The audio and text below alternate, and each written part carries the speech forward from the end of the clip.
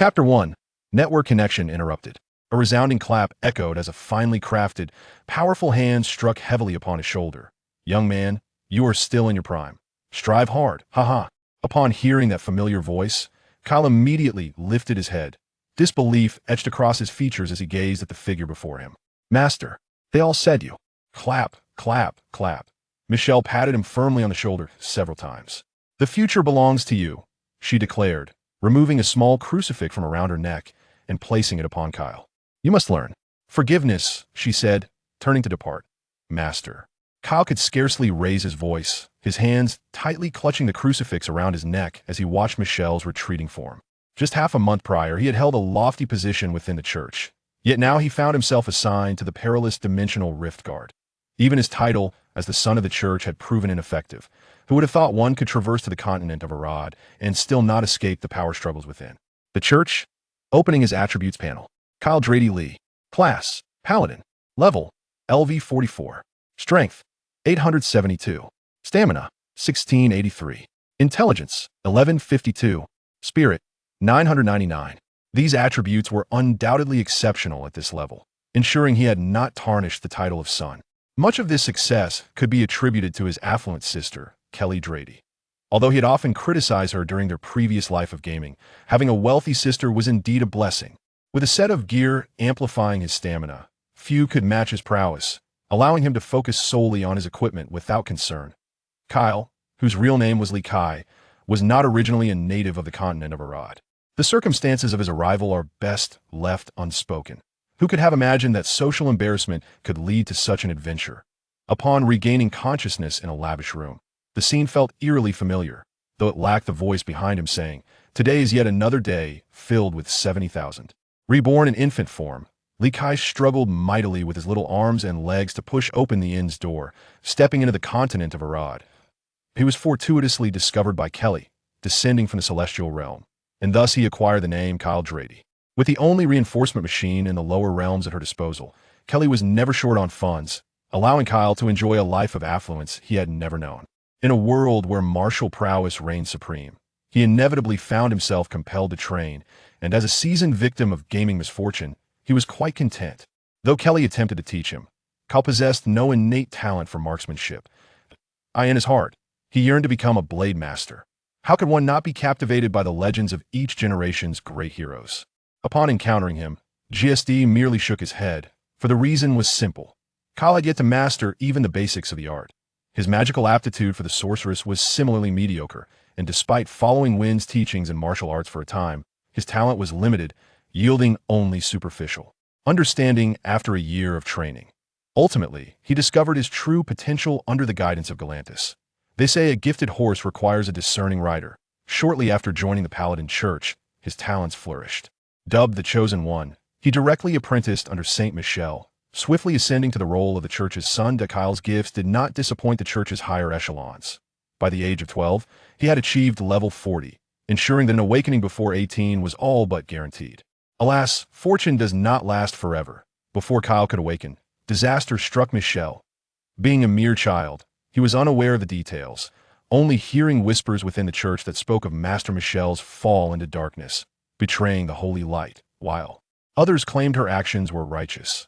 Thus, the multitude of conflicting narratives left him uncertain of the truth. After her demise at the hands of adventurers, the church lamented in the Dark Holy War report, describing her as a wicked follower, a demon disguised as a saint leading the people down a path of evil.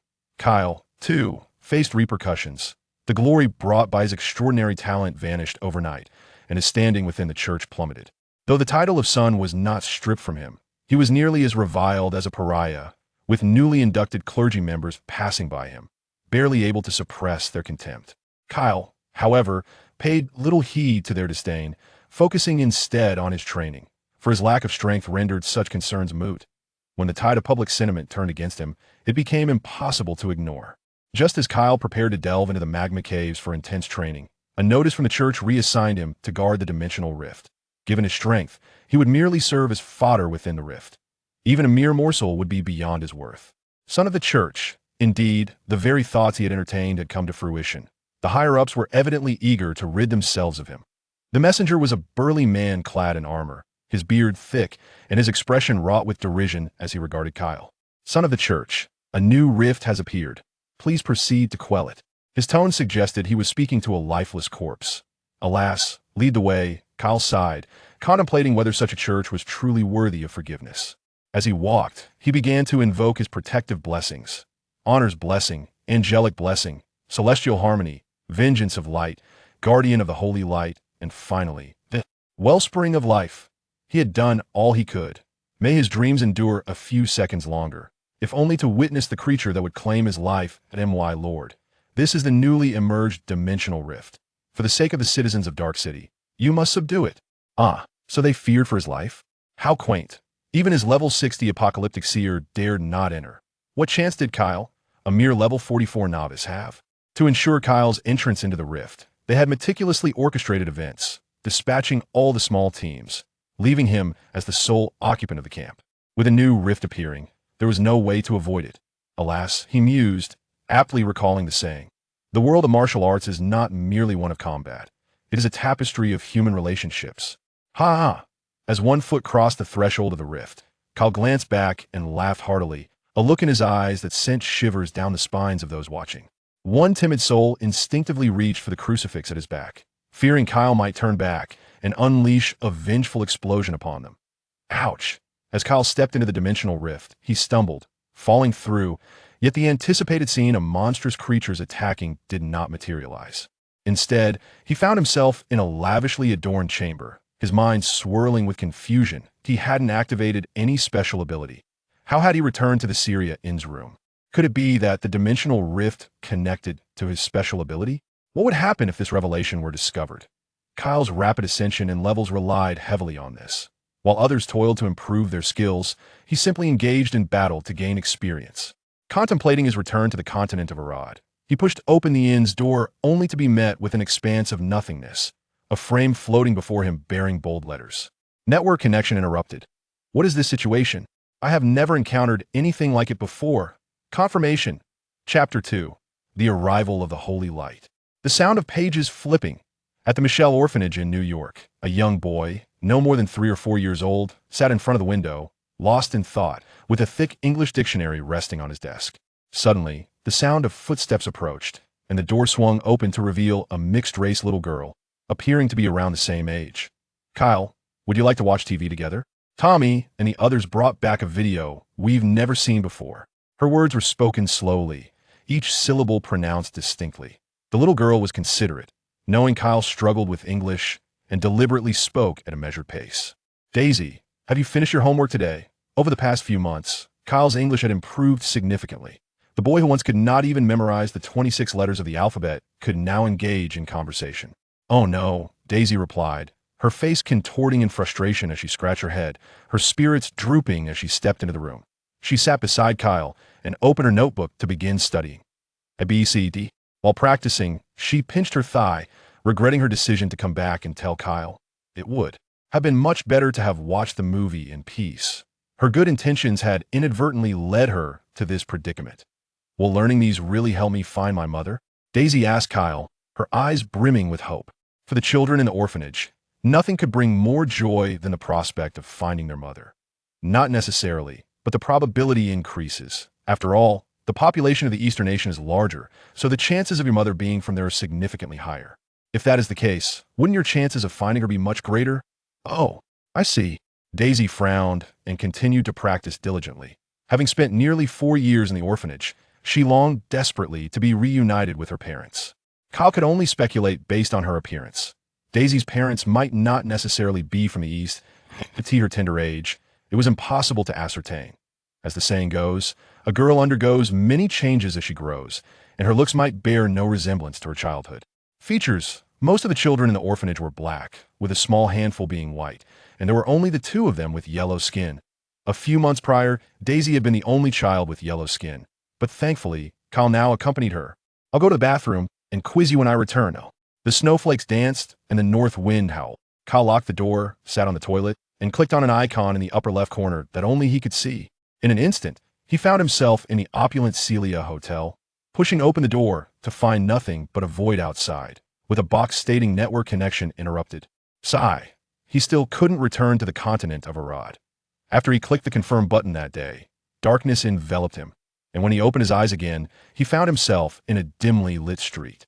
His body had transformed from that of a muscular man to his current form, and thankfully, he was not reduced to the infantile state he had during his journey through Arad, or even. Walking would have been a challenge, though his body had shrunk. The worst part was that his level had reset to 0, and all his equipment had returned to his inventory. He was left with nothing but a loose linen knight's robe, and then he was spotted by a passing police officer and taken to the hospital. Kyle, who had always struggled academically, could hardly comprehend English, and initially, people thought he was mute during the hospital examinations. After confirming he was fine, he was placed in the care of a child protection organization and sent to the current orphanage. S.H.I.E.L.D. Orphanage. This name felt as though his mentor was still watching over him. Since arriving here, Kyle's external advantages had ceased to function, for in modern society, there were no monsters to battle for experience. He had even attempted to crush various ants and insects, but garnered no experience and gave up on leveling up. He could only diligently contemplate the holy light and cultivate his skills. After months of tireless effort, he had made considerable progress. Kyle Dreddy Lee. Occupation: Paladin. Level: LV2. Strength: 9. Stamina: 12. Intelligence: 7.5. Spirit: 9.2. His unembellished attributes were indeed touching. Fortunately, he had not discarded the luxurious equipment gifted by Sister Kelly, and upon reaching the appropriate level, he remained quite dashing. Although his attributes fell short compared to his previous self, Kyle could still be considered a successor of the Wind and Fury, albeit lacking true substance. Nevertheless, with strength akin to that of an approaching adult, few ordinary individuals could rival him, especially since he was still young. Imagine how high his level might soar as he matures. At 7 p.m., during dinner time, Kyle looked at the colorful assortment of vegetables on his plate, utterly lacking appetite. In a foreign land, the most difficult adjustment was the cuisine. Despite the time that had passed, Kyle still had not acclimatized. A plate full of raw greens at night felt more like rabbit food. Kyle empathized with the difficulties faced by the orphanage director and refrained from complaining. Seeing the chubby boy next to him enjoying his meal, Kyle pushed his portion toward him, took Daisy's little arm, and dashed out of the dining hall. "Kyle, where are you taking Daisy this time? Come back for dinner." The director called after them. "We're already full, haha," Daisy chimed, her eyes sparkling with joy, for she knew that Kyle's invitation meant a special treat awaited them. They exited the orphanage and headed straight to a small shop, emerging with 2 hot dogs in hand. As night fell, Kyle had nearly exhausted his funds. Tonight, they would have to make do with this. With a flick of his wrist, a carton of milk appeared in his right hand, which he promptly handed to Daisy along with one of the hot dogs, insisting, "You must finish the milk." Hom," she replied, her cheeks stuffed, her eyes fixated on the sausage nestled within Kyle's hot dog. "Sigh, can't you let me have it?" Under the intensity of the little girl's gaze, Kyle could hardly resist and reluctantly surrendered the sausage. He gnawed on a dry piece of bread, feeling the 2 remaining pennies in his pocket and wanting to cry. He had come out for some savory food. After all, Kyle had plenty of money. However, it was not in cash. The millions of gold coins in his storage could easily be exchanged for gold, so how could he possibly lack funds? The money he had earned from selling coins had run out while improving their meals, and the shop for selling gold was located in another district. The critical issue was that it had already grown dark, and Kyle could see a small figure in the distance. The night in New York was filled with a sense of freedom. Indeed, one could not fathom the darkness of night until they experienced it. Chapter 3. All good things must come to an end. A beam of morning sunlight streamed through the window, illuminating the bed. And Kyle awoke with an urgent need to relieve himself. Just as he attempted to rise, he felt a weight upon him and looked down to see Daisy draped over him. "Daisy, it's time to get up," Kyle exclaimed, his lips curling into a mischievous grin as he leaned down to shout into her ear. "Ugh, how annoying," Daisy retorted, waking with a start and delivering a playful punch to Kyle's chest before rolling over and burying her head under the covers to continue her slumber. With a chuckle reminiscent of a cheeky uncle, Kyle slipped out of bed to visit the restroom. After relieving himself, he returned to their shared storage room, feeling rejuvenated, only to find Daisy re-entering with 2 plates of breakfast. The orphanage was not affluent. Having any food at all was a blessing, and breakfast consisted merely of a glass of milk and 2 slices of bread. Daisy placed both glasses of milk before Kyle, gazing at him with a pitiful expression. Kyle, accustomed to her antics, deftly produced a box of nutritious milk from his belongings, which was indeed far more delightful. Unbeknownst to him, Kyle had spent nearly a year in this place, and the addition of Daisy to his life brought him considerable joy. Each day was filled with moments of enlightenment and teaching Daisy Mandarin, punctuated by the occasional stealthy foray to enhance their meals. Life was surprisingly fulfilling. Kyle, do you have a Chinese name? Daisy inquired, closing her thick dictionary of idioms as she turned to face him. Li Kai, he replied. Leave? Are you going away? Where to? Daisy's voice took on a note of urgency as she leaned over the chair and wrapped her arms around him. Li Kai, I'm not leaving. Today's homework is doubled. Even if I were to leave, where could I go? I don't know anyone else here. Upon hearing that, Kyle would not depart. A smile returned to Daisy's face, though it quickly faltered at the mention of doubled homework. Can you help me come up with a Chinese name? She asked. How about this? Let us use my surname. You shall be called Li Ernyo, he suggested, translating it into English as he spoke. I know Li is your surname. But why two cows? Daisy queried, puzzled, as she realized the name's oddity. Kyle, with his limited English proficiency, struggled to articulate a more elegant translation. You drink so much milk every day, you'll surely grow up to resemble a cow, hence the name Two Cows. Foolish Kyle, you are the one who looks like a cow. She laughed heartily. Children, come out. We have guests. A voice called from outside the dining area. All the little ones at the orphanage promptly took their seats in the dining hall. Over the past year, Kyle had learned that new families were arriving to adopt children. The orphanage's resources were limited, and the director hoped that all the children would find homes, alleviating some pressure on the institution and providing the children with the families they deserve to experience a proper childhood. Unlike other children who vied for attention, Kyle and Daisy were indifferent. There were few who sought to adopt children of Asian descent. Kyle reached for an orange from the fruit platter, peeling it and offering a segment to Daisy. Here, try this. Yikes, this is sour. Is this a lemon? As Kyle observed Daisy's little face contorting in reaction to the sour taste, he felt a surge of joy. He peeled another segment, preparing to feed it to her, and swiftly covered her tiny mouth with his hand to prevent her from spitting it out. Today, 3 couples had come to adopt children, 2 white couples and 1 black couple, who were discreetly standing outside the window, observing every movement within. The black couple immediately took a liking to the plump child, exclaiming in delight, "Wow, he must be incredibly healthy. He will surely grow up to be as strong as an ox." Indeed, the child appeared robust, and the black wife was quite pleased. Given their limited financial means, they were undoubtedly hoping to adopt a healthy child. They exchanged knowing smiles and began discussing the adoption procedures with the director. Outside, only the 2 white couples remained, still watching intently. The wife of the couple furthest to the side was particularly emotional, tears glistening in her eyes. George, how could the parents abandon such a wonderful child? The man, referred to as George, was at a loss for words in response to his wife's question. As a police officer, George had encountered countless abandoned children in various circumstances: garbage bins, parks, school restrooms, each case a testament to heartbreak. Sighing, he recognized that his wife's affection for the child highlighted his own shortcomings in providing her with a complete family. George's profession was fraught with danger, and a few years prior, during a pursuit, he had sustained an injury that diminished his vitality, making it difficult for his wife to conceive. Thus, they had reluctantly opted for adoption. Suddenly, George's pupils dilated. Helen, look over there. That boy. I remember him from last year when I was on patrol. Is he the one with the yellow skin? Wow, he is incredibly handsome. I wonder how many girls he will charm when he grows up. Indeed, it was the Asian boy. George recalled how he had remained silent at the time. He and Alex had even thought the boy might be mute. Yet, the scene of Kyle and Daisy laughing together belied that notion. Darling, how about we choose to adopt him? It would be comforting to have such a handsome young man accompanying me at home while you're at work. All right. The last couple exchanged glances at Daisy, who was smiling mischievously beside Kyle, and followed George and his wife to find the director. Oh no, I don't want to be separated from Kyle. Daisy protested upon hearing the news of her potential adoption. Daisy, please be obedient. We will be in the same city, and there will be many opportunities for us to meet in the future. Moreover, Daisy had expressed more than once her desire to find her biological parents when she grew up. Kyle believed that Daisy needed the warmth of a family more than he did.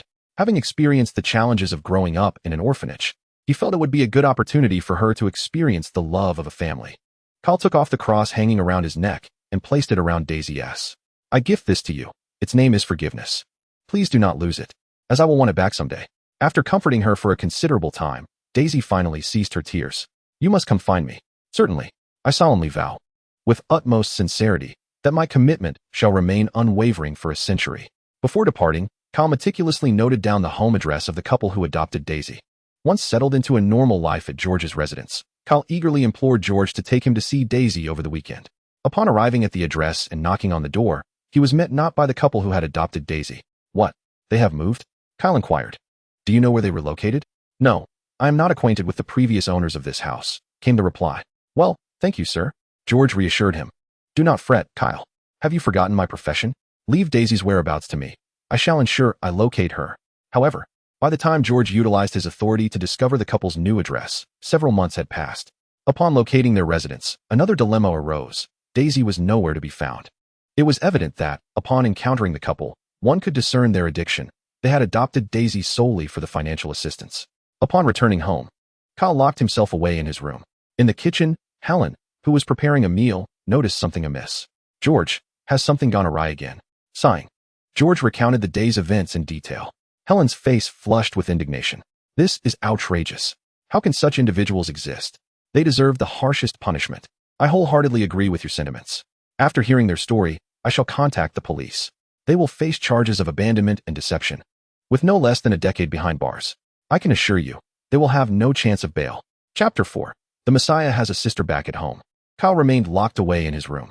In the kitchen, Helen, still unaware of the situation, spoke up. George, is there yet another issue? George explained the circumstances once more. And Helen's fury intensified. This is intolerable. They ought to be executed for their actions. I completely concur with your viewpoint. After hearing them out, I will notify the authorities. The charges of abandonment and deception will surely lead them to a lengthy prison sentence, and I am confident they will not have a chance for bail. In an attempt to comfort Kyle, Helen tidied the kitchen and brought a dish of lemon base to his door. Knock, knock, Kyle. Can you open the door? Dinner is ready, and I have prepared my finest lemon base. I believe you will find its flavor delightful. I am not hungry, Helen. If I grow hungry, I shall find sustenance on my own. You must eat. You are at a crucial stage of growth. My dear, I understand your distress. Helen faltered, unsure how to provide solace. Who could remain unscathed when a loved one goes missing? Helen, please leave the dinner at the door. Kyle will eat when he is hungry. He needs solitude at this moment. With a sigh, Helen placed the dinner tray at Kyle's door and returned to the dining area, cradling George's head in her hands. My love, you will find her, won't you? I have faith in your abilities. Of course, I am the exceptional officer George Stacy. My dear, shall we adopt Daisy after we find her? Had we taken Daisy in from the start, these unfortunate events might have been averted. Certainly, I have no objections. You know how fond I am of daughters. In the ensuing period, the Stacys exerted tremendous effort in their search. During work hours, George utilized his authority to sift through the household registration system, while Helen, upon completing her domestic duties, ventured out to post missing person notices. On weekends, with Kyle free from school and George on break, they drove from one orphanage to another in their quest. Despite their relentless search, they found no trace. In the 1990s, in a country devoid of a household registration system, locating an individual proved exceedingly challenging. Unless the person had evaded taxes, which would prompt the IRS to take action, it was nearly impossible. Unfortunately, Daisy, being merely a toddler of 2 years, possessed no means of tax evasion. Kyle had little to contribute. The Stacys had exerted every effort possible, and their inability to find Daisy left them feeling powerless. Time, however, is the greatest healer of scars. Before long, the Stacy household welcomed a remedy, albeit an unexpected one. Ugh, ugh. Helen, are you all right? Kyle returned from school to find Helen hunched over the sink, retching. Cough, cough. It's just my old stomach ailment. I'll be fine after a moment. Helen, after regaining her composure, resumed preparations for dinner. Helen, for safety's sake, perhaps you should visit the hospital for a checkup? Very well, if you insist, my brave little man. Helen pondered briefly before consenting to the hospital visit. Following a comprehensive examination, the doctor delivered surprising news. She was pregnant. Stunned, Helen could only gape in disbelief. Upon returning home, George had already finished work. Where have you two been? What delightful dish is Helen preparing tonight? Have you learned a new Chinese recipe? Helen remained silent, caressing her belly with a radiant smile. George, put down your coffee. I have wonderful news to share. What? George, bewildered, urged her to speak freely. A man who had weathered many storms was hardly one to be taken aback. Helen is pregnant. Is this true? George couldn't help but exclaim. Yes, Helen nodded. Oh my goodness. This is beyond belief. A normally composed George found himself using more expletives in that moment than he had in the past few decades combined. Even in the dead of night, Kyle could hear his father's exuberance from the bathroom. During Helen's pregnancy, the couple showered Kyle with even more affection, believing that this child was a blessing, a gift that had come to fruition through Kyle. All right, Kyle could barely tolerate it. It was as if they were preparing to erect an altar in his honor. 10 months later, Helen gave birth to a daughter, Gwen. Henceforth you shall be known as Gwen Stacy. Each day after school, Kyle assumed a new responsibility, assisting Helen in caring for little Gwen, thereby freeing her hands for meal preparation. Hello, Gwen. As I gaze upon the adorably charming Gwen, I find myself completely forgetting the previous delightful little one, Daisy. I must admit, when a sweet child smiles at you, it is profoundly healing. Kyle feels that this surpasses even his rapid regeneration.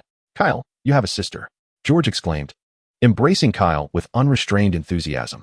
He had awaited this day for what felt like an eternity, and when joy finally arrived, he was overwhelmed, his hands trembling with excitement. The presence of his own child did not render the adopted Kyle superfluous. Rather, he felt that this new child had come into their lives precisely because of Kyle. She was the blessing of the George family. What followed was the delightful journey of nurturing. Each day, after school, Kyle would return home to play with the child. Whenever Gwen smiled, Kyle would beam like a fool. In the evenings, he utilized his sleeping hours to contemplate the holy light and began his training. For defeating monsters to gain experience was too slow. His arduous self-cultivation progressed at a painfully sluggish pace. Experience 1, experience 1, experience 11,111. Now, Kyle no longer aspired to reach exceedingly high levels. A modest amount of training in the ordinary world would already allow him to surpass the limits of an average person. With such overwhelming strength, it would be unwise to lose control and harm others. Moreover, attracting the attention of those special agencies in the United States would lead to further complications. After 2 years of slow progress, he had only reached level 6.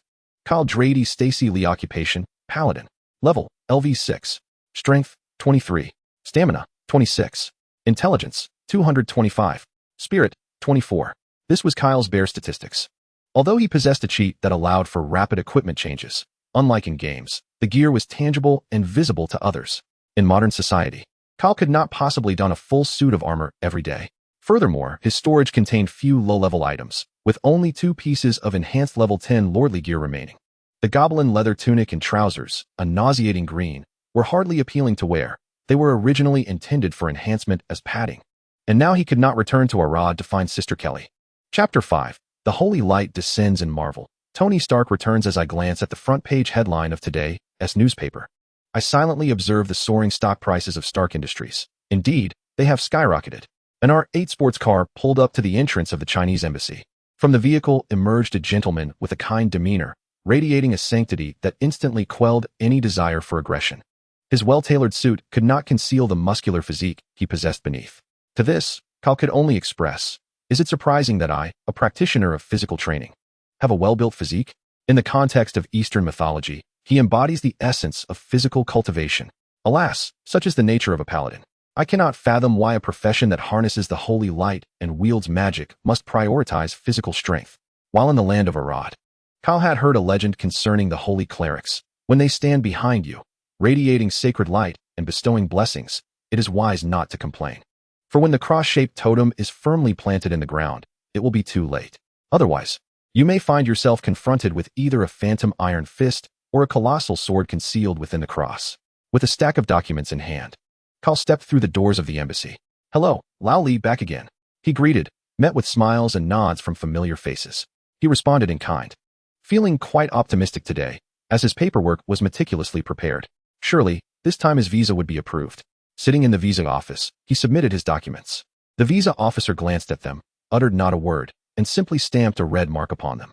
Why? Surely a reason should be provided for a denial. Kyle's good spirits evaporated instantly. Since he began university at 18, he had been submitting immigration applications, and now, having graduated, he had yet to receive a single approval. Initially, he could understand being turned away due to incomplete documentation, but now that he had painstakingly gathered everything, the embassy rejected him again, citing his inability to ascertain the nationality of his biological parents. His adoptive parents lacked Chinese nationality, resulting in another refusal. With the immigration path seeming impassable, Kyle resorted to applying for a visa, relinquishing the hope of nationality for the prospect of permanent residency instead. Yet, again he was told his documents were insufficient. Now, with all necessary paperwork, including a clean criminal record, he was still met with rejection. The reason given was an alleged inclination towards immigration. Kyle was incensed by this explanation. Even the cleaning lady at the embassy knew of his desire to immigrate, so why should they even mention it? This is outrageous. I will speak to Ambassador Liu. I refuse to be thwarted. Kyle stormed out, making his way to the ambassador's office with practiced ease. He knocked assertively. "Is Ambassador Liu in?" Upon hearing the familiar voice, Liu, recognizing him, opened the door and embraced Kyle without allowing him entry. "Xiao-Li, you know how it is. We are merely workers here. Please understand our situation." "Old Lu, aren't you playing with me? I've applied so many times. Can you not show me a bit of compassion and grant me approval?" "Of course I can. But you must also understand our predicament. Things are quite strict domestically at the moment. I assure you, once this tense period passes, I will personally call you to confirm your approval, all right?" In essence, it seemed he was still being denied. As they walked, Lu escorted him to the exit. "All right, let us leave it at that for now. Once things ease up at home, I will give you a call, okay?" With a heavy heart, Kyle departed. His earlier optimism completely shattered, frustration boiling within him as he drove away. In the embassy lobby, a crowd had gathered, some newcomers who had rarely seen him, and others who were long accustomed to his presence. "Is that the one who has applied so many times without success?" one inquired. "Indeed, what do you think? Quite handsome, isn't he?" The individual in question possesses not only striking good looks, but also an impressive physique. Once the warm weather arrives, a different scene shall undoubtedly unfold, one that could leave you drooling. Compared to the newcomers, the older individuals maintain a far more composed demeanor, watching Kyle's departing figure with a sense of sympathy. Perhaps next time, we should let him pass. After all, how many children raised abroad can genuinely appreciate the culture back home? "Oh, but didn't TU say the same thing last time? When it came to stamping, I certainly didn't see you show any mercy. I am uncertain as to why this occurred. I had intended to approve it, but mistakenly used the wrong seal." Old Zhang, who just retired last month, seems to have experienced a similar situation. "Isn't that peculiar? Indeed, one might wonder if there is something amiss with that young man. With our ancestors' blessings, how could he possibly succeed?" Kyle retorted, "You're the one who is questionable. As the embodiment of the holy light, can there be anyone purer than I?"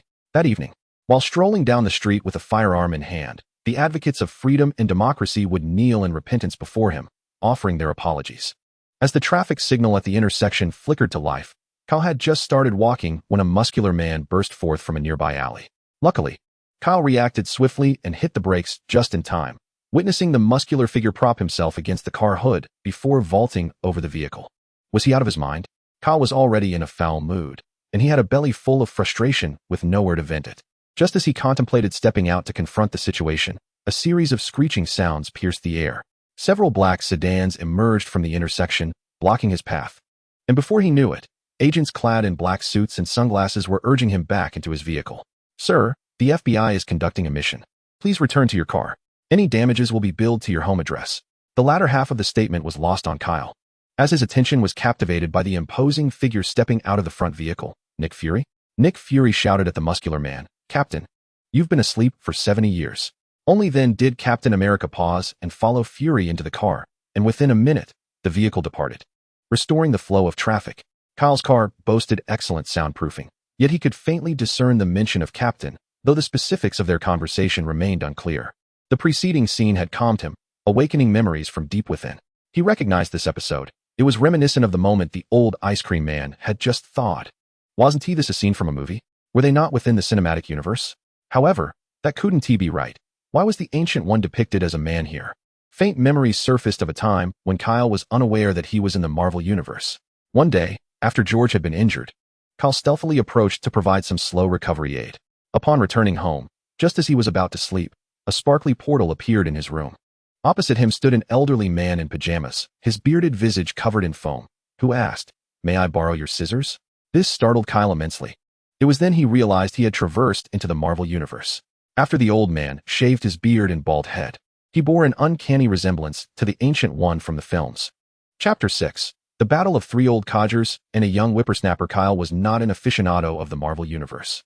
His understanding of it largely stemmed from his good friend, the chubby companion who had dragged him to watch the Marvel films. Originally named Kai, Kyle grew up in an orphanage, yet the narrative of a poor child taking on adult responsibilities never quite resonated with his experience. While feelings of inferiority were undeniable and his introverted nature made him reticent, this did not deter him from blending in with his peers, who were, to put it mildly, academically challenged. He barely completed high school with the help of government subsidies and, after enduring the harsh realities of life, eventually found clarity and resolved to enrich himself. His aspirations were noble, yet reality was stark. He needed to make a living, as neglecting basic sustenance would lead to starvation.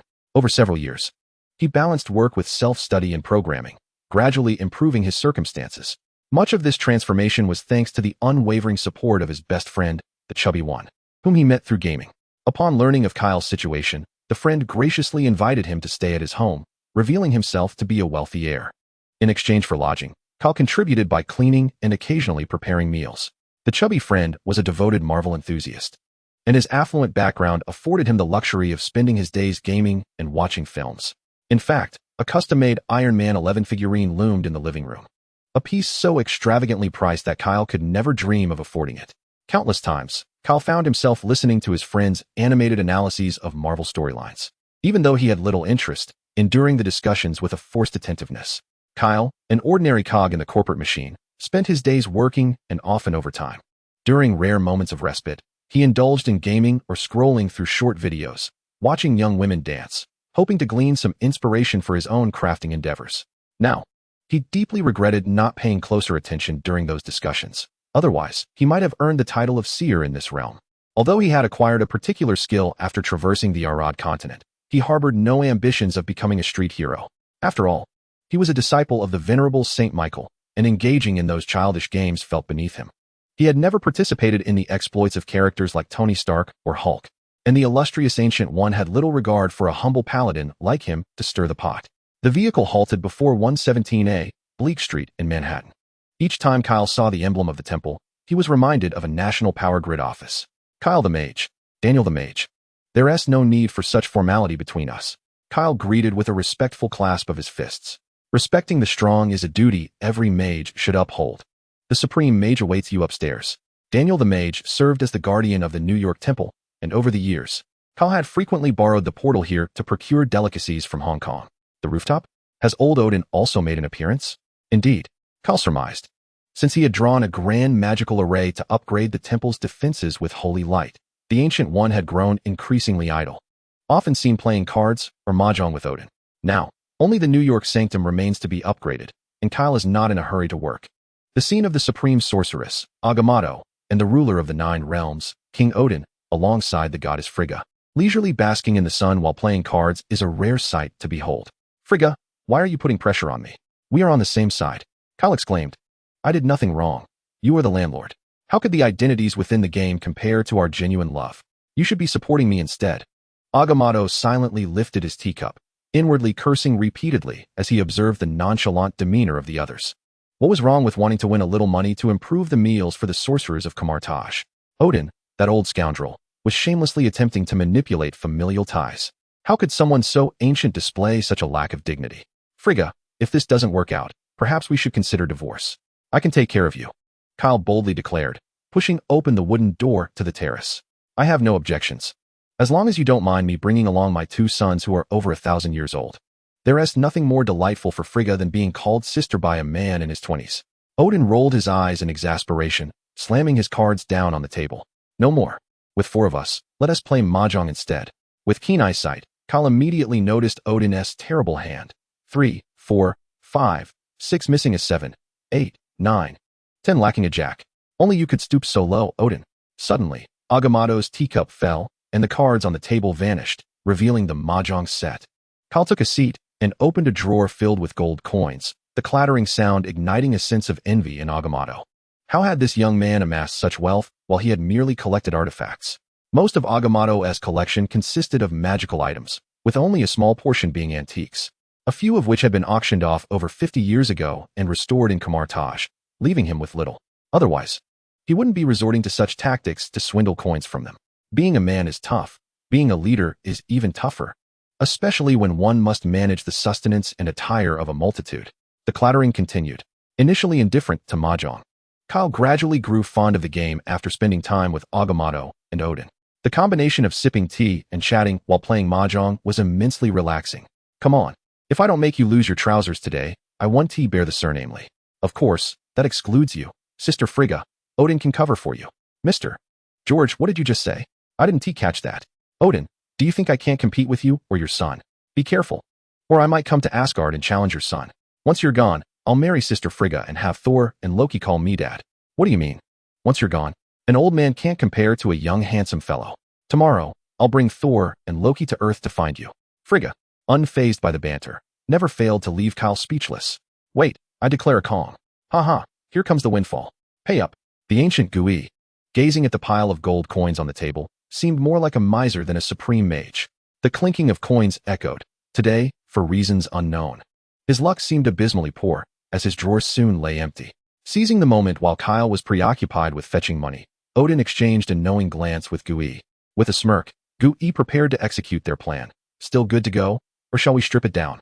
Surely. You aren't afraid that Frigga might look down upon your meager possessions? Oh, how dare you underestimate me? You two ancient fellows, aged in the hundreds, perhaps thousands, still have your worth uncertain, while I am in the prime of my youth, undoubtedly superior. Besides, how could I ever lack funds? After a raucous clattering of coins, the small drawer was once again brimming. This is cheating. We agreed on a drawer's worth each time, and yet you dare to swindle.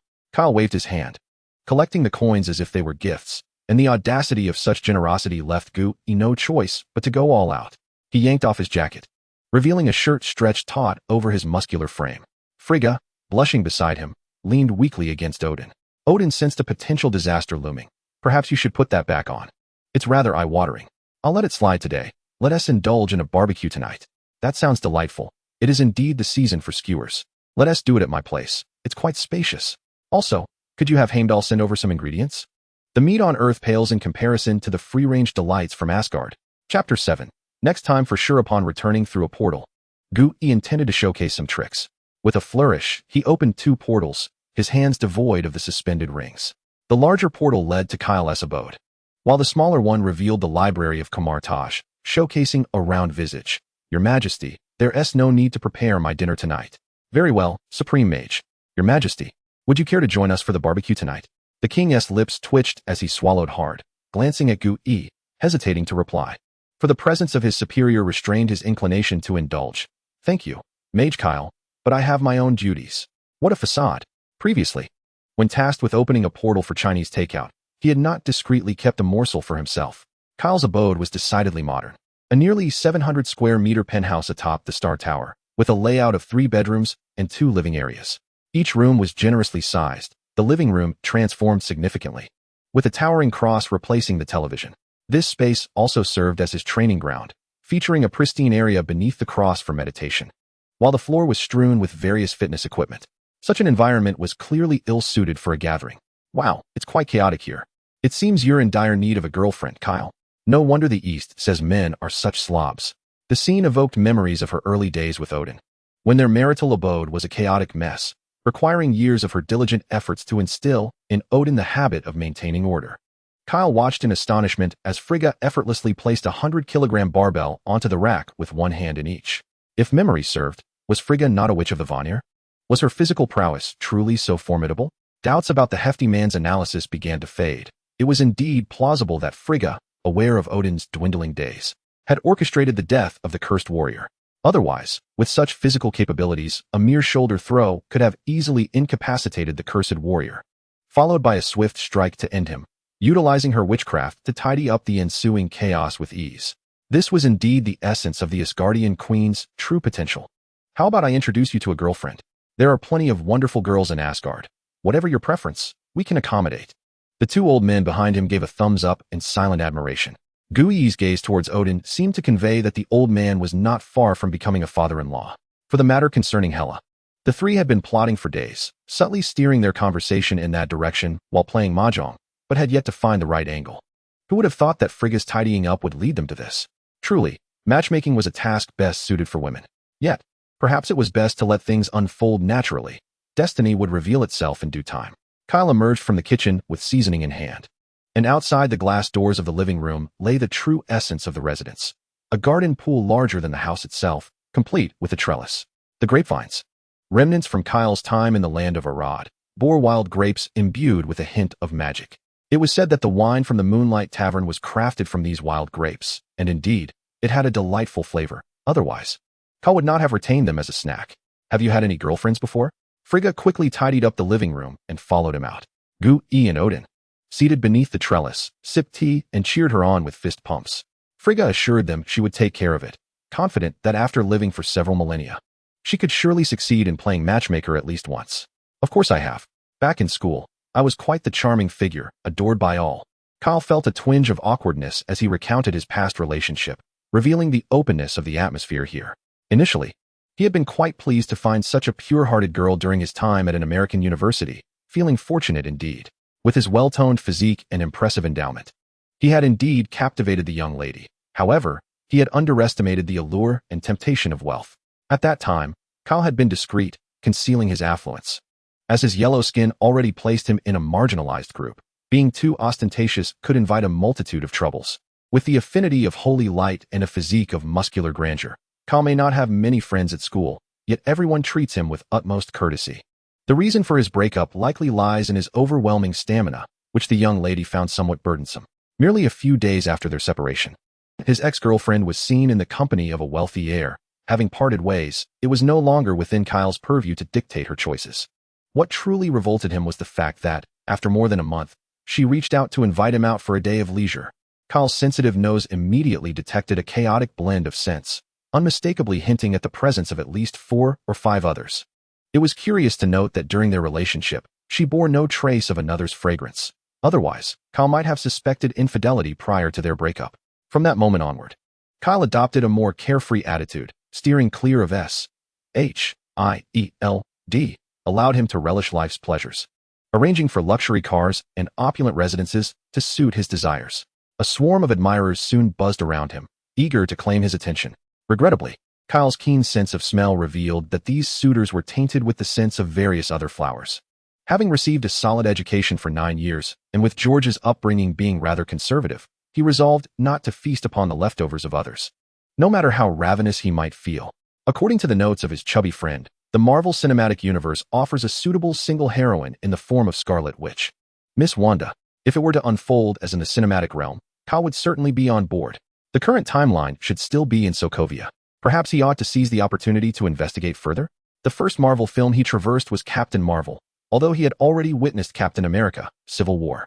It seemed a travesty for such a lovely lady to fall for a robot. Miss which made her debut in Avengers: Age of Ultron, and considering the timeline, it was nearly time for the inception of the cinematic universe when Iron Man, Tony Stark, bid farewell to his blacksmithing life. While S.H.I.E.L.D pondered, Heimdall arrived, bearing the ingredients for a barbecue. The flavor of the Muspelheim's fiery goat is unparalleled. A sprinkle of cumin and chili powder is all it requires for a delectable dish. With a flick of magic, S.H.I.E.L.D swiftly circled the meat with his fists, employing the pure white blade technique to divide the goat meat into evenly sized chunks. At Ancient One's behest, the pieces magically skewered themselves onto bamboo sticks, ensuring that each pair of lean meat was interspersed with a succulent piece of fat. If he were to work in a barbecue establishment, one could only wonder what salary would be fitting. Magic serves to ease one's endeavors. S.H.I.E.L.D also possessed the ability to magically prepare minced meat. First, he enveloped the chunks with a shield of holy light, calculating the precise moment to insert a spear of victory before sealing it with a shield of holy illumination. The simultaneous explosion of magic birthed a fresh mound of minced meat, guaranteed to be tender and melt in your mouth delicious. Old Yao, also known as Ancient One, was born during the Yuan dynasty, making him a fellow townsman of S.H.I.E.L.D. With a snap of his fingers, the charcoal in the barbecue pit ignited into flames. With a soft hum, the Ancient One once again opened a small portal and retrieved 2 bottles of wine. Care for a drink? Perhaps another time, S.H.I.E.L.D replied, his instincts warning him that today's libation was dubious. It wasn't that the wine itself was tainted. Rather, S.H.I.E.L.D had an exceptionally low tolerance. Notorious for being a lightweight at the Moonlight Tavern, ironically, he enjoyed drinking. After a day of battling monsters across the Arad continent, a glass of wine before sleep could grant him a restful night. He recalled an occasion at the Moonlight Tavern when a raucous group of drunks inevitably sought trouble. Thanks to his clear-headedness, S.H.I.E.L.D managed to dispatch several of them. In a moment of celebration, however, he succumbed to a single drink and collapsed, suffering a most humiliating defeat. It was only due to S.H.I.E.L.D's intervention that he escaped unscathed. Otherwise, he might have faced grave consequences. Since then, S.H.I.E.L.D had approached drinking with caution, rarely indulging with others except for the occasional solitary sip to aid his slumber. Are you certain you don't want to try?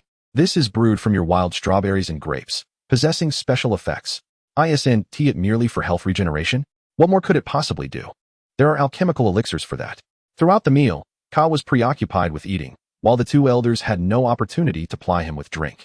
The Ancient One's cunning scheme was rather insidious. They originally intended to intoxicate S.H.I.E.L.D and deliver him directly to hell in the realm of the dead, allowing wine-induced chaos to ensue, sealing his fate without recourse. Fortunately, S.H.I.E.L.'s instincts thwarted their plan. Are you departing? he inquired, oblivious to the elder's intentions. "There are matters at home to attend to. We shall continue another day. Next time, do not forego the drink. What is the point of merely eating? We'll discuss it later." Chapter 8. The forgotten secondary profession. That evening, Kyle sat as usual beneath the cross in the living room, clicking the game icon to enter the Syria Inn. The inn had undergone some renovations. Prominently displayed in the lobby, directly facing the entrance, was a golden statue of a master. This statue was meticulously crafted by Kyle, fashioned from his memories of the Saint Michel, and was built to a 1-to-1 scale from pure gold, solid, and costing him over 30 million gold coins. The effort proved fruitful. While training beneath the statue, his efficiency multiplied 100-fold. Previously, system notifications would indicate 111, but now they registered as 100, 100. Without this statue, Kyle would likely not have attained his current level of 45 over the past decade. The vast experience required was daunting. Since discovering that this realm was part of the Marvel Universe, Kyle had not ceased his training, except during school hours, to reach his present heights. Though uncertain of which Marvel Universe this was, the events unfolding bore a striking resemblance to those from his memory of the cinematic universe. The only ambiguity lay in the fact that in this universe, the Ancient One appeared as male, despite resembling the character from the films. It seems that the film does not clarify the gender of the Ancient One, who, early on, met her demise due to budget constraints for special effects. According to the analysis of the corpulent individual, the Ancient One's corporeal form perished, yet her essence has fled to the vicinity of the Eternal to evade debts. Otherwise, how could it be said that the Ancient One is the most notorious defaulter in the Marvel Universe? Kaldor Leidy Stacy Lee, profession, Paladin. Level, LV 45. Strength, 266. Stamina, 323. Intelligence, 319. Spirit, 299. At present, the naked stats appear rather meager, merely in the 3-digit range, yet one must not forget that he can don equipment. Moreover, he is a healer capable of bestowing buffs upon himself. Once he adorns his gear and activates a few buffs, that is when Kaldor reaches his zenith, a level of power that ranks him among the top on Earth. This is a modest assertion. Aside from the Ancient One, there are likely no adversaries he cannot overcome. The young sorceress Wanda, who can directly alter reality, has not yet reached her full potential, so it is not unreasonable for Kaldor to claim the second position. If this parallel universe operates in the chaotic manner depicted in the comics, consider it as if he never spoke. Thus far, the trajectory of this world line appears strikingly similar to the films Kaldor has seen, with no mutants making an appearance. Even so, Kaldor dares not relax. If this world ultimately concludes with the demise of a certain hero, that would be quite unfortunate. It is essential to remember that the Marvel Universe encompasses comics as well. Kaldor has seen the extensive collection of Marvel comics and animated films on the shelf in the corpulent individual's gaming room. Although some of them remain unopened for the sake of collection, there are still plenty left, and each comic symbolizes a distinct parallel universe. Who knows what designation this current one bears? Let us hope it corresponds to the film universe numbered Earth 199999. For the sheer limitations of special effects have considerably diminished the strength of many villains. Kaldor has at least seen the plot of Avengers: Infinity War. In the film, the Avengers were unable to prevent the snap by the Mad Titan, resulting in half the universe becoming dust. Kaldor would not dare gamble on that 50% chance. He is determined to take action when the time comes. His plan is to minimize the number of Infinity Stones in Thanos' possession, for without them, the Mad Titan is not particularly formidable. At this moment, Kaldor feels confident enough to confront him. The simplest method would be to ensure the Ancient One does not retire. After all, the title of Sorcerer Supreme resonates throughout the multiverse for a reason. As long as the Ancient One remains alive, the Mad Titan would undoubtedly refrain from personally visiting Earth, and with the Time Stone safeguarded by the Ancient One, Thanos would be unable to gather all 6 Infinity Stones. Thus, the snap would be rendered moot. It would also be ideal for Odin to extend his years. That way, the Reality Stone could be intercepted, and combined with the Space Stone Odin has placed on Earth, along with the Mind Stone that Loki delivered to Thanos during the first Avengers. They would possess 4 Infinity Stones. How could Thanos triumph with merely the Power Stone and the Soul Stone? With an advantage of 800,000 to 600,000. Victory lies within my grasp. Your insights are profound.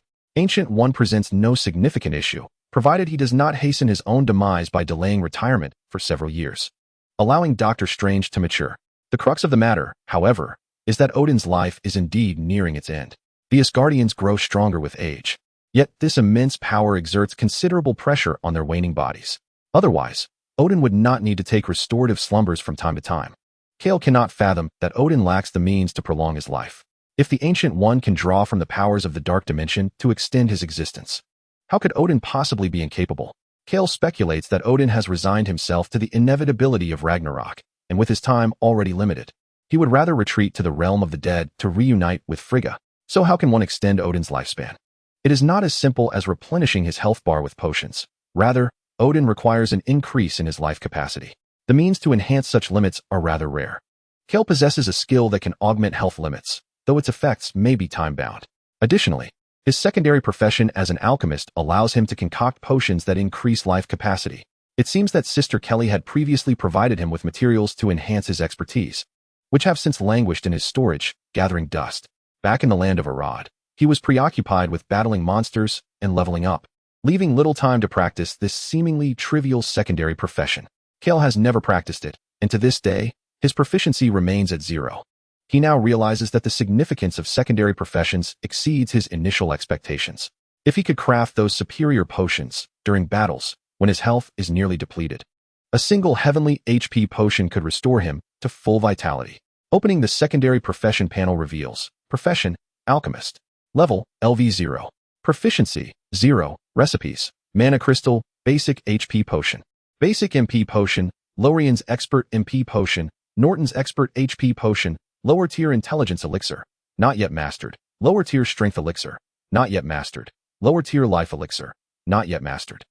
He nearly forgot that some potions require recipes to be learned, and now that he cannot return to the land of Arad, where can he procure the potion recipes? Alas, clinging to hope, what if he had already purchased all the recipes but simply forgotten? He begins to rummage through his storage. While he does not find the recipes, he discovers a long-forgotten book in the corner, Norton's Alchemical Notes, seemingly coated in dust for ages. He can almost hear the phrase echoing in his ears. "I am the finest alchemist here, Norton." This tome appears to have been specifically retrieved by Sister Kelly from the old man Norton. The notes are thick, yet many potions remain unrecorded. Instead, they detail the experimental records of potions, chronicling the journey from countless failures to eventual successes. Without further ado, he gathers the materials and prepares to commence his work. Chapter 9. The breath of freedom encircles me. Exhaling deeply, I exited the game to find the day had dawned brightly. After a night spent laboring over alchemical concoctions, I felt utterly exhausted. The fatigue in my body was trivial compared to the mental strain I endured. Alchemy is a relentless pursuit within the confines of the game. A mere click of the mouse would yield potions effortlessly. However, in reality, Kyle had to undertake each step meticulously by hand. The experimental records in my notes were a source of great frustration, and throughout the night, I managed to brew only 3 vials of basic healing potions, with countless materials wasted in the process. This was accomplished only with the aid of Norton's alchemical notes, or else I would have achieved nothing at all. My struggles stemmed primarily from my inability to master the timing of material fusion and the temperature of the crucible, skills that are undeniably challenging for a novice. The description of the basic HP potion was succinct. It restores 90 HP instantly. Nevertheless, it felt as though something essential was lacking in the details. Oh, it appears there are no cooldown restrictions. At this realization, Kyle felt his heavy eyelids droop, as the countless brain cells sacrificed during the previous night weighed heavily on him. Sleep beckoned. Awakening from a deep slumber, I restored my vigor, stretching my limbs and glancing at my reflection in the mirror. I couldn't help but smile at my well-defined physique. Such a splendid figure. I wondered who it might attract. Had noon already arrived? I drew back the curtains to behold the sun hanging high above, took a few light strides, and leapt into the pool with a splash. Afterward, I prepared a pot of frozen dumplings for lunch, tidied up, and readied myself to venture out. In the afternoon, I needed to return to the New York sanctuary to continue constructing the magical array. Currently, the array was only halfway complete, but I anticipated it would be finished within a month's time. I could only imagine how pleased the Ancient One must be, as the completion of just 2 magical arrays had reduced his workload by 80%, granting him ample time to rest and sip tea. Once the magical array at the New York sanctuary is completed and linked with the London and Hong Kong sanctuaries, his responsibilities would diminish by 99%. Essentially, aside from threats on the level of Dormammu, all lesser beings could be easily repelled. Moreover, the original magical arrays of the 3 sanctuaries were already capable of warding off lower-dimensional entities. The layer of protection added by Kyle was primarily for offense, as the dimensional demons that had been kept at bay would not depart easily. They would also assault the sanctuary's defenses, and it was the Ancient One's task to manage these unruly entities. With Kyle.'s constructed arrays of divine retribution, each foe would fall, allowing the Ancient One to focus solely on larger threats, while the minor nuisances were effectively handled by Kyle.'s magic. The intensity of work had been alleviated significantly. Otherwise, how could the Ancient One find time to indulge in games of mahjong and do diju so frequently? Kyle glanced at the R8 he had forgotten at the sanctuary's entrance yesterday, cursing under his breath. Upon arrival, the car had been in pristine condition, but now it was unrecognizable. All four tires had vanished without a trace. The driver's side window lay shattered, and the interior was a chaotic mess. Tissues strewn about as if tossed by the wind. There is no escape. This is the essence of freedom. My friend Kyle promptly took out his phone and dialed 911 to report the incident. With connections in high places, it wasn't long before one or two police cars, sirens blaring, arrived at the scene. Uncle Alex, what brings you here? Well, when the son of the chief calls, I must respond personally. Ha ha ha. Kyle understood it was a jest. If Alex were truly an abuser of power, he would hardly be friends with George. It seems your vehicle endured a rather unpleasant night. Kyle shrugged, acknowledging the irony of freedom in a city so vast that few dared to venture out at night. Such incidents were commonplace for the New York police. This was rather mild. At least the car remained intact. The more typical scenario would involve the vehicle being towed away. Wow. Are those fingerprints on the hood also left by them? Looks like an amateur, unaware that they would leave fingerprints. Fingerprints? Kyle recalled being touched by the American with the impressive physique the day before. Only a super soldier could leave such a mark on a car hood. Should he perhaps mention it? If the fingerprints led to an arrest, Captain America would be a fugitive. How amusing that would be. But after some thought, he decided against it. Didn't the agents of S.H.I.E.L.D. mention they would provide compensation? This course of action seemed rather unwise. Uncle Alex, those prints likely do not belong to the thief. After documenting the evidence, we can simply call the dealership to tow the car away, and that will be the end of it. Kyle, George asked me to remind you that tomorrow is Friday. Don't forget to visit Helen. He mentioned you didn't return last week. Okay, I certainly won't forget this time. Kyle had moved out to live on his own during his university years, although he was adopted. Over the years, they had truly become a family. George fully supported Kyle's decision to move out, believing that a young man should be independent. Helen, though she echoed this sentiment, felt a pang of reluctance for the child she had raised. She specifically urged Kyle to return home every weekend. A family dinner was always a cherished occasion. Last weekend, Kyle had been too preoccupied with the temple's magical array to make the trip. This week, however, he must return. Especially since Helen had called just a few days ago, announcing a celebration for George's promotion to chief on Friday night.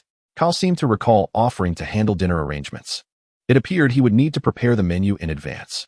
As he pondered what to cook, he pushed open the grand doors of the temple. Master Daniel, have you eaten? Yes, I have. Thank you for your concern, Master Kyle. While being respected is indeed a commendable thing, excessive reverence can become a burden. Every time Kyle visited, this Master Daniel was exceedingly deferential, which made Kyle quite uncomfortable. Despite having mentioned it numerous times, the behavior had not changed, leaving Kyle to avoid him as much as possible. Passing through the portal into the mirrored realm that lay between the world of reality and the sacred temple, he arrived at the true location of the temple's magical array. Otherwise, if the outer buildings faced forced demolition, the earth would surely be in peril. Observing the intricate lines etched into the interlayer, powered by divine light, Kyle resumed inscribing the formation. The array he was crafting was a composite magic formation, constructed from numerous arrays of divine retribution thunder, forming a shield of sacred light. This shield, composed of the lines of the thunder formation, was remarkably versatile, capable of both defense and offense. The energy source was provided by the small white crystals, of which Kyle's stock was barely sufficient. Over 1 million small crystals supporting the formation that safeguarded the entire Earth could not endure for long. Fortunately, after collaborating with Ancient One, the formation was converted into a passive model, activating only when necessary. It would respond to attacks, focusing its power on the point of impact, showcasing a remarkable level of intelligence. Chapter 10. The Son of Sacred Light. On Friday, Kyle had spent the entire morning working in the temple, emerging from the interlayer just before noon. Do you require sustenance, Mage Kyle? Daniel inquired, resembling a server from an ancient tavern, holding a tray beside him. Thank you, Kyle replied, slurping as he took a bowl of noodles. With just one bite, he recognized the establishment that prepared them. He had to admit that the beef noodles from local restaurants in Huagua were delightful. After an entire morning of work, his mana bar was depleted, and glancing at the nearly empty bar, he refrained from consuming any potions. Since he began his training, Kyle felt a marked difference from his time on the Arad continent. His mana was exceptionally high, with over 1,000 points at level 1, while his health points were just over 100. Now, at level 45 in a bare state. His health cap was only over 4,000, yet his mana cap had soared to over 30,000. Given that he was a mage, his health should logically surpass his mana. Moreover, the rate at which his mana replenished was astonishing by the time he finished the bowl of noodles. His mana bar was completely restored. He had discussed this with the Supreme Mage, who stated, in Ancient One's words, "The sacred light of this universe was birthed because of you. Without you, the sacred light would not exist." Hearing this filled Kyle with fervor, making him feel as though he could ascend to godhood and embody the sacred light the very next day. If he were indeed the sacred light, then the limits of his mana bar should be accurate. It was merely that his body could not contain such an abundance of sacred light. One day, when his mana bar truly reached infinite heights, he would truly become a deity, and at that moment, Kyle would be the sacred light, and the sacred light would be Kyle. In that eventuality, he would have no fear of any adversary, effortlessly leading the Titan by a leash if he so desired. Would he then need to alter his title of Son of Sacred Light? Otherwise, if he had become the Sacred Light, would he be calling himself Father? Mage Daniel. I shall not return this afternoon, so there is no need to prepare dinner for me. Understood, Mage Kyle. After bidding farewell to Daniel, he proceeded directly through the temple's fixed teleportation portal to the sacred temple of Xianjiang. Oldly, can't you turn on more lights? It's so dim that I'm worried about straining my eyes while reading. The guardian of the Xianjiang sacred temple shared the same surname as Kyle, Li, and they were well acquainted. Over the years, Kyle has frequently traversed the teleportation array to Hong Kong to indulge in Chinese cuisine. Initially, due to his unfamiliarity with the route, it was Oldly who guided him. What is the plan? Shall we go for some skewers? Upon seeing Kyle, Oldly began contemplating dinner options. As his visits had primarily revolved around dining, aside from the time spent on the array's modifications. Perhaps another day. Today I must return home for dinner. I came here merely to purchase some groceries.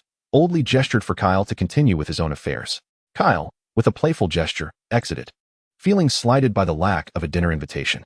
Prioritizing his tasks, he headed straight to the nearby supermarket, his main purpose being to procure ingredients. Just days prior, Kyle had expressed his desire to cook himself, and he feared that the Chinese market in America might not offer a comprehensive selection, prompting this expedition to a larger store. He first ventured to the vegetable section, selecting chives for some small chive dumplings. Bell peppers were also on his mind for stuffed peppers, and he decided to grab a large radish, wondering if the pickled vegetables Helen made had already been consumed.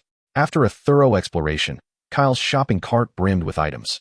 More than enough for dinner, but he considered it a shopping spree for Helen as well. He made a stop in the spice aisle to replenish his supplies and filled his cart with an array of snacks before heading to the checkout. With 2 large bags in hand, he found a secluded corner to stow them in his backpack, feeling light as he returned to the sacred temple of Hong Kong. As he prepared to step through the portal, Kyle suddenly turned around and tossed a packet of spicy strips at Oldly. Ouch. It got in my eyes, you rascal. The instigator, however, had already returned to New York, oblivious to the commotion behind him.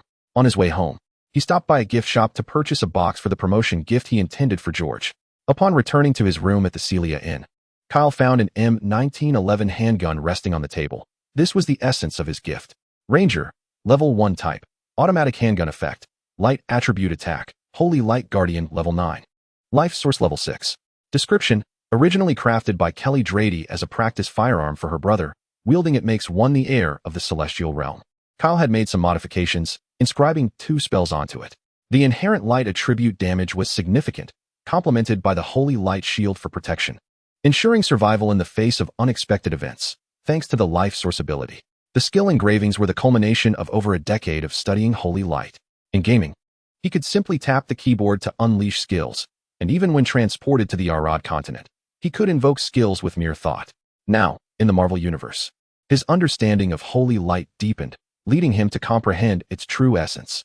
As his insights grew, he gradually began to unravel the composition of skill formations. Kyle slowly translated his knowledge into reality. Initially, the engravings on objects proved ineffective, but after extensive exploration, he discerned that the absence of energy was the root cause.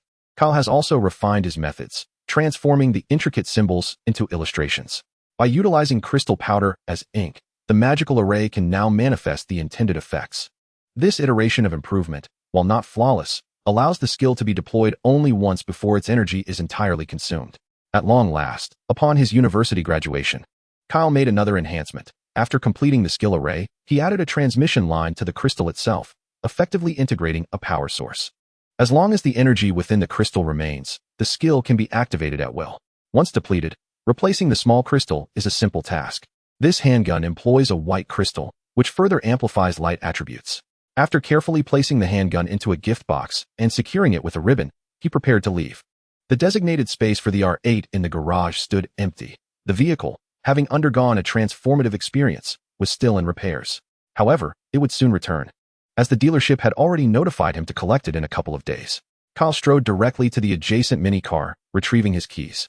Standing at 1.9 meters, his muscular frame seemed somewhat mismatched with the compact vehicle. This car was recently acquired as a gift for Helen, to spare her from the complaints of insufficient parking space during her supermarket visits. Once seated, Kyle felt a sense of confinement. The space felt too cramped. Yet, he had no choice but to make do, lest he resort to taking a taxi. He tossed the groceries and snacks he had purchased into the back seat, started the engine, and set off. Before heading home, Kyle needed to make a stop at Midtown High School to pick up Gwen. The 2 bags of snacks were specifically meant for her. Time had flown by, and before he realized it, Gwen was already in high school. Kyle vividly remembered the days when Gwen was born and the playful arguments he had with George over who would get to hold her that night. Chapter 11. Mary Jane. Upon arriving at Midtown High School, Kyle parked and exchanged a few words with the security guard before entering. His presence was permitted not just by chance. He was a graduate of this very institution. The guard, recognizing him, acknowledged Kyle, as few could embody such a formidable stature while still exuding an aura of benevolence. As he entered the academic building, Kyle found himself momentarily perplexed, not from a lack of directions, but from forgetting which class Gwen belonged to. Since starting university, he had not visited the school to pick her up, and he was uncertain of her current grade level. Just as he was about to make a call, he heard the sounds of excitement emanating from the playground. Oh, the rhythmic beats and eclectic sounds of various instruments filled the air. Mary Jane, Mary Jane, Mary Jane? Was that the name of the band? His eyes were immediately drawn to the drummer on stage, and with a jolt of recognition, he identified his own sister, Gwen Stacy. With her golden hair and striking blue eyes.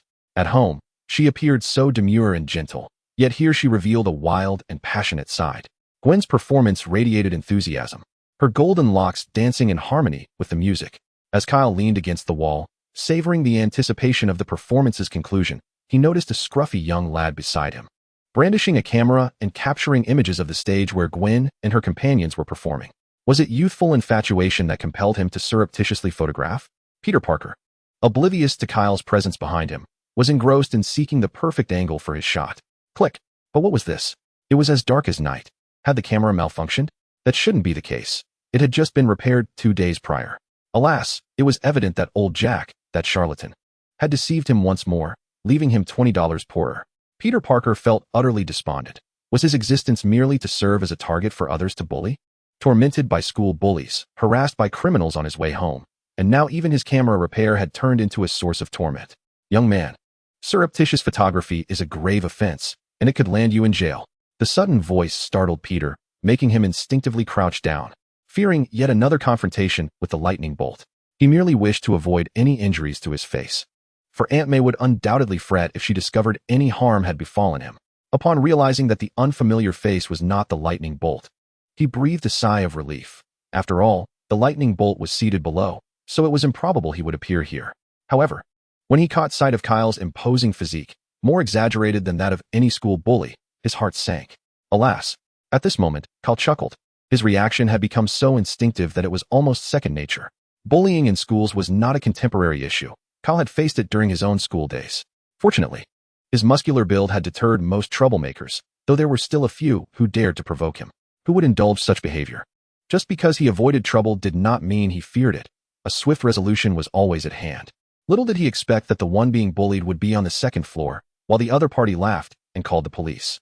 To Kyle's surprise, he greeted the arriving officers with a dad. From that day forth, his entire high school experience was remarkably tranquil. Young one, there is no need for such anxiety. I have no intention of harming you. I merely wish to remind you that such clandestine photography is inappropriate. If you harbor affection, express it openly. The school does not prohibit romance. Peter, thoroughly startled, had just risen to his feet when he noticed a change in Kyle's demeanor, prompting him to crouch down once more. Kyle, having just realized the gravity of the situation, initially intended to act as a compassionate older brother, imparting wisdom to the young boy. Upon recalling that Gwen was still on stage, he pondered whether this lad's affections lay with her. Thus, He prepared to enlighten Peter on the repercussions of confessing one's feelings in the presence of a girl. With this thought in mind, his tone grew markedly more serious. Peter Parker, this is school. You cannot. Peter, sensing the menacing aura emanating from Kyle, gripped his clothing tightly in fear. This was a sensation he had never experienced before. The lightning bolt and his friends were merely prone to physical altercations, while this man seemed genuinely intent on his demise. Peter Parker? This name is all too familiar. Spider-Man is none other than Peter Parker. A vivid image emerges in my mind. A scene so beautiful it is almost unimaginable, yet it is terribly eye-watering. Can you envision coming home from work only to be greeted by a Spider-Man weighing over 200 pounds? Looking at the feeble figure before me, it hardly seems possible. Perhaps this is before he was bitten. Peter, Gwen? Oh my. The murderous intent in Kyle's eyes intensified. If memory serves me correctly, the girlfriend of the first-generation Spider-Man was the ever-rebounding Mary Jane. The third generation should not be so large. During the Civil War, he was just in high school and likely still in elementary now. That leaves only the second generation, the Amazing Spider-Man, whose film's ending was rather grim. Most notably, Gwen perished. Upon reflection, Gwen's appearance in the film bore a resemblance to my own sister, albeit my sister is a touch younger. Kyle is no longer fearful of Gwen experiencing the tragic scene from the film, as he is now present. The most pressing issue is that this fellow is actually pursuing his sister, unleashing the hidden brotherly instincts within him. With one hand, he seized Peter's clothing and shoved him against the wall. Upon hearing that familiar voice, a radiant smile instantly adorned Kyle's face. He released his grip and turned, arms wide open, ready to embrace the imminent hug. Kyle, is that really you? What brings you to school? Aren't you supposed to be working today? A gust of wind swept past, and Gwen clung to him. Aren't we celebrating George tonight? I promised Helen I would cook, so preparations must begin. Really? Then I shall indulge a little more tonight. By the way, what were you and Peter doing just now? Oh, this classmate fell, and I helped him up. Peter, already cowed by Kyle's menacing glare, dared not speak further and could only nod vigorously in agreement. It wasn't until Kyle's gaze shifted that he shrank back into the corner, wiping the sweat from his brow, trying to remain unnoticed. By the way, allow me to introduce my friends, Mary Jane Watson, Betty Brant, and Glory Grant.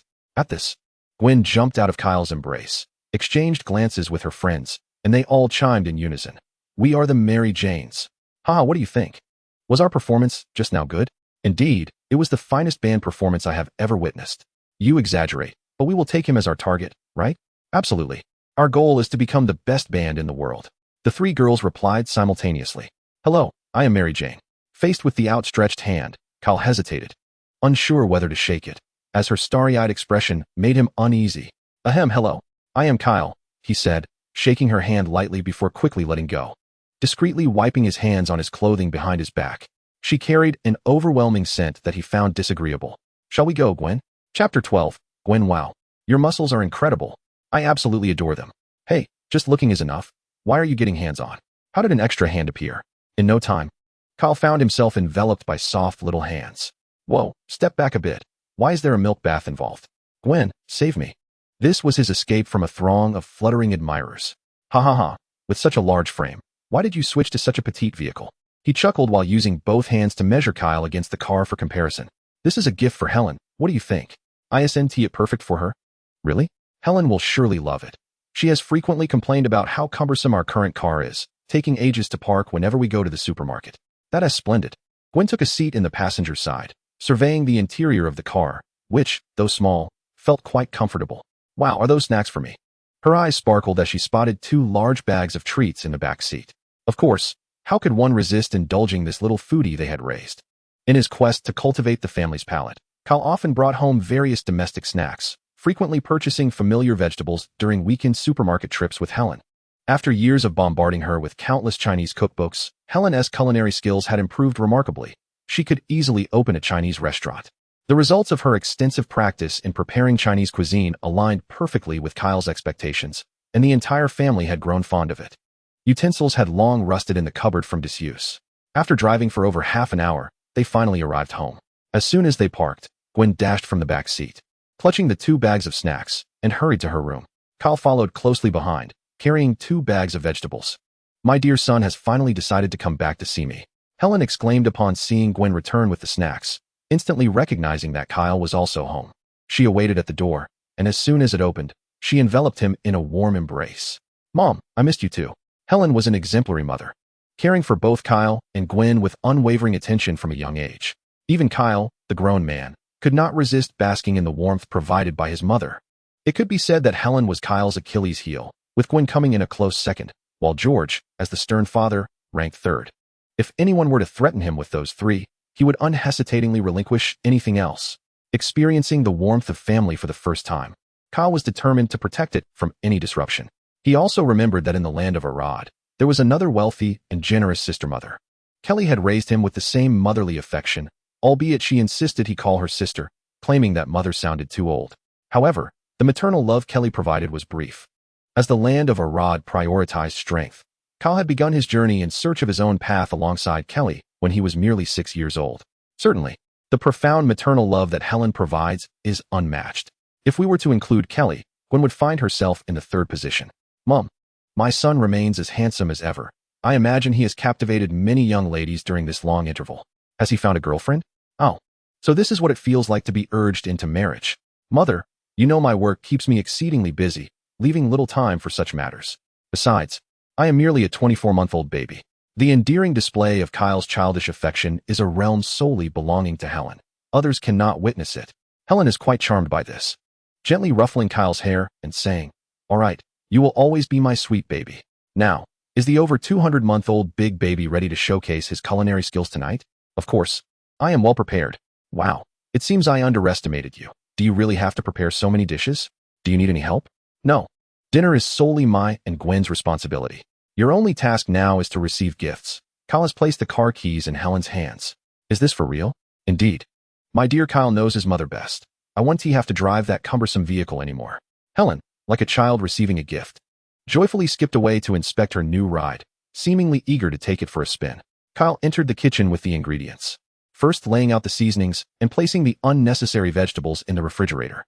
The needed items were set in the sink, ready for action. Gwen, come out to help with the cooking. While I cannot rely on you for actual cooking, washing and chopping vegetables is still within your capabilities.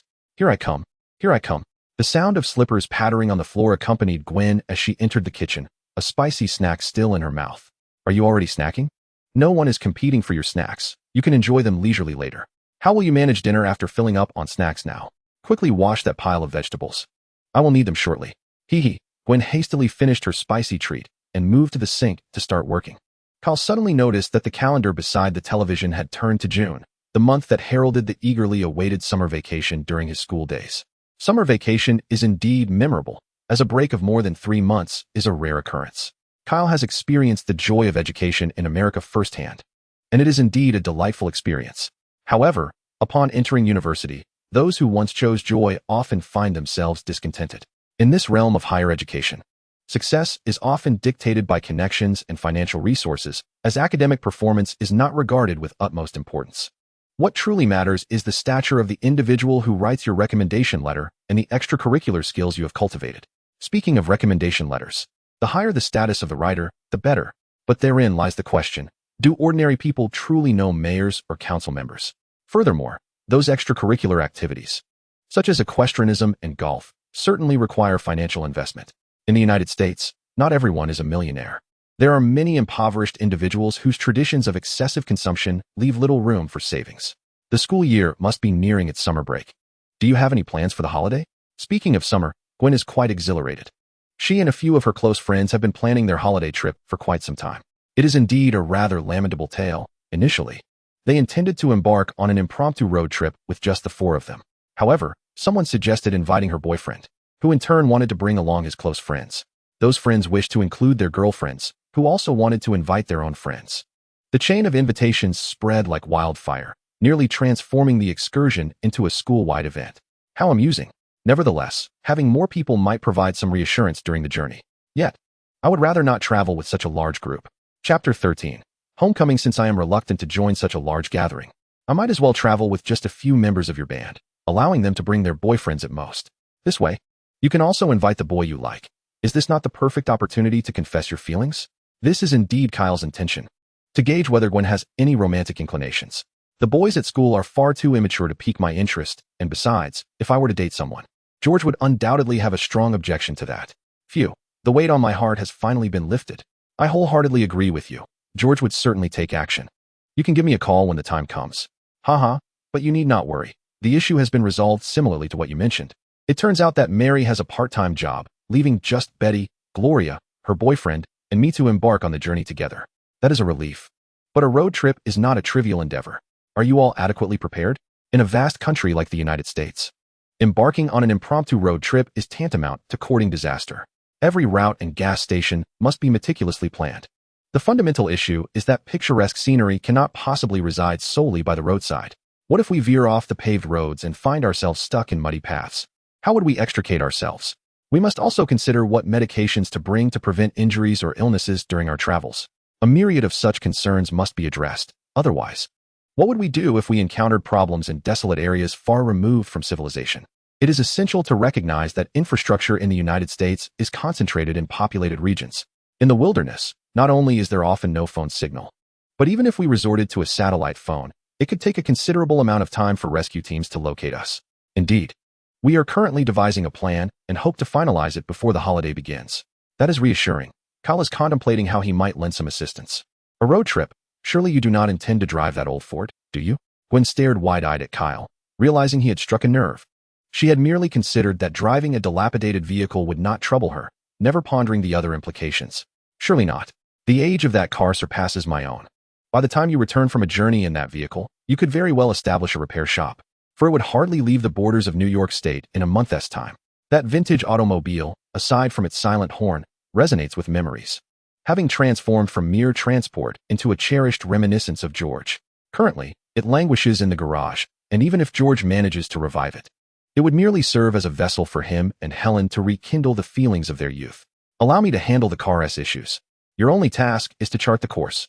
The affluent Kyle intends to commission a vehicle tailored to his needs, and should time permit, he would undoubtedly enhance it with additional features. Really? If it could be equipped with a complete set. How exciting. Yes, Kyle, you are the best. With that kiss, Kyle feels that any endeavor is worthwhile, even if it means carrying a house behind him. A house. A car? A house car. For a road trip. It seems no option surpasses a motorhome. Then let us customize one. With the power of money, it can surely be ready by the time the holiday arrives. Oh my. I believe I can smell my favorite braised pork. Let me see what delectable dishes you are preparing. Dad, you're back. My darling has learned to cook. What a delightful surprise.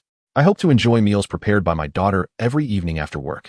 Gwen gazes at the chopped greens on the cutting board. Whether this is a compliment or a jest, I remain unperturbed, provided you don't fear starvation. Perhaps we should leave it to your mother. Is there anything I can assist with? George sets down his briefcase and rolls up his sleeves as he approaches the kitchen door. Certainly, Mr. George. Could you step outside to see where Mrs. Helen has wandered off? Kyle gifted her a car, and she has yet to return from her test drive. How long has it been? George's brow furrows. His concern is warranted, especially given that they recently apprehended a gang involved in flower trafficking. There are still a few stragglers at large, and George fears they may retaliate against his family. Thunder rumbles ominously. Is it going to rain tonight? Kyle, unable to steady the spatula in his hand, drops it on the floor. Wow, with such a formidable physique, how can you be so timid? Even a devil would be frightened by your stature. Kyle frowns, yet not out of fear. This thunder, imbued with a divine aura, could only be triggered by something as potent as the sacred magic circle or the crosses adorning his family's necks. With Helen absent from home, it is clear that something has transpired with her. After 5 minutes without any further activation of skills, Kyle feels somewhat reassured. The activation of rapid healing suggests an injury, while the life spring indicates a life-threatening situation. Neither of these has occurred, confirming that Helen merely encountered an attack, and the divine retribution has resolved the issue. Such occurrences have transpired twice before. Freedom often merely entails an encounter with robbers. Ding ding ding. George, I am filled with dread. I am at Sam's. Are you unharmed? No, I am hiding in the restroom, and I can hear the sirens approaching. Remain there. Do not emerge. I shall be there shortly. Helen, delighted with her new car, was leisurely driving when she suddenly recalled that her household supplies were dwindling. The supermarket was conveniently ahead, making it an opportune moment to procure some refreshments. Just as she selected her preferred drink, gunshots erupted from the cashier area, compelling her to crouch behind the shelves, ensuring the robbers did not catch sight of her. The chaos ensued with everyone crouching down, hands on their heads, as the robbers declared, "We seek only wealth. We harbor no desire to harm you." The two robbers maintained a professional demeanor, back to back as they surveyed the scene. The one facing the shelves, perhaps feeling insufficiently intimidating, discharged 2 rounds towards the merchandise. Bang! A bolt of lightning suddenly struck, hitting both robbers. As fate would have it, while aiming at the shelves, one bullet struck a product directly above Helen's head. A knife fell from the shelf, landing on Helen's back, and the crystal cross around her neck glimmered momentarily before activating a divine shield. This triggered a retaliation of heavenly wrath. The robber who had fired was meant to be the sole target, yet the two were positioned too closely together. Consequently, both were struck by the bolt. Helen, concealed behind the shelves, was oblivious to the unfolding events, only hearing the thunderous roar of lightning. Mistakenly believing the robbers wielded some formidable weapon, she hastened to the restroom to hide. The sharp screech of brakes announced the arrival of police vehicles. George exited and began to shout, "Helen, are you all right?" Kyle and Gwen followed closely behind, rushing into the supermarket. Mom. Chapter 14. Lending magic. Kyle's culinary skills had significantly improved, though the braised pork was a tad too salty. A reduction in salt would enhance its flavor. "I think it's just right," George retorted, popping another piece into his mouth. "Your palate is simply too robust. Excessive salt is detrimental to your health. In the future, perhaps a lighter touch in cooking would be advisable." "Very well, I shall heed your advice." Kyle sat there, laughing heartily. This was the essence of home, where even minor disputes infused life into their domesticity. The harrowing incident at the supermarket had merely startled Helen, and after a comforting dinner, she felt considerably better. After all, this was the land of freedom, and one ought to feel remiss if they lived in this country without encountering such experiences at least a few times in their lifetime. Kyle was not at all stingy with protective measures for his family. Each of them, Helen, George, and Gwen, wore a transparent crystal cross around their necks. Crafting them was somewhat cumbersome. As for optimal energy transmission efficiency and speed, large colorless crystals had to be cut into the shape of a cross. Smaller crystals could also suffice, requiring only the transmission lines to be etched on the surfaces that made contact. However, this method introduced greater latency compared to using whole pieces. In the event of encountering a formidable high-frequency attack, it is prudent to consider the potential risks. After all, safeguarding one's family is a worthy endeavor regardless of the expense.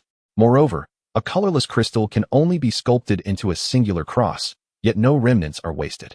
All excess material is ground into powder for future use in crafting magical formations.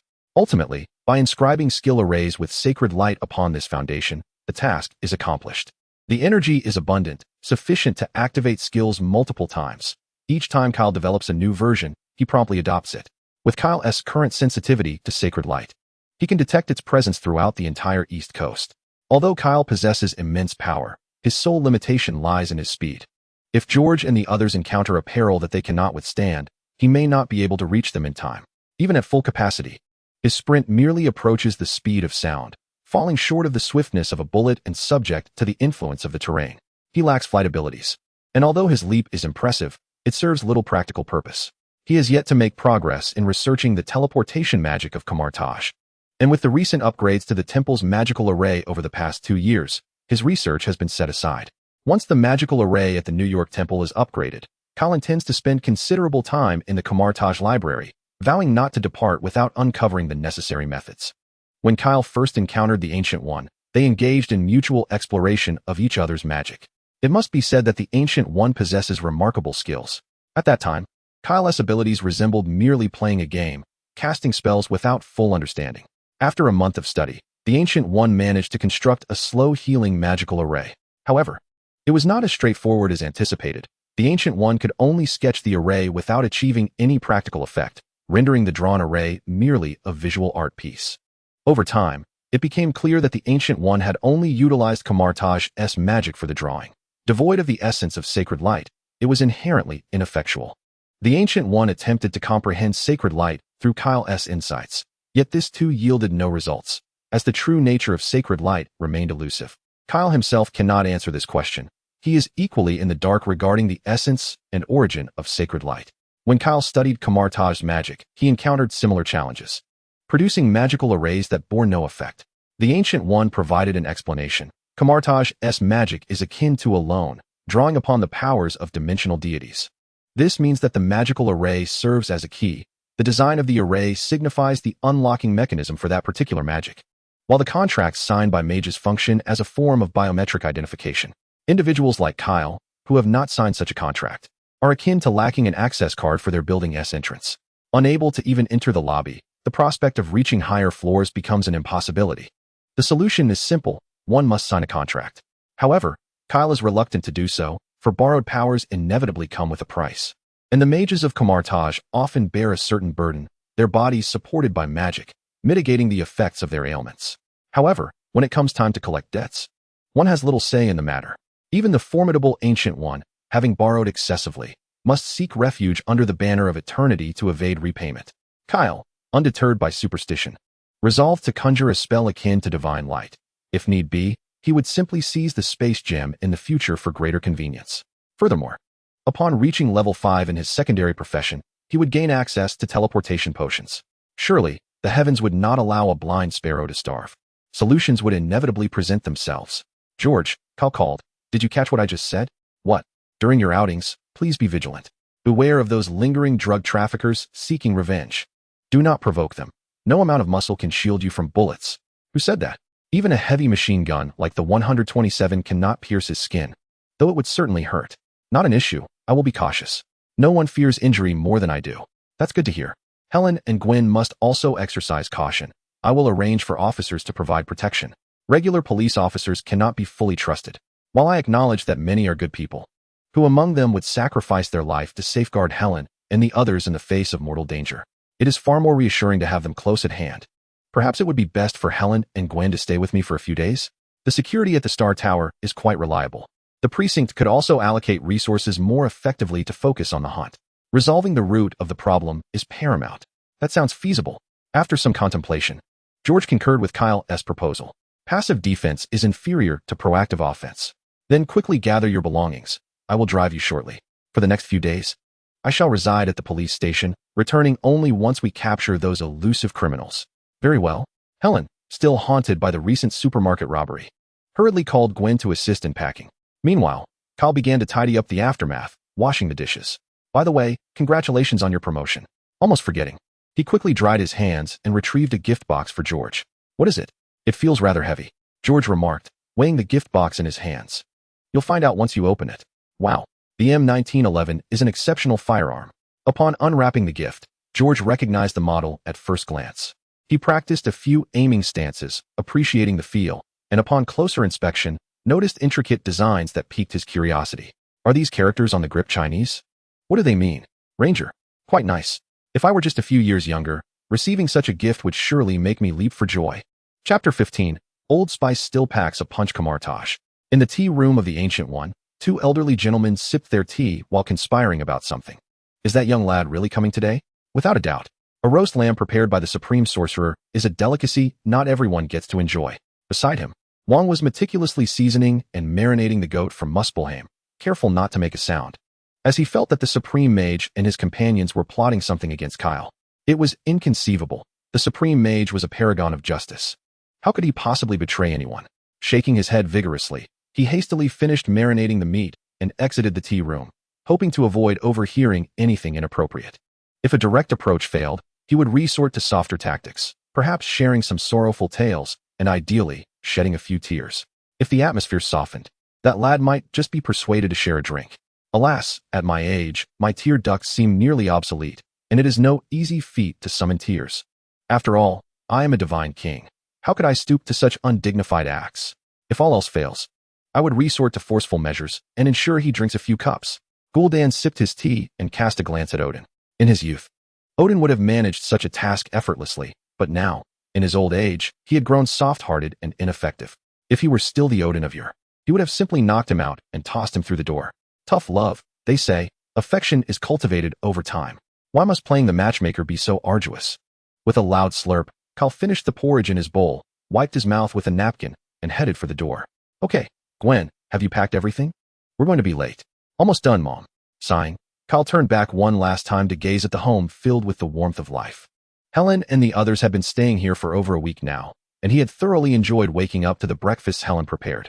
However, today marked their final breakfast together, as George had called the night before to inform them that the fugitive had been captured. Concerned for George's well-being, Helen planned to return home today. Kyle had genuinely relished this past week, being roused each morning by Helen for breakfast. Afterward, he would head to the New York Temple to continue his work on the magical array, returning in the evening to find a table laden with delicious meals prepared by Helen. He even managed to finalize the arrangements for Gwen's road trip.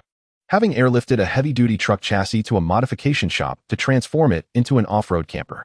The workers at the shop were diligently putting in extra hours, and in a few days, it would be ready just in time for Gwen's vacation. With a screech, he parked the vehicle at the entrance of the New York temple and prepared for his day's work. "Hey, Daniel, have you eaten?" As always, Daniel maintained his solemn demeanor, greeting Kyle with a bow before speaking. "Mage Kyle, the Supreme Mage requests your presence at Kamartaj." "Now," Kyle inquired, to which Daniel nodded. What could that old man want now? Didn't he realize how busy he had been lately? Crossing through the portal to Kamartaj, he arrived just as dusk fell. The snow-capped mountains bathed in a golden glow, exuding an ethereal ambience. Navigating the familiar paths, he found the tea room belonging to Ancient One, but upon entering, he discovered it empty, with playing cards arranged in 4 neat vertical lines on the table. As I ventured further inside, I ultimately found myself on the terrace, where I encountered the Ancient One and Odin, the barbecue grill sizzling with lamb. The aroma wafting through the air was quite enticing. Where was Frigga? Just as I was about to inquire why it was only the two of them, I noticed a tear glistening in the corner of Odin's eye. What could possibly trouble a being who has lived for over 5 millennia? Why was he weeping? Could it be that Frigga had parted ways with him? Kyle wore a face brimming with curiosity, ready to revel in the gossip. Though we often jest about such matters, if it were true, it would certainly stir up quite the commotion. A 30-century-old matron seeking new affection? Alas, it must be those 2 foolish sons of theirs, always bickering and squabbling at home, showing not a hint of the princely demeanor befitting heirs. How could I entrust my vast legacy to them? In my youth, I, too, was an uncherished prince, fighting tooth and nail to claim the throne. Those elder statesmen were relentless in their attempts to undermine me. With the instability of a newly crowned king, I navigated a lifetime of battles, expanding my realm. Yet now, in my twilight years, I find myself without a worthy heir. Why do Thor and Loki refuse to mature? My time is dwindling, and I wonder if they are capable of preserving Asgard in my absence. How could I face my ancestors with such despair? Is it not moving? The Ancient One's performance was captivating, a testament to her millennia of existence. Kyle, still puzzled, mused that it seemed Odin had evolved into a paternal warrior. Is this truly the case? Then you may rest easy, for with Ragnarok on the horizon, Thor and Loki are unlikely to hold the realm together. How devoid of compassion you are, especially given your training in the light. How can you comfort an old man of over 5 millennia? Yet, how did he come to know about Ragnarok? Did the Ancient One mention it? Ancient One, not me. I did not say such things. Do not misinterpret.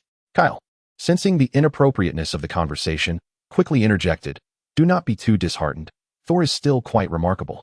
Perhaps he will rise to become the Rune King, the god of thunder. When the time comes to pay your respects, he might even take the Ancient One along to burn offerings for you. Ancient One, is this pressing him towards an early retirement? Odin, utterly bewildered, found the first part of the statement somewhat comforting, but the latter half left him perplexed. What exactly is this Rune King of Thunder? Taking the Ancient One along? He would not dare claim he could best the Ancient One, who wields the Time Stone, let alone that foolish giant.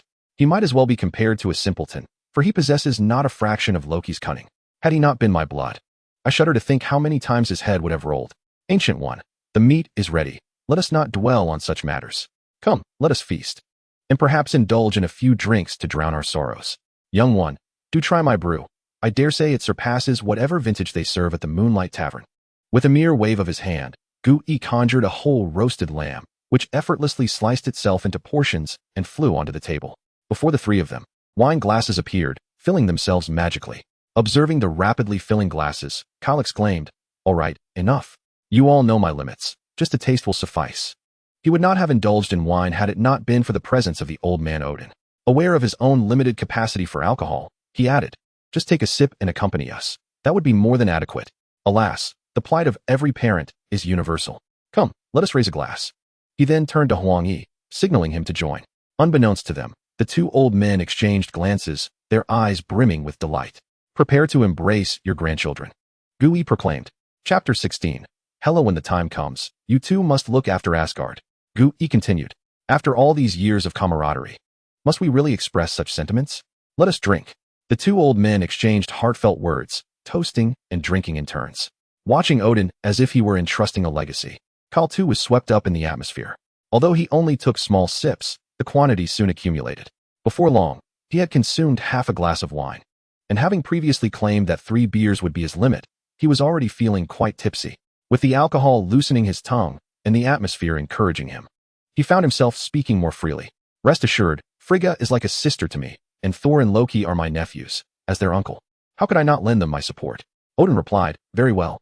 Upon my return, I shall declare you a prince of Asgard and bestow upon you a sword of authority, capable of vanquishing tyrants and treacherous ministers alike. To us, Kyle, already struggling to articulate his words, retorted, no. What do you mean by bestowing a title upon me? I am family to Sister Frigga. Any title should rightfully come from the Vanir.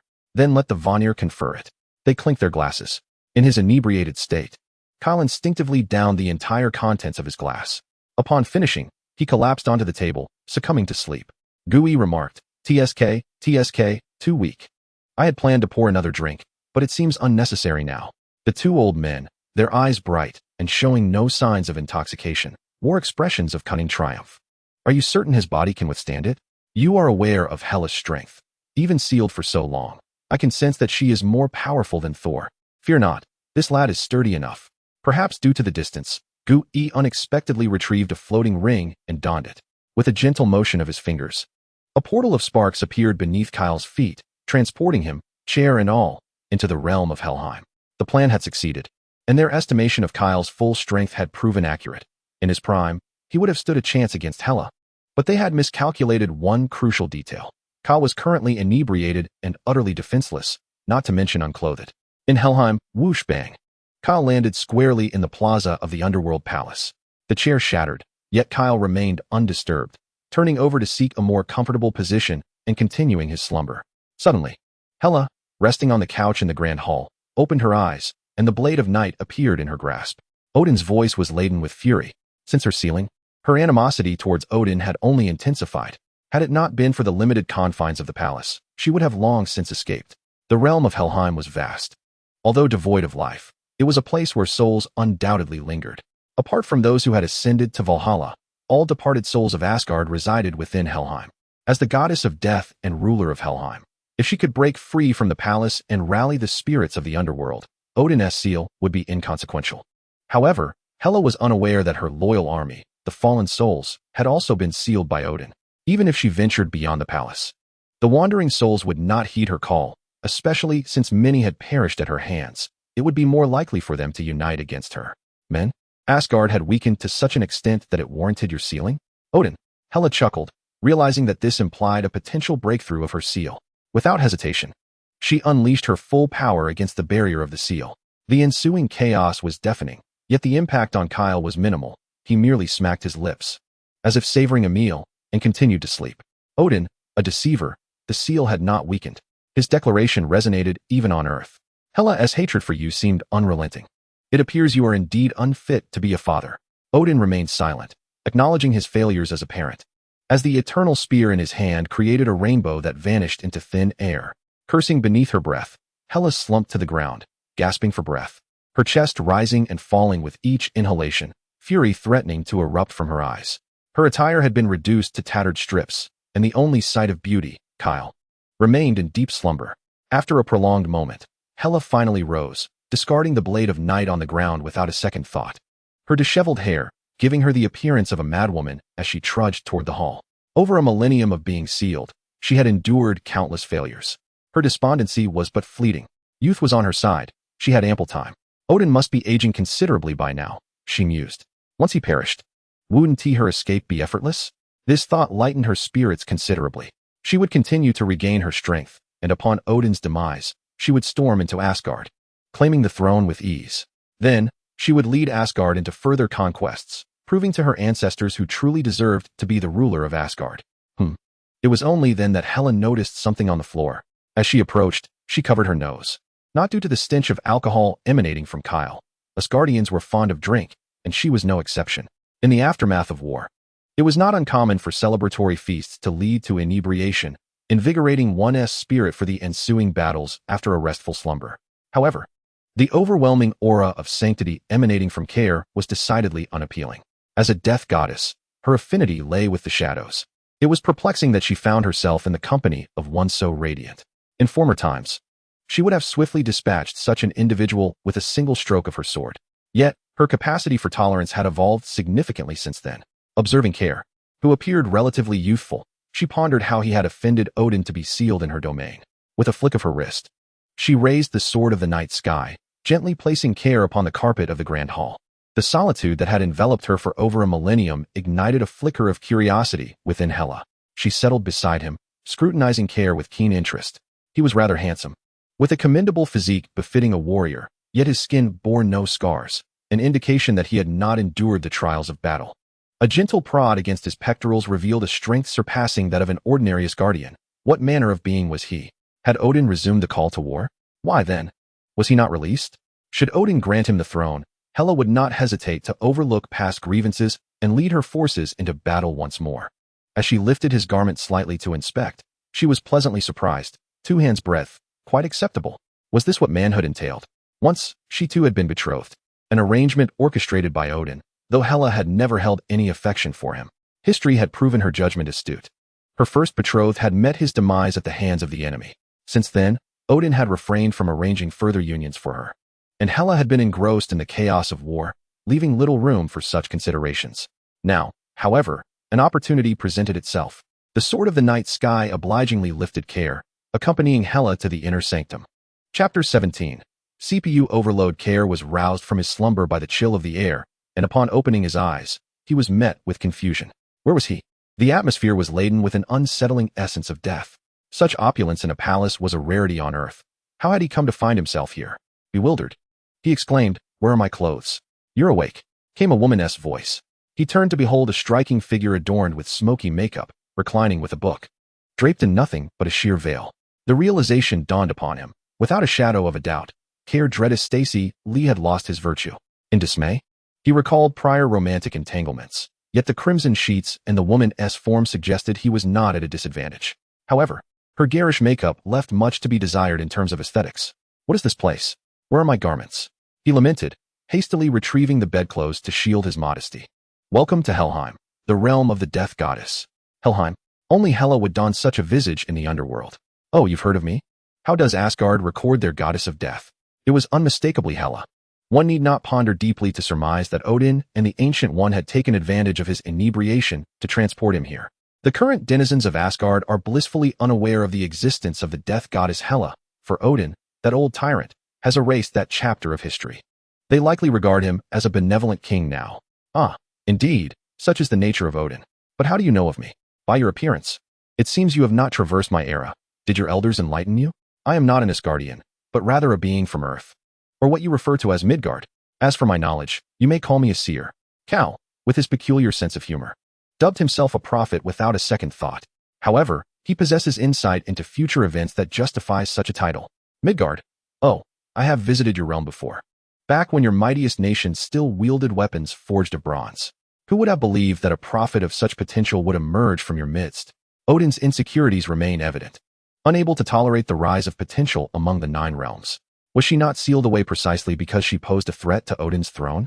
Ironically, he accuses her of being bloodthirsty. One must ask, is there anyone in all of Asgard more bloodthirsty than Odin himself? A man capable of ruthlessly eliminating his own brother for the sake of power is capable of anything.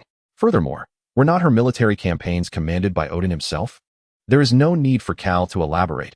Hela has already convinced herself that Odin's governance is fraught with insecurity, fearing the emergence of a genius from Midgard who might threaten his reign. Since you are here, do not expect to leave anytime soon. You shall remain here with me. Odin likely has but a few years left to live, and when I break free from this seal and ascend to the throne, I shall appoint you as the goddess queen of Asgard. With that, Hela set down her book and approached the bedside, grasping Cal's chin and kissing him. Cal was momentarily taken aback, instinctively responding to her advance.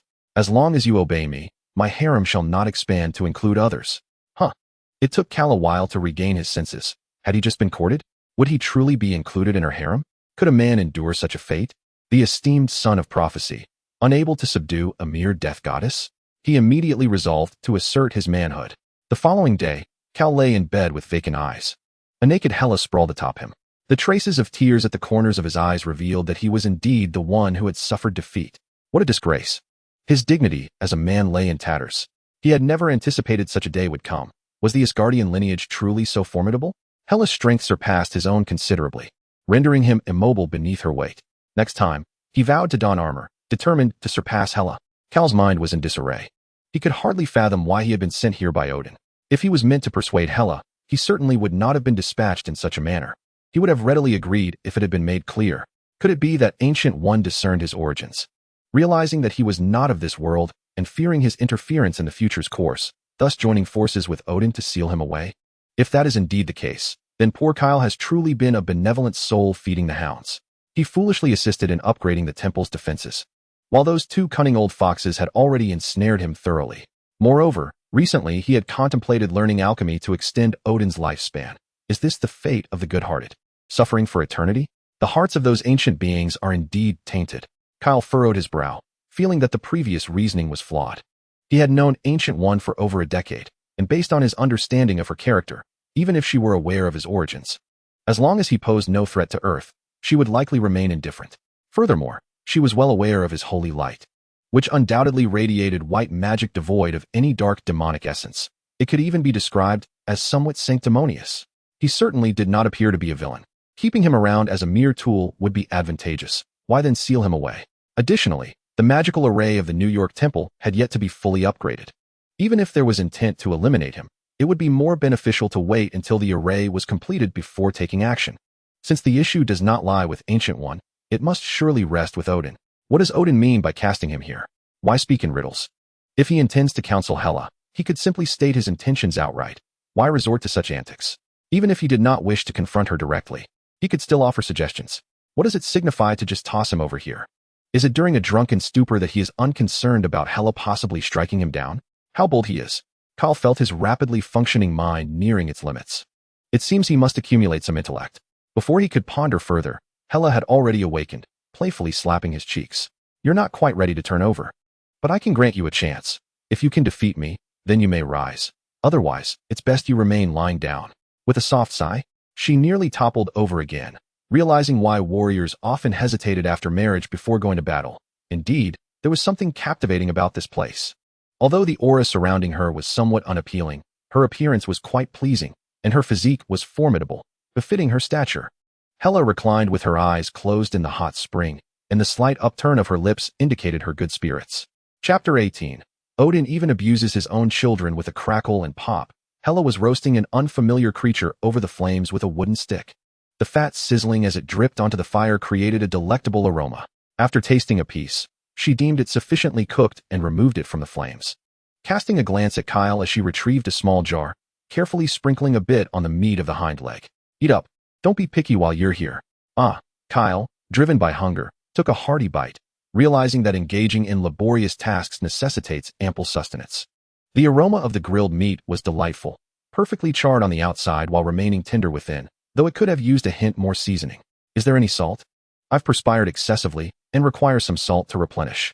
Hela retrieved a small jar and handed it to Kyle, her eyes revealing a hint of reluctance.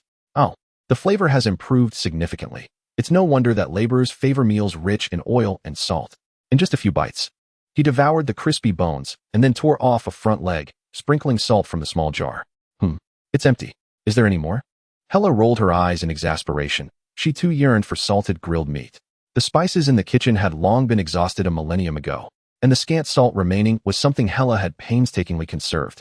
The creatures of the back mountain had been hunted to near extinction, leaving only those species with rapid reproductive rates. Had they not sensed the dwindling animal population and begun to regulate hunting, they might have already faced a dire scarcity. The flora capable of thriving in the underworld is inherently limited, and the plants that could substitute for spices are even rarer. The back mountain had been traversed countless times without any discovery of salt mines. Though Hela sustains herself solely on divine power and cannot perish, she must not expend all her strength merely to maintain her vitality. Occasionally consuming food not only satiates her cravings, but also conserves some divine energy. Where's the kitchen? I shall retrieve it. The kitchen? Do you believe the provisions there could withstand a millennium? Hela remarked with a wry smile. Has no one delivered supplies? You are the first person I have seen since my sealing. Kyle contemplated the necessity of sending basic living supplies after a considerable span of time. He hadn't anticipated such a predicament. It was akin to a prison where meals were not provided to the inmates. What does this imply? It is nothing short of torment. It would be more merciful to deliver a swift execution, especially after Hela had guided him through the confines of his seal. He felt that Odin truly deserved condemnation. Should Hela venture forth to exact vengeance on Odin, Kyle might even lend a hand. To be in such a predicament and still expect forgiveness? Please wait a moment. Kyle swiftly entered the inn's space, rummaging through the warehouse. He sought the spices he had carried from the Arad continent. For time in the warehouse stood still, ensuring they were not expired. Outside, Hela watched as Kyle suddenly vanished, instantly brandishing the night sky blade, poised across her chest, keenly observing her surroundings. Odin, is that you? Hela could no longer sense Kyle's presence. The only being capable of such a feat, aside from Odin, was unimaginable. Before she could ponder further, Kyle re-emerged, cradling a box in his arms. With a sudden impact, Kyle felt an overwhelming force strike his abdomen, sending him flying, the world before him fading to darkness as a chilling sensation enveloped his neck. What is happening? Just moments ago, everything was fine, and now the mood has shifted so abruptly. How did you just vanish? I could sense your absence. Ah, I see now. It was due to this. It is a special space of mine, a remnant from my previous adventures where I went to retrieve the spices I had stored away. The boxes that fell to the ground. I hope the spice jars inside did not shatter. Take me to the space you mentioned. Hela's expression was filled with excitement, as if she had caught a glimpse of hope for liberation from her seal. Take you? Kyle had never attempted to bring anyone into the hotel space before, and he was uncertain if it was even possible. Nonetheless, he resolved to give it a try. The hotel space should not abide by the Marvel Universe's rules. If he could indeed bring others in, perhaps they would no longer have to fear the snap of the purple sweet potato essence. Once inside, they could safely endure Thanos' might. Without hesitation, he grasped Hela's shoulder and focused on the game icon. To his astonishment, it actually worked. The purple sweet potato essence is nothing but a mere trifle. However, upon entering the hotel, Hela was not as elated. Beads of cold sweat began to form on her brow. The statue seemed to be scrutinizing her, and she felt much of her power being suppressed. Arrogance. A seasoned warrior, hardened by years of battle, would not cower before a mere statue. Hela's defiance surged as her gaze fixated on the golden effigy. Suddenly, the statue radiated a powerful holy light, and Hela felt her very being beginning to erode. The pain was excruciating, penetrating to her marrow, compelling her to cry out. Get out. Yet Kyle, unaware of the anomaly, was startled by her scream, noticing smoke beginning to rise from her form. Without knowing what had transpired, he hurriedly followed Hela's insistence to exit. Upon emerging, Hela collapsed onto the ground, gasping for breath as she gradually utilized her divine power to mend her injuries. Are you all right? What just happened? Hela surmised that the force had been directed solely at her. Who is that statue? My master, Saint Michael. Impressive, isn't it? I crafted it meticulously from gold. Upon mentioning the statue, Kyle became animated, eagerly recounting his experience while molding it. Ah, so it was your handiwork. Hela felt an overwhelming urge to topple Kyle and deliver a proper reprimand. As she healed and reflected on the statue's majesty, she recognized that its radiant light was imbued with a sense of purity and sanctity, akin to the power within Kyle, yet of an entirely superior caliber. Kyle's energy resembled a mere mound of earth, while the statue towered like a peak reaching the heavens. Just when she thought Odin was invincible, she discovered someone even more formidable. Whose prowess is this? I must tell you, gold is quite malleable, requiring only a gentle touch during the crafting process. Kyle continued to chatter about the statue's creation, causing Hela's head to throb and nearly disrupting her healing with his incessant prattle. Enough already. After a considerable amount of time, Hela finally restored her bodily injuries. The energy expended was not something that could be replenished in an instant, especially since this place was further hindered by Odin's seal. Pray tell, how did you acquire that peculiar dimension? Dimension? You suggest that the hotel space is a dimension? Kyle had only heard of those dimensional deities that the Kamataj guarded against, such as the Lord of the Dark Dimension, Dormammu, who transcends the rules of existence. He had never contemplated that the hotel could also belong to the realm of dimensional space. Could the key to accessing this dimension be the game icon? Is Old Horse truly that formidable? You are unaware? The realm of hell is indeed a dimension, albeit most of its authority lies with Odin. I possess only a fraction. Otherwise, Odin would not be able to seal me away. I can sense the essence of that dimension within you. Do you not know its origin? Kyle was at a loss, having awakened with it after his social demise. Chapter 19. Is this a blind date? What? You claim the spatial passage is self-repairing? Indeed, albeit at a sluggish pace. If a space gem were present, it could be mended swiftly. This news is indeed a delightful surprise. I never imagined I might once again set foot on the continent of Arad. I wonder how Sister Kelly is faring. Moreover, isn't the space gem located on Earth? Although I am unaware of where S.H.I.E.L.D. has concealed the Tesseract, there was the plot of Avengers 1, amidst the chaos. I could procure it without anyone realizing it was I who took it. Just the thought brings me immense joy. Hela, too, felt elated. Though uncertain of when the spatial passage might be fully restored, it nonetheless offered a glimmer of hope for a reunion with the outside world. Once we escape, I shall find a place to regain my strength. Odin has grown old, and sealing me again will not be so effortless. Unbeknownst to her, her small hand once again grasped Kyle's chin.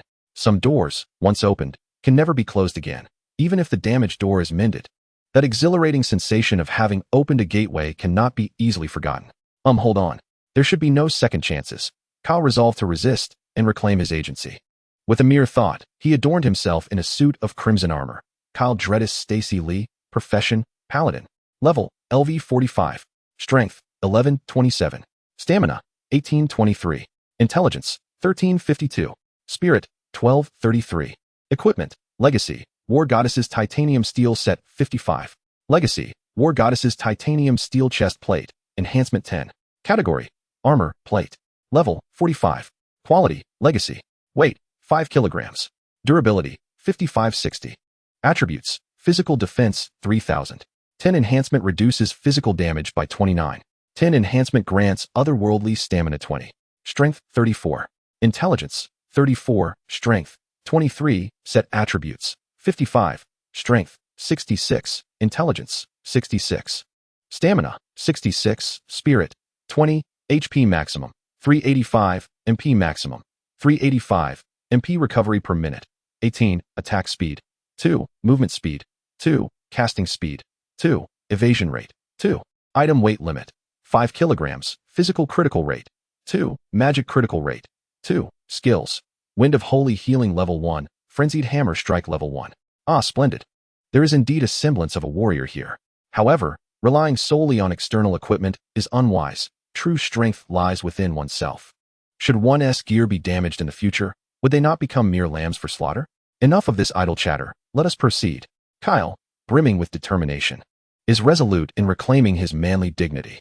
He remains uncertain of Hela's true prowess and dares not unleash his full strength. Having only fortified himself with a shield and refraining from drawing his weapon, lest he inadvertently injure someone. Cherishing the delicate is a traditional virtue. The two quickly exchanged a punch, each gaining insight into the other's capabilities. Witnessing Kyle's robust vitality stirred Hela's own fighting spirit. After over a millennium devoid of fervent combat, today must surely be exhilarating. Again, they swiftly grappled, exchanging blows, each defending and countering in a contest of martial prowess. The Asgardians are naturally endowed with remarkable physiques, augmented by divine strength, and Hela possesses an edge, albeit slight. Huh, take this, Hela exclaimed, raising one hand to block while delivering a punch that sent Kyle flying. Your martial skills are commendable, yet they lack a certain essence. Who taught you? The master of flowing fist, Feng Zhen, a mere unknown to me. Ultimately, Kyle faltered, battles on the continent of Arad, akin to playing a game, rely heavily on the crushing advantage of equipment and skills, with the most one can hope for being the cultivation of evasive maneuvers. Hela, however, was forged in the crucible of blood and bone, her combat experience far superior. Although neither party unleashed their full potential, Hela outperformed Kyle in their contest of fists and feet, with Kyle relying on his formidable stamina to sustain minimal injuries. In the end, Hela subdued him with a decisive move, pinning him to the ground. 2 hours later, the tide had turned, although still under Hela's relentless onslaught. Kyle's resilience in a war of attrition proved unyielding. Soon, Hela, drained of energy, succumbed to slumber in Kyle's embrace. On the ground, an item lay discarded. Heritage, War Goddess's Titanium Steel Leggings, Enhancement, 10, Category, Armor, Plate. Level, 45. Quality, Heritage. Weight, 5 kilograms. Durability, 50-60. Attributes, Physical Defense, 3000. 10 Strengthening reduces physical damage, 29. 10 Amplifying otherworldly vitality, 20. Strength, 34. Intelligence, 34. Vitality, 23. Call it. Kyle was bewildered, as he could not fathom when the battlefield had transformed into the plush carpet of the grand hall.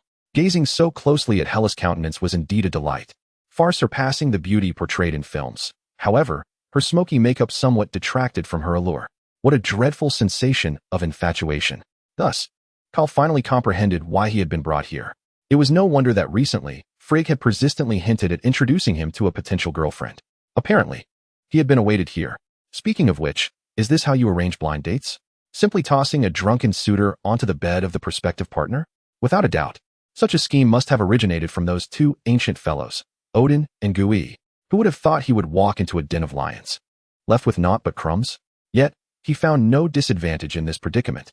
Upon reflection, having Hela as a wife seemed quite favorable. Her formidable strength, exquisite beauty, and remarkable physique were undeniably appealing, and most importantly, her physical prowess was exceptional. It appears that the days ahead will be quite prosperous. Ha ha ha, this is much more comfortable. Hela broke off a lotus flower and playfully placed it on Kyle's ear. Kyle wore a bewildered expression, realizing that he was truly being treated like a woman. She had even plucked a flower for him. Just as he intended to discard it, he recognized the species, the Avalocateshvara lotus, also known as the longevity herb, Avalocateshvara lotus. With the Latin name Sempervivum tectorum, belongs to the family Crassulaceae and the genus Sempervivum. The plant exhibits a dignified form, featuring a rosette of leaves resembling a blooming lotus flower, with leaf rosettes ranging from 3 to 15 centimeters in diameter. The succulent leaves are spoon-shaped, displaying a rich variety of colors, with striking purplish-red tips. The small flowers are star-shaped and pink. When planting in pots, a layer of coarse sand should be placed at the bottom for drainage, enhancing the drainage function. During high temperatures and dryness, spraying water to increase humidity is essential to avoid prolonged water accumulation, which could lead to root rot. Fertilizing with diluted, well-rotted liquid fertilizer or low nitrogen, high phosphorus, potassium compound fertilizer should be done approximately every 20 days. Insufficient light may cause the plant to become loose and less compact, affecting its ornamental value. Generally, the flowering period occurs in April and May, at the end of spring or the beginning of summer. Reducing its offsets can encourage earlier blooming. Chapter 20. Hela's past. Tell me about your family situation. Hela, in a girlish demeanor, grasped a strand of hair and playfully drew on Kyle's chest. I am an orphan, but my foster father George and foster mother Helen have treated me well, and I enjoyed a wonderful childhood. I also have a younger sister named Gwen, who has always been quiet and obedient. I used to think of her as a well-behaved child until a few days ago when I went to pick her up from school, and to my astonishment, I found her in a band with several classmates, and she was the drummer. Do you know how devastating it was to see my ideal little angel on stage, wielding drumsticks with her hair flying? Though Hela did not witness it firsthand, she could vividly imagine the scene. After all, she herself had evolved from a docile child into a ruthless femme fatale, having taken countless lives. Speaking of which, you now have 2 younger brothers, the second being Thor, the god of thunder. A brother? Odin remains as untrustworthy as ever. Who is now the queen of Asgard? Are you not the offspring of Frigga? My mother is Freya, the blood sister of Frigga. This revelation undoubtedly struck a nerve with Hela, whose eyes blazed with fury, as if ready to erupt. She vaguely recalled Odin's vow during her mother Freya's funeral. Freya, you will forever be the queen of Asgard. All of Asgard shall remember. Hela was destined to become the next ruler of Asgard. Yet, it appeared that Odin had broken both promises. Her mother was indeed correct. A man's words are often as deceptive as a phantom. If the mighty king of gods could not be trusted, how could one expect fidelity from others?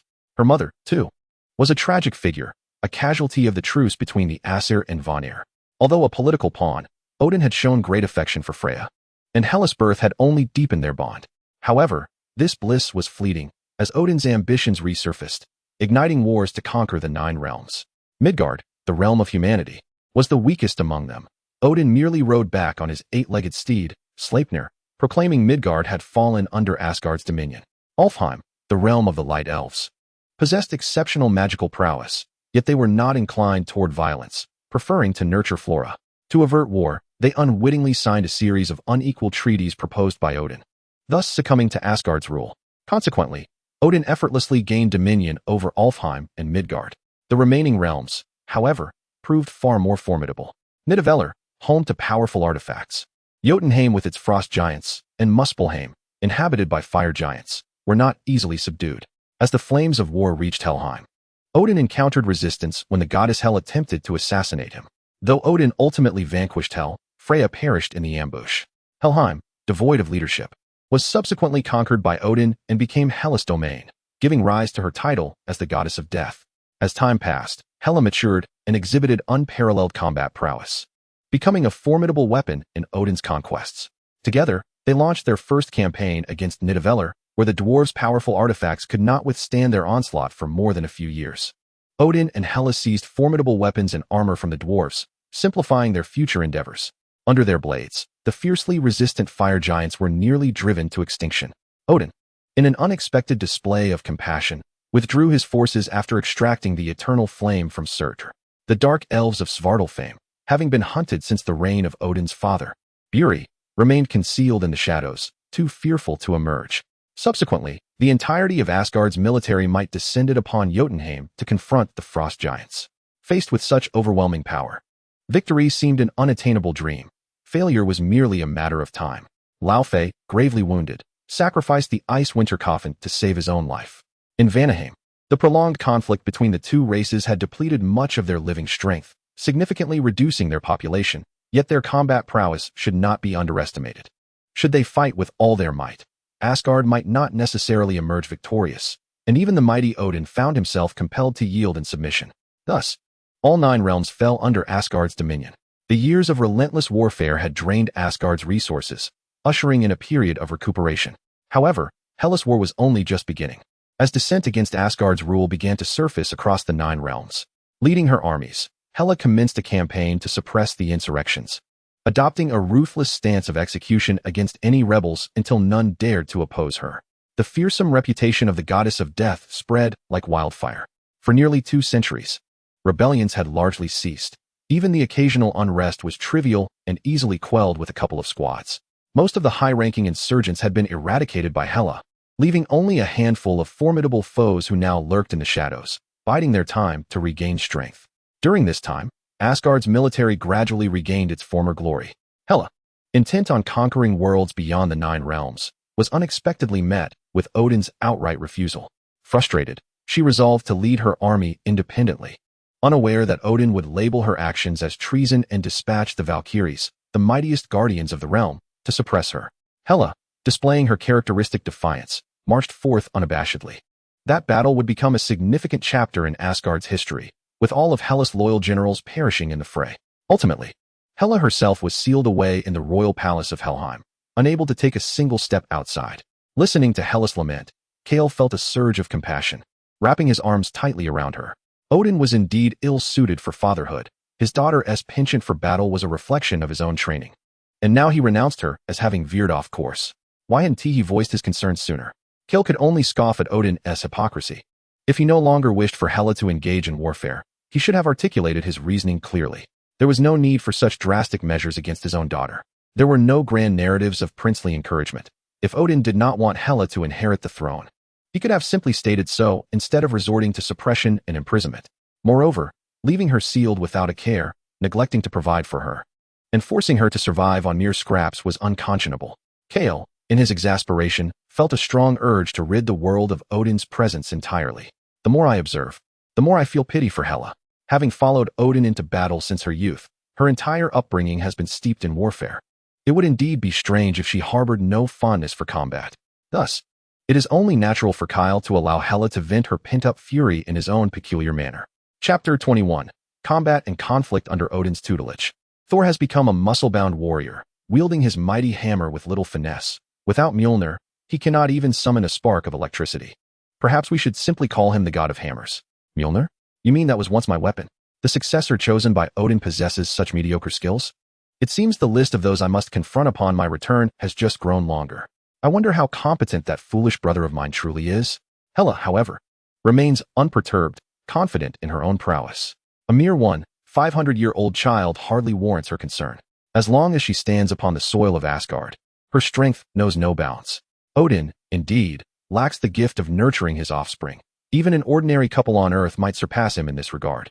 Failing to educate them in their formative years, he leaves them to grapple with vague and inscrutable lessons in adulthood. No wonder he faces such challenges. The cunning third princess, Loki, is Odin's adopted son, retrieved from the battlefield. Loki now behaves like an immature child, forever striving to prove himself equal to Thor, constantly concocting schemes to earn Odin's approval. And as for his magical prowess, it seems to have deteriorated into a penchant for wielding knives. How can that be deemed acceptable? Thor has been the long-suffering victim, having endured countless stabbings throughout his life. Yet, amidst this turmoil, a bond has formed. Thor is protective of his brother, while Loki harbors an obsession with his sibling. If you ask me, why does Loki even aspire to a throne? He might as well marry Thor and become queen. As Hela listens, she senses something amiss. Kyle, a mere mage from Midgard, seems to possess far too much knowledge regarding the secrets of the Asgardian royal family. Could it be that Odin has sent him? Engrossed in his storytelling, Kyle remains blissfully unaware of Hellas' growing disquiet. Loki's mastery of illusion has indeed been impressive. One can only speculate how many times he has toyed with Thor. Do you know Odin? Of course. Just a few days ago, we shared a barbecue. You have no idea how Odin, for the sake of his 2 sons, realizing too late that he has spoken out of turn, he attempts to cover his mouth, only to feel the chilling touch of metal against his neck. Unbeknownst to him, the blade of night has found its place at Kyle's throat. Whatever you do, do not tremble. Even if I know Odin, it does not affect our relationship. My familiarity with him cannot overshadow the bond we share. Put down the sword, and let me explain. At this moment, Hela, consumed by rage, is in no mood for idle chatter. With a slight exertion of her long legs beneath the veil, she sends Kyle flying out of the palace. I detest those who deceive me. What? How have I deceived you? Can we not engage in a rational conversation? Aside from my silence regarding playing mahjong with Odin, I have spoken nothing but the truth. Observing Hela's furious demeanor, Kyle realized that a proper explanation was futile. It seemed prudent to endure a beating first, allowing Hela to vent her ire. Resorting to weapons was excessive. A few punches and kicks would suffice to release her frustrations. Ouch, here she comes again. A flying sword shot towards Kyle's face, but fortunately, he dodged just in time. Otherwise, he would have certainly been left disfigured. Just as he barely evaded that one, 7 or 8 more blades came hurtling at him, effectively sealing off his escape routes. Is she serious? Then I shall not hold back. Without hesitation, he drew forth his cross, deflecting the incoming projectiles. If it comes to a fight, why waste words? Today, it's either your demise or mine. Leaving no room for retreat, is it? With sacred light, he summoned a protective shield, a guardian emblem, a blessing of honor, an angelic benediction, and the melody of celestial harmony. Concerning the light of vengeance, it was best to avoid provoking further tears that would require soothing. Even if he could not overpower her, he must fortify himself with buffs. After all, a thicker hide would better withstand the blows. Let me witness the true prowess of the mages from Midgard. With that, Hela brandished the night sky blade and charged at him. Kyle, not daring to be careless, thrust his cross into the ground. Did she think he intended to fight with his fists? Gripping the handle of the cross, he forcefully withdrew it, revealing a great sword in his hand. How could a knight be without a formidable blade? Clang, clang, clang. The two began their duel, sword glinting in the light. The cross represented faith, yet the sharp blade embodied truth. Initially, Kyle had been dumbfounded upon witnessing the paladins in battle. In his recollections, weren't the clergy supposed to wield crosses? What had changed? After consulting with seasoned knights of the church, he learned that faith was merely faith. Engaging in combat with blunt instruments was an inefficient use of energy. A blade was far more effective. From that day forth, Kyle's understanding of the holy light ascended to new heights.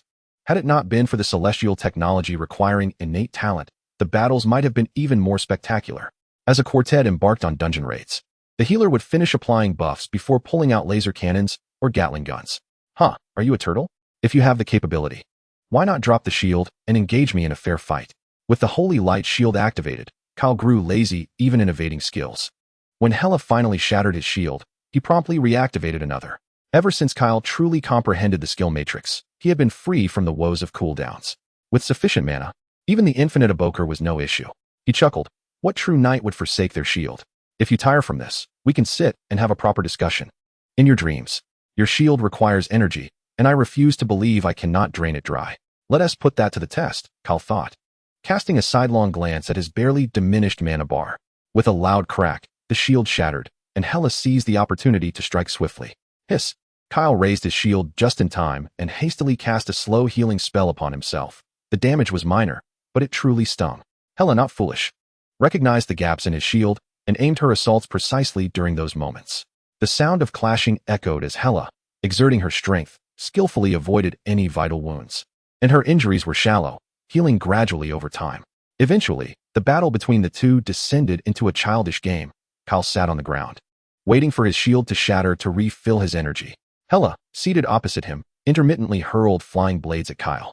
This scene persisted for several hours, with Kyle managing to drain Hela's energy completely. Inside the seal, her recovery was already sluggish, compounded by the fact that Kyle's blue energy was exponentially higher than his health. With a final desperate gasp, Hela collapsed, having exhausted the last remnants of her energy. At this moment, Kyle stood up, brushed the dirt off his clothes, and cheerfully approached Hela with a vial of mana potion. Here, take this to replenish your energy, he said. Hela, utterly devoid of strength, allowed Kyle to administer the potion. With a slight recovery of vigor, She immediately tackled Kyle, attempting to strip him of his gear. Faced with unfavorable odds on the battlefield, she resolved to initiate a different kind of confrontation, one that belonged solely to women. Chapter 22. The way to overcome fear. Do you know why Odin disapproved of your continued expeditions? I don't know, nor do I wish to find out. Odin had never articulated his reasoning, and Hela had never inquired. Even if she were to learn now, it would be too late. The enmity had already been forged during her prolonged imprisonment. Never mind, just listen to me, and you will understand why Odin hesitated. In the cosmos, power can be roughly categorized into tiers, which I will explain to you. The first tier, the planetary level, is the lowest classification. In terms familiar to you as guardians, it is akin to your subordinates. Although their strengths vary, they all belong to the planetary tier. Between this first tier and the lower one lies a minor classification known as the sub-god level, which, had you not been in Asgard, would have been your standing during your prime. Additionally, beings such as Laufey from Jotunheim, the realm of frost giants, and the dark elves from Svartalfheim, along with Surtur, who has lost the eternal flame, also belong to this level. Upon hearing this, Hela began to listen to Kyle intently. If you were standing on Asgard's soil, you would likely reach the god level. And your foolish brother Thor, while he may not yet possess the strength of a god, according to the Asgardian lore, as age increases, so too does power. It is only a matter of time before he attains that level. Odin himself is classified among the god-level beings, standing at the pinnacle of this category. Surtur, who wields the eternal flame, also ranks as a god. His combat prowess formidable, though not surpassing Odin's. The current supreme sorcerer of Earth, the Ancient One, is likewise of god level. At this point, Hela interrupted. Does Midgard truly have god-level beings? Are you jesting? We struggled significantly against a sub-god level frost giant like Laufey. If there were god-level beings, how could Odin so effortlessly command Midgard? Hela regarded Kyle with disbelief, her expression clearly conveying her skepticism. When did Odin visit Earth? It was an era before the birth of the Ancient One. Pay attention. The question pertains to the current supreme sorcerer. As for who held that title prior to the Ancient One, I am uncertain. However, it is evident that regardless of who they were, they possessed formidable backing, the trinity of the Vishanti. Hela, having playfully tossed a strawberry to Kyle, urged him to continue. The trinity of the Vishanti comprises a coalition of three ancient deities, the omnipotent Ashtar, the all-seeing Agamotto, and the venerable Hogarth. This triumvirate is the source of white magic's power. I lack specific details, but it suffices to know they are formidable entities of the multiverse. Multiverse level? Do not rush. Continue listening, and you shall comprehend. Next, we delve into the realm of single universe level beings. Dormammu, the sovereign of the dark dimension, stands as a powerful entity within his shadowy realm. Now, we arrive at the crux of the matter. Pay close attention. The celestial group is a race created by even more potent deities, with each member endowed with extraordinary strength. It was only upon encountering them that Odin retreated to the Nine Realms, assuming the role of a guardian. Do you recall Odin's destroyer armor? Ah, the destroyer Hela remembers. It was during the time Asgard sought to conquer the Nine Realms, recuperating and gathering strength, that Odin commissioned the dwarves to forge this ultimate artifact. Clad in the destroyer armor, Odin engaged the celestial squad, but could only endure a few fleeting moments before being overwhelmed and defeated. In fact, Odin once sought to collect the Infinity Stones, but ultimately relinquished that ambition, understanding that even with the stones, he could not match the creators of the Celestials.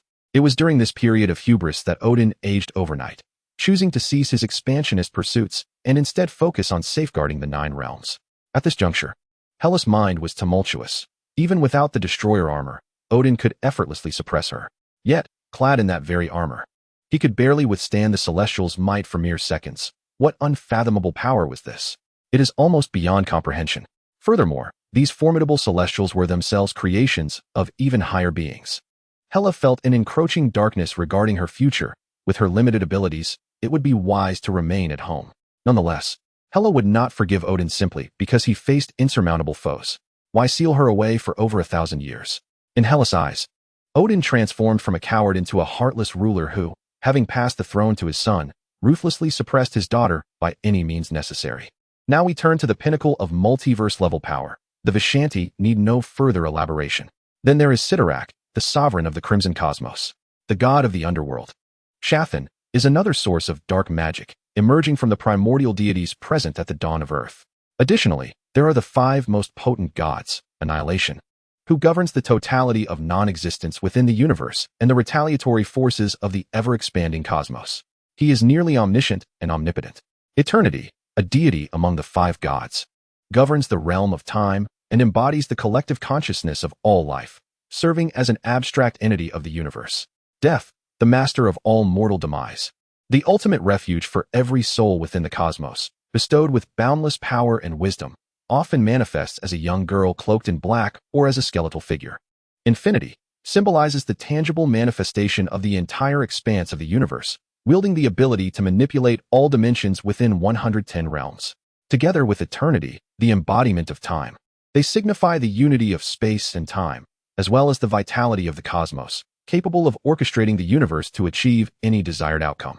Moreover, there exists a most extraordinary entity, the planet devourer. It is said that this being has existed since the inception of the old universe at the moment of the Big Bang, merging with the new universe post-explosion to become the planet devourer. Upon hearing this, Hela was drenched in cold sweat, realizing the multitude of formidable entities within the universe.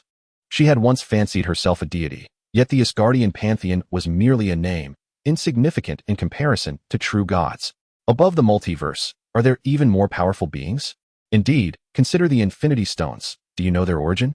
Hela shook her head. The knowledge she had acquired today was nearly overwhelming. The five gods had already epitomized the rules. Could there truly be entities stronger than them? It was unfathomable. This information surpassed her comprehension by an immense margin. According to legend, the Infinity Stones were birthed from the disintegration of the vengeful goddess Nemesis, each governing one of the 6 fundamental attributes: space, time, reality, power, mind, and soul, along with the 7th, the Soul Stone.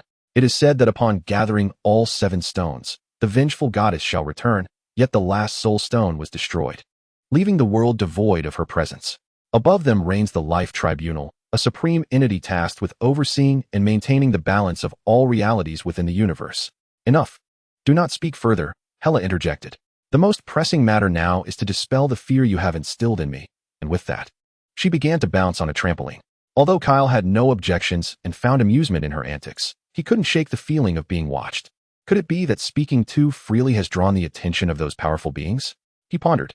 Are we, then, broadcasting live? Chapter 23. The father's regret. Kyle winced as he clutched his lower back, struggling to rise from the bed. Ignoring the wisdom of the elders had led to immediate consequences. Only a weary ox fails to plow the field. The ancients do not deceive. Having been here for 10 days, aside from the initial 2 days, he had not stepped outside except to relieve himself. Hela had even taken to feeding him herself. As the saying goes, at 30, one is like a wolf, at 40, like a tiger, and by 50, one can sit and draw from the earth. Hela, at over 2,000 years of age, indeed exhibited the desires one would expect at such an advanced age. As Kyle passed by a mirror, he finally recognized his current appearance, a stark contrast to the once vibrant and muscular man he had been. Her complexion was ashen, adorned with pronounced dark circles beneath her eyes, and her demeanor resembled that of a terminally ill individual, each step taken with great effort. It felt as though her very essence had been drained, and upon glancing at her attributes, she noted that her health bar was depleting. The recovery rate was negative, accompanied by a slight state of bleeding. No wonder the pain had begun to manifest. Why weren't you resting properly? In stark contrast, Hela entered with a rosy complexion and abundant vitality, her beauty seemingly enhanced by threefold since her last appearance. It was no wonder the television claimed that female demons could siphon the life force of men. What was that? Following Hela's gaze, she noticed small sparks flickering at her feet and instinctively clutched the bed sheets. Ancient One, Kyle. Hela dashed over, attempting to seize Kyle, but her speed proved insufficient as Kyle's entire form had already slipped through. As she aimed to follow him, she caught sight of Odin's silhouette. Hesitating as the portal shrank further, the intense force of the spatial energy warned her that her body could not withstand it. Odin, with a swift motion, she hurled a blade of night sky towards Odin just before the portal vanished. A palpable aura of murderous intent radiated from Hela, expanding outward. For Odin had once again stolen her joy. Odin, I vow that your head shall adorn the grand hall of the celestial palace.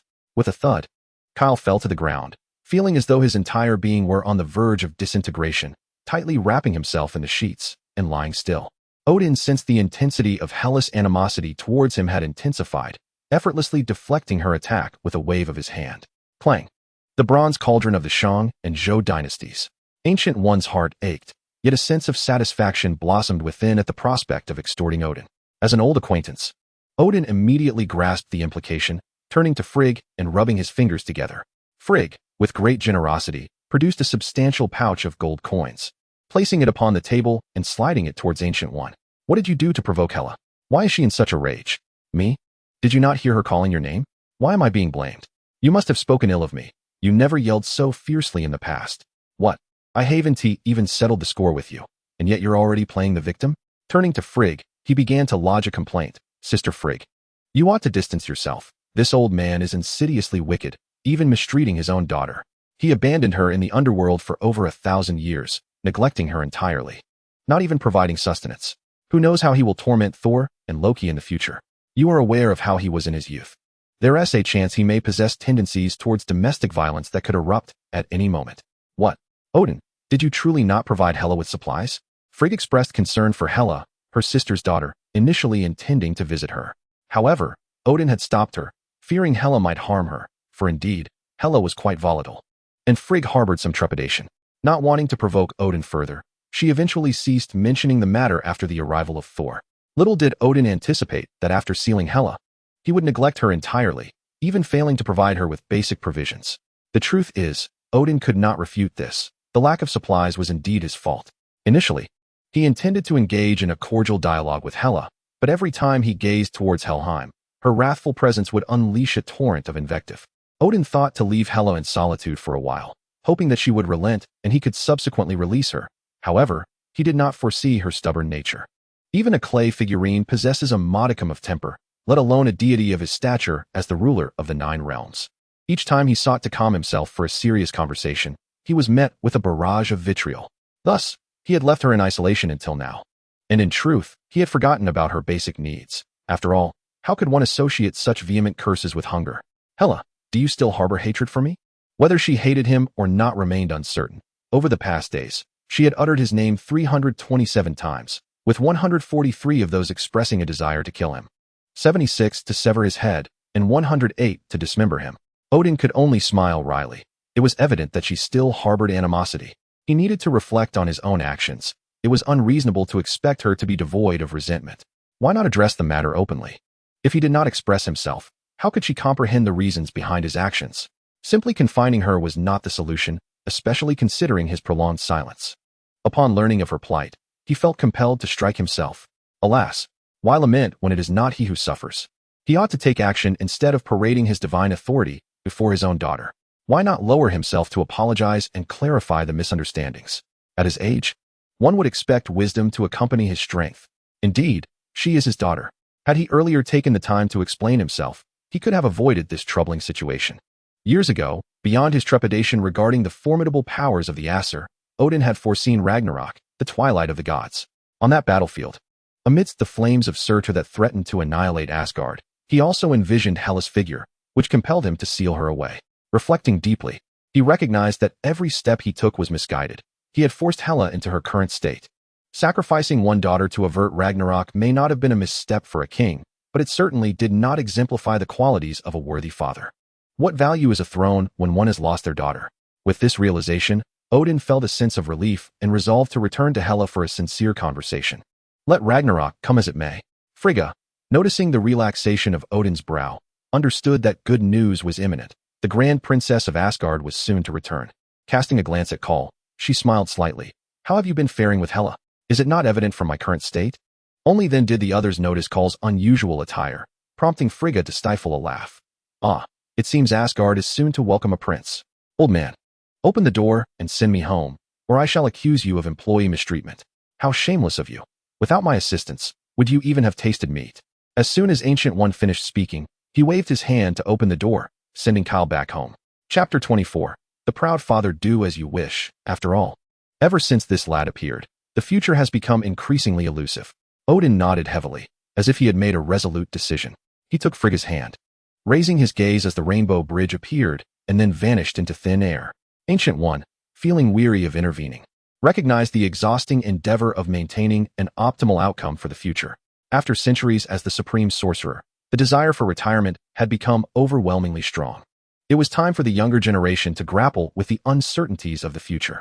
Alas, he thought, he must endure a few more years until Strange could take over. Glancing at the figure busy in the operating room over 10,000 kilometers away, he pondered whether to add a little more support.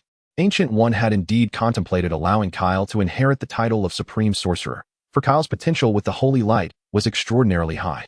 Surpassing him was merely a matter of time. The future would undoubtedly see him as the most formidable Supreme Sorcerer. After discerning the cultivation method of the Holy Light through faith, he had even attempted to practice it himself. The alluring power came without cost. Should the entirety of Kamartaj transition to Holy Light, their combat strength would multiply in no time. Yet, this thought was swiftly curtailed, if it were to be realized.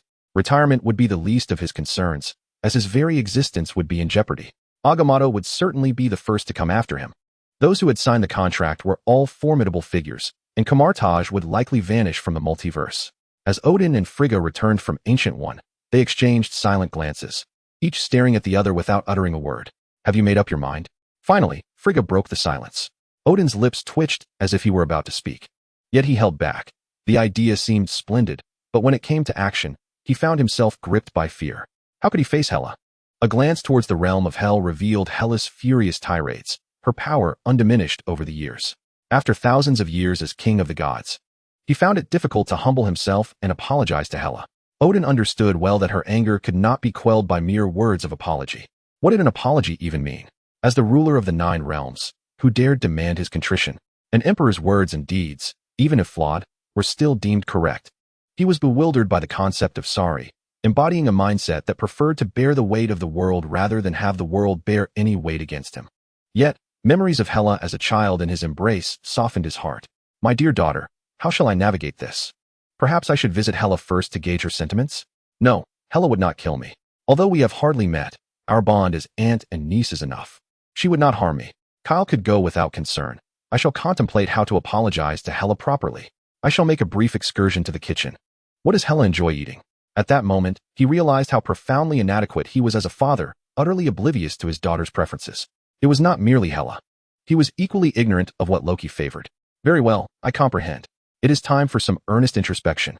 With a sense of resignation, Frigg headed towards the kitchen, acknowledging that, as an aunt, she too had fallen short of her responsibilities. Odin sat upon his throne, silent, for he was utterly unfamiliar with the concept of apology. Could he possibly kneel and bow? Surely that would shorten his lifespan. After a prolonged silence, he finally stood and summoned a maid, where have Thor and Loki ventured. His Highness has taken the second prince to Vanaheim for a banquet. Each day, they indulge in revelry, drinking and brawling. Now, he could not even vent his frustrations on his sons. Prepare the banquet hall, clean it thoroughly, and arrange it as Thor prefers. Odin then journeyed to the celestial treasury, retrieving a flicker of eternal flame to unveil a concealed passageway below. With a thunderous roar, the colossal wolf Fenrir halted in astonishment. Was he not in the midst of battle? How had he arrived here? By Odin. Fenrir growled, baring his teeth at Odin while instinctively retreating, his eyes scanning for his master. With a clang, the power of the eternal spear was unleashed, and Fenrir began to shrink to the size of a husky. Follow me. Soon, I shall escort you to Hela. 2 hours later, Frigg, bearing a food container, was accompanied by a dog as she arrived in the realm of Helheim. Suddenly, a shadow darted past, and Frigg felt a murderous glint at her throat, simultaneously spotting the figure she sought. Hela, is it just you? Aren't you afraid I might slay you? I know you wouldn't, Hela replied. I have brought a plethora of delicacies. Care to sample them? I believe you will find them delightful. He was aware of his misstep, yet his pride prevented him from acknowledging it. He was likely pondering how to apologize at that very moment. Would he admit his fault? To do so would not be in Odin's nature. Hela was not so easily swayed by Frigg's mere words. She was well acquainted with the essence of Odin. An apology? That would be more excruciating than death itself. This was the proof, was it not? He had indeed softened. Frigg observed Fenrir, who was now dutifully seated at her feet. Fenrir? You too have come. Hela finally sheathed her weapon, crouching down to pet the dog. Frigg smiled at the heartwarming reunion of master and pet, opening the food container and arranging its contents on the table. Oh, you mustn't lick me. You are a wolf, not a dog. Hela playfully pushed away the approaching dog's head, cradling it in her arms and giving it a vigorous rub. Only after ruffling Fenrir's fur into disarray did she relent. What of Balder? Is he? Oh, he is likely at home, blissfully asleep. Frigg stifled a giggle. Recalling Kyle's appearance in Kamartaj elicits an involuntary reaction. One could hardly anticipate the formidable prowess of Hela in battle. Even a robust young man like him could be reduced to such a state. Given that he has been sent here, why is there a need to take him away again? Merely a few hours have passed since their separation, and Hela's heart begins to yearn. Once one has experienced companionship, the desire to return to the solitude of the past becomes unbearable. Do you not wish to accompany Kyle? Frigga attentively observes Hela's transformation, noting her figure has begun to blossom into that of a woman. Odin, would you allow me to venture out? Why not? After all, he is your father. Frigga pours the wine as she speaks, reminiscing about the time since she last attended to someone, feeling somewhat out of practice. I am unworthy. I cannot aspire to such heights. Even if you were to permit my departure, only one of us could survive. Why must there be bloodshed? Odin has acknowledged his mistakes. You could choose to forgive him. Would he indeed cede the throne to me? Huh. Chapter 25. Gwen's traveling vehicle. The comfort of a warm bath is unparalleled. After a day and night of slumber, Kyle finally feels rejuvenated, his weakened state dissipating as his formidable regenerative powers return to normal. Although his HP bar is full and devoid of any negative status, a sense of fatigue lingers. The memories of his time in Helheim bring a twinge of discomfort to his lower back. The madness of those days was almost inhuman, especially considering the relentless 24-hour schedule. Kyle typically operates during the day. After a grueling day, he longs for a restful night, while Hela remains invigorated. Hela, drowsily sleeping through the day, rises only to prepare dinner, and after eating, she groggily retreats to bed, determined that Kyle shall not rest. As Kyle seeks respite at night, Hela's energy surges as she embarks on the night shift. Moreover, she refuses to don her armor, claiming it to be uncomfortable. Without the enhancements from her gear, merely enduring the night without succumbing is a testament to her robust physique. With a swift motion, she dries off and heads to the kitchen to prepare a pot of dumplings, filled with handmade delights from Helen's affection. In just 10 minutes, a fragrant batch emerges. Habitually, she reaches for her phone during mealtime. Suddenly, the device erupts with notifications and missed calls. Most are from Gwen, with a couple from Helen, but fortunately, Kyle has previously explained that if he is unreachable, it is due to his business travels. After all, to his family, his work is related to archaeology, making occasional trips to remote locations devoid of signal quite normal. His inbox also holds an invitation from Stark Industries, beckoning him to the opening ceremony of their exposition. As a shareholder of Stark Industries, it is hardly surprising to receive an invitation. Whether Kyle attends or not is of little consequence. Yet it is imperative that invitations are dispatched for significant events. The date of the opening ceremony has long since passed, occurring several days ago when the instructor was still in the realm of Heim, the Industrial Expo. This implies that the timeline has progressed to the point of Iron Man 2. The plot details are hazy, save for a mention of a whip-wielding character named Vanko and Tony Stark's reactor upgrade. It bears no relevance to him. He shall continue with his affairs. He should first return Gwen's call, for he has a nagging feeling that he promised her something, but cannot recall what it was. Hello, Gwen. Oh my goodness. You finally returned my call. I thought you had become trapped within the Pharaoh's pyramid. You know how unscrupulous bosses are. They couldn't care less about whether they're S.H.I.E.L.D or not. I just returned from Africa yesterday. All right. Dear Kyle, has my car been modified yet? Car. Oh. Kyle momentarily falters before remembering the RV he had prepared for their road trip. I just woke up and am having breakfast. I'll head to the modification shop shortly. You should be finishing school soon. Do you need me to pick you up? Thank you for remembering me, but there's no need to come to school. I'm already on break. My apologies. I'll drive over to your house right away. In the face of Gwen, Kyle opts for unconditional surrender. One cannot afford to offend such a beloved character. He swiftly concludes his breakfast, which had been lingering since noon. An hour later, he arrives at the modification shop with Gwen in tow. Upon entering, they are greeted by the sight of a colossal metallic beast standing proudly within the workshop. Wow! Gwen exclaims, her mouth agape at the sight before her. She had anticipated a mere off-road vehicle or pickup truck, but this grand creation far exceeded her expectations. Boss, you're here. The vehicle is almost complete. It just requires a final test before it can be taken home. The proprietor of the modification shop, recognizing the familiar roar of the R8 engine, rushes out from his office to greet his esteemed client. Feel free to continue your work. I'll just show my sister around. The boss, understanding the cue, discreetly departs, leaving behind a sheet detailing the specifications for Kyle and Gwen to peruse. As they circle the vehicle, Kyle finds himself enamored with it, thanks to its remarkably spacious central chassis, which connects the cabin and the cargo area seamlessly. The fully integrated cargo space measures an impressive 8 meters in length and 23 meters in width, resembling a cozy little abode. Upon entering, they find a lounge area featuring a large U-shaped bench. When the table is lowered and the sofa backrest adjusted, it transforms into a grand bed. Should more people require accommodation, there is an adjustable loft bed above. Essential appliances such as a television, refrigerator, washing machine, and microwave are all included. The essential water supply for the human body is complemented by a 1-ton capacity water tank, equipped with a filtration system that allows for direct sourcing from the river, rendering the water potable after filtration. A notable feature at the rear of the vehicle is the restroom, which, when the door is closed, serves as a bathroom and wash basin. The outward opening door conveniently blocks the corridor, transforming the interior into a spacious shower area. Every conceivable configuration that Kyle could imagine has been meticulously accommodated, with the exterior space utilized with precision. Aside from the 2 primary and auxiliary fuel tanks that occupy the most space, boasting a combined capacity of over 1,000 liters. If the destination is not far, refueling becomes unnecessary. Various electric awnings and foldable tables and chairs are neatly stored within the storage compartments. Kyle's primary concern revolves around safety. In addition to essential insulation materials, the outer layer is fortified with Kevlar, offering robust protection against common threats. While this nation experiences its share of gun violence, encounters are not ubiquitous. His foremost priority remains the capability to seek assistance in times of difficulty, facilitated by 3 Stark Independent Satellite Network satellite phones. With 2 satellite receiving devices installed at the front of the vehicle, Stark's products are reliable, albeit somewhat pricey. However, with Kyle's financial resources, he opts for the best without hesitation regarding the cost. The entire vehicle amassed nearly $3 million, with Stark's satellite receivers and phones accounting for over 1/3 of that expense. After a thorough inspection, Gwen's excitement was palpable. "Kyle, I simply adore you." Kyle's efforts were rewarded with a sweet kiss from Gwen. Who wouldn't he want to take such a vehicle out for a few days of adventure?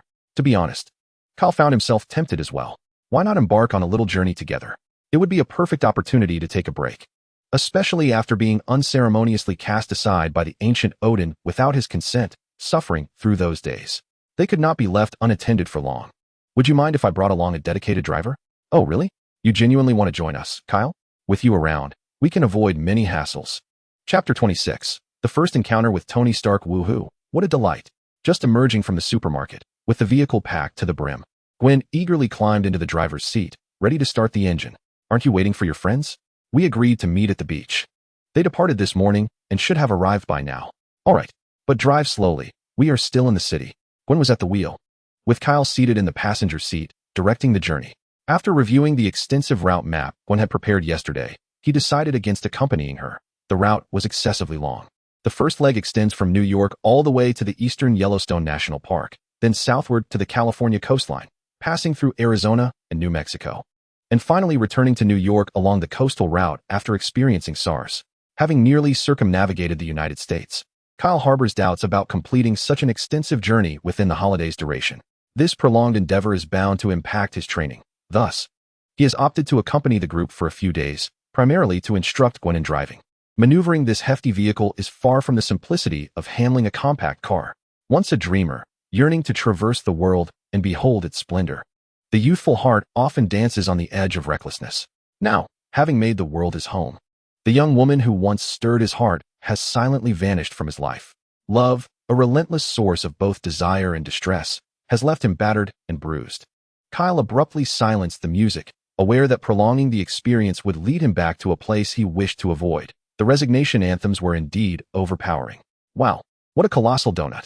From a distance, he spotted a solitary structure at the roadside, crowned with an oversized donut that was undeniably appetizing. "Shall we indulge? Would you like to bring some back for your friends?" Without hesitation, he parked the car and dashed inside to procure the donut, with Gwen following suit to stretch her legs. As Kyle entered the shop, a figure clad in vibrant red and gold armor descended from the enormous donut. "Hello, beautiful. Wow, Mr. Stark." Gwen's face instantly lit up with admiration. In recent times, the headlines had been saturated with this debonair playboy. Recognizing him was nearly impossible to avoid. The sound of his landing was so pronounced that Kyle instinctively turned to look. Iron Man. Wasn't he residing in Los Angeles? Why was he here? The woman accompanying him looked strikingly familiar. Could it be Gwen? No need to search further. Grabbing the donut and tossing down some cash, he bolted outside. Just as their hands nearly clasped, they were intercepted. "Mr. Stark, if you wish to charm young girls, I suggest opting for goldfish or lollipops. That donut is merely suitable for children under 5. Remember to choose something more appropriate next time." Tony scrutinized Kyle before turning to Gwen. "Is this your fitness coach?" The current iteration of Stark was indeed rather irritating. Kyle began plotting how to deliver a well-deserved punch without him realizing. "Kyle is my brother, Mr. Stark. May we take a picture?" Gwen excitedly retrieved her camera. "Of course, that's no problem." Beauties always enjoy certain privileges.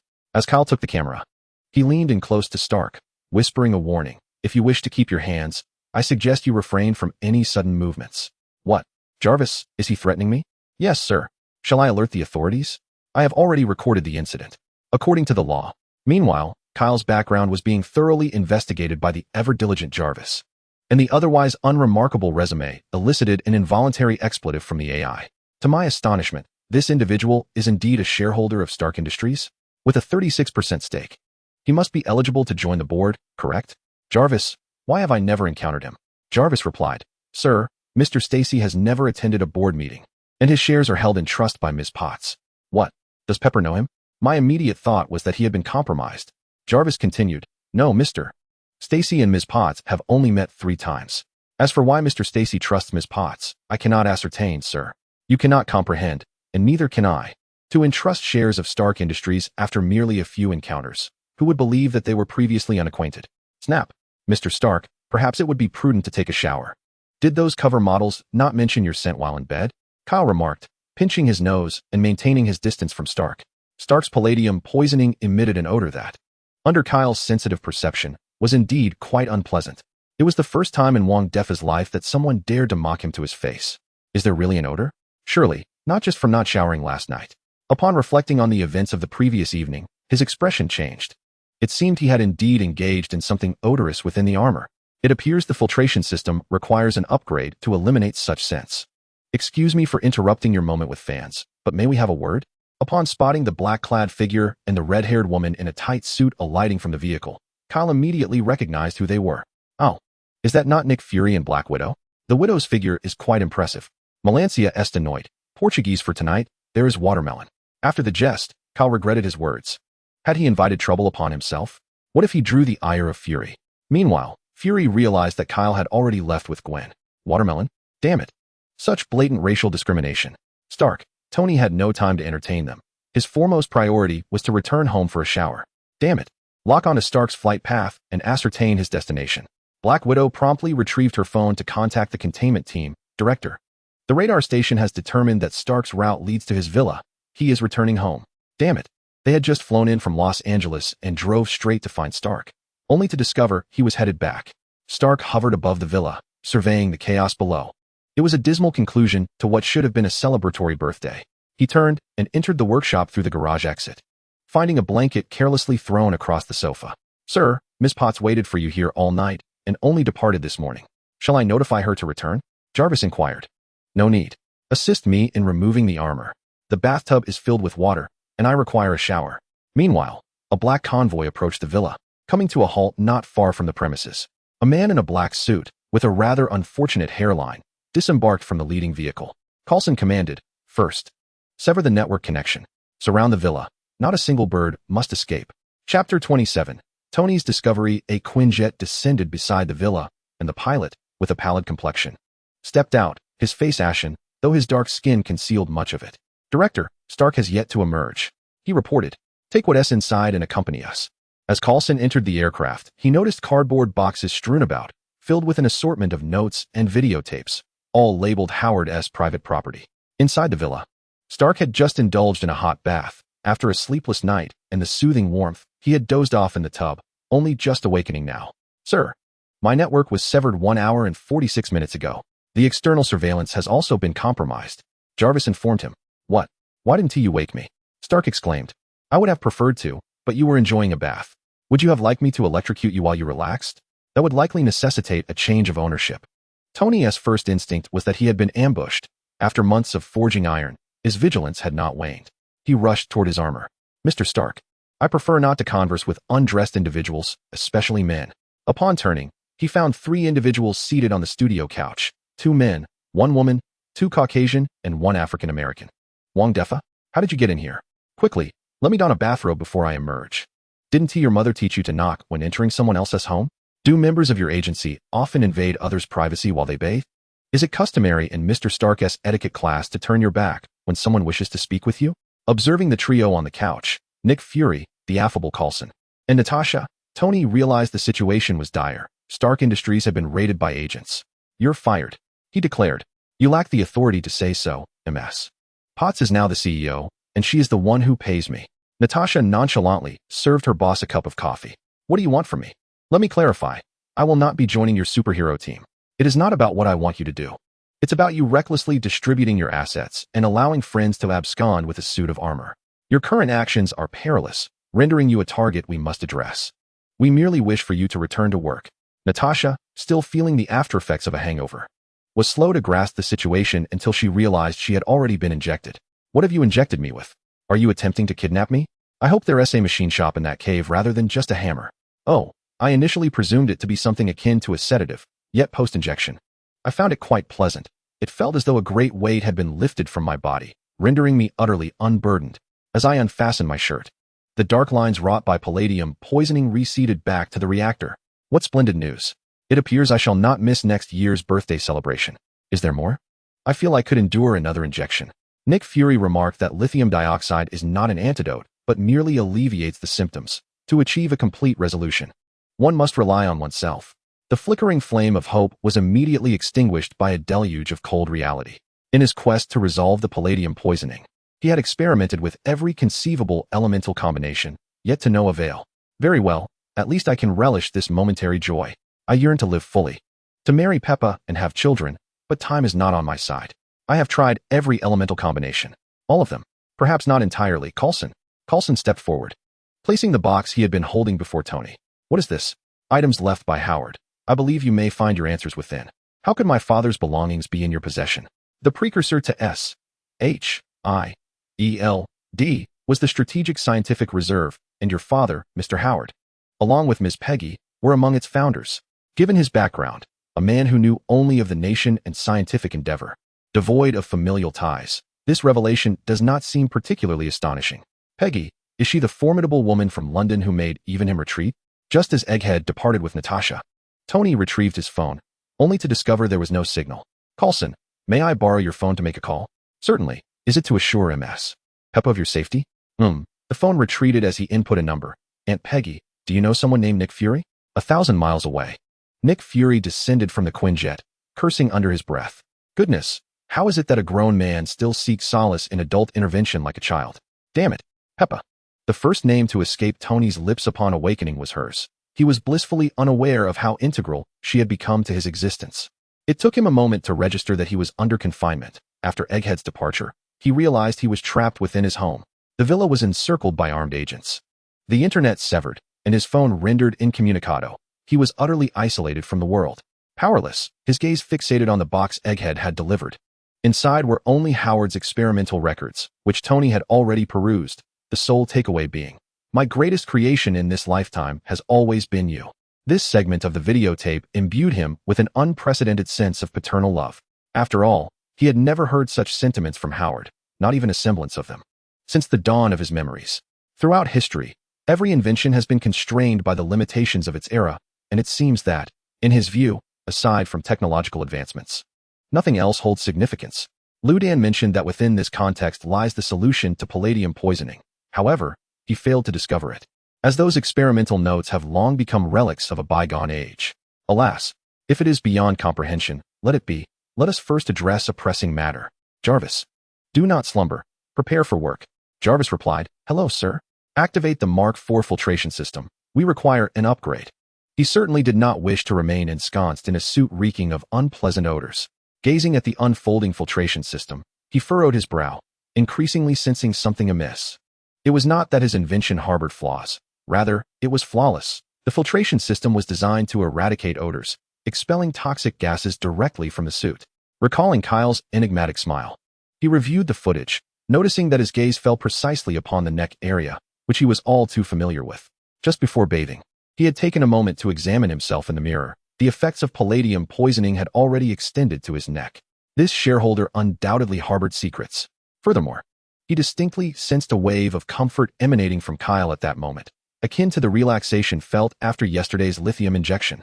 Tony's mind urged him to seek out Kyle. Jarvis retrieved the file of the bodybuilder from yesterday. Jarvis remarked, Sir, my network has been severed. Damn, he almost forgot about that. He was currently prohibited from using the internet. Such a trivial obstacle would be no match for him, the most brilliant inventor of the 21st century. With the network cable cut off, he still had access to his home satellite network. This rudimentary electromagnetic shielding device could not thwart him. With a bit of time and effort, he could easily overcome it. Without hesitation, he rushed to the rooftop satellite antenna to commence his work. Coulson, left behind to monitor, evidently had no understanding of these matters. Seeing Tony resume his activities, they had achieved their objective. Manual assembly proved cumbersome. Tony dedicated several hours to recalibrate the antenna, successfully bypassing the frequency shield to reconnect to the satellite. The first order of business upon reconnecting was to access Kyle's information. Tony found it perplexing that it took so long to locate a single man. An instinctive feeling told him that Kyle could save his life. "All right, Jarvis. Pinpoint the base station connected to this phone number." Jarvis replied, "Locating now." In a matter of seconds, under Jarvis's formidable calculations, Kyle's phone connection was traced to a beach on the East Coast.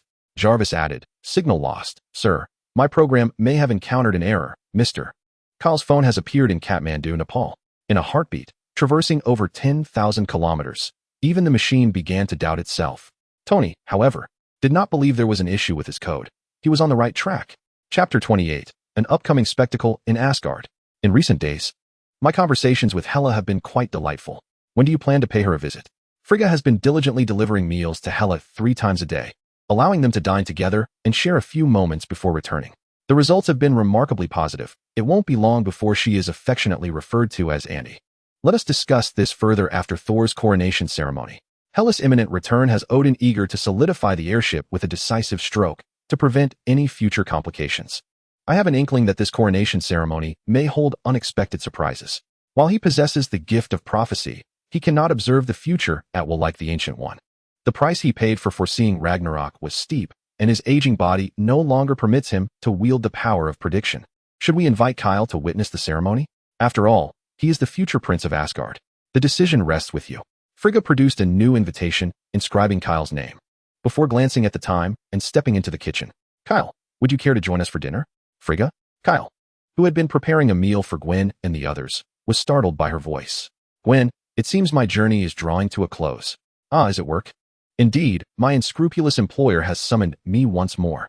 After walking a short distance where Gwen and the others could no longer see, he pulled out his phone.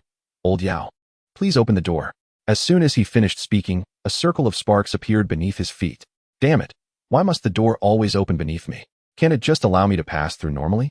Kyle, in no mood to indulge the Ancient One any longer, pulled out a gold coin and tossed it just before it hit the ground.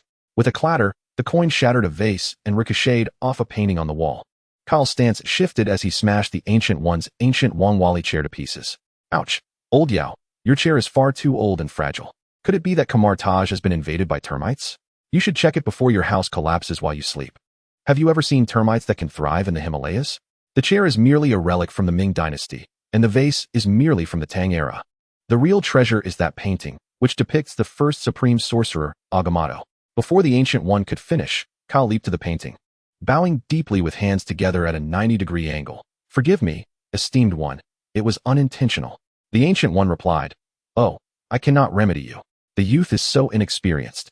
As the Bifrost shimmered, Frigga appeared, carrying a food box. Upon seeing the fragments scattered on the floor, she instantly realized it was Kyle's doing. "Queen, please take a seat." The Ancient One wisely chose to keep valuable items secure, lest they all be ruined by Kyle's antics one day. "It matters not. He shall return what is his." "You must be dreaming, Old Yao. Do you wish for me to continue indulging in fantasies? You are the one who fails to open the door properly every time." The Ancient One, unfazed, took a sip of tea and remarked, "By your logic, even those who take the bus know to pay their fare. Yet you evade payment every time and still have the audacity to complain. Oh dear, after all the arduous efforts I put into upgrading the Sanctum's defenses, I find that it barely covers the cost of a public transport monthly pass." The coronation ceremony? It seems Thor has finally emerged from the shadows. Is Odin preparing to abdicate? If memory serves, this echoes the plot of Thor 1, where Thor was indeed brash, arrogant, and believed himself invincible. Lacking a clear understanding of his own capabilities, he insisted on dragging his friends to the Frost Giant's lair to show off, prompting Odin himself to intervene. That said, Odin is indeed aging. By inviting friends from the 9 realms to witness the coronation, it also serves as an opportunity for Thor to broaden his network. Observing Ancient One, seemingly indifferent, sipping tea, one can see that the old man is quite composed, undoubtedly eager to witness the antics of an old friend. "I think I shall refrain from attending. The Kamar Taj will be quite busy these days." The world has changed so much. Even friends of centuries stand idle when help is needed. And as for those I've known for merely over a decade, it would be even more pointless to intrude. I find myself pressed for time, as I am currently delving into alchemy. Yet, despite this, Kyle does not wish to miss such a momentous occasion. If not attending in person, surely one can still watch the live stream. Glancing at the eye of Agamotto around Ancient One's neck, his fondness for it grows. It is perfectly suited for watching live broadcasts. Very well, I shall introduce you to Thor and the others at a later date. When the time comes for the prince's coronation, I shall certainly visit Asgard. There will be ample opportunities, so there is no need to rush. For now, I must deliver dinner to Hela. Would you care to join me, Kyle? No, I think not. I have other matters to attend to shortly. The mere mention of Hela sends a pang of discomfort through my lower back. Reflecting on those recent experiences is enough to instill fear. Though my body has healed, the scars on my psyche will take longer to mend. Farewell. Once Frigga exited, only Ancient One and Kyle remained in the room. Kyle, wearing a mischievous grin, turned to Ancient One. Would you kindly assist me? I mean no harm. I merely wish to borrow the eye of Agamotto. I would like to watch the live broadcast of Thor's coronation, a grand spectacle indeed. I could enjoy popcorn with Hela, as if we were at the movies. Do not give me that look. I know your intentions, and this time, it is not feasible. I require it for the next few days. However, the all-seeing eye can fulfill your request. Ancient One conjured a small hole and retrieved a pendant adorned with a triangular eye encircled by brilliant light. Meanwhile, his thumb and forefinger began to fidget, indicating a desire for rent. How absurd. The esteemed Sorcerer Supreme is so avaricious. Shouldn't he seek a planet to mine for gold instead of fixating on his meager possessions? Ha ha ha. Given our relationship, do you really think I would quibble over money? Here, take this to improve the rations for the brothers at Kamartaj. Kyle readily produced a bag of gold coins. Rental fees aside, he did not mind parting with such trifles. As for when that will happen, it's uncertain. Just as the eye of Agamotto was activated, I felt a draft beneath my feet. You must be kidding me. Another door opening beneath me. Doctor Strange, ever so considerate, has opened a portal right above the swimming pool. Through the portal, I glimpsed a figure that ought not to be where it was. Chapter 29, The Ongoing Heist Splash. Kyle fell into the pool, emerging like a drenched chicken. Old man. Next time we play mahjong, if you let me win again, I swear I'll be your dog. Just as I exited the pool, I noticed a blaze erupting several hundred meters away from the rooftop. Is that Stark? Has he moved to New York? Tony, soaring through the sky, seemed to sense my gaze and turned to look at me. Buzz. A text. Account ending in 4363 has received a deposit of 100,000,000. The name on the transfer account read Tony Stark. An hour and a half ago. Mabry Beach. Coulson sipped coffee while monitoring video surveillance, just in case someone attempted to assault Stark's residence. Suddenly, a fiery trail shot up from the villa. Sir, Mr. Stark has taken off in his suit again. On the other end of the line, Rhodey exploded with fury. Damn it. Is he trying to get himself killed? Meanwhile, Tony, piloting his suit, received Rhodey's concerned call. Jarvis. Screen all incoming calls. An hour later, Tony flew over Manhattan, finally landing atop Stark Tower. Thud. The heavy suit crashed down, shattering the floor beneath him. Not a bad place, quite suitable for a party. Sir, Mr. Kyle is currently not home. Your actions could be classified as trespassing under castle law. Silence. I don't need a legal lecture from you. Tony scanned the area, looking for a place to sit and wait for Kyle's return. A person capable of traversing over 10,000 kilometers in an instant. Such feats are beyond the current capabilities of our technology. It must be the result of mystical powers. Tony's heart raced with excitement. He had glimpsed a glimmer of hope for resolving his palladium poisoning. When science falls short, could mysticism provide the answers?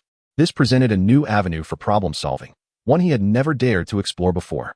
As a scientist, he was meant to be an atheist. Yet the current situation compelled him to consider the possibility. If it were true, there might be a chance for survival. He held no illusions that mysticism could solve the material issues of the reactor, but it could potentially extract the metal shards from his heart. That way, he could remove the reactor from his body, fundamentally addressing the palladium poisoning. During his journey, he had perused numerous resources online about various methods. Many seemed dubious at best, but some individuals had astonishingly improved due to those unconventional treatments. Kyle's ability to traverse vast distances reignited Tony's faith in the mystical. What I witnessed was undeniable moments ago. Tony had pinpointed Kyle's location at a beach in New York, utilizing the signal tower connected to Kyle's mobile device. He had infiltrated a vehicle's surveillance and caught a glimpse of Gwen, further confirming that Jarvis's tracking was indeed accurate. Coincidentally, there was only one resort hotel in that vicinity. And from the hotel's cameras, they also spotted Kyle. Observing Kyle as he strolled from the beach to the side of the hotel, he pulled out his phone and uttered a phrase.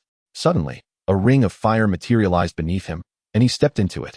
If all goes as anticipated, the other side of this fiery portal should lead to Kathmandu, corresponding with the location of Kyle's phone. This instantaneous leap across thousands of miles compelled Tony to take Kyle seriously. Lo and behold, this muscular gentleman is still a devotee of Satan? Upon entering the living room, he was immediately struck by the sight of a massive inverted cross against the wall, complete with a handle. Was it intended to be grasped? Furthermore, the array of fitness equipment scattered about caught his eye, particularly the heavily loaded barbells. 2 plates, perhaps. What manner of individual could possibly lift 500 kilograms? One must wonder if they fear collapsing the floor beneath them. Settling onto the sofa, he casually picked up a book from the table. Grand Blue Lore? This immediately suggested a religious scripture. Jarvis, please investigate the doctrines associated with this religion.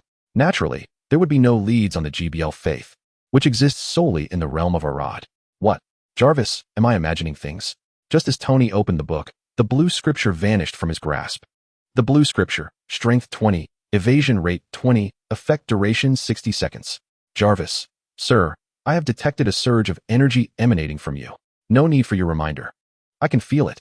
Tony felt invigorated, with an overwhelming sense of power surging through him, banishing the fatigue from his extensive flight from Marbury to New York. Beyond that, he sensed nothing else. Jarvis, sir, that energy has approximately doubled your physical attributes, but it will dissipate after 1 minute. Are such wondrous items commonplace in a wizard's abode? Merely opening a book can enhance one's physique twofold, and yet the military is still researching super soldier serums? Uneasy, Tony instructed Jarvis to conduct a thorough examination of his body, finding no anomalies, which put his mind at ease. Jarvis, scan the entire house. Let us uncover what other secrets the wizard may be concealing. Jarvis, the crucifix pendant on the wall exhibits an energy response. Tony approached and removed the pendant, admiring its crystalline clarity, which seemed to harbor intricate patterns within. Jarvis, magnify the design and document it. Analyze the pendant's material. Natural crystals shouldn't possess such transparency. Why does it resemble glass? The patterns were deeply concealed. Without Jarvis's magnification, they were nearly indecipherable. Jarvis, sir, I am unable to analyze the material. There are no similar elements in the database.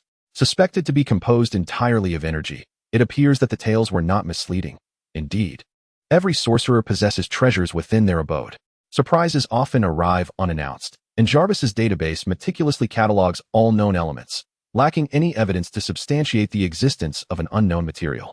Whether it pertains to the palladium substitute he is currently seeking or, more broadly, as an inventor, this revelation is a monumental astonishment for Tony. Clutching the pendant, he inadvertently exerted force, forgetting that he was still encased in armor, which possesses strength far beyond that of mere mortals. This pendant was once a masterpiece of Kyle, a remnant from Helen's previous version. The stress threshold was originally calibrated for ordinary individuals, but Tony's force triggered the revenge of light. Crack! A bolt of lightning surged through the doorway, striking Tony. Jarvis, energy level at 120. Is that it? No wonder Tony was so sensitive, immediately attributing the phenomenon to the pendant. The building is equipped with lightning rods, and being indoors, it should not be struck by lightning under any circumstance. It seems to possess a rather volatile nature. Crack! After several attempts, Tony ultimately confirmed that the excessive grip had indeed triggered the lightning. When held gently, there were no issues. He promptly opened a small storage compartment in the armor and placed the pendant inside. Jarvis, sir, your actions constitute theft. I shall settle the account. Jarvis, transfer 1.2 billion to the sorcerer's account. Chapter 30.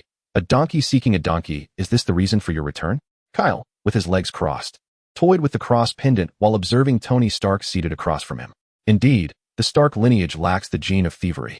I merely wish to investigate this newfound material at the earliest opportunity. If you disapprove, I shall not take it. The funds can remain as compensation for the disturbance. TSK. Quite troublesome. Faced with Tony's earnest demeanor, Kyle found himself momentarily at a loss. Why return after having taken something? The pendant had hung there for an indeterminate time, and Kyle might not even notice its absence. Taking it would have sufficed. Yet, here he was, returning midway. Should it be given or withheld? Speaking of which, shouldn't Tony be at home, watching his father's tapes in search of new elements? Why has he come here instead? This diverges from the cinematic narrative. Could this incite a shift in the timeline? Wasn't the Ancient One tasked with ensuring the future unfolds favorably?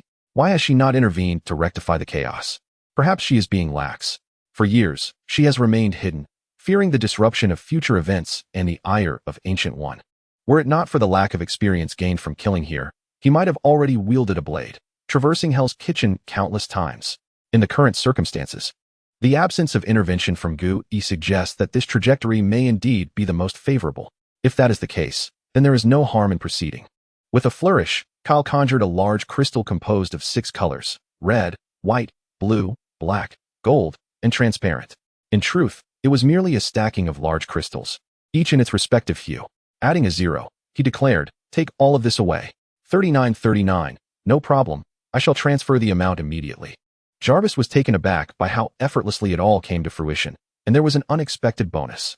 Kyle thoughtfully procured a suitcase to facilitate Tony's transport of the large crystal, with each color totaling 9, perfectly forming a substantial rectangular prism. As he was placing the black layer into the suitcase, Kyle paused. The black one is a no-go. It could bring you trouble. The dark attribute here is indeed a form of dark energy, and taking even a few of these pieces would surely trigger the temple's alarms. At that point, the defenders of Kamar Taj would be dispatched, and it might even attract the attention of several sorcerers. All right, you're the boss, Tony acquiesced. As he prepared to leave with the suitcase, he turned back and said, "Thank you." The intensity of Tony's gaze sent a shiver down Kyle's spine. Goodness. Could it be that he was reconsidering his orientation? Buzz. The account ending in 4363 received a transfer of 1,000,000,000, bringing the balance to 1.7 billion. Splendid. Kyle retrieved his phone and dialed. Old Yao. Mr. Stark, for your safety, your armor will be temporarily under our custody. Upon Tony's arrival home, Coulson and his team surrounded him, personally placing Mark IV into the large suitcase and locking it up. All right, now please leave. I need to work. Coulson cast a final glance at the suitcase Tony had brought before departing to return to the surveillance vehicle. Have we tracked Stark's whereabouts? The radar has only pinpointed that Mr. Stark went to Manhattan, New York, but the surrounding buildings obstructed a precise location. We are currently analyzing satellite infrared images for specifics. Good. Ensure the garage exit is sealed. Stark is not to leave without orders. Yes, sir. Tony, too preoccupied to concern himself with their antics, rubbed his hands together, his expression reminiscent of a newlywed on their wedding night. With a swift motion, he unzipped the suitcase. Wow, golden legend. The topmost golden crystal truly dazzled the eye. Jarvis, let us get to work. He began extracting a portion of each colored crystal and placed them on the workbench for analysis. By the time he returned home, it was already the early hours of the morning, and unbeknownst to him, dawn had arrived. The results of the crystal analysis left Tony furrowing his brow. No matter how many times he reviewed them, the conclusion remained unchanged. They were composed purely of energy. Much like ice melting, the energy within these crystals would diminish over time, causing their volume to shrink. Without a clear understanding of the crystal's composition, conducting experiments to combine and arrange them with other elements was rendered impossible. There is also good news. Crystal energy is extraordinarily stable, even when ground into powder. It remains pure energy. Different colors embody distinct energy attributes. Red signifies exceptionally high temperatures, while blue conversely represents extremely low temperatures. White exhibits a certain volatility and is the closest to conventional electrical energy, while colorless energy is the epitome of purity, devoid of any attributes. Gold, however, harbors energy levels tenfold that of other colored crystals. It is clean, environmentally friendly, and guarantees zero emissions, leaving no residue after use. Jarvis, let us experiment by mixing the powder with palladium. Jarvis responded, analysis complete. The radiation from the palladium element has diminished tenfold. Let us increase the powder ratio and conduct another experiment. After several attempts, the radiation of the palladium element was ultimately reduced by 200 times. The fuel plates composed of crystal powder and palladium, once depleted of energy, only increased the blood toxin concentration by a mere 2. With ample chlorophyll intake, the blood toxicity could be mitigated further. Although the most pressing issue remains unresolved, the intermittent use of the battle armor will not pose an immediate threat to his life. Haha, Jarvis, let us experience the sensation of this new energy plate. Tony promptly replaced the palladium energy plate in the reactor with the newly crafted composite palladium plate. After a brief moment of hesitation, he gazed at the 2 energy plates on the table, suddenly enlightened. Isn't crystal composed solely of pure energy? Why incorporate palladium? Wouldn't it be better to use the crystal directly? Why introduce radiation unnecessarily? Further research into new elements seems superfluous. This is the ideal substitute for palladium. Moreover, Transforming the reactor into an energy conversion device would suffice. Goodness, what have I been doing all night? Searching for a donkey while riding one. Tony, with reddened eyes, completed the conversion device in less than an hour. Haha, I no longer need to worry about an unexpected demise. Tony, what are you talking about? Why would you die? Potts, accompanied by Coulson, who wore a warm, motherly smile, tidied up to prepare for departure. Sir, the infrared photographs have been analyzed. Mr. Stark has gone to the Stark Tower, where the top-floor resident is a shareholder of Stark Industries. Kyle Stacy. Chapter 31. The gaze of death. Nick Fury furrowed his brow as he scrutinized the photograph in his hand, depicting Tony being struck by lightning on the rooftop. What is the weather like in New York? Clear skies. There have been no thunderstorms in the past week, nor are any anticipated in the week to come. Many individuals are struck by lightning each year. Under normal circumstances, S.H.I.E.L.D.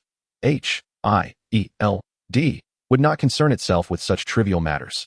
However, 5 years ago, a field agent was struck by lightning while on leave, and upon examination, it was discovered that he contained an unidentified substance within his body, distinguishing it from typical lightning strikes. 5 years of investigation have revealed over a dozen similar incidents, the most recent being 2 robbers who were killed by lightning while attempting a heist in a store. The earliest records can be traced back to the infamous gang shootout in Hell's Kitchen in 1997, where officers were caught in crossfire. And by the time they identified the shooter, he had already succumbed to a lightning strike. In 1998, during a campus shooting incident, the assailants exchanged fire with police. Yet once again, it was the assailants who met their demise by lightning. In 1999, a robber attacked a passing woman and was similarly struck down by a bolt from the heavens. The year 2000 witnessed protest marches, while in 2001, criminals continued to plague the streets. Such occurrences have been commonplace, with 1 or 2 incidents transpiring each year, invariably resulting in the criminals being struck by lightning. In every exchange of gunfire between law enforcement and wrongdoers, the name George Stacy has consistently emerged. Only on a handful of occasions did he arrive at the scene post factum. The S.H.I.E.L.D. agency also monitored George for a time, but found no irregularities.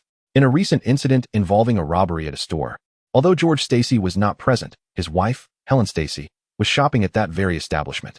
Stark's latest lightning incident has once again drawn S.H.I.E.L.'s attention, successfully shifting their focus to Kyle. It seems we must locate this extraordinary individual.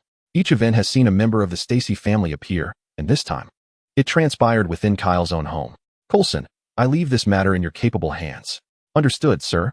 Being caught by the boss has become a familiar ordeal. One must wonder, can't we recruit a few more field agents? The plight of the working individual is indeed arduous. Kyle, rising early as per his routine, drove to the New York sanctum to continue setting up the magical array. Upon reaching the entrance, he suddenly recalled his intention to take a break. How had he ended up working again? Was he destined to be a laborer? Nevertheless, adhering to the principle of having come this far, he commenced another day of toil. His growling stomach reminded him that it was already noon, prompting him to emerge from the mezzanine. Daniel, did you have lunch? He thought, but the words remained unspoken. The New York sanctum lay in disarray, with magical artifacts scattered across the floor. Had they been robbed? Who would dare to disturb the sanctity of the Ancient One? Where was Daniel? A whiff of blood wafted into Kyle's nostrils, making him realize the gravity of the situation. Daniel, are you all right? He summoned a shield of holy light around himself, while his other hand coalesced a spear of divine radiance, scanning the area for the assailant's silhouette. After searching the second floor without finding anyone, he finally spotted Daniel lying in a pool of blood on the staircase. The source of life quickly healed his wounds, but his spirit had already departed. Just as Kyle touched the lifeless body, a spectral form emerged from Daniel, exclaiming, Kyle, the sorcerer, Caecilius has stolen the Watum wand. With those final words, the apparition dissipated into nothingness. Daniel, are you still there? Silence followed. It was evident that he had truly passed on. The loss of a friend, one who has been by my side for over a decade, weighs heavily on my heart. Kyle's circle has always been tragically small, and now it has diminished further. Just as I was about to retrieve my phone to inform Gu-E, I noticed an item in the bottom left corner of my inventory that I had never utilized. A golden, vibrant resurrection coin materialized in my hand, and a bold idea sparked in my mind.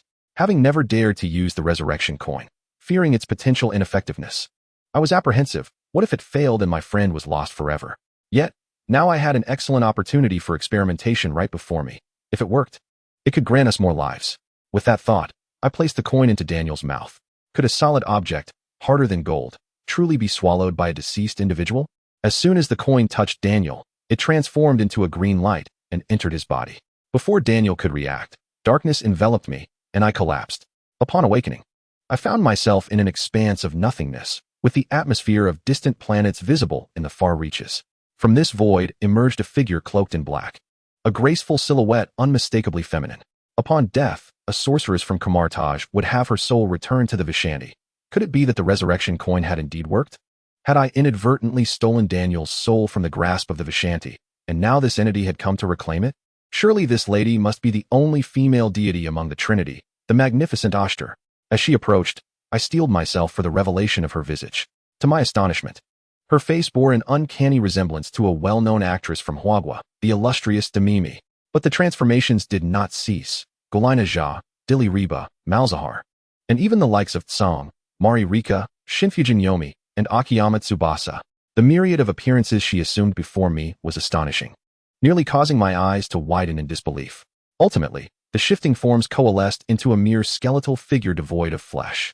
Death is a manifestation of the rules, devoid of a definitive form. It embodies whatever you perceive it to be, she intoned. With an ethereal touch, Death encircled her arms around me, inhaling deeply. Oh, the pure essence of life, she mused, her grip on the unconscious Kyle revealing his youthful naivety and the necessity for growth. Then, as mysteriously as she had appeared, Death vanished, and I began to gently descend. Gu-E, you shameless thief. You have brought disgrace upon Agamotto. I raged, my voice laced with indignation. In response, Gu-E wore an expression of indifference, unfazed by my accusations, as if to suggest that those who have never borrowed money are the true lords of the world. What can you do if I choose not to repay? Your disciple is equally unprincipled. Perhaps you should rename Kamartaj to Thieves Incorporated, a congregation of the unscrupulous. I spat. As for Gu-E, she appeared perplexed. Did one of her students truly embody the essence of a deadbeat? Such behavior is hardly commendable. Without the necessary skills, one should not take on tasks beyond their capability. His audacity to act as a deadbeat suggests he has powerful backing, perhaps waiting to train a disciple before he reports to the esteemed one's entourage. Could it be that among the disciples of Kamartaj lies a hidden second-generation talent? A mere apprentice daring to default on debts would have long been confronted and coerced into repayment. Which illustrious strategist has begun to follow in his footsteps? Before the Ancient One could ponder further, the dark dimension of Dormammu loomed ominously, triggering the defenses of the sanctum. The vengeful rays of holy light rained down upon Dormammu with a thunderous fury, though capable of annihilating ordinary foes. The damage inflicted upon such a formidable being was swiftly mended by the dark powers at his command. While it may not have caused substantial harm, the annoyance was palpable. Before the Ancient One could unleash a counterattack, Dormammu retreated, utterly shameless and despicable. Chapter 32. Connecting to channel server, how brazen.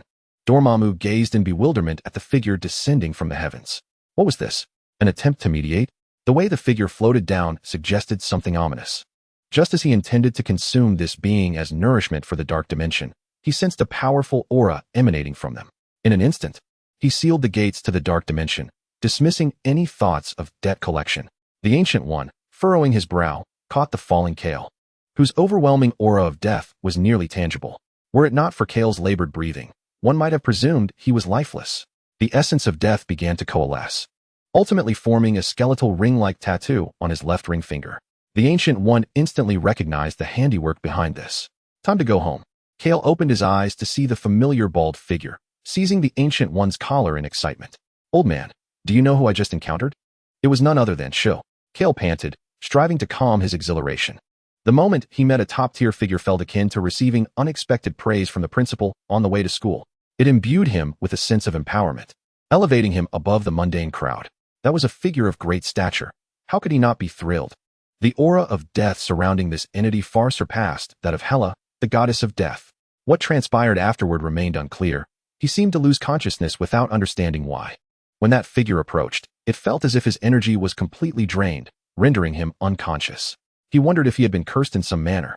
After the excitement, fatigue often ensued, leaving him feeling drained, as if his very essence had been siphoned away. What of Daniel? The Ancient One replied. He is currently dealing with the aftermath left by S.H.I.E.L.D. A succinct explanation sufficed to convey the gravity of the situation. Kale was no stranger to S.H.I.E.L.D. Upon hearing of Kale's prowess in healing through the light, S.H.I.E.L.D. had sought him out for assistance in resurrecting his family.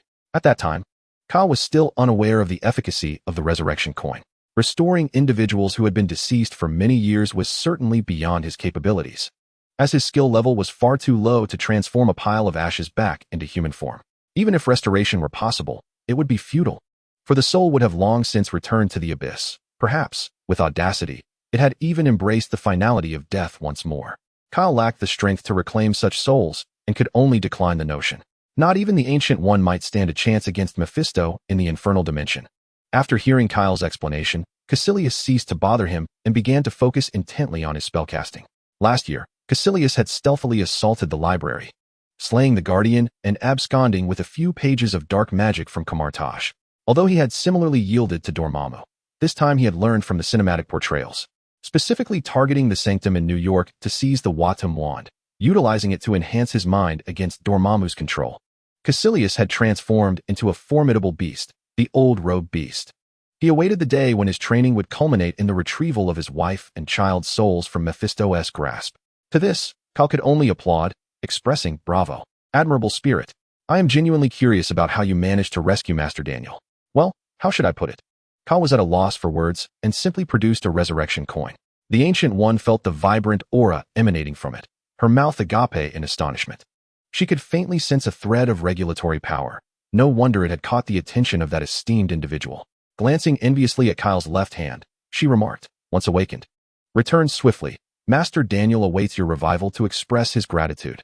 Well then, should you have any queries, take a moment to reflect. The answers will reveal themselves, she added. All right, thank you for the bed. I shall bring you some delicacies next time. A fleeting expression of surprise flickered across her face as she stood behind the Ancient One. A strict mentor produces exceptional disciples, but one must not be excessively stern. Otherwise, they become as lifeless as a mouse before a cat. With a swift motion, Kyle brushed off non-existent dust from his clothing and passed through Camartage's fixed portal back to the Sanctum in New York. The Sanctum had regained its former pristine state, with Daniel busy polishing the artifacts, ensuring they were clean before returning them to their rightful places. Upon seeing Kyle's return, he hastily set aside his cleaning cloth and approached, halting 2 meters away to bow deeply at a 90-degree angle. "I am immensely grateful, Master Kyle. I have prepared a feast for you. Please do indulge." In gratitude for saving his life, he, a man of advanced age without wealth or prowess, could only express his appreciation through a sumptuous meal. "You are being overly courteous. Let us eat, for I have not dined since noon, and now that evening has arrived, I am positively famished." The dining table on the second floor was laden with an array of dishes: sweet and sour pork, spicy chicken, steamed meat, and fish-flavored shredded pork, all of Kyle's favorites. Knowing Kyle's tolerance for alcohol was limited, he had even prepared a pot of jasmine tea, its fragrance wafting delightfully through the air. "Why don't you sit down and eat as well? Standing there and watching me will not sate your hunger. I must tell you, when savoring pig's knuckles, one must first prepare the skin, for the true flavor resides within it." Excessive courtesy can be quite uncomfortable. Daniel, bowing and bending, stood by awaiting the pouring of tea, and even when he finally sat down, he refrained from picking up his chopsticks. This left Kyle feeling utterly ill at ease, and even in the presence of a sumptuous feast, he found it as tasteless as chewing wax. "Well then, I am full. You may eat on your own." The primary concern is observing the elderly gentleman, who at over 60, remains so rigid, which cannot be good for his health. It is certain I did not satiate my hunger, for upon returning home, Kyle prepared a pot of dumplings to nibble on. It was only when he grasped his chopsticks that he noticed a black skull ring tattooed on his left ring finger. What is this? Could it be the legendary curse of the god of death? "You shall never see me"? Much like Deadpool, cursed to an eternal life. As long as you do not die, you cannot encounter the god of death. Or perhaps it is a blessing of some sort. Ancient One advised not to question its nature. After pondering for a while, he still could not comprehend it. Regardless of its essence, it was of little concern at present. And given the vast disparity in levels, urgency was futile. Upon logging into the game and entering the hotel space, before even beginning his training, he noticed an anomaly. The sign outside had inexplicably changed to read, "Connecting to channel server." This suggests he was about to return to the continent of Arad. Oh, how he missed Sister Kelly. Before he could revel in his excitement, another delightful surprise surfaced. The large button at the center of the screen changed from gray to green. Marketplace, Chapter 33. Potion with the scent of stinky feet, haha, cough, cough. He stopped only after laughing to the point of breathlessness. Let me elucidate what constitutes a delightful surprise. This is indeed a surprise. To phrase it more eloquently, this is a golden finger, yet in reality, it can only be deemed a half function. Besides being able to view the panel, it merely serves as a warehouse, incapable of performing any other function. While on the continent of Arad, at least he could grind monsters and level up. Now, every ounce of his power was the fruit of his arduous training. The opening of the marketplace finally lent some semblance of utility to the Golden Finger, half-functioning beast evolution. As he opened the marketplace and beheld the myriad of enticing items, he could not help but salivate. Recovery potions, outfits, pets, come to me. Recharge, insufficient Q coin balance. Thus, the question arose, how does one recharge? Credit card? With no clear thought process, he pulled out his bank card and swiped it against the recharge button, clicking to refresh once more.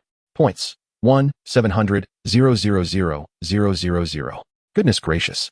What are we waiting for? Let us spend immediately. One must ask, how could a dedicated player ever compete with a spendthrift? By the way, does this count as a bug? Converting coins to dollars and dollars to points. Aren't we essentially relocating the marketplace back into our hands?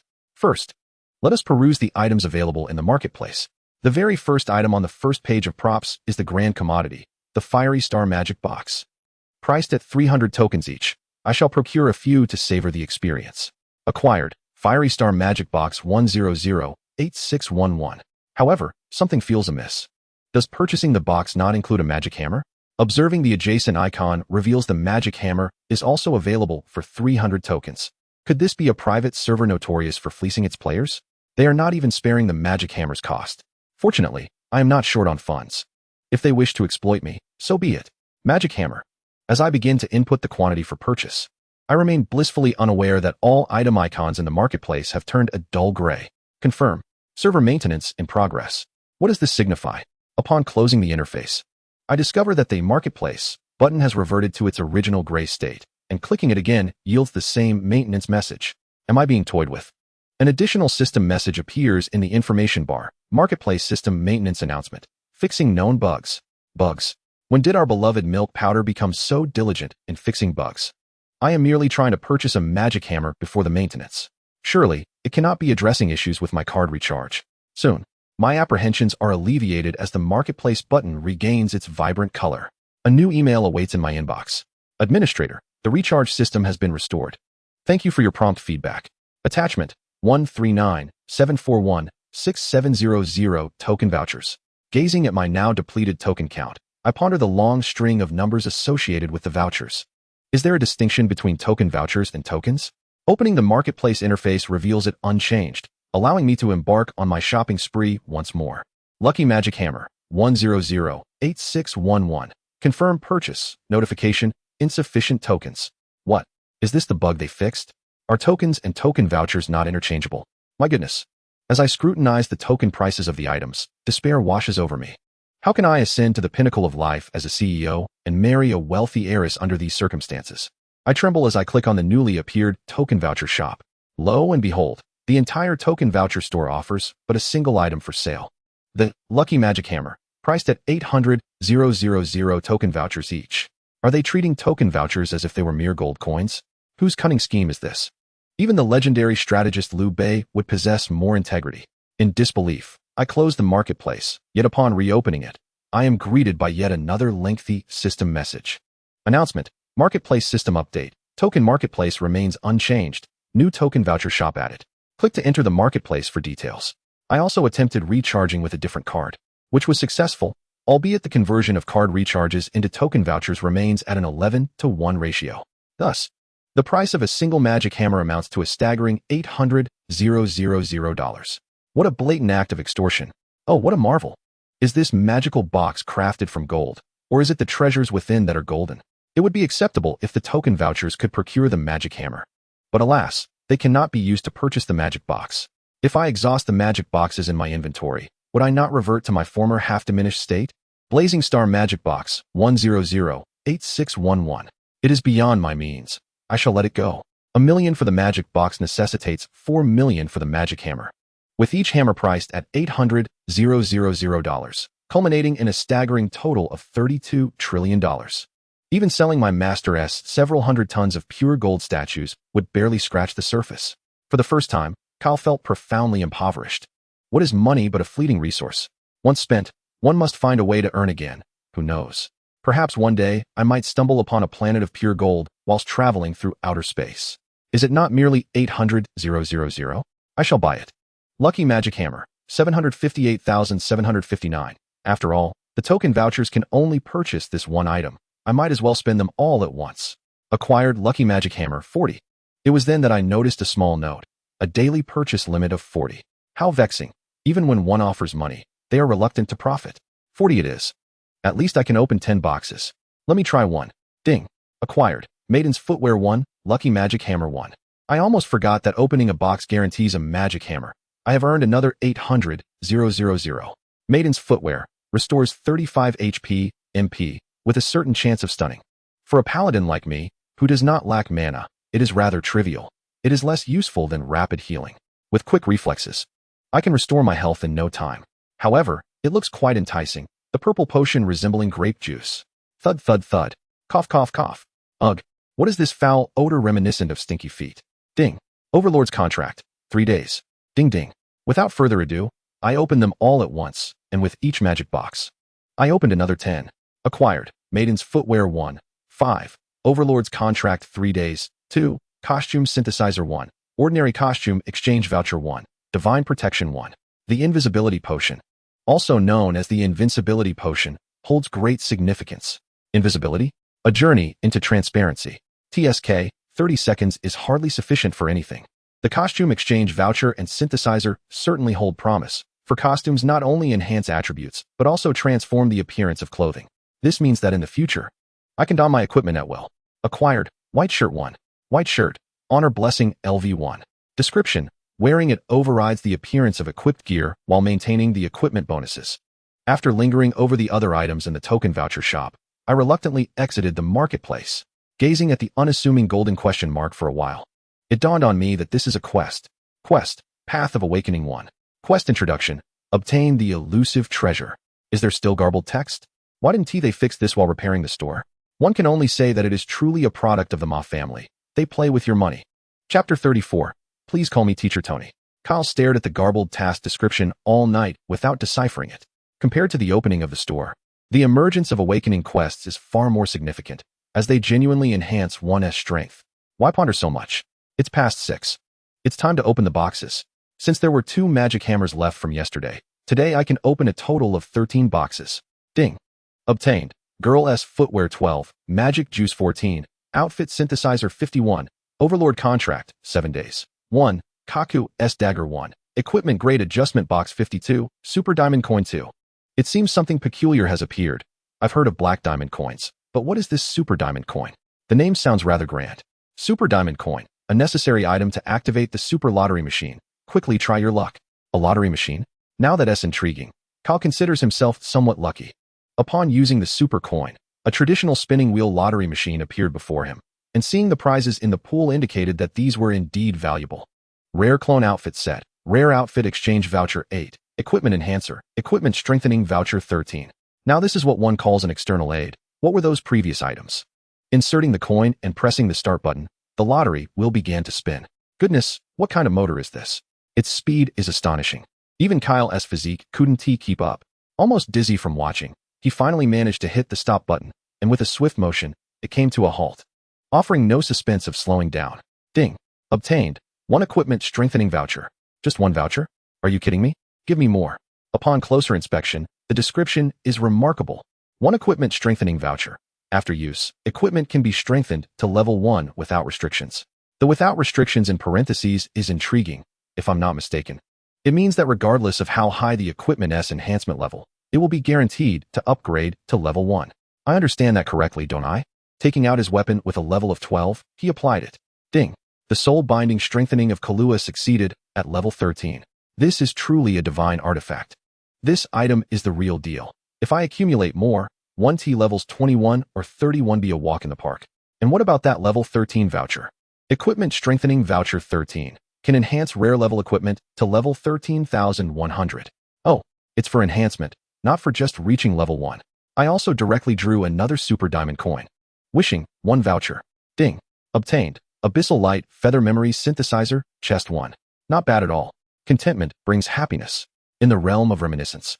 The Celestial Feather of Dark Radiance Synthesizer's chest piece beckons, By employing 8 exquisite costumes, one can forge a rare attire, the celestial feather of dark radiance chest piece. What day is it today? Upon exiting the game, the clock has already struck 9 in the morning. Gurgle, gurgle. Hunger beckons. The contents of my refrigerator are nearly exhausted, leaving only a plate of Helen's dumplings. Perhaps it is time to indulge in a change of palate and dine out instead. Descending the stairs, I swiftly drive towards Chinatown. A Western breakfast is hardly appealing, while a single Xiaolong bao could vanquish any Western breakfast without a trace. Half an hour later, the delightful combination of fried dough sticks and tofu pudding is simply divine. May I take a seat here, sir? A figure clad in a black suit has taken the seat opposite Kyle. Please do. Now that you have sat down, what more can I say? Wow. A Chinese breakfast is indeed marvelous, presenting flavors I have never encountered before. Mr. Stacy, an agent of S.H.I.E.L.D., may we have a word? The displayed credentials need not be examined. That distinctive hairline and smile can only belong to Coulson. Speak swiftly, do not delay my breakfast. Mr. Stacy appears unfazed by our presence.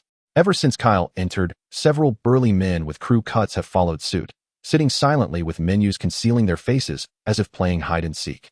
Mr. Stacy, could you elucidate how this is accomplished? Coulson produces a laptop, showcasing footage of Kyle entering the portal, accompanied by a photograph of Stark struck by lightning on his rooftop. Goodness, is that not Iron Man, Tony Stark? What heinous act has he committed to invoke such divine wrath? Alas, why does that rooftop resemble mine? Agent, I must report that Tony Stark has trespassed upon private property. Mr. Stacy, let us not jest. You are aware of our purpose in seeking you. We bear no ill intent. Please cooperate. I shall fully cooperate with the government, striving for leniency, confessing for mercy, and resisting for severity. I am determined to reform and start anew. Mr. Stacy, we have no intention of apprehending you. We merely wish to understand your abilities, and should you refuse to cooperate, we will resort to coercive measures. Too easy to provoke. Why not compel me then? It would be an opportune moment to gauge my strength. No sooner had the words left my lips than I observed agents at other tables placing their hands on their waists. Kyle vowed to neither retaliate nor curse back, merely discreetly adorning himself with a light of vengeance. A scene of simultaneous gunfire would surely be spectacular. Previously, it was merely a clear day with a clap of thunder, and now it may very well be a tempest. Coulson, maintaining his usual calm demeanor, wears his ever-innocent smile. If he were not to move, Kyle might actually be convinced.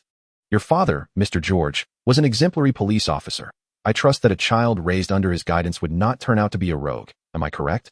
You truly do not understand the art of jest. It was merely a quip. Do not be so hasty. Let us tread lightly. Kyle senses that should this continue, it may indeed escalate to violence. Once again, in Chinatown, it would be unfortunate to harm those who should not be harmed. Two individuals, arm in arm and laughing merrily, emerged from a breakfast establishment, leading onlookers to believe they were the closest of friends. Are you truly a wizard? Of course, isn't that what Stark said? Moreover, I specialize in healing magic, though I am not particularly adept in combat. Otherwise, I would not have honed my physique to such strength, fearing the repercussions of close encounters with adversaries. The distinction between being a wizard or not is ambiguous, yet my proficiency in healing magic is quite remarkable. If you remain skeptical, I shall demonstrate my skills. No, Mr. Stacy, we are in the city amidst many ordinary folk. Kyle disregarded this, placing his hand over Coulson's receding hairline and channeling a hint of holy light to revive the dormant hair follicles. A minute later, Coulson parted his flowing locks, revealing a look of astonishment in his eyes. What do you think? My craftsmanship is commendable, I assure you. You will not face hair loss troubles for decades. I feel it is sufficient now. Can we have them cease? Well, my control is somewhat lacking, but once the energy is expended, it will return to its normal pace. When Coulson returned to the headquarters of the Triquarky Wing, he turned heads at a rate of 100%, his long hair cascading elegantly. The dark-hued egg looked at Coulson incredulously. Is this truly the capability of a wizard? The healing effect is exceptional. Our comrade's scars from 5 years ago have vanished. Chapter 35. Live coverage of the Expo. Old Wong. When did you become so audacious? Are you not afraid of Ancient One discovering this and punishing you? It was initially intended to invite Wong for a meal, yet he insisted that Kyle take him to see Stark's Expo. A man in his 30s, yet a fan of Gundam. He also excelled in building Lego sets. A decade prior, he even gifted Kyle a Lego figurine he had constructed. Has the rebellious phase arrived? Not to worry, I have Mordo keeping an eye on things. Quickly, help me locate where the mechanical equipment is displayed. Wong widened his eyes in search of information about mechanical gear in the promotional pamphlet. As a mage, Why are you not diligently practicing magic instead of indulging in these childish pursuits? Thankfully, it is not an affinity for two-dimensional figures. I cannot fathom a burly man weighing over 200 pounds drooling over figurines. Hammer Industries' intelligent armed robots? Starting tonight? Has it been moved up? Coulson had ventured to New Mexico to find Thor when Hammer Industries' exhibition commenced, a scene Kyle vividly recalled. However, Thor's coronation ceremony had yet to begin. How could the plot of Iron Man 2 be approaching its conclusion? Were not the timelines of these two films concurrent? Searching for his beloved Gundam. Wong despondently set aside the pamphlet. Let us return. The Gundam exhibition commenced this morning and is already over. My Gundam. No, it is your Yida. Why return? There is another exhibition this evening. The Gundams are ultimately mere conceptual products. However, tonight promises the presence of genuine robots. Since you are here, why not take a look before returning? Wong, what is there to see in Hammer Industries creations? They reek of Stark's imitation. I must respectfully disagree with your assertion. A well-crafted imitation can indeed offer both quality and affordability. Just observe Stark's armors. They exude a gaudy aesthetic, especially with color schemes that evoke a plastic-like quality. Although Hammer Industries has borrowed ideas, they have managed to carve out their own identity. Their craftsmanship appears robust, and the fact that their machines are unmanned makes them more suitable for widespread adoption. Wong, I consider all imitations to be worthless. Yet, the ability to replicate is still a skill. Not every company can achieve such imitation. Worthless. As the two continued their argument, Tony Stark, in his villa, received an urgent phone call. Stark, I have increased the RPM. What? You are Vank? How did you manage to get out? Stark, your family are thieves, having stolen the honor belonging to the Vank family. Can you endure such insults? Stark promptly muted the call and instructed Jarvis to trace the location. Since returning from Monaco, Tony had investigated Vank's affairs, feeling that his father had been more than reasonable. Being accused of espionage and still returning alive? The arc reactor technology is hardly a secret to Anton Vank. If he wished to commercialize it, he should have done so in Russia. Does Howard expect to chase down your company in Russia? Lacking the capability to commercialize, he still places the blame on others. Hammer Industries? Before the call ended, the traced area could only pertain to Hammer. They possessed the capability to extricate Vank from prison. Jarvis, sir, Mr. Hammer is hosting an exhibition of steel robots at the expo today. This is a blatant affront. Not only have they plagiarized my technology, but they also dare to showcase it at the Stark Expo. Jarvis, immediately assemble Mark 6.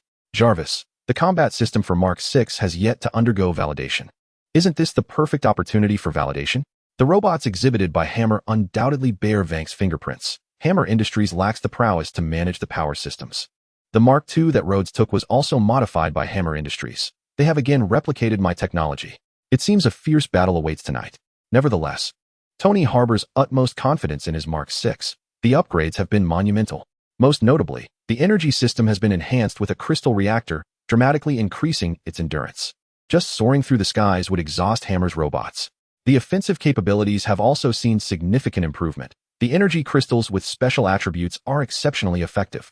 The upgraded flight speed can reach 45 Mach, with room for more speed, though Tony's body may not withstand it.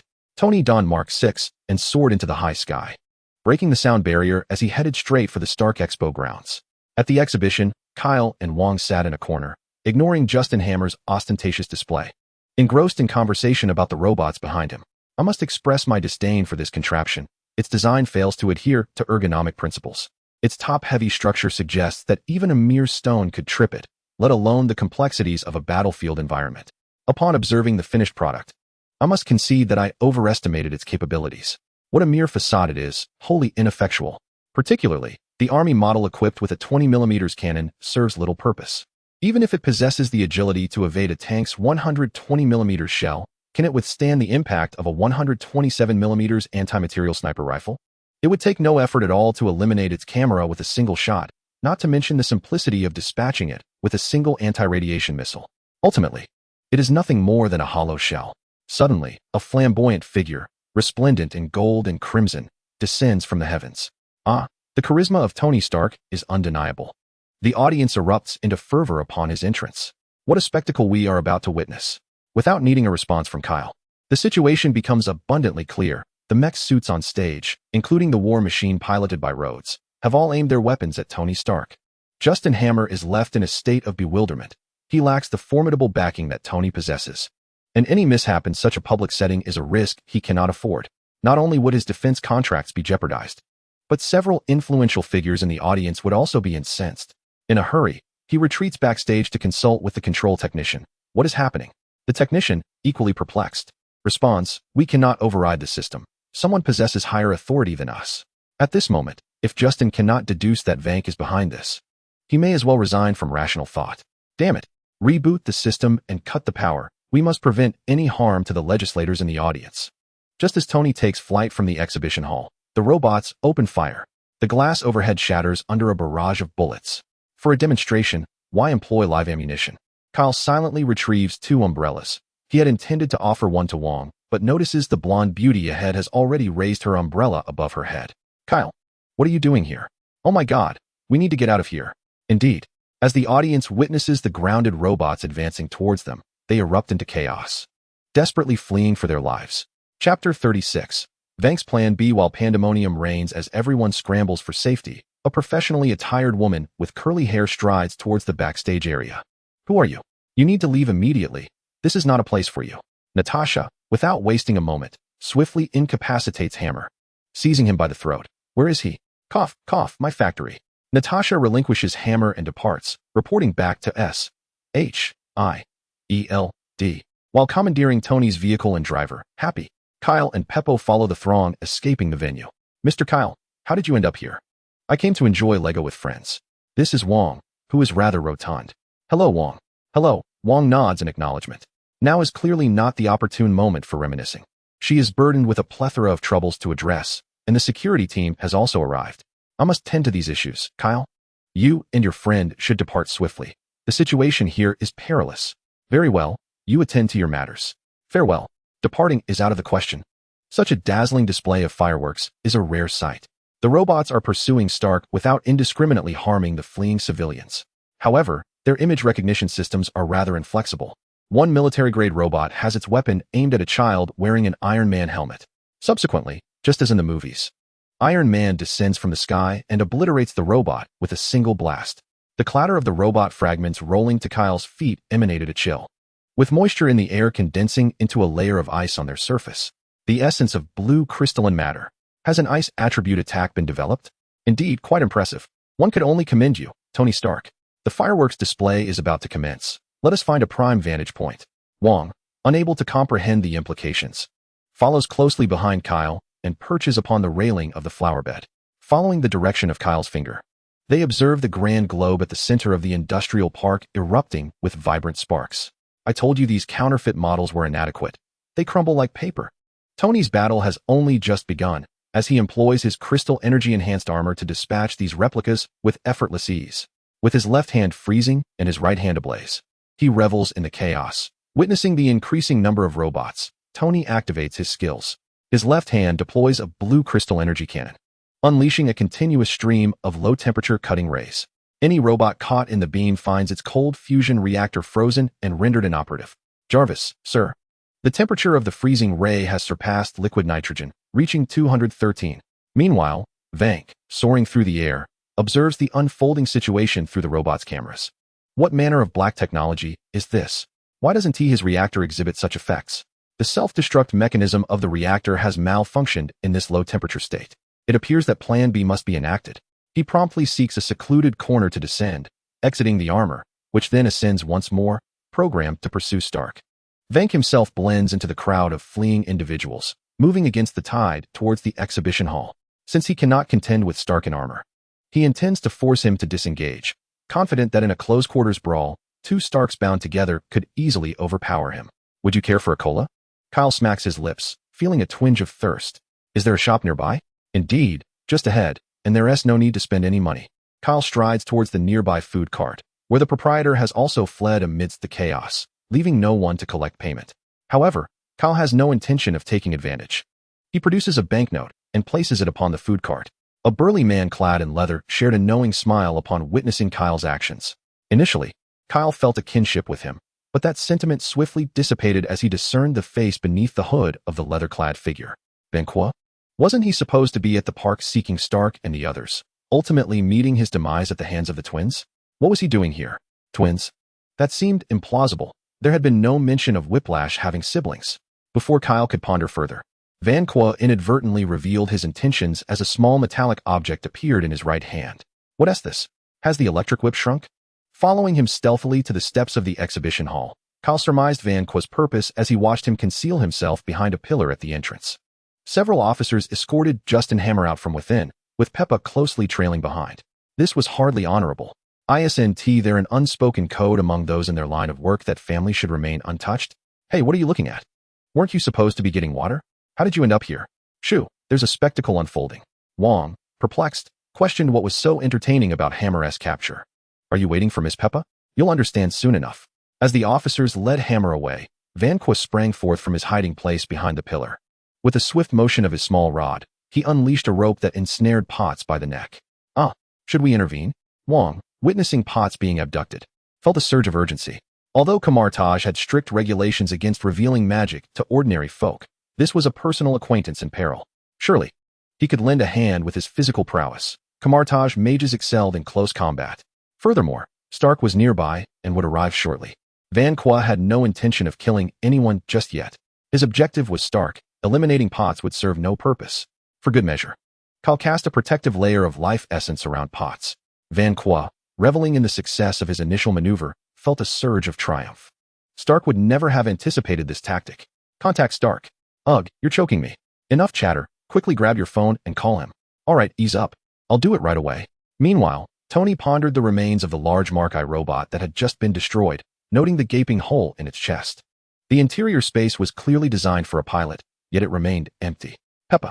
It seemed his assumptions were correct. The number of people he truly cared about was limited to just Peppa and Happy. Tony, Van Qua without the need for words, JARVIS, intelligently pinpointed Peppa's location, prompting Stark to take immediate flight. Hey, buddy, don't forget about me. His steadfast friend Rhodey called out helplessly from a puddle below. During the recent skirmish, Tony did not wait for Natasha to disengage the control of the war machine. Instead, he unleashed a ferocious electromagnetic bomb upon Rhodes using a furious, white crystal energy.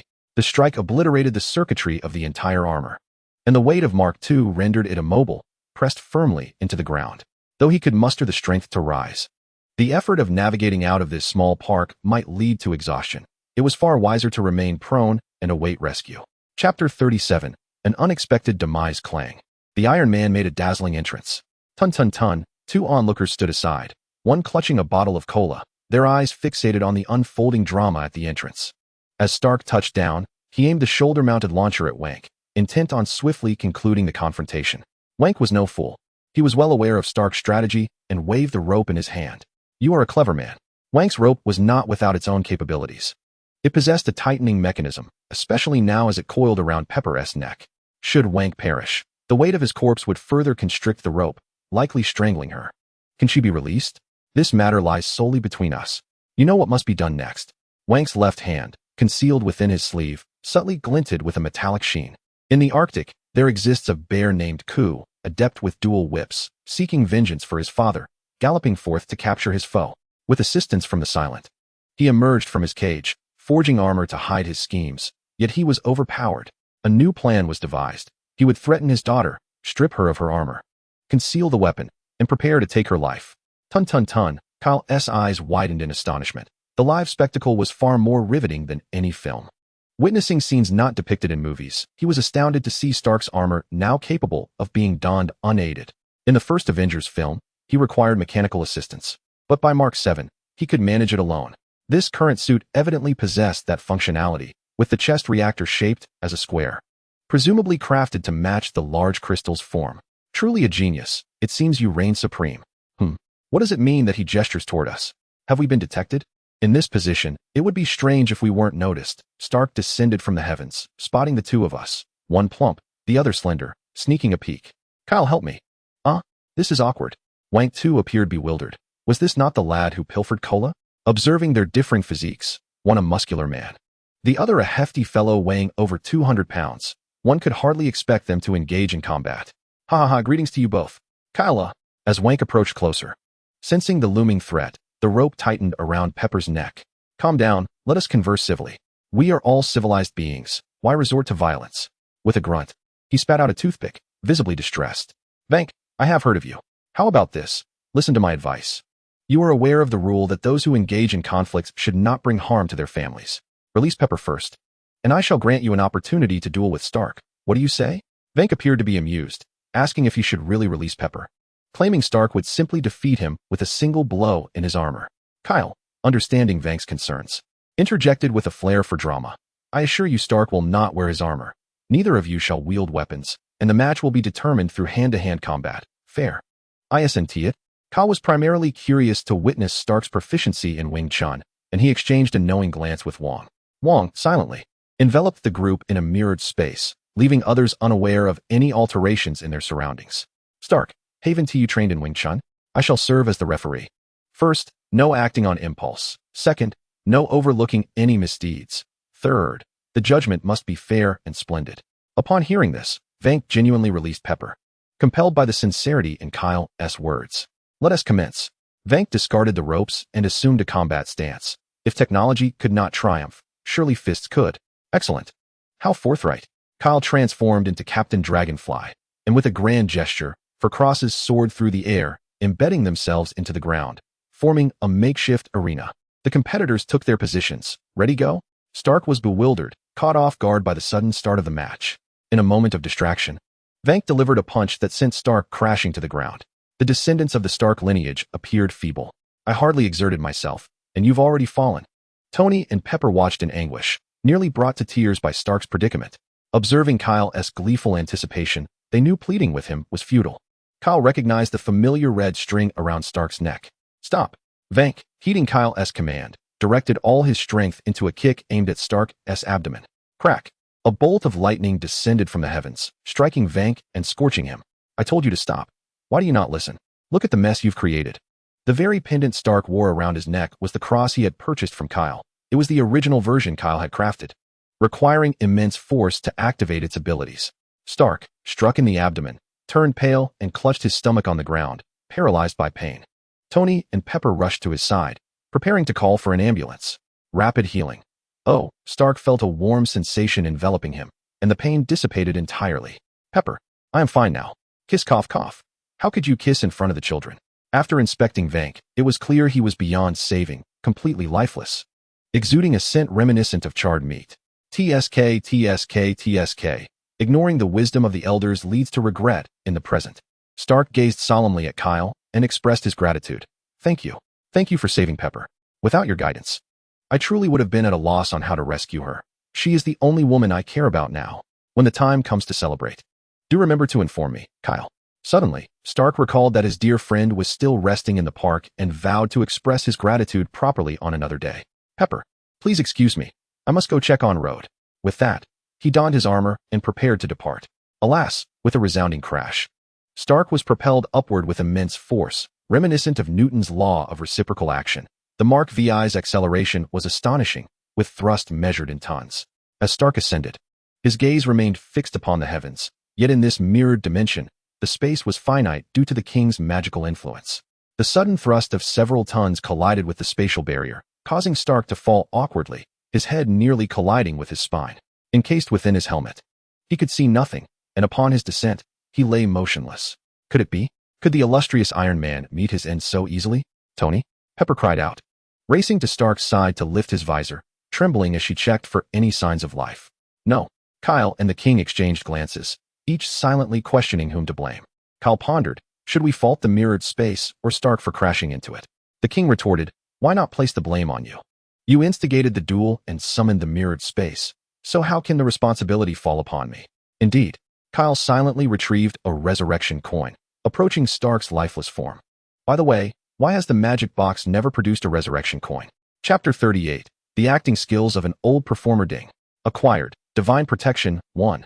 Overlord's Contract, 3 days. Maiden's Footfall, 13. Equipment Grade Adjustment Box, 4. Common Outfit Exchange Voucher, 1. Super Diamond Coin, 1. Advanced Outfit Exchange Voucher, 1. Yet again, there was but a single coin. Accumulating enough for a 10 draw would take ages. Kyle pondered whether the lottery machine offered any guarantees for 10 consecutive draws. After 6 days, he had failed to obtain a diamond coin for 3 of those days. Yesterday, fortune smiled upon him with 2 coins, bringing his total to 5. He utilized both equipment exchange vouchers to procure a pair of trousers and shoes. With the 4 components of the outfit now complete, top, bottom, waist, and shoes. He could finally conceal the appearance of his equipment and venture out in style. Noticing the time was getting late, he prepared to leave, first heading to the New York sanctum to procure an assortment of fruits, snacks, and beverages for Thor's coronation ceremony. One could hardly enjoy a film without snacks. As Kyle strolled, savoring a spicy snack, he arrived at the doorway of the Ancient One's sanctum. "Old Yao, open the door," he called, grinning, though his peripheral vision remained keenly focused on the ground. If the Ancient One were to open a portal beneath him, the snack in his hand would be aimed squarely at her face. "Let us see if I can't deal with you." A ring of sparks formed beside Kyle, which was a considerable improvement in his behavior. With a smirk, the Ancient One waved his hand, enveloping Kyle in a portal that dissipated into the air. "Who said that a door must be opened from the ground? Where it opens is entirely up to me." As Kyle entered the realm of Heim, he immediately sensed something amiss. His feet were still suspended in midair. "Ah, you scoundrel, Ancient One." Hela looked up at the dark spot free-falling from the sky, quietly stepping aside, waiting for Kyle to near the ground before launching a kick. Initially, Kyle was quite pleased, thinking Hela was there to catch him, only to be met with a flying kick. Watching the figure soar away, Hela composed herself, adopting an innocent demeanor as she approached Kyle. "Darling, who did this? Does it hurt? Wow, this is quite bullying. Does the bloodline of Odin carry a gene for violence? Can we not enjoy ourselves without such antics?" 10 minutes later, on the carpet of the grand hall, Fenrir lay on the ground, exposing his belly, while Hela sat casually against the giant wolf. Kyle found himself nestled in Hela's embrace, surrounded by an array of snacks and fruit platters, as Hela fed him while watching the images projected by the all-seeing eye. The scene just transitioned to a comical interlude during the coronation ceremony, where the frost giants were attempting a home invasion. Hela's expression was filled with disdain. How could one choose to forgive when intruders had made it into their home? Had Asgard truly deteriorated so much in over 1,000 years? Odin ought to abdicate. His son possesses far more backbone. Kyle caught a grape in his mouth. "Ah, I wholeheartedly agree. The King of the Nine Realms exhibits not a shred of authority. If frost giants are already breaking into homes and attempting to crack safes, what happens if they are forgiven? Who knows when the other realms might follow suit?" Odin must be aware of the repercussions. However, he finds himself in a predicament. Though his power is formidable, his body is failing him. If he were to forcibly slay Laufey, he would likely not survive for long. Thor and Loki lack the strength to resolve matters, and it is impossible for Odin to simply let things slide. He is a strategist at heart. Without Odin's consent, Heimdall would not dare allow Thor and the others to use the Rainbow Bridge, forgiven by the adults. Yet what of the children who remain unconvinced? A little ruckus among them is acceptable, isn't it? Just as Thor and his companions crossed the Rainbow Bridge, Odin appeared beside Heimdall, waiting for the moment when Thor's mischief would spiral out of control. Hela, with her divine perspective, saw through Odin's little ruse. TSK, TSK, TSK. Odin remains as cunning as ever. Yet Thor's mind was not as sharp. He returned, unaware of the intricacies, and began to berate Odin. Odin trembled with rage, not because Thor sought trouble with the Jotunheim, but because Thor acted without thinking. Did he not consider preparing for contingencies before setting off? To rely on sheer force without the necessary strength was folly indeed. What can you possibly achieve with a handful of misfits? Do you not know how to utilize the Grand Rainbow Bridge that lies within your home? Simply harness its power to obliterate Jotunheim. Could your father truly bring harm upon you for such an act? The equipment I've amassed through countless battles, even the frost giants are aware of how to seize them. Why do you lack the foresight to carry a few items with you? Even igniting a few flames of eternal fire in Jotunheim would demonstrate a modicum of intelligence. Yet you wield a hammer as if you were the god of hammers himself. And Thor, accompanied by his merry band, believes that slaying mere minnows is sufficient for his endeavors. Odin, a true sovereign, never instigates war. You foolish old man. Hela, witnessing Odin's rebuke, was so animated that her hands nearly turned red from clapping. Odin, taken aback, did not anticipate Thor's audacity to chastise him. Clearly, he had grown accustomed to his own arrogance without the benefit of wisdom. When the moment arrived to reclaim Thor's divine power, Hela was equally bewildered. Could her own strength truly be withdrawn? The title Odin's power cannot genuinely imply that it belongs solely to Odin. It was once referred to as Bor's power. The might of the Aesir stems from their bloodline. The designation of Odin's power is merely to appease those in authority. How could one's possessions be so casually taken away? Regardless of who wields this hammer, as long as they are worthy, they may possess the power of the thunder god. Loki, in matters of childlike play, it is indeed Odin who reigns supreme. This resembles the Nordic version of a princely farce. Observe how Loki's envy is stirred. Initially, he mourned Thor's exile, already regretting his instigation. Little did he expect Odin to exile Mjolnir as well. What could this possibly signify? If Thor is deemed unworthy, then he cannot ascend as the king of Asgard. Following this, Loki, holding the ice winter coffin, confronted Odin to validate his frost giant lineage. With Odin's subsequent explanation, the child was left utterly dumbfounded. No wonder Mjolnir was also cast away. It seems that the words spoken in childhood were merely jest directed at fools. When Kyle saw Odin collapse, he knew the old man was about to commence another performance. Although Odin's sleep was indeed genuine, he required slumber every year or so to recuperate from the toll of divine power. However, it had only been a mere 2 months since his last slumber. A seasoned actor indeed. Not even an Oscar-winning performer could rival Odin's talent. Chapter 39. Odin meets Hela. Kyle's suspicions were confirmed. No sooner had Loki departed than Odin, the old rascal, opened his eyes and rose from his bed. Frigga, I shall go see Hela. There was no need to restrain Loki in his endeavors. After Odin's departure, Frigga conjured an illusion of Odin lying in bed, revealing that this old couple frequently entertained their child. Frigga, capable of raising Loki, the greatest sorcerer of the 9 realms, was undoubtedly not lacking in her own prowess. Odin, in a fervent declaration, proclaimed his unwavering loyalty to Fenrir. Before old Kyle could utter another word, Odin had already sent him away.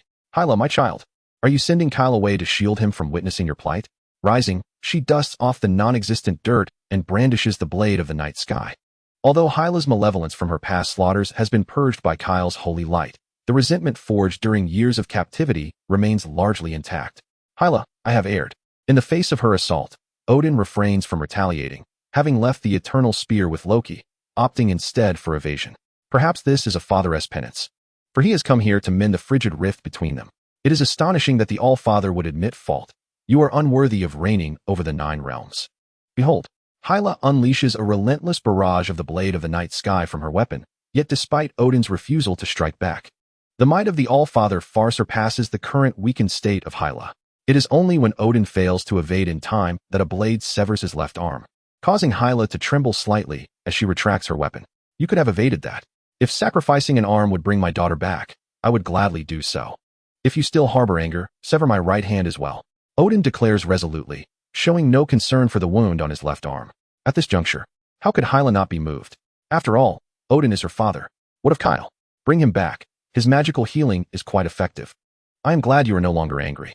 Odin quietly produces a large crystal inscribed with magical runes. Ugh. Thud. Creak. It seems we have collided with someone again. Before Jane can descend to investigate, the person they've bumped into rises on their own. Cough, cough, cough. Spitting out sand, Kyle exclaims. Jane, are you all right? Do you have any water? A bit of rinse would be nice. Covered in sand, Kyle looks down, brushing off the dirt clinging to him. Where in the world has Odin thrown him? It appears he is in a town, surrounded by yellow sand, likely in the southwestern region of America. Water. Thank you. With a pleasant demeanor, Kyle decides not to pursue further inquiries. As Kyle catches sight of the people disembarking from the vehicle, he nearly spits. The faces of 2 women escape his memory, but he recalls the astrophysicist Eric Sevig with some clarity. This is absurd. Odin has sent him to babysit. How insidious. If pushed too far, you might not return to Asgard. Daisy gazes at Kyle's athletic build, nearly drooling. Are you all right? I'm fine. Is there an inn nearby? Kyle longs for a place to wash off. His attire, lacking automatic cleansing, feels quite lacking. Daisy, there is one right next door. I can take you. The love-struck girl is at it again, unable to resist a handsome face, despite a hotel being merely a few dozen meters behind them. She insists on leading him to one several hundred meters away. Jane, all right, let us get in the car. Who caused them to collide with someone else? Not requiring compensation is already quite fortunate. As soon as Daisy entered the car, her mouth was incessantly asking Kyle questions. What is your name? Where are you from? Are you here for a vacation? It felt almost like an interrogation, but this young lady was evidently well-versed in life experiences and was clearly not Kyle's type. Kyle could only respond with vague sounds of agreement, feeling a twinge of regret for having boarded this vehicle the moment Daisy began to speak. The drive brought them to a location not far from the town entrance. They were to stay in a place adjacent to a motel. With a sigh of relief, Kyle opened the door and stepped out of the car. Daisy remarked, the motel is right next to where we're staying. Feel free to reach out if you have any questions. After securing a room at the quaint inn and taking a shower, a sense of comfort washed over her. She wondered how Hela was faring and hoped she wasn't clashing with Odin. Why did Odin send her away? Keeping her around to mediate would have been beneficial. It was unlikely they would resort to serious violence. Even if Odin managed to win a physical confrontation, he would be left gasping for breath. A series of knocks echoed at the door. It was time. Kyle had yet to put on any clothes since he washed them last night and was only clad in a bathrobe. Outside stood Daisy, inviting him to join them for breakfast. The moment the door opened, Daisy's eyes were drawn to Kyle's striking physique, nearly causing her to drool. His form was simply irresistible. Is there something you need? Kyle waved his hand in front of her face to bring her back to reality. Daisy. That name sounds somewhat familiar, but I can't quite place it. With a slurp, she added, we've made breakfast. Would you like to join us? Sure, just give me a moment to change. I'll be waiting. Daisy inhaled deeply and dashed back to her room. Jane, did you see how amazing Mr. Kyle's physique is? It's sure to leave you drooling. He.S. incredibly gentle, the perfect choice for a boyfriend. Good physique? How much better can one get? That Thor I found 2 nights ago had the perfect proportions. Though he.S. a bit foolish and looks rather disheveled. Is he better than Thor? I haven't seen that lunatic's body. But Kyle is undoubtedly the best physique I've encountered. With a slurp, she exclaimed, his muscles look so enticing. I can't help but imagine touching them. It's making me salivate. If he.S. is wonderful as you say, he must have no shortage of girlfriends. True. Oh wow, and it hasn't even started. Yet I feel heartbroken. Who has heartbroken? At that moment, Kyle walked in just in time to hear their conversation. Of course, it's the stunning Daisy. Does Mr. Kyle have a girlfriend? If not, you two would make a lovely couple. Jane's enthusiastic encouragement struck a chord with Daisy. If Kyle were single, it would be a treasure indeed, and she eagerly awaited his response. I'm afraid I must apologize. I do have a girlfriend. The heartache is real. How could such a wonderful man be left to her? Chapter 40. The Foolish Thor. Release me. How dare you imprison the son of Odin? Kyle stood by the window, observing Thor being pursued by a throng of doctors, and turned to inquire, is this the other person you collided with? Uh-huh. Jane chuckled awkwardly, feeling a twinge of doubt about her driving skills. Just after delivering him to the hospital, she had collided with yet another individual on her way back. Please let him go. I am his family come to take him home. What?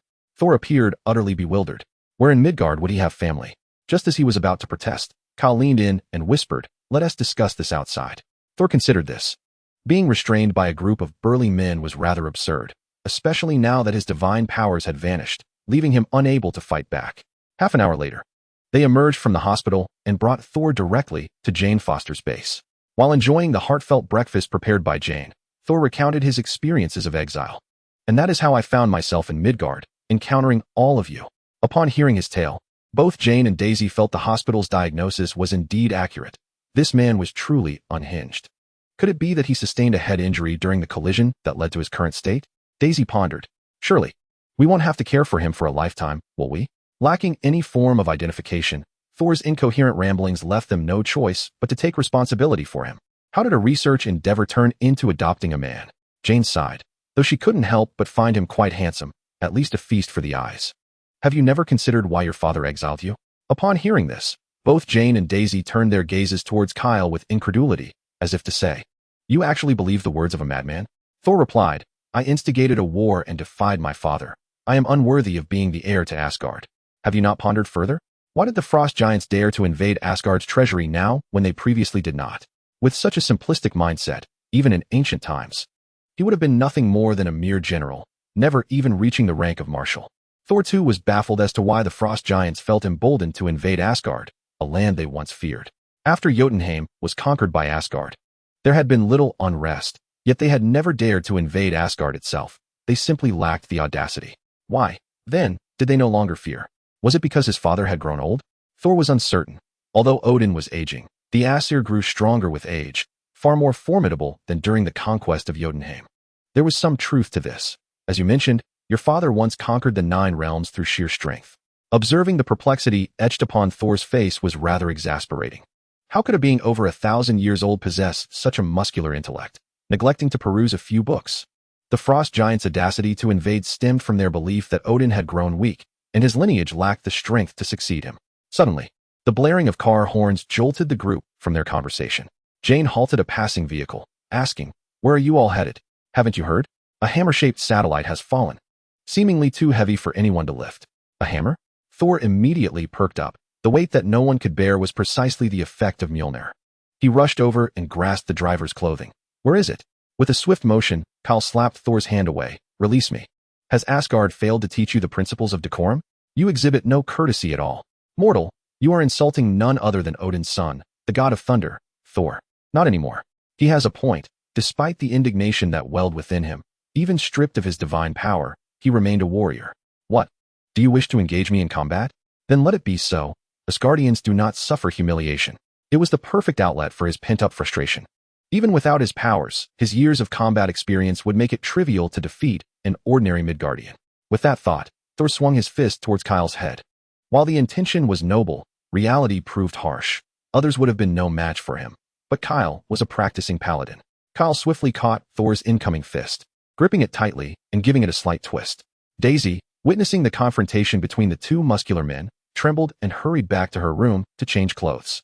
She had to rely on Jane to mediate. Stop this at once. I acknowledge your prowess as a warrior. Once I reclaim Mjolnir, you shall witness the might of the Asgardians. Perhaps your hammer has already forsaken you. An image of Thor, unable to lift his hammer, howling at the sky in the rain, flashed through his mind. Why did it seem so familiar? No. Alas, it is a pity. A classic moment of the god of thunder mounting his steed is lost, as Jane now drives them to the site. Eric, the astrophysicist, showed no interest in the fallen satellite. He merely tagged along to observe the remnants of the Bifrost left by Thor's arrival. Throughout the journey, he remained engrossed in the materials at hand. The atmosphere in the vehicle was quite harmonious. Jane Foster was driving while Thor sat in the passenger seat, recounting tales of his past heroics.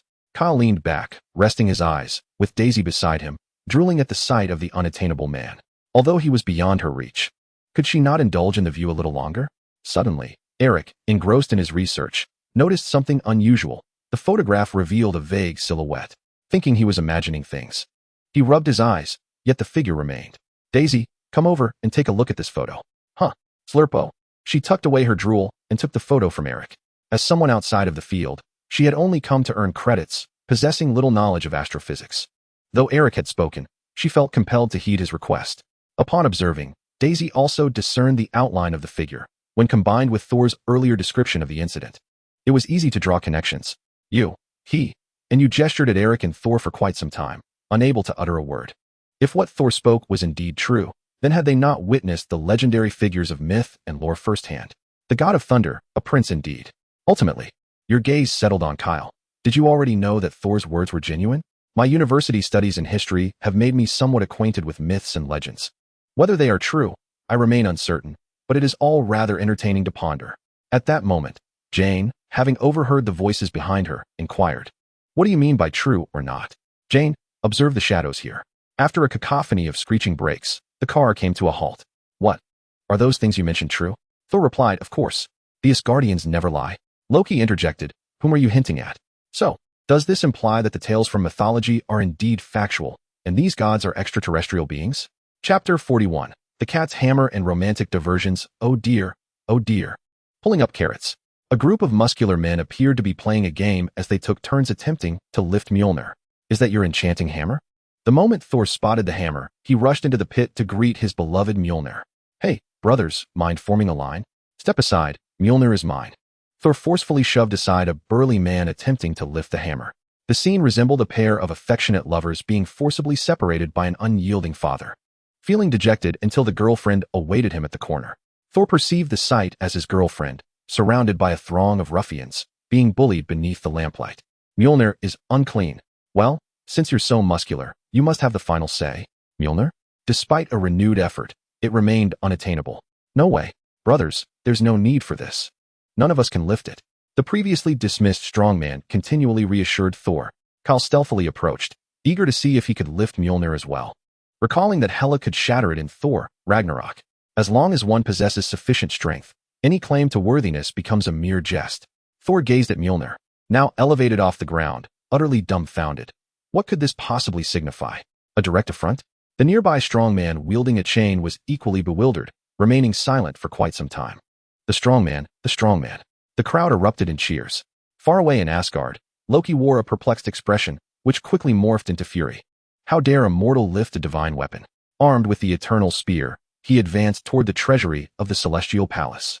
Odin, in the realm of the underworld, also trembled at the sight, merely catching a glimpse before averting his gaze.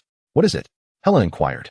Nothing, dear little man, Odin replied as he grasped the all-seeing eye, transforming the underworld cinema scene from a romantic interlude to one of familial bonds. Kyle, however, felt little astonishment, one might ask. Is there any force in existence more righteous than the holy light? Even Jesus would humbly declare, "May the holy light safeguard you." Wasn't it said that one could simply lift it to gain the power of Thor?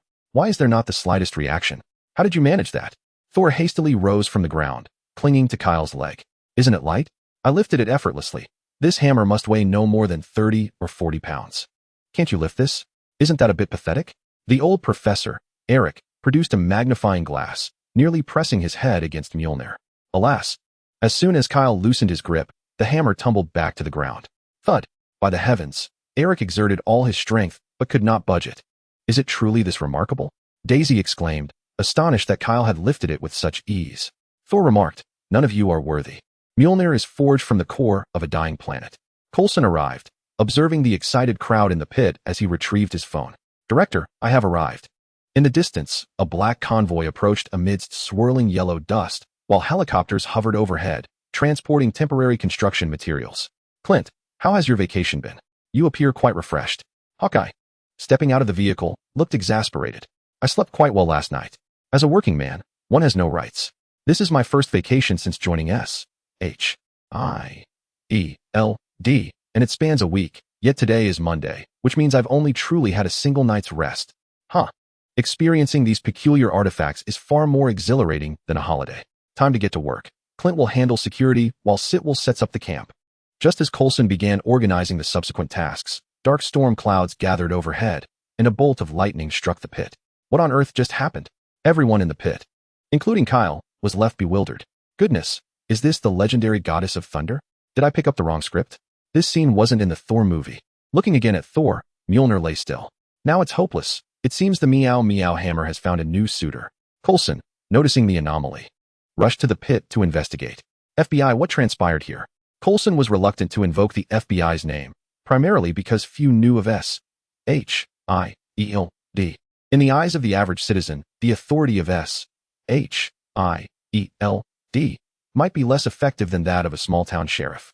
"Mr. Stacy, what brings you here? Do you believe me if I say I came for a vacation?"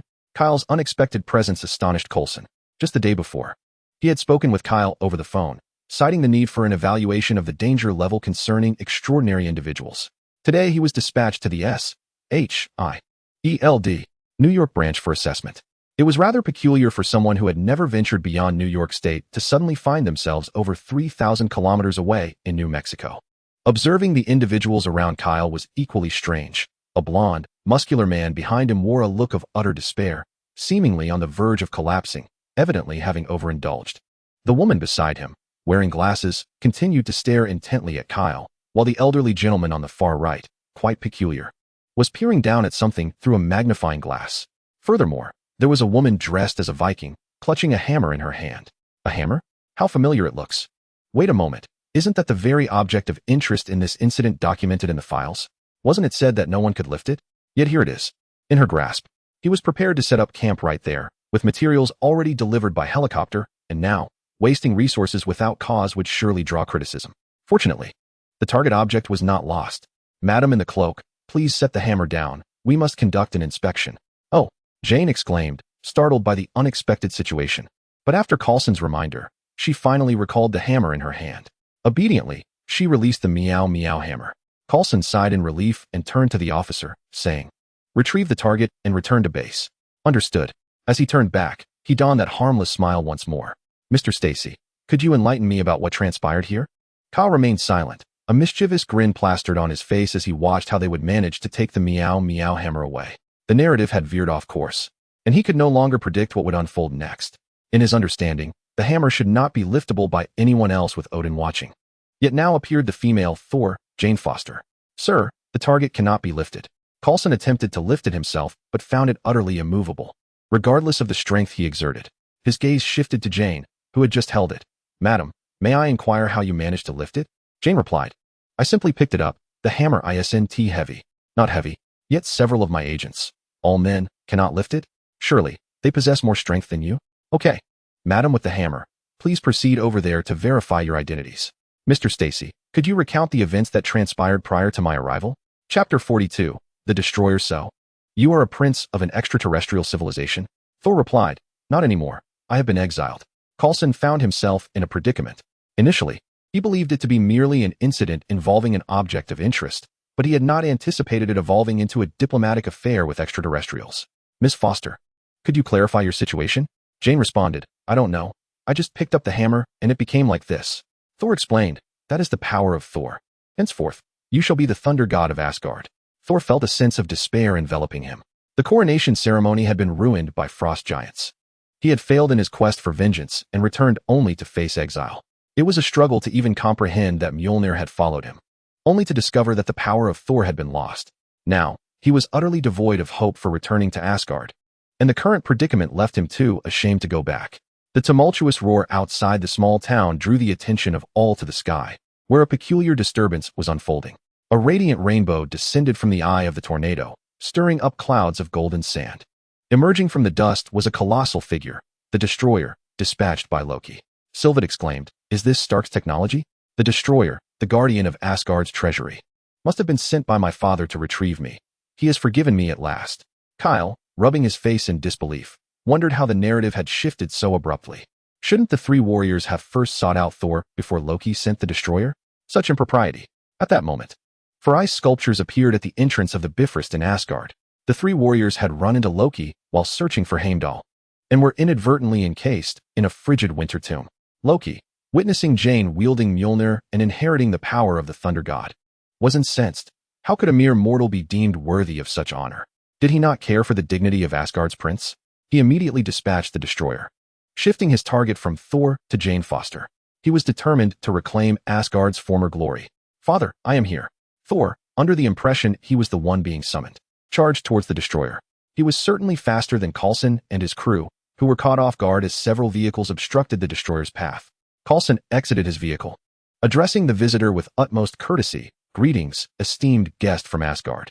Before he could continue, the Destroyer's mask opened, unleashing a deadly laser that obliterated Coulson's vehicle. Clearly, the situation was ominous. The agents behind him, brimming with misplaced confidence, drew their small handguns, daring to fire upon the Destroyer. Thor, who had yet to reach the fray, was bewildered. Why had conflict erupted? Hadn't he, his father, assured him that a king would never instigate war? Was Loki now the more reckless one? Father, they are not enemies, he called out, only to be met by a searing beam from the Destroyer.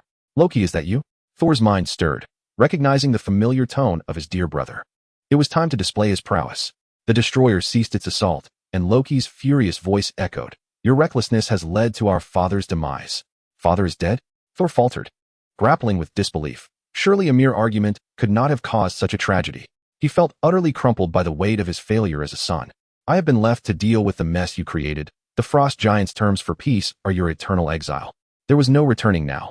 The Destroyer advanced past Thor, fixing its gaze on Jane. Mortal, surrender Mjolnir and your life shall be spared. Jane, undeterred, tossed the hammer at the Destroyer's feet, defiantly stating, here, let me see you wield it.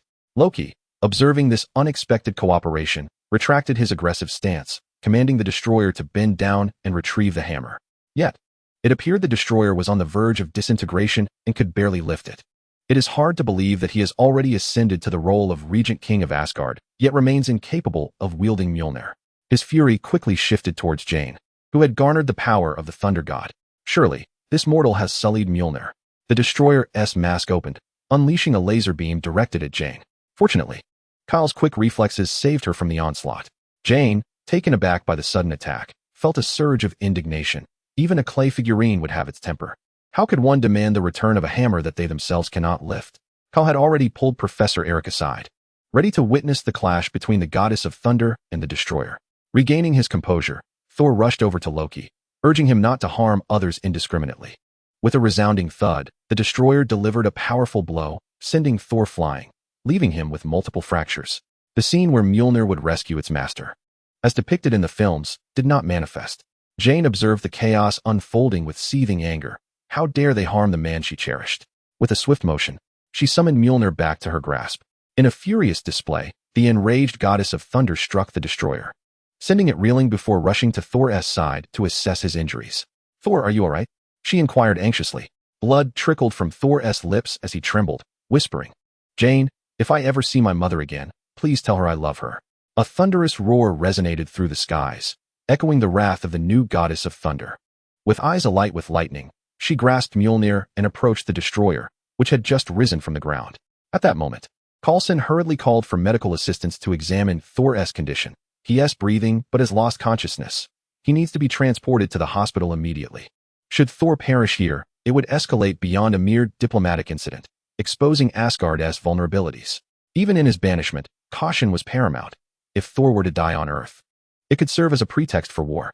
Today it was merely the destroyer, but what if tomorrow brought an entire legion of them?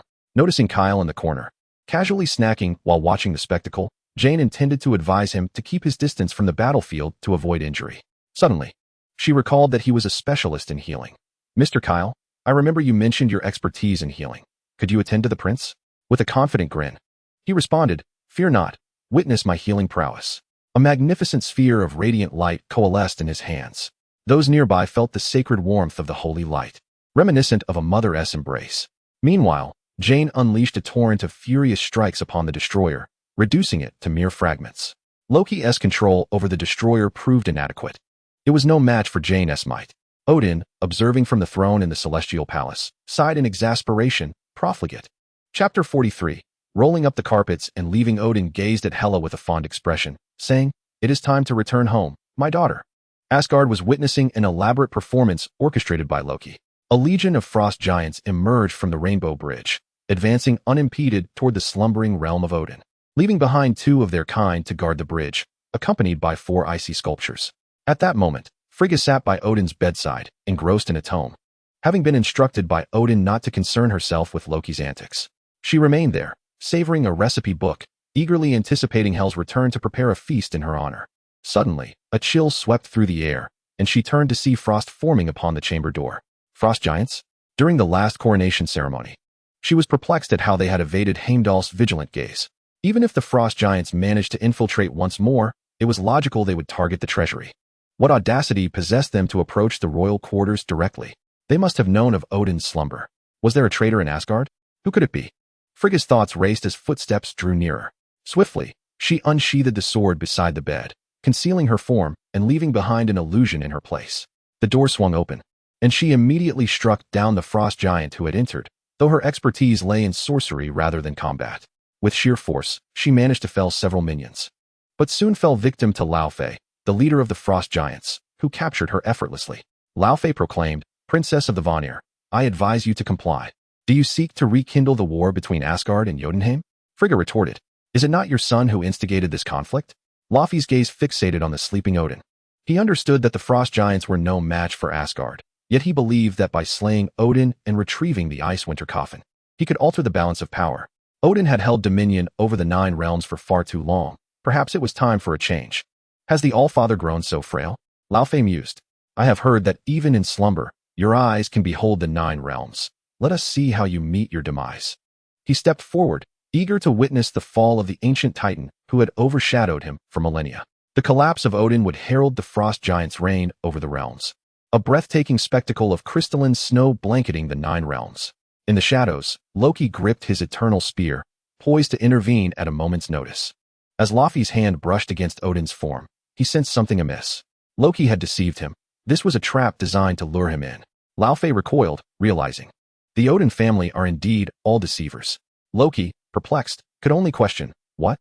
A rainbow descended, heralding Odin and Hel's arrival in the chamber.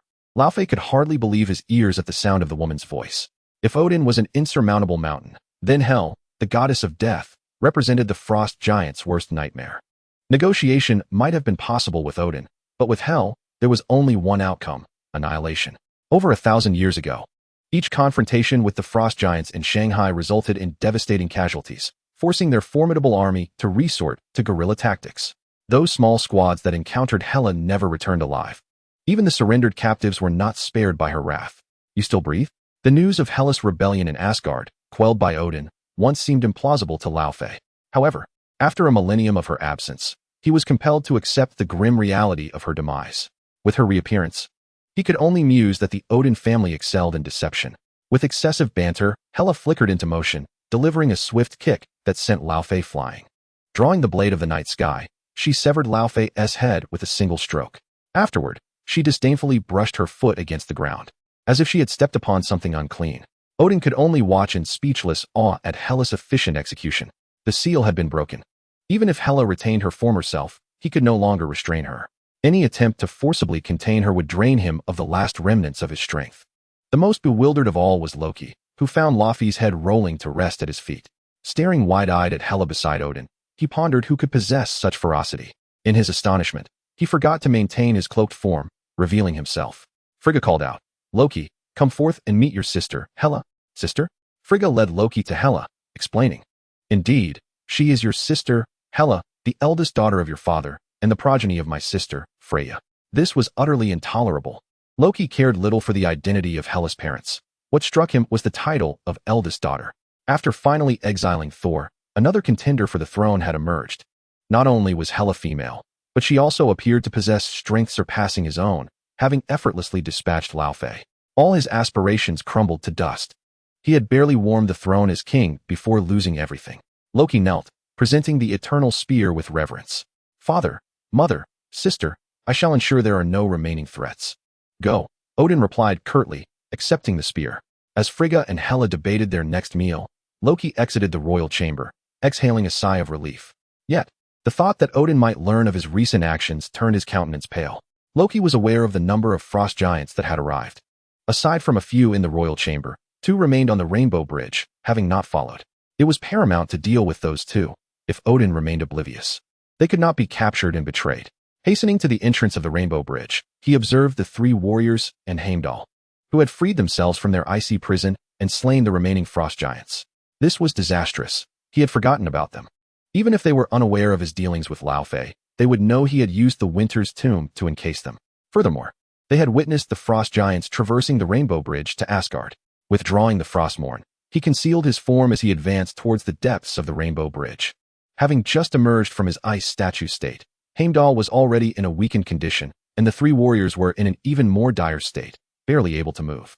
Had it not been for Heimdall's earlier defeat of the 2 frost giants, they might have perished at the hands of mere minions. Just as he intended to assist the 3 warriors, he felt a chill run down his spine, a familiar coldness enveloping him. The 4, who had just regained their mobility, were once again rendered immobile. Loki drew the Sword of Guardians from the corpse of the frost giant and made his way to the control room of the Rainbow Bridge. Once Jotunheim fell, no one would be aware of the conspiracy with Laufey. He activated the Rainbow Bridge, directing it towards Jotunheim. Subsequently, Loki made his escape through a spatial rift in Asgard, fully aware that Odin would not take kindly to his deeds. The total annihilation of the frost giants would merely alleviate one charge of treason, while harming Thor and the royal family of Asgard constituted a grave offense. The reason he spared Heimdall and the 3 warriors was not only because they were friends, but also out of fear that Odin might issue a relentless manhunt against him. Chapter 44. Refusal to join S.H.I.E.L.D. "I advise against tampering with it," Cal cautioned as he observed the S.H.I.E.L.D. agents meticulously collecting the fragments of the destroyer armor, preparing to package them for transport. "We possess the right to dispose of these hazardous materials." Coulson had already received directives from the director, insisting that the remnants of the destroyer be returned. Upon learning of Thor's origins, the director began preparations to avert an Asgardian invasion of Earth, believing that research would yield a deeper understanding of Asgard's formidable capabilities. Furthermore, Prince Thor had graciously gifted the remains to S.H.I.E.L.D. Coulson remarked with a smile. "Isn't that just extravagant?" Despite being a reforged version of the destroyer, it paled in comparison to the one Odin wielded during his battle against the Celestials, yet it was still formidable. To simply give it away? How much wealth does Odin possess to withstand such extravagance? It would be better to have gifted it to him directly, inscribing a few healing spells to instantaneously transform the destroyer into a health assistant at your service. Meanwhile, Odin, far away in the halls of Asgard, was acutely aware of the situation. Hearing of Thor's willingness to relinquish their possessions stirred a fierce anger within him. He grunted, tightening his grip on the eternal spear. The fragments of the destroyer armor responded to their master's call, soaring from the box to reassemble into the form of the destroyer. Though its appearance had been restored, the cracks etched upon its surface signified that it had not fully recovered. As the Rainbow Bridge descended, the destroyer vanished from sight. "I warned you not to interfere. Provoking Odin is no trivial matter. Be wary of that old man's retribution." Coulson felt a wave of tension wash over him. Regardless of whether the Asgardians were gods, inciting the ire of a nation on Earth was no simple diplomatic incident. If they were dealing with a country significantly weaker than the United States, it might be manageable. But the current situation made it abundantly clear that Asgard was vastly more powerful than they could imagine. Upon receiving the news that the destroyer had been reclaimed, the boiled egg did not feel anger. It was merely a test of whether His Majesty, the God King, was generous enough, even if the destroyer was taken back. There was no loss, and if they retained the S.H.I.E.L.D, it would be a significant gain. The computer displayed footage of the recent battle between the Lady Thor and the destroyer, while Kyle's information lay on the table, accompanied by the adjacent project proposal. The boiled egg felt a surge of joy. The Avengers Initiative was gaining 2 more allies. One endowed with the power of a mythical thunder god, and the other possessing extraordinary healing capabilities. At last, there would be controllable high-end combat power, relegating Hulk to a backup option. Miss Jane Foster, would you be interested in working for S.H.I.E.L.D? We have the most formidable research team in the world, and you can explore any field of study you desire, Coulson proposed. Mr. Stacy could also join our hospital. I am certain they would be astounded by your miraculous healing methods. What was meant to come would eventually arrive, yet Coulson's smile proved ineffective. Kyle would undoubtedly not join S.H.I.E.L.D, and Jane, this Lady Thor, was far from being a muscle-bound simpleton like Thor. So, what salary are you prepared to offer me? You must have reviewed my background and know my income, she inquired. Coulson suddenly recalled that while she may not rival Stark, she was certainly not lacking in financial resources. Revealing the salary for new recruits might elicit a significant backlash. Jane also expressed her reluctance to join S.H.I.E.L.D. Mr. Coulson, I do not wish to switch jobs before my current work is completed. I have much to accomplish. The responsibility of S.H.I.E.L.D. is to safeguard global security. Individuals with such extraordinary powers must be regulated, and joining S.H.I.E.L.D. would be the wisest course. Was this a threat? How delightful. Perhaps it could escalate to a confrontation. Otherwise, Kyle would feel uncomfortable being harsh. Are you threatening me? She exclaimed, feigning anger while secretly reveling in the exchange. Please, proceed. The bald man, still smirking, should hastily draw his weapon, ideally emptying the magazine in 2 seconds. Kyle had yet to experience the sensation of the repentance hammer smashing into someone. Of course not, merely a friendly reminder. After all, your exceptional powers are prone to attracting trouble. Possessing S.H.I.E.L.D. credentials could mitigate many unnecessary complications. You are overly concerned. I fear trouble the least. Coulson watched with furrowed brows as Kyle departed. Perhaps the most pleased here was Sylvette. S.H.I.E.L.D. had missed recruiting a high-caliber talent, and Hydra had lost an adversary. S.H.I.E.L.D. essentially served Hydra. Joining S.H.I.E.L.D. could also serve Hydra without revealing one's identity. Your Highness Thor, would you be interested in joining us for a cup of coffee at S.H.I.E.L.D? We can also assist you in resolving your identity issues. You cannot go. Thor, Jane interjected before he could respond. Whispering a few words in his ear, one could be certain they were not compliments about S.H.I.E.L.D. Without the forced confiscation of documents and with the unique smile of Coulson enhancing the atmosphere, Thor's impression of S.H.I.E.L.D. was rather favorable. However, when the woman he cherished spoke, he found himself at a loss. Thor was reluctant to leave Jane's side and venture alone to S.H.I.E.L.D, especially since his beloved Mjolnir was with her, making departure even more unthinkable. No, I must remain by Jane's side. Indeed, a loyal pup is the finest companion. Coulson maintained his composure. Very well, our personnel will personally deliver the documents to His Highness. Shortly after their departure, 2 workers arrived on the rooftop of the opposite building. Kyle turned and saw a camera pointed at them from the roof, a smirk gracing his lips as he thought, let the storm come even fiercer. Bart, it seems he has discovered us. Not possible, we haven't exposed ourselves. Coulson, already airborne in the Quinjet, was conversing with the director. Sir, they have declined. No matter. Apply some pressure. And what of His Highness? Thor wishes to remain by Ms. Foster's side. It appears this prince is quite favored by women, once arrangements are made. You may return, Coulson. Understood, sir. The following morning, Kyle visited next door for breakfast, tossing and catching Mjolnir in his hands. Thor fixated on the hammer's rhythmic ascent and descent, fearful it might fall. It's time to say goodbye. Should anything arise, feel free to call me.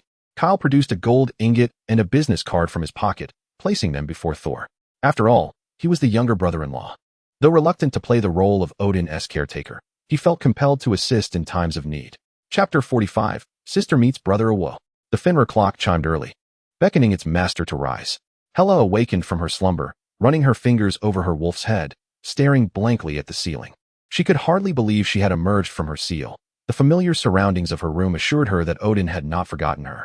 Unbeknownst to her, the throne had begun to lose its significance. While resentment towards Odin lingered, the desire for vengeance had waned. Her anger had nearly dissipated when she severed his arm.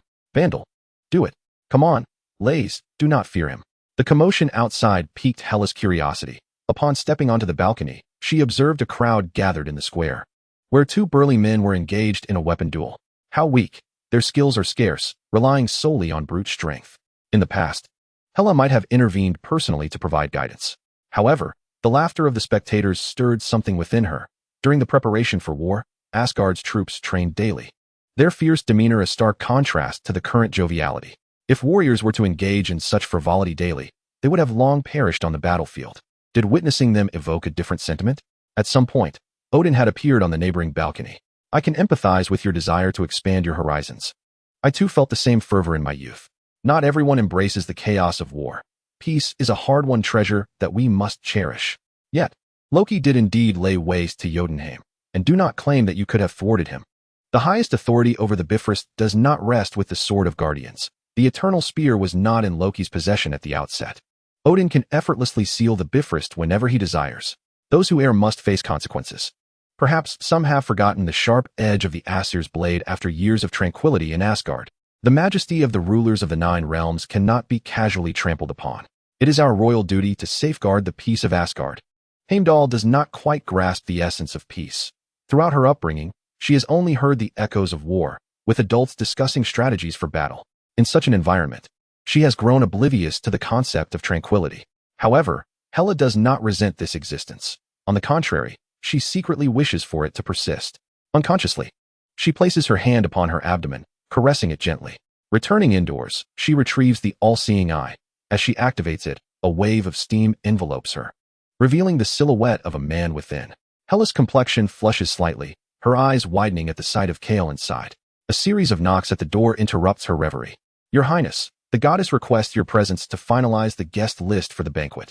The purpose of the feast is twofold: to celebrate Hela's return and proclaim the Death Goddess's rightful place in Asgard, and to remind others that Asgard's formidable strength has increased, serving as a deterrent to those who might harbor ill intentions. Even as Odin ages, there remains Hela, an insurmountable force in Asgard. It also serves to showcase Kale, the promising prince of Asgard. As Hela approaches, Frigga is busy confirming the adequacy of the invitations. Hela, come quickly. I find myself quite overwhelmed. Hela's long-lost smile returns as she sits beside Frigga, glancing at the list of names, most of which are unfamiliar. Occasionally, she spots a few recognizable names from the Vanir. But it is understandable.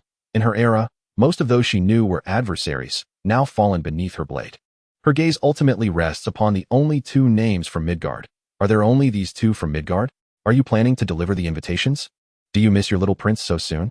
Hela's cheeks flush as she quietly collects the invitations for Gu, E, and Kale.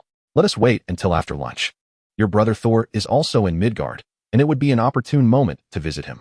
On a rooftop in New Mexico, 2 agents monitoring Thor and his companions prepare to retreat upon spotting a striking red-haired woman at the entrance, none other than Natasha, the Black Widow, who has just returned from her latest mission and has been promptly dispatched here by the agency. Knock, knock, knock. Greetings, Miss Jane Foster. I am Natasha, the new assistant of Professor Eric, sent to assist you in organizing materials. The professor has just taken on a new project and lacks the time to continue his work here. While that is the official line, the underlying truth is self-evident. I am here with a mission. Jane quickly tidied her hair before opening the door, her complexion flushed and her lips slightly swollen, clearly indicating she had shared an intimate moment with Thor. Welcome, Ms. Natasha. Has the professor mentioned when he will return? Jane pondered why the doctor had been gone for so long. It seemed as though he had found new work. Natasha replied, I'm not certain. The new project is in the realm of physics, which he has always enjoyed, so I suspect he might be away for quite some time. Well, that's troubling, Jane lamented.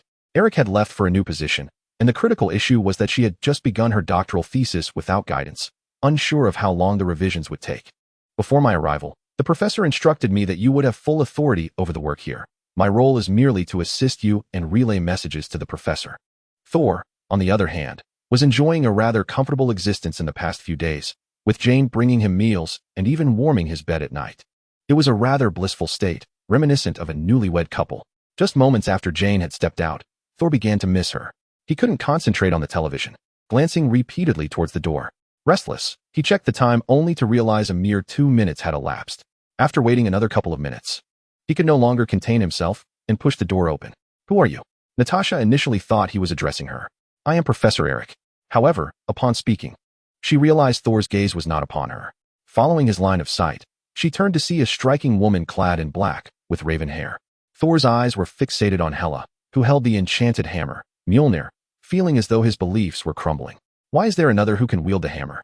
he exclaimed. Hadn't it been established that only the worthy could lift it? Jane's ability to wield it was acceptable, as she had inherited the power of the god of thunder. Though Kyle was somewhat bothersome, his strength was sanctified and thus earned recognition.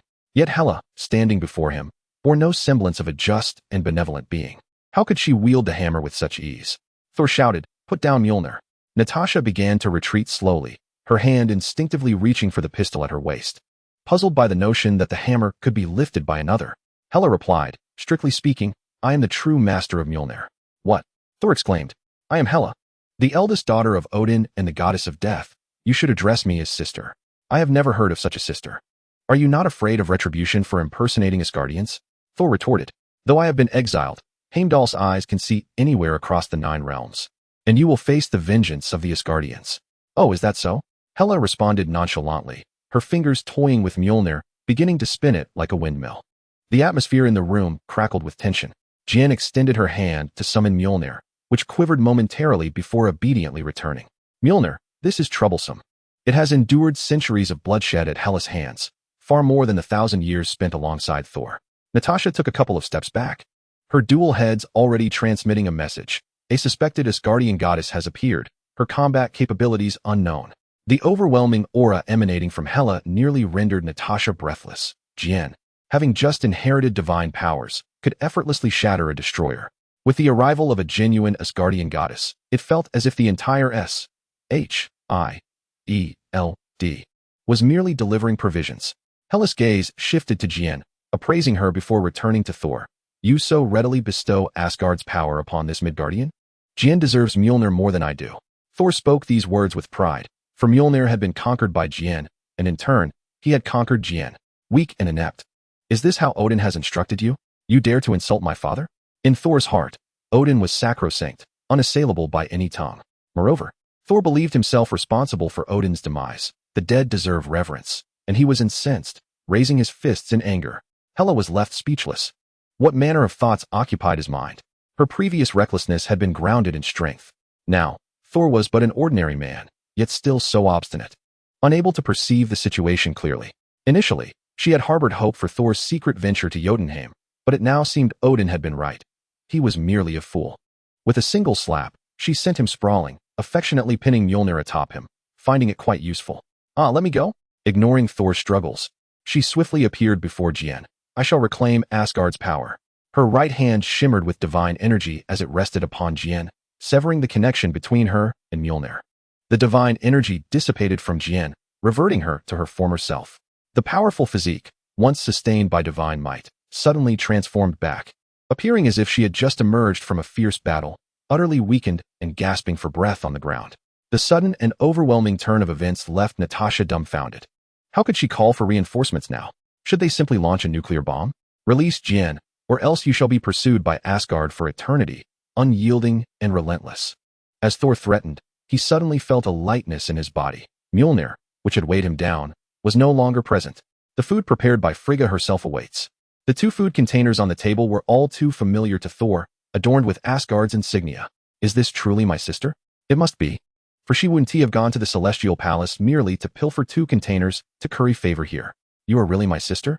Why have I never seen you before? Since we are all kin, why engage in conflict?" Thor immediately assumed a congenial demeanor, inviting Jen to sit with him and savor the delectable dishes. One bite was enough to confirm that this was indeed the taste of home, reminiscent of their mother. "The dishes prepared by my mother are truly delectable. Do take a moment to savor this roasted fish, which is my utmost favorite." In the current setting, however, how could one possibly indulge? This truly resembles the remarks made by Sister Hela, as if we were to meet the parents. The crux of the matter is that Hela has not once cast a glance in her direction, leaving an impression of discontent. As Thor savored the meal, he abruptly halted, sensing the warmth of maternal affection dissipate, leaving him in a state of melancholy. Am I permitted to return to attend my father's funeral? I recognize that it is due to my actions. I assure you, just this once, I will return immediately after the funeral and will not set foot in Asgard again. Thor's thoughts were already occupied with how to break a bowl, as Odin, a mere ordinary ceramic bowl would not suffice. It must be a worthy vessel, preferably crafted from URU metal, though he wondered if it could even shatter. Hela, having just sipped her tea, expelled it in a fit of laughter, recalling the image she had witnessed through the all-seeing eye. Goodness, is that mind of yours newly minted? At over 1,000 years old, you have maintained your vitality remarkably well. That is inconsequential.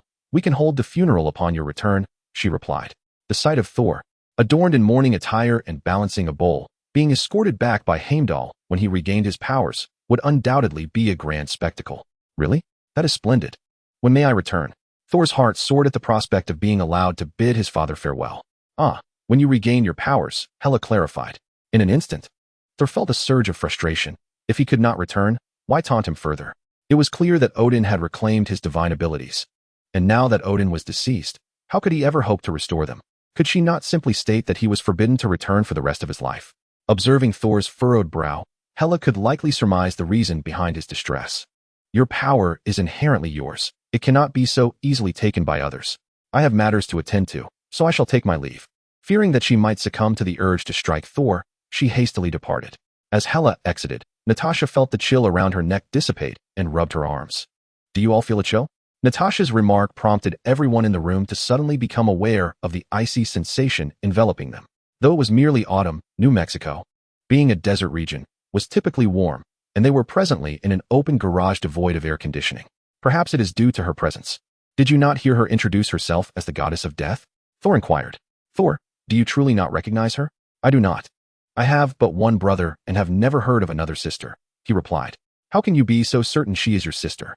Thor tapped on the plate a few times. This confirms it. The food container bears the royal insignia of Asgard, and the utensils are also of Asgardian design. Most importantly, I can distinctly taste my mother's cooking. Even if she could forge the royal insignia and tableware, she could not replicate the unique flavors of my mother's culinary creations. Thor remained perplexed about Hela's origins and could not fathom why his parents had concealed the existence of a sister. Is it conceivable that Hela is Odin's illegitimate daughter? Moreover, her strength is so formidable that even restored to divine power, he would not stand a chance against her. Could it be that father has chosen my sister as the heir? This would indeed explain why he was exiled. It appears he has found someone superior. Alas, only by regaining divine power can one attend the funeral, restoration. Where has my meow meow hammer gone? In chapter 47, when a girlfriend is pregnant, one should refrain from letting her indulge in spicy hot pot. At 117A, Brick Street, Hela stood gazing at the plaque of the New York sanctum, where Kyle's presence seemed to dissipate. This building is the first place on Earth that Hela encounters, shrouded in an inscrutable aura infused with magic. This must be the domain of the supreme sorcerer he spoke of. Muttering to herself, she pushed the door open. Hela beheld an array of magical artifacts adorning the walls. This supreme sorcerer is quite affluent. On the second floor, Daniel, who was tidying up, heard the commotion and was about to inquire who it was, only to sense an overwhelming darkness akin to a mountain. Peering through a crack, Daniel observed that the dark energy enveloping Hela was nearly solidified. This was the most potent malevolence he had ever encountered. Cold sweat trickled down Daniel's back. Last time, a follower of Dormammu, Caecilius, along with a few henchmen, had nearly bested him, and now, faced with such overwhelming evil, he was certain of his doom. He wondered if Kyle could save him once more. A gust of wind swept through, and he heard Hela's voice whispering in his ear. Are you the sorcerer of this place? Who are you, and why have you trespassed into the sanctum? The sanctum's guardian sorcerer must uphold his dignity, so despite his fear, he summoned the seraphim shield. Meanwhile, he discreetly began preparing a powerful spell, readying the Vishanti's holy sword for an ambush. Are you preparing to strike? Hela had already perceived the small ones lurking, their ancient essence perhaps capable of inflicting minimal harm if they could remain steady.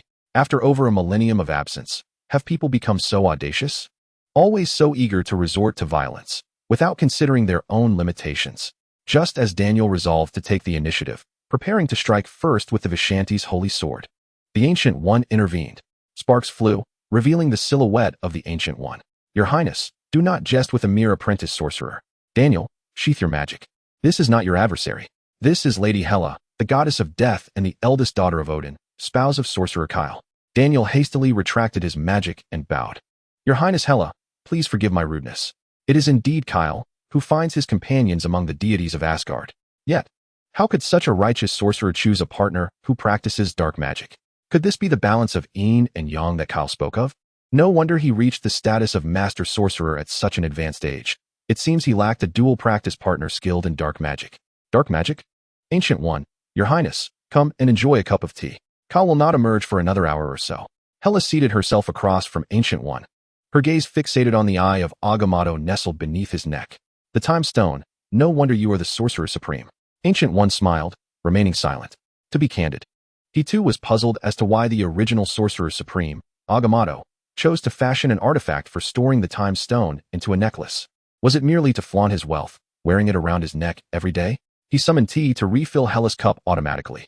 Meanwhile, Kyle was laboriously completing a formation. Ever since he acquired the magical juice and the girl's nimble footsteps, the efficacy of these restorative potions had surged remarkably. However, it was somewhat exhausting. Kyle's speed in drawing the formation was so rapid that it left traces in the air.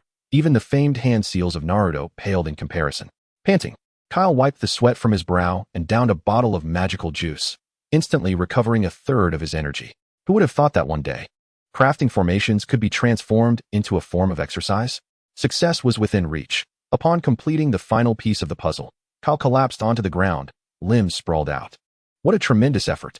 Having finally tackled this monumental task, he resolved to treat himself today, perhaps indulging in a spicy hot pot. As he stepped through the portal, he contemplated inviting Daniel to join him for a meal. Suddenly, Kyle felt the ground beneath him give way, as if a door had opened at his feet. Swiftly, he rummaged through his inventory, retrieving a pack of spicy strips, selecting the one with the most oil. He tore open the packaging and hurled it away without a second thought. He did not take the time to discern who was present, merely catching a glimpse of a figure before tossing it. Once steadied, he noticed Hela sitting there, with several dripping spicy strips lodged in her hair. Trouble loomed. Dear friends, should he flee or stay? Hela, what brings you here? His question was met with a very familiar hammer, crackling with lightning, hurtling towards his face at an astonishing speed, leaving him no time to evade. With a cacophonous crash, Kyle found himself crashing through countless walls, ultimately landing in the square. A group of mages practicing their magic halted, turning their gazes towards him. What are you staring at? Have you never witnessed a dashing entrance before? Cut it out. I've seen plenty of flashy entrances, but never one where someone gets knocked out and still maintains their bravado, remarked a newcomer, unable to restrain their curiosity. Who is this? Doesn't he fear getting beaten up? Modu, glancing at the young one beside him, explained, this is Kyle, a mage allied with Kamartaj, second only in power to the Sorcerer Supreme. Do you really think he fears confrontation? Goodness, no wonder no one dares to speak. He's not just putting on a show. He is genuinely impressive. Kyle rose, dusting himself off, and scampered back to Ancient One's tea room, a mischievous grin still plastered on his face. Hyla completely ignored him and turned to Gu-E, stating that the Supreme Sorcerer could only join them for tea another time. Bye-bye, ever considerate. Opened a portal to an uninhabited area, ensuring that any potential injuries during their forthcoming battle could be avoided. My dear, is it not enough that I've admitted my mistake? Besides, it was unintentional. I was aiming at the old man Gu-E. And who could have known you would be seated there? Am I to be blamed for that? Hyla did not grant him the chance to argue further, gripping Kyle by the neck and pressing him down into the ground until she had plowed a small furrow. Kyle spat out the dirt from his mouth. Has your anger subsided, my dear? Do be careful not to soil your attire. Humph. Hyla used her magic to clean herself thoroughly. After I departed that day, did I manage to land a few strikes on old Odin? It was he who sent me away, otherwise I assuredly would have joined you in giving him a good thrashing. It is not too late now. Should you command me, I shall immediately venture to Asgard, find Odin, and hold him down while you execute him as you wish. If that does not satiate your wrath, I possess one final method, known as gazing at the sky. It involves a sharpened stick, compelling the condemned to sit upon it, slowly penetrating their body until it reaches the head. When the point finally reaches the head, the individual gazes skyward, hence the name. That is my father. Indeed, let us forget it then. It seems your temper has cooled. I shall treat you to hot pot. I assure you, after one taste, you will crave it again and again. With Hyla by his side, there was no need to borrow a portal from the temple. They directly ventured to the city renowned for its spicy hot pot. Ah, yes, This is the flavor I crave. As they dined and conversed, Kyle gleaned the purpose of S.H.I.E.L.D's return. Hosting a banquet was an ordinary affair, yet inviting various friends revealed Odin's subtle machinations. It was excusable, after all. It was for the good of Asgard. After their meal, he led S.H.I.E.L.D back to his home, deciding that since she was already there, she should stay the night. I'm pregnant. The revelation struck him like a bolt from the blue. I had just removed my trousers, and you choose now to share this? He was overwhelmed by this extraordinary surprise. In 10 months, he would become a father? Ha ha ha, let me feel my daughter. Not necessarily. Asgardians do not carry for merely 10 months, and for royalty, the duration is even longer. The more time taken, the greater the potential and strength of the child. Emerging from the joy of impending fatherhood, a tinge of sadness crept in. It seemed that just as he had begun to indulge in the pleasures of life, he was to return to a more ascetic existence. Moreover, the timing remained uncertain, leaving him without a glimmer of hope. My dear, allow me to examine your tonsils and lung capacity. The following day, Kyle awoke feeling the lingering effects of the previous night's exertions. The women of Asgard were undeniably vigorous. Wow, no wonder last night's meal was hot pot. Chapter 48. Kyle's psychotic girlfriend after a hot shower. He finally felt the fiery sensation dissipate. Hyla was already up and preparing breakfast when she saw Kyle emerge. Her expression brightened immediately, and she playfully showcased her agile tongue with a flick. Wow, Kyle instinctively covered himself. Haha, just kidding. Come quickly to eat. Really? I don't believe it. With each cautious step, Kyle glanced back, anticipating an ambush from Hela, ready to retreat at a moment's notice. After a prolonged period of testing, Hela finally placed breakfast on the table, allowing him to sit down and eat in peace. Observing Kyle's cautious demeanor, Hela's lips curved upwards, a smile that had not faded since the arrival of another person in her life. She was gradually growing fond of this new way of living. Could it be that life could be more than just conflict and chaos? Unconsciously, she licked the milk from the corner of her mouth, startling Kyle, causing his heart to shudder. What's wrong? Do I have something on my face? Why do you look so frightened all of a sudden? Is she truly that fearful? Oh, it's nothing. Just drink more milk. It's good for your health. Ah, indeed, I should drink more. Milk alleviates spiciness. Wow. Is this the power of a woman who has experienced life? No wonder they say before marriage one is fierce like a tiger, but after marriage, timid like a dog. Time has smoothed our edges, blurring our shapes, transforming us from myriad individuals into mere shades of color. On a distant rooftop, two men in black suits munched on bread while peering through binoculars at the top of the stellar building. The target has appeared. Agent B seemed unfazed, knowing Kyle's daily routine was as predictable as 2 points on a line. Where else would he be in the early morning if not at home? A woman has joined the target, and what a figure she possesses. Agent B, it's just a woman. What's the big deal? Hurry up and eat something. There's no need to keep staring. Sir, this woman is quite special. I can't clearly see her face. It's all a blur. Understood, just take the photo. With a click, the machine connected to the binoculars produced a photograph. Indeed, the features were indistinct.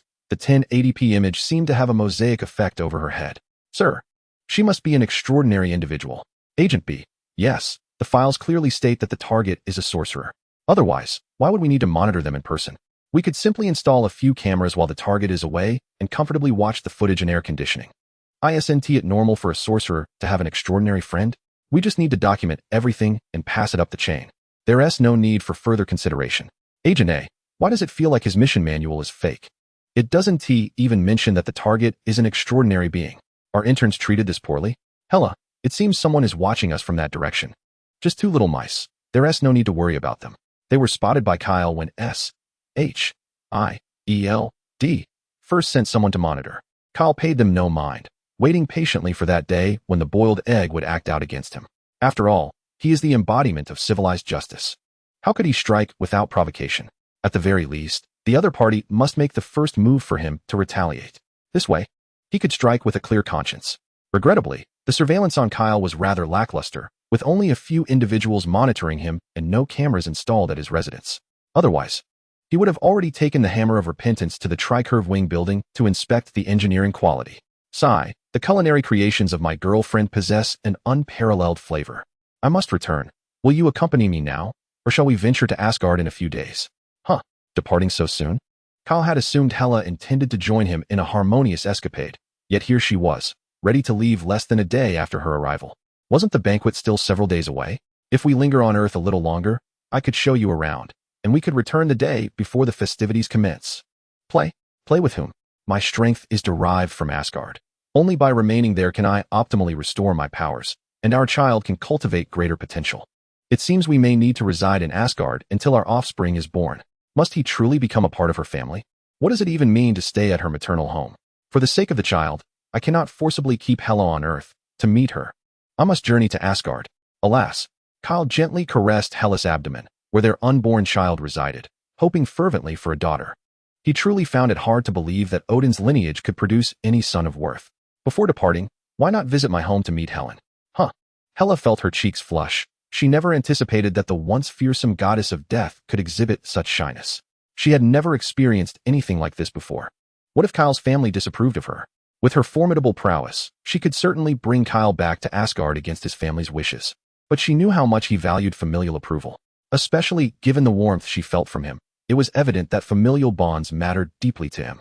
Hela could not guarantee that Kyle would choose her over his family, so she resolved to do her utmost to win their favor. Eventually, they would have to meet. There was no avoiding it.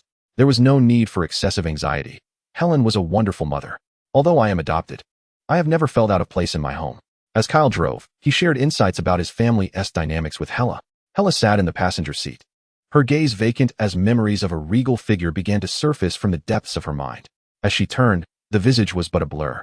She could scarcely recall Freya's precise features. Mother, I miss you too. Though Hela's childhood was marred by tedious lessons, she had also experienced joyous moments with Freya during her breaks. However, after Freya's tragic assassination, Hela's youthful innocence was irrevocably lost, and she insisted that Odin replace her studies with various combat training. From that point on, Hela's smiles gradually faded, only to reappear in the wake of victorious battles. It was only upon meeting Kyle that the warmth of a smile returned to her face. Oh, is George off today? Kyle remarked, glancing at the SUV parked outside their home. Today is not even the weekend. Would a workaholic like George take a day off? There's no use in guessing. Let's go and see for ourselves. Hela entwined her arm with Kyle's as they walked through the door. Click. Helen was busy tidying up in the living room and looked up to see Kyle entering. My dear, Kyle has finally remembered to come back and visit his mother. I've been rather busy these past few days, but now that I have some free time, here I am. That is more like it, you, a woman. Today seems to be a day for surprises, as Kyle is actually bringing a girl home. Is she your girlfriend, Kyle? Yes, this is Hela. Wow. Helen immediately rushed over to give Hela a huge hug. Her little pig has finally learned to root for the cabbage. Hela was taken aback by this unexpected warmth and turned to Kyle for help. Good luck to you. Helen has been wanting a daughter-in-law for quite some time now.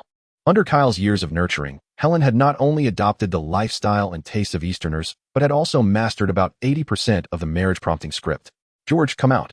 Coming back to her senses, Helen immediately called for George, who was in the study. Is that ruckus because Kyle has returned? Halfway down the stairs, he spotted the girl in Helen's embrace, and, seeing Kyle's proud demeanor, he could guess the rest. And who might this be? Compared to Helen's enthusiasm, George was much more restrained. Uncle, I am Hela, Kyle's girlfriend. Hello. Welcome to our home. As he passed Kyle, he shot him a glare. With years of experience in reading people, George could immediately discern Hela's unique aura. However, that was of little concern. In his eyes, Kyle was equally remarkable. Even if Hela were a princess from some far-off land, Kyle was deserving. You guessed it right. Come on in, take a seat, and let us chat. Helen, please fetch some fruit. Helen didn't heed George's words at all and dragged Hela into another room for a heart-to-heart, leaving the two men to stare at each other in bewilderment. Where are you from, Hela? How did you come to know Kyle? I am from Asgard and Kyle, overhearing from the living room, realized he had forgotten to inform Hela that his family was unaware of her background.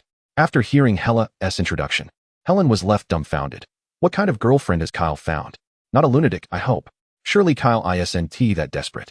Could it be that she has been pressuring him about marriage too much? Is this his way of handling the situation? Sensing the awkwardness between the two, Kyle quickly intervened. Dear mother, Hela comes from a small place and hasn't seen much of the world. Death penalty. Chapter 49 Asgard. The last dish of braised pork belly has arrived. Let us dig in. Hela must try this dish that Kyle loves so much. Hela, with the demeanor of a young lady, savored the dish that Helen served her. On the left, Kyle felt discomfort as he glanced down at the small hand resting on his waist. Were it not for the rapid healing that sustained that piece of flesh, it would have surely fallen away. Could it be that Asgardian women also inherit the skill of pinching? Was it truly necessary to endure 2 hours of being regarded as deranged, just for a mere pinch? Did her hand not tire? With just a few words, Kyle successfully transformed Hela's image in the minds of the George couple, shifting her from a lunatic to a princess hailing from a quaint Nordic village. As for the matter of Hela's pregnancy, that was a topic best left unspoken. The George family adhered to traditional values. If they were to discover that Hela had become pregnant without marriage, the concealed armaments behind the bookshelf would surely be directed at Kyle. He would come to understand what it meant to weigh 180 pounds and yet, after cremation, remain at 179 pounds. With the ashes containing nothing but bullet casings, do not inquire why they did not entirely incinerate. By the way, George, is there a celebration at the precinct today? Why are you on leave as well? George hesitated, unsure of how to respond. Helen interjected, indeed, there is a celebration. But it is specifically for him, a reward of an indefinite vacation. Suspended from duty? What could have happened? Kyle could not fathom why George would be suspended, especially since he had contributed significantly to the political campaign funds of those legislators. Furthermore, George held a commendable reputation among the public and within the New York Police Department. There was no one who held grievances against him. He performed his duties diligently, truly a commendable officer serving the people in this nation dominated by capitalism. George shrugged nonchalantly. Andrew informed me that it was a directive from above. I do not know whom I offended. A suspension is just an opportunity for a break. Those in higher authority? The only individuals with power exceeding that of Governor Andrew were those residing in the White House. How could George, merely a New York police chief, possibly reach such heights? Was there yet another legislator aiming to promote their own offspring, ousting George to place their own in power? Kyle was not well versed in the ways of politicians. Perhaps he should return and have Stark inquire about it. Noticing George's indifferent demeanor, Kyle decided against further questioning. Being a police officer here was indeed a perilous profession, and Helen had always wished for George to seek a safer occupation. Being suspended was a fortuitous opportunity for him to spend quality time at home with Helen. Moreover, Gwen had called a couple of days ago, announcing that she had received an internship offer from Oscorp and was on her way back from her travels. Perhaps when Gwen returned, they could embark on a road trip together, taking an RV to unwind. George replied, "That sounds like a splendid idea. It has been many years since I have enjoyed an extended journey." Another possibility was that the ploy was a tactic employed by that rascal, intending to pressure Kyle into joining S.H.I.E.L.D. If that were indeed the case, then let the intensity of the situation escalate. After bidding farewell to the George couple, Kyle drove back to the garage of Stark Tower, where he was immediately transported back to Asgard via the Bifrost. "Your Highness, Prince." The vigilant Heimdall, guardian of Asgard's gates, greeted the two with a bow. The human radar Heimdall has often observed the young Kyle, who has seamlessly integrated with the divine couple of the gods. He has garnered some understanding of Kyle's prowess. Little did he expect that Kyle would soon become one of their own. Such a considerate individual is indeed rare, and Kyle is quite fond of him. "Oh, this dog is rather impressive, even knowing to fetch his master." Hela, with a hint of annoyance, remarked, "Fenrir is a wolf, you know." Fenrir, bearing both Hela and Kyle, raced towards the celestial palace. "Fenrir, slow down." Despite Kyle's familiarity with Odin and his spouse, this is his first visit to Asgard. Let us take a moment to appreciate the scenery. The first thing to catch his eye was undoubtedly the rainbow bridge beneath their feet, which truly resembled the colors of a rainbow. As it operated, the energy transmission mirrored the very essence of a rainbow. No wonder it bears such a name. Remarkably, this structure appears to lack any supporting pillars. One might imagine it could serve as a bridge across the Pacific Ocean if it were placed on Earth. In the first Thor film, it was shattered by the large child, and Loki fell into the cosmos from this very spot, leading to the events of the Avengers. Now, the Rainbow Bridge remains intact, and with Thor absent, one can only wonder about the fate of Loki. Where could he have gone? Was he imprisoned? During their time in the underworld, while watching the live stream with Hela, they caught a glimpse before Odin cast him out, leaving them unaware of what transpired in the heavenly palace thereafter. Thor has yet to return, and his hammer has been claimed by Hela. It remains uncertain how Thor will regain his divine power. One can easily surmise that he will appear in an unfamiliar guise. "Where has Loki gone?" Kyle inquired. "He fled. When Odin and I returned, we encountered frost giants attempting to assassinate in the sleeping quarters, and I dispatched Laufey with a single blow. Loki mentioned he would check for any remaining threats, and then he vanished without a trace. He even activated the Rainbow Bridge as he departed. By the time Odin arrived, Jotunheim had been reduced to mere dust. That old man certainly did not intervene, despite wielding the eternal spear. Kyle deeply resonated with Odin's petty nature. Despite his outward geniality, one could only speculate about the darkness within. The other realms, slightly dissatisfied, have similarly rebelled, resulting in Thor's hammering them down. However, Kyle did not anticipate Loki's escape. Is this an instance of narrative correction? Must Loki inevitably encounter the purple potato essence? Unbeknownst to them, They arrived at the edge of the plaza, where the spirited Asgardians gathered to spar. The sight of Hela and Kal riding the great wolf certainly drew attention. Look over there. Who is the person on Fenrir's back? It must be Princess Hela. Who else could it be? Wow, but there's a man behind her. The Asgardians, who revered strength, were particularly captivated by Hela, being a goddess, amidst these young individuals who had yet to hear her name. The elderly contemporaries of Hela, upon hearing the news of her return, had long since hidden away, fearful that she might recall the faces of those who once subdued her and unleash her wrath. How dare he embrace the princess so brazenly? I must challenge him to a duel. Agreed.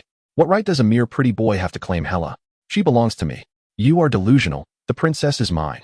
The group of men, their eyes aflame with jealousy, particularly Kyle, who felt a murderous intent rising within him as he raised his hand. Kyle had already sensed the commotion and was deliberately asserting his claim. It seemed my princess is indeed quite popular. Haha, indeed. For I am the goddess of death. Ultimately, fearing chaos, I swiftly departed by giving Fenrir a playful pat, wandering into the serene gardens of the celestial palace. Chapter 50. The luck of the emperor that evening. I shared a humble meal with Odin and Frigg, devoid of extravagance, yet filled with warmth. Frigg offered to arrange a room for me. No need. I shall stay with Hela, I declared, taking her hand and leading her towards her chamber. Odin, witnessing this, was nearly beside himself with rage, regretting his earlier decision to introduce me to Hela, and even more so for heeding Agamotto's counsel and hastily forging our bond. Hela is his daughter, and now, having felt the warmth of her embrace, she had been taken away, only to be displayed before him. How utterly infuriating. Frigg, observing Odin's jealousy, stifled a laugh. It was too late for regrets. Besides, Hela's condition rendered her incapable of much else. Ah yes, I must brush up on my parenting skills. It has been over a millennium since I last held a child. I need to prepare baby supplies in advance. Odin, death penalty. Meanwhile, Kyle found himself in Hela's chamber. His eyes opened to the definition of opulence. Just the size of the bedroom rivaled his penthouse. Is it not too spacious for slumber? Not really. Once you get accustomed, it feels just right. Come, let me show you something remarkable. Following Hela's lead, he entered a small door in the corner of the room, revealing a hot spring pool that rivaled a swimming pool, with water flowing at a constant temperature. What a splendid place for enjoying milk. After personally feeding Hela 2 cups of milk, he dried her off and carried her back to bed to rest. Just as he lay down, he remembered the magical box he had yet to open, so he took Hela along into the inn. Why are we back here? Hela instinctively trembled at the sight of Michelle's statue, only to find that the searing holy light present during her first visit was absent. It seemed the dark energy surrounding Hela had long been purified by Kyle, and after being exposed to the holy light numerous times, she had become immune.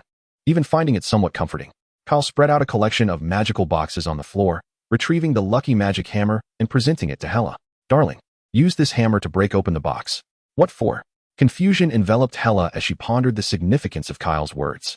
To her, the magic box and the lucky magic hammer were merely mundane artifacts, devoid of any magical essence. Do these items truly require a hammer for destruction? A mere touch would suffice to shatter them, she mused.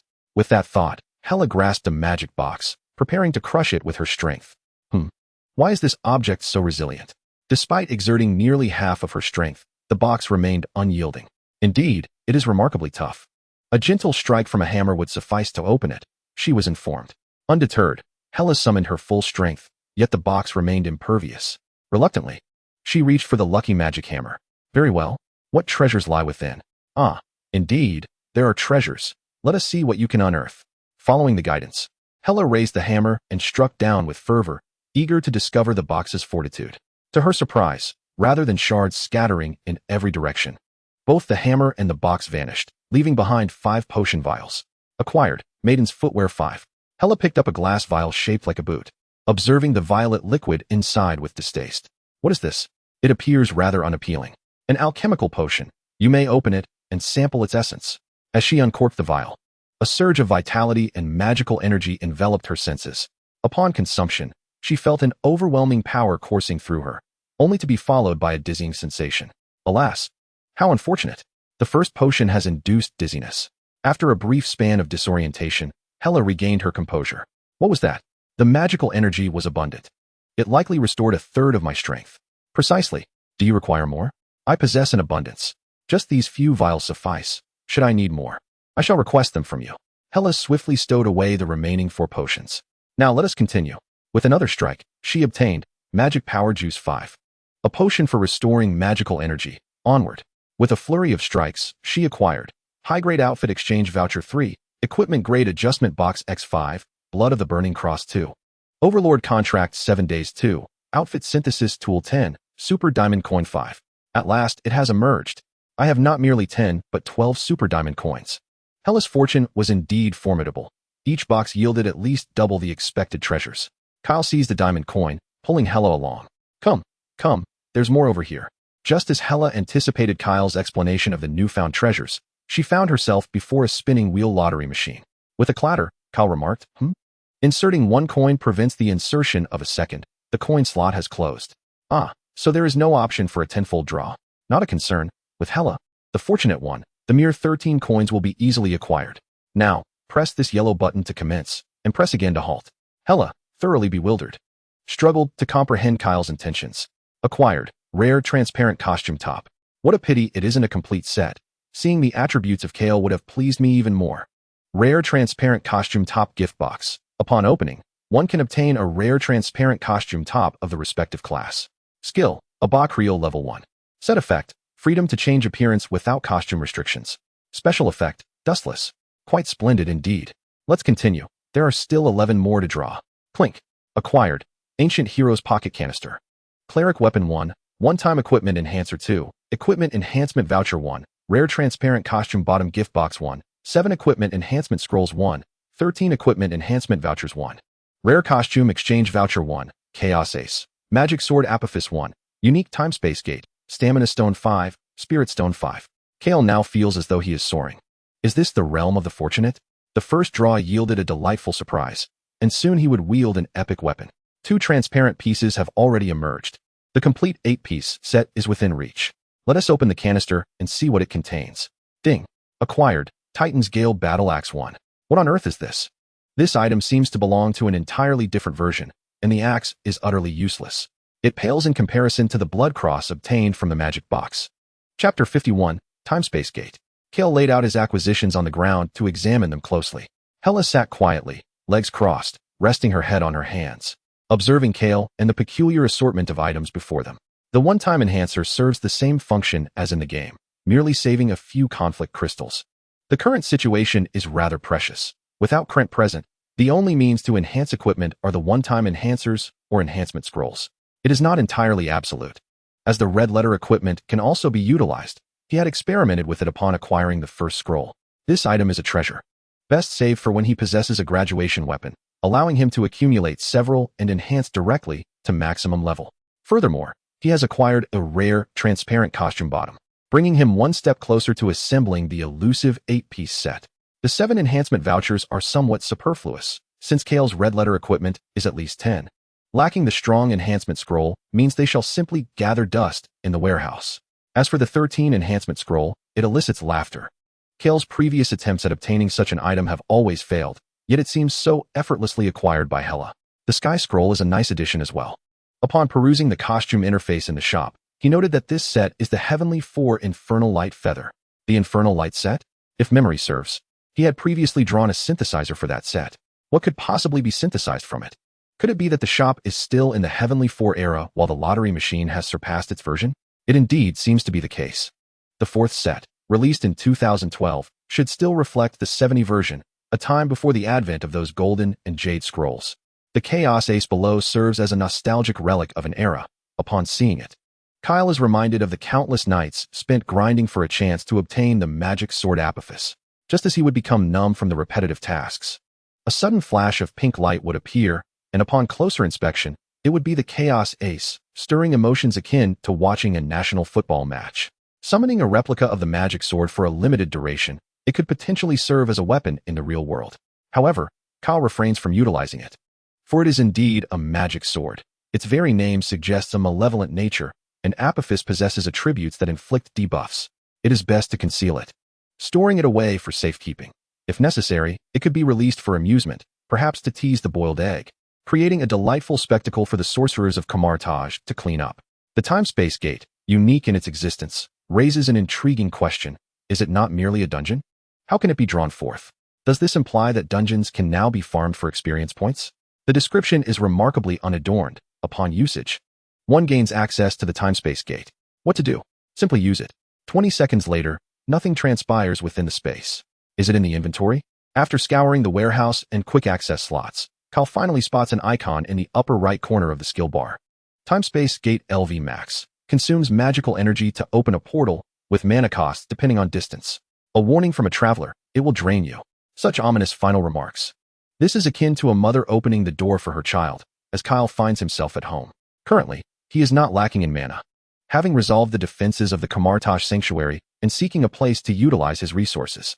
Upon releasing the time-space gate, the entire world transforms into a series of colossal gears, with spaces between them large enough for Kyle to lie down. Heimdall asks, "What is this place? What have you done?" Kyle remains silent, advancing towards the door to scrutinize it closely. Did you steal the blue fat man's portal? The scene is overly ornate. Yet the time-space gate turns out to be an unremarkable wooden door, lacking even a security feature. As Kyle places his hand on the doorknob, he receives a message, "Please select a destination." How to choose? There is no screen. He can only envision scenes from home in his mind. And only then does he feel the knob turn freely, allowing him to push the door open. Upon opening the door, a sensation of being emptied envelopes him. And looking at the panel, he realizes his mana has been completely drained. Inside lies his home in the Starlight building on Earth. Are you alright? How did your strength deplete so suddenly? I'm fine, Kyle reassures, shaking his head. Fortunately, his recovery rate is swift, and soon his mana bar is replenished. Oh, where exactly does this door lead? How is this door constructed? Kyle found himself at a loss for words as he meticulously recalled the process of utilizing the time-space portal. The moment he grasped the doorknob without a predetermined destination, it remained locked and immovable. Only upon confirming the destination did it unlock. The blue energy bar was expended at the precise moment of pushing the door open, indicating that his response speed was rendered futile in this context. By the time he reached Earth, his blue energy bar had been completely depleted, leaving him with a rather unsatisfactory feeling. Indeed, it was less effective than the mystical doors of Kamartaj. Regrettably, Kyle lacked the knowledge to wield the secrets of those doors. As he closed the door once more, the surrounding anomalies dissipated, reverting to their original state. Was this truly worthy of being labeled a unique item? Continuing to survey the ground, he found only 10 stones remaining, comprising two types, the Strength Stone and the Spirit Stone. These were both familiar yet foreign artifacts, remnants from the era of toxic milk powder, and Kyle could not recall which version had vanished. The Strength Stone. Upon use, it permanently increases strength by 5. The Spirit Stone. Upon use, it permanently enhances spirit by 5. Hela picked up a Strength Stone, feeling the pure vitality contained within. As she channeled her own energy, the stone transformed into a fine powder. Within it lay an exceptionally pure force. I sense a slight enhancement to my physical form, and it seems my lifespan has extended by approximately 20 years. Lifespan? Indeed, the augmentation of strength does not merely enhance physical prowess, it also raises the maximum health limit. How curious it seems that these items might have been crafted specifically for Odin, whose lifespan is surely nearing its conclusion. Kyle felt relieved to forego further research into secondary professions, as the potions he created, while effective, were all time limited. A top-tier elixir of life could augment health limits by nearly 2,000, yet its effects would fade after a mere 30 minutes. Unless he could concoct a multitude to consume every 30 minutes, achieving immortality would remain a distant dream. Such thoughts, while appealing, were hindered by the lack of materials needed for potion making, particularly since Kyle could only produce lower-tier elixirs. Now, with a means to permanently enhance strength in hand, it would be ideal for Odin. If he were to present it to Odin, it was unrealistic to expect a favor in return, but perhaps acquiring a few treasures from Odin's vault would be feasible? Or should he simply reserve them for Odin? Kyle tentatively broached the subject with Hela. Should Hela disagree, he would consume the remaining 4 strength stones himself, with the possibility of acquiring more in the future to secretly gift to Odin. If he failed to procure any before Odin's demise, such would be the fate ordained by destiny. Hela hesitated before responding. Give it to him. A few extra years can allow him to raise his children. Raise children? Perhaps that was best avoided. One need only consider the nature of those Odin had educated.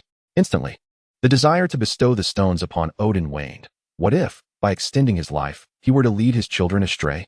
Handing the strength stones to Hela, he instructed, "Take these to him, but ensure he offers treasures in exchange. We shall not engage in any transactions that leave us at a disadvantage. All right, let's have him exchange the throne. If I am not to be the king of Asgard, then I shall not grant him that privilege." Hela was merely jesting. Her interest in the throne has waned. Sitting in that position daily is far less appealing than engaging in something enjoyable with Kale. As for the remaining soulstone, Kale was overjoyed, his panel now boasting an increase of 25 points in spirit. Not even the tiniest morsel should be overlooked. Chapter 52. The Night Sky Blade. What purpose does this serve? Hela picked up a long-forgotten equipment adjustment box from the corner. Suddenly, an idea sparked in Kale's mind. Where's your Night Sky Blade? This item can elevate the equipment to its pinnacle state, right? Transforming it to the highest grade with full attributes is indeed the optimal condition. Wouldn't you agree, my friend? Really? Hela expressed skepticism.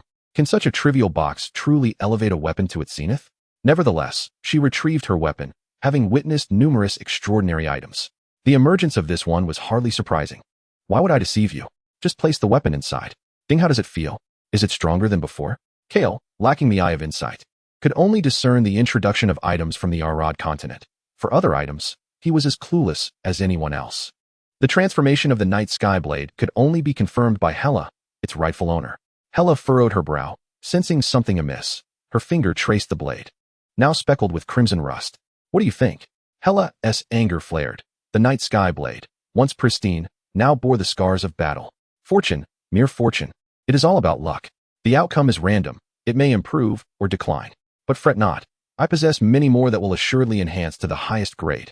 Kale quickly produced all his adjustment boxes, and Hela restrained her urge to retaliate. Ding, the rust remained, prompting Hela to smear it across Kale's face. If this persists, you may as well prepare for your demise. Ding, the rust has diminished. Ding, smash. With over a dozen adjustment boxes thrown down, they finally achieved the highest grade. Now, that's more like it. Hela felt the Night Sky Blade was indeed stronger than before. Having reached the highest grade, it could be deemed intermediate prior to the enhancement. Once again inspired, Kale produced a scroll and slapped it onto the Night Sky Blade. Golden Legend. The Night Sky Blade shimmered with a delicate pink glow, a manifestation of excessive power concentration. Holding it, Hela sensed it was nearly twice as potent as before. Had she possessed this weapon initially, Odin would surely have been unable to seal her away. Now, Hela felt confident in her ability to surpass Odin. Wow, darling, what a tremendous surprise. She adopted a playful demeanor, leaping forward to plant a kiss on Kale. Is this it? Let us see something more substantial. With a series of amusing sounds. The frequent shaking of her head soon lulled Hela into slumber, while Kyle, accompanying her, exited the spatial realm. Upon returning to their chamber, Hela fell into a deep sleep almost instantly, whereas Kyle found himself wide awake. Holding Hela tenderly, he refrained from making any sudden movements, relying instead on the subtle manipulation of his mental energy within the confines of his backpack. Contemplating the assortment of costumes that thwarted his rest, he pondered how best to coordinate them. Having already acquired 2 transparent pieces and a rare exchange voucher, it was high time to replace his mismatched attire with a celestial set. His collection of exchange vouchers had grown considerably, though his supply of synthesis tools was rather limited, leaving him uncertain about the potential outcomes. Determined, he decided to exhaust the ordinary costumes and exchange vouchers first, reasoning that even in failure, he might procure a superior outfit. With the reminiscent synthesizer at his disposal, he recalled that 8 premium items would yield a rare one reliably. Ding. Acquired, premium costume. Ding. Acquired, premium costume. Ding. Acquired, premium. However, after depleting all ordinary vouchers, he regrettably found no rare items produced, and with a total of 12 premium outfits, only 4 synthesis tools remained. Ding. Acquired, starlight winged boots of the cleric.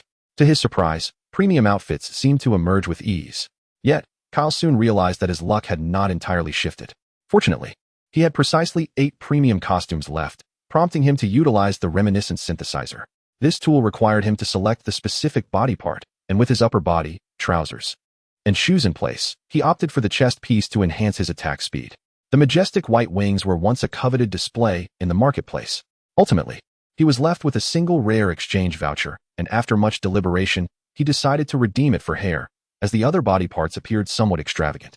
With a rare transparent top, trousers, the starlight winged hair and boots, complemented by the white wings, he had successfully assembled 5 pieces of the set. As Kyle felt the weight of the grand wings upon his back, he reveled in their controllable nature, albeit devoid of tactile sensation. He wondered if he could soar through the skies. Yet, under the cover of night, he hesitated to test this out.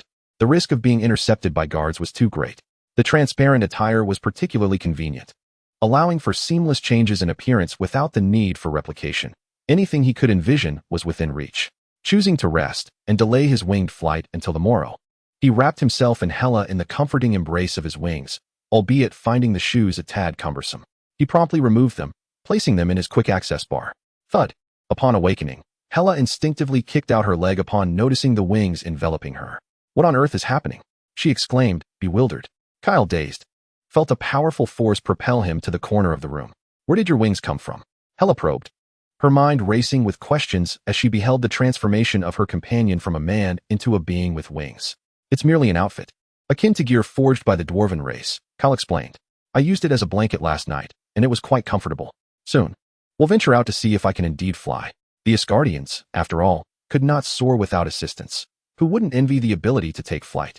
During breakfast, Hela casually handed a stone of physical strength to Odin, causing the old man to be overwhelmed with emotion, tears welling in his eyes as he exclaimed how warm the little cotton-padded jacket was. Hela ignored him entirely, grabbing Kyle and dashing off to the back mountain to play with the great wings. After some experimentation, they discovered that flight was indeed possible, matching the speed of Kyle's running, thus transforming the army into an air force. Hela truly proved her mettle, astonishingly unlocking the aerial mode, an experience that was simply delightful. No wonder they say familiarity breeds affection. The festivities in Asgard had finally arrived. While Odin delivered his speech, many in the audience wore grim expressions. Those seated in the hall were seasoned power players, most having lived through Hela's era. Now, with her return, those with ulterior motives would have to reconsider their plans. Lastly, there was Hela's husband, my son-in-law, a sorcerer from Midgard. Chapter 53. Target eye. With a warm cup of tea in hand, I felt invigorated. I flipped through the newspaper, continuing my search for intriguing news. The day after the banquet, Kyle returned from Asgard, while Hela stayed behind under the pretense of nurturing her pregnancy, but this was hardly a concern. With the time portal at his disposal, Kyle no longer needed to seek Doctor Strange to open a door. He could simply call upon Heimdall with the Bifrost whenever he wished to meet Hela. After spending 2 days at home, indulging in tea and leisure, he found no motivation to delve into the magical tome retrieved from Doctor Strange. Having the time portal rendered him utterly devoid of drive. Such idleness proved to be rather dull. With the temple defenses secured, he found himself missing the days spent in Asgard, wishing he could have stayed a bit longer. Suddenly, his phone rang. An unknown number flashed on the screen. Who could it be? With few friends and only saved contacts, he rarely received calls from strangers. Mr. Wizard, it's Thor. Do you remember me? We met in New Mexico. Of course, he remembered. Was Thor in some sort of trouble? How could one forget a brother-in-law? It then dawned on him that he had left a business card for Thor, inviting him to reach out if needed. Thor hesitantly said, "Could you help me find a job?" A job? He had almost forgotten that this prince was being supported by a woman. What? Can't you afford to maintain your lifestyle anymore, Thor? Surely that can't be the case. It seemed that indeed, he could no longer afford it. He could barely afford meals.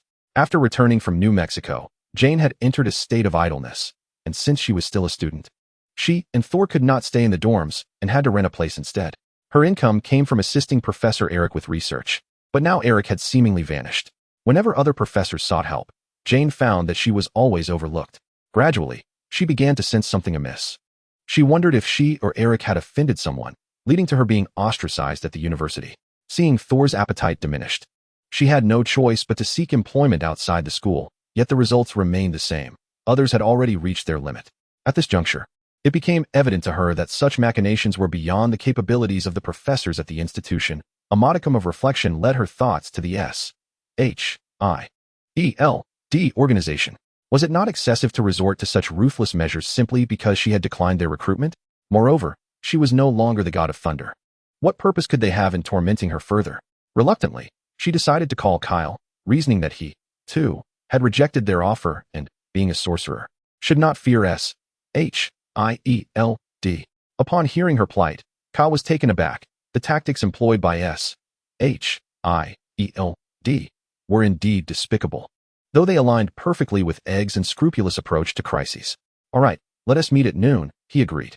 Suddenly, a thunderous clap resonated as a bolt of lightning struck from the heavens. They would discuss matters further the following day. Kyle promptly hung up and soared into the sky, his wings unfurling. Another series of thunderclaps echoed, the previous lightning imbued with a sense of divine light. Something had transpired at home, and George and Helen were in peril. What calamity had befallen them to trigger such a cascade of vengeful light? On the rooftop, 2 agents monitoring Kyle blinked in astonishment as he vanished in an instant. The sonic boom from his rapid ascent scattered the rooftop's contents, shattering glass into a million fragments. "Commander, the target is under attack," one agent exclaimed. "What? Wasn't the target just sunbathing on the rooftop?" If this were indeed a conflict among superhumans, S.H.I.E.L.D. would be compelled to intervene. Activating the infrared function of their binoculars, they discovered the upper floor of Kyle's residence was devoid of any occupants. An experienced veteran agent promptly reported to the higher-ups. This situation exceeded the purview of his Tier 3 authority. Meanwhile, Kyle, soaring above, caught sight of thick smoke billowing from his home. Was it on fire? George crouched in a corner, his handgun raised, searching for the assailant silhouettes, while two lifeless bodies lay at the entrance. After cautiously peeking out to confirm the absence of threats, George finally allowed himself to relax. Damn it, is the police response really this slow? It was only through this first-hand experience that George comprehended the public's grievances regarding police response times.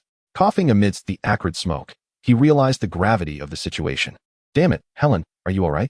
During the initial assault, George had hastily concealed Helen before engaging the intruders, luring them out of their home to battle on the street. "Helen, you can come out now."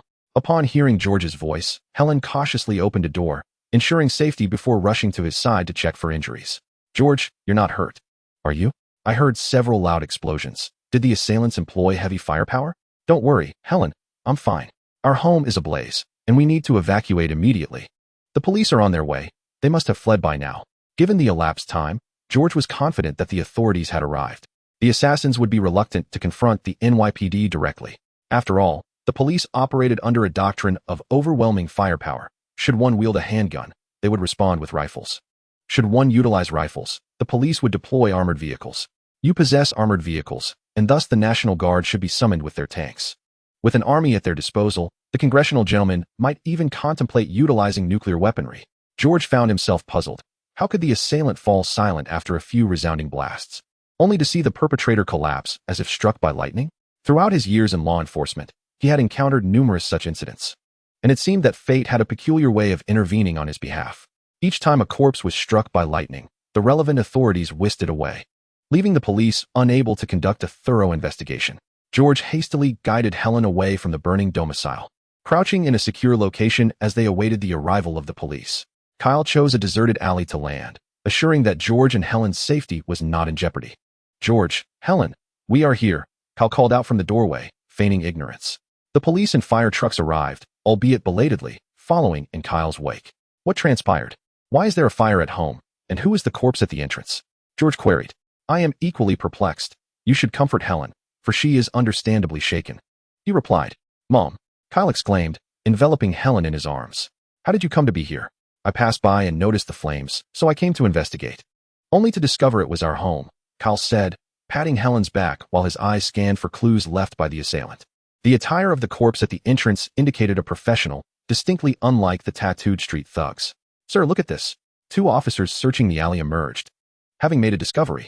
Shortly thereafter, they carried out a charred body, faintly revealing a target-like circle painted on the mask.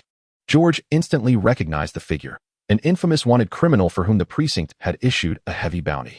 "Target," he murmured. "Isn't this the underworld emperor, Gene Bing, of New York? How could he dare to show his face here when he hasn't even faced the gauntlet in Hell's Kitchen?" It was not unusual for George to be at odds with Gene Bing, having thwarted many of his endeavors. It seemed Gene Bing had deemed George's recent suspension an opportune moment for retribution. With the Thunder God now involved, why would a mere small fry like Gene Bing dare to emerge, as if courting his own demise? "Care to stay with me for a few days?" A house half consumed by flames was no longer habitable. Chapter 54. Natasha. Mission failed. One cannot deny the efficiency of S.H.I.E.L.D. within mere minutes. A video of Kyle, adorned with wings, had been delivered to the Egghead. "We utilized facial recognition technology to ascertain Mr. Stacy's location. Just moments ago, Director George was assaulted in his residence. Our agents subsequently discovered that Mr. Stacy had vanished, and our technicians ultimately located this footage on private surveillance near Director George's home." Egghead furrowed his brow. Wings, flight. This did not resemble the demeanor of a mere support figure skilled in healing. "It appears our understanding of Mr. Wizard is still rather superficial. Continue monitoring and report any developments immediately. Additionally, elevate Mr. Wizard's confidentiality level to 9. Understood, Commander." Kyle and George salvaged a plethora of items from the house, not merely for financial reasons, but because many of these possessions embody cherished memories of a bygone era. The firefighters' rapid response was commendable. Once they confirmed that no one was inside, extinguishing the flames became almost a playful endeavor, yet by the time they succeeded, half the structure was already reduced to an unrecognizable state. Kyle felt there was little point in restoring it, contemplating instead the purchase of a seaside villa on Long Island for his parents. The garage also suffered some damage. Helen's Mini, tucked away in the back, remained mostly unscathed. But George's SUV was far less fortunate, riddled with bullet holes that hardly warranted repair. It appears I am in need of a new vehicle. Indeed. It is time for an upgrade. Your car has served you long enough. The price of the new car will depend on how well you can charm Helen. Haha. Perhaps it is an Eastern custom brought by Kyle that allows Helen to play the role of the frugal steward in this exceedingly selfish capitalist society. In other households, even those that are married, each partner typically retains control over their finances. Even if a wife is a homemaker, the husband usually allocates a monthly allowance for daily expenses. However, in George's household, the paycheck card is firmly in Helen's possession. Fortunately, George neither smokes nor drinks, and he manages to spare some pocket money to occasionally treat his colleagues. Helen has not disappointed George. She is prudent with finances and keeps their home impeccably organized, surprisingly cultivating a habit of saving amidst a culture of consumerism. All right, let us proceed. Simply take the essential items. Helen, with a reluctant expression, lamented that there were still many usable items in the house, and discarding them felt wasteful. A considerable number of important belongings were crammed into the RV. Kyle drove while Helen sat in the passenger seat, leaving George to begrudgingly navigate Helen's Mini. Upon arriving home, Kyle was taken aback. The rooftop appeared as if it had been ravaged by a typhoon. George inquired, "Were you also attacked here? It seems I need to apply for protection." "It must have been the wind from last night, haha. The rooftop is indeed exposed to stronger winds. I will call someone to arrange repairs immediately. The issue is minor. Only 2 panes of glass are shattered, and the rooftop is in disarray. It seems we must be more cautious when taking off in the future." Helen glanced around the house and noticed there were no feminine items present. "Is Helen not living with you?" This reminded her of her daughter-in-law. "No. Helen has returned to her father's place for the past few days." "Has she gone back to Europe?" "I was hoping to discuss culinary skills with her." "What a pity. There will be opportunities in the future." After settling George and Helen, Kyle excused himself under the pretext of going to work. Before confronting Jean about the accounts, he needed to address the issue with S.H.I.E.L.D. Driving out, he found a secluded spot to stow the car in his backpack. Time-space portal. With a click, he entered and arrived in California, retrieving his vehicle and heading to the location S.H.I.E.L.D. had specified. An apartment near Stanford University. Room 16. This must be the place. Normally, when seeking assistance, it is expected that they would approach Kyle. However, S.H.I.E.L.D. and Jane have already exhausted their credit cards on meals and flights. Knock, knock, knock. "Kyle, come in quickly." "Hello, my dear brother," S.H.I.E.L.D. greeted, enveloping Kyle in a warm embrace. Kyle's gaze remained fixated on Jane, not out of any ulterior motive, but rather due to the absence of the thunder goddess power that he once sensed emanating from her. It seemed she had transformed into an ordinary mortal. Hadn't Jane inherited the power of Thor? Why could he no longer feel it? A few days prior, while they were in that small town, a woman suddenly appeared claiming to be his sister and took both Mjolnir and Jane's godly powers. The expression on her small face was one of distress, as if on the verge of tears. As anticipated, it was likely Hela. Kyle had initially thought she merely confiscated the hammer, which symbolized the Asgardian inheritance.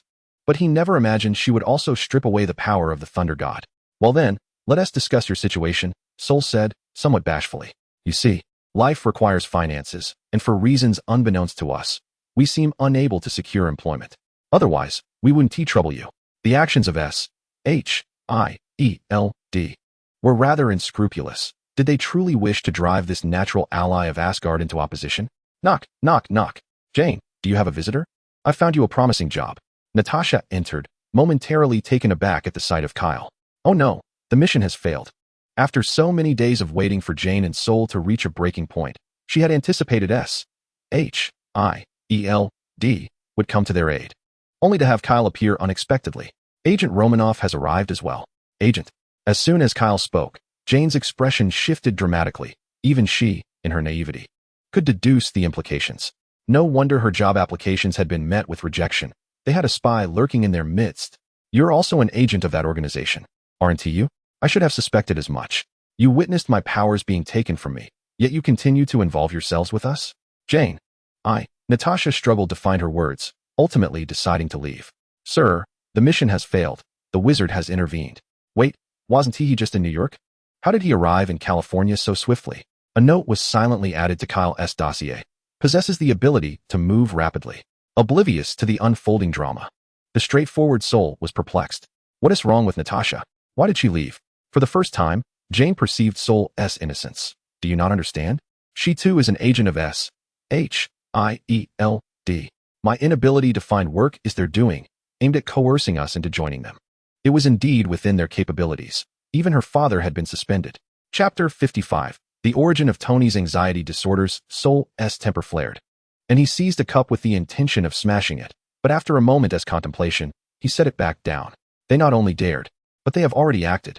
The methods of the intelligence organization are nefarious. It is futile for Thor to be enraged. He is powerless to alter the situation. Had he still been the lofty god of thunder, he would have wielded his hammer long ago. Alas, the current predicament is exceedingly stifling. Jane, too, finds herself languidly slumped on the sofa, feeling as though the future is shrouded in darkness. She had previously researched S.H.I.E.L.D, and although it is a classified agency with scant information available online, the few lines of description indicating its affiliation with the Security Council suggested it was no ordinary department. With such a formidable organization looming over her, what company would dare employ her? Let us depart and seek out someone unafraid of S.H.I.E.L.D. Kyle's first thought was of Stark. After all, he had saved Tony's life during the Whiplash incident, and the next day personally visited Pepper to express his gratitude. He had even gifted Stark Industries 5% of the shares, and in return, Kyle had presented him with a trove of crystalline blocks, including the palladium poisoning. He had effectively saved Stark's life twice, so finding a job should be a trivial matter. As for why he didn't simply offer cash, it was partly to preserve Thor's pride and partly to have him experience what it is like to work as an ordinary person in hopes of gaining some wisdom. At that moment, Stark was in his garage workspace, embracing Pepper. Suddenly, the sound of a door opening startled the two. Wongdefa, how did you manage to install a door in my laboratory? Pepper asked, flustered. Are we interrupting something? She quickly straightened her clothes. I merely came to deliver some documents, and will be leaving shortly. Don't rush off. I specifically sought you out. Tony retorted, displeased. Why is a man coming to see my girlfriend, and barging in like that? What was initially an unwelcome disruption turned more pleasant upon seeing Jane behind Thor. There was a beautiful woman. Tony, what are you staring at? Pepper inquired. Apologies. My eyes are a bit itchy. Please, get to the point. I am quite busy. You have no say in this. You are no longer the CEO of Stark Industries. What? I am the largest shareholder, with over 6 times your stake. I have the final say in Stark Industries. Tony, be quiet. Kyle, feel free to share your matter. You are also a shareholder of Stark Industries. Nothing major, just arranging a job for these two behind me. Of course. Could you specify the areas of expertise for both, so I can assign suitable positions? This is Ms. Jane Foster, a Ph.D. in astrophysics from Stanford. Not yet. I am still in the midst of my combined master's and doctoral studies. Oh, I see. I had thought you were already a doctor from Thor, the Dark World. And this is Dr. Donald Blake? He doesn't quite look the part. However, I currently do not require a personal physician. This individual is Thor, the god of thunder from Asgard, skilled in. Ha ha ha. Still calling yourself the god of thunder? If you have the prowess, show some lightning. And can I then be dubbed the god of iron? It's not unreasonable to be referred to as such in the comics. But let us leave it at that for now. What on earth is Asgard?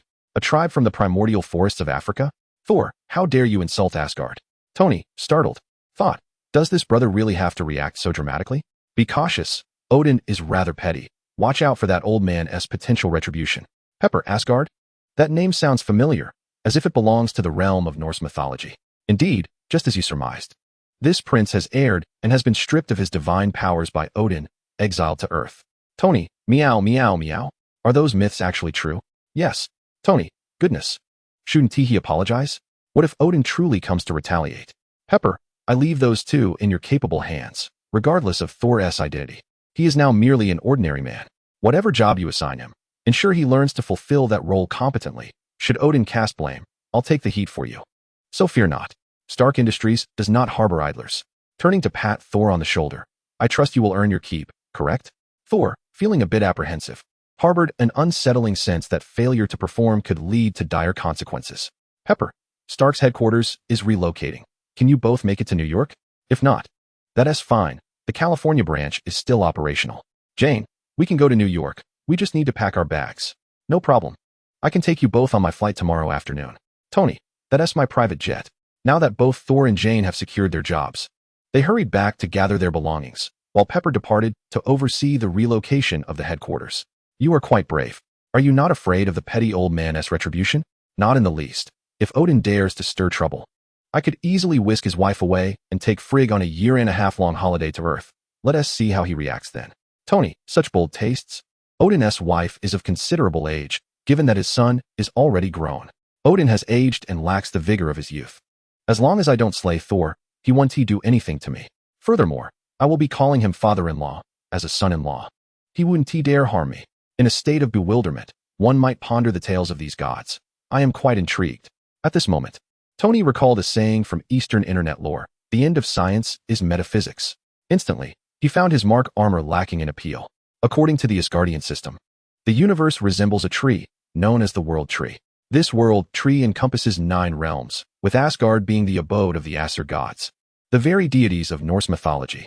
Odin is also referred to as the Lord of the 9 realms, which, in name, are all under his dominion. Vanaheim, the home of the Vanir gods. Alfheim, the realm of the Light Elves.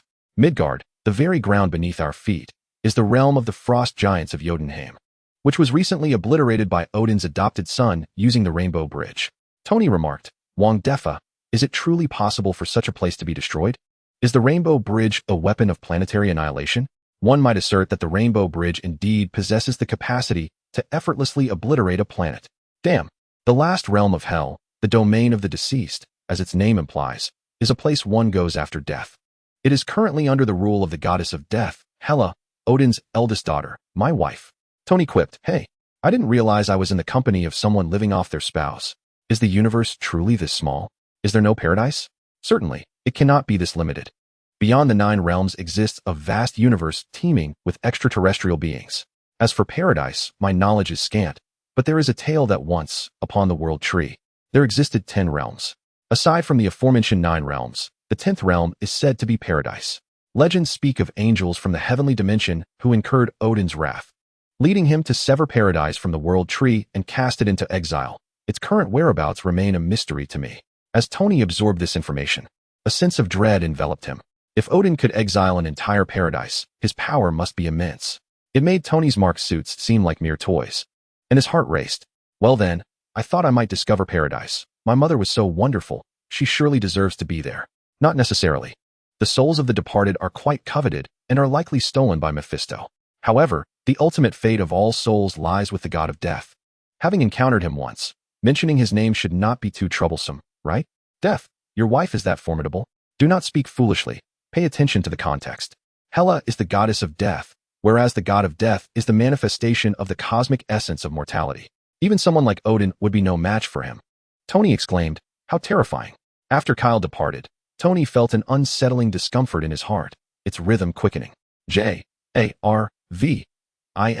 Conduct a health check. Sir, your health appears normal, albeit somewhat weakened. I recommend moderation with Miss Potts. You say too much. Perform a thorough examination. If no issues arise, then you are the problem. Sir, based on the diagnosis, this may be a precursor to anxiety. What? It seems you truly require maintenance. How could a genius like him possibly suffer from anxiety? J-A-R-V-I-S. Compile all myths from Earth and organize them for me. Chapter 56. Upon exiting Tony's abode, I made my way directly to the residence of Thor and his companions to retrieve the vehicle. I stowed the car in my backpack and approached the door. After a moment's hesitation, I chose to knock. Hi, thank you for helping us find work. Thor opened the door, and upon seeing Kyle, he grinned broadly. You're not needed. Come out for a moment. I wish to discuss something with you. Thor inquired. It seems that the meadows of Jotunheim are beckoning him. Very well. I shall emerge forthwith. Jane, you. Kyle forcefully pushed aside and tossed a Titan's wind battle axe to Thor. Upon acquiring this new weapon, Thor's joy was akin to that of a child. An exquisite weapon, indeed befitting a formidable warrior. However, might I exchange it for a hammer? I have a penchant for wielding hammers. Odin of Asgard could not help but grimace at the corners of his mouth. After all these years, has all his nurturing gone to waste? How is it that he has aged yet failed to gain wisdom? One could not help but ponder if the choice of heir was misguided. I sense that Thor is ill-suited to inherit the throne. Frigga remarked, in comparison, I find myself leaning towards Loki. Thor is far too naive and benevolent. A king should possess kindness, yet not to an excessive degree. Indeed, excessive kindness can render one vulnerable to exploitation. Odin, 2. Began to entertain thoughts of a change in succession. Previously, Thor was his only biological heir, but now there is Hela. Hela now possesses the qualities requisite for the throne of Asgard. In terms of strength, she far surpasses Thor. And she has tempered her fierce and combative nature with valor, cunning, and might. One must ask who could be more suitable than Hela to inherit the crown. Yet, there is no need for haste. With the Stone of Vitality extending lifespans, there is ample time to select an heir. Even Loki is not out of the question. The perspective shifts back to Earth. Kyle and Jane walked side by side in the community park. Now that we have some privacy, there is something we can address. Thor did not accompany us. Alas, there is a saying, better to dismantle 10 temples than to ruin a single marriage. I feel a sense of unease. Jane smiled faintly. What is there that cannot be said? I have nothing left to lose and fear nothing. Very well, it concerns your relationship with Thor. Let me clarify that I am not advocating for your separation. Jane's expression changed abruptly. Was Thor concealing something from her? Had he married and fathered children in Asgard? First and foremost, you are of Earth, and Thor is of Asgard. I am aware of that. What is the issue? Is there some form of reproductive isolation? Not at all, but I must point out that although Thor has been exiled and stripped of his divine powers, he remains, at his core, an Aesir god, possessing formidable strength. It was evident that Jane had a profound understanding of this. Kyle felt compelled to pour a bucket of cold water on the situation. But do you know how long Asgardians typically live? Jane quickly regained her composure. Her intuition warned her of impending trouble. I am uncertain. Thor mentioned he is over 1,000 years old. Does that mean his lifespan is nearing its end? Quite the contrary. Thor has plenty of time left. The lifespan of an Asgardian is approximately 5,000 years, and as a member of the royal family, Thor may live even longer. No wonder Thor still behaves like an adolescent. By earthly reckoning, Thor is merely in his early 20s, which aligns perfectly with his demeanor. Observing Jane's seemingly indifferent yet exhilarated expression, it became clear that the intellect of a woman in love can indeed be precarious. The poor girl had not contemplated her own position. However, your lifespan barely exceeds a century. The words of Kyle struck Jane's heart like a thunderclap. Indeed, she was merely an ordinary human, destined to live no more than 100 years, while Thor would remain unchanged in appearance. In a few decades, she would be a frail old woman, yet Thor would still possess that youthful visage. After finally feeling a spark of affection, you have led me to such a complete defeat. Alas, I did not intend to instigate your separation. I merely wished to forewarn you. Besides, the universe is vast. And who knows when you might discover some elixir to grant you eternal life. I understand now, life is fleeting, one must seize joy while they can. Thor's vitality is remarkable, and I am quite fond of it. Even if we were to part ways, it should only be after I have had my fill of enjoyment. Are you also liberated? Mother, I wish to return home. With that, she departed, having expressed all that needed to be said. If memory serves, Thor and Jane had already separated in Thor, Ragnarok, rendering any further action unnecessary. Upon seeing Jane return, Thor's eyes were bloodshot, and he assumed Kyle had wronged her. Was he bullying you? I shall seek vengeance. He is as good as dead today, mark my words. Not even Odin could intervene. With that, he seized the newly acquired axe and strode out. Do you even know where New York is to exact revenge? No one may harm my lady. He did not harm me. The ensuing scene became a tad inappropriate. Chapter 57. A beautiful misunderstanding, alas. I have yet to inform Gwen. Helen, busy preparing dinner in the kitchen, suddenly recalled that they had moved in with Kyle without notifying Gwen, which explained the peculiar emptiness in the house. Ring, ring, ring. Just as Helen retrieved her phone, a call from Gwen came through. Mother, has our house caught fire? It's a bit complicated. We're at Kyle's. Please hurry. All right, Mother.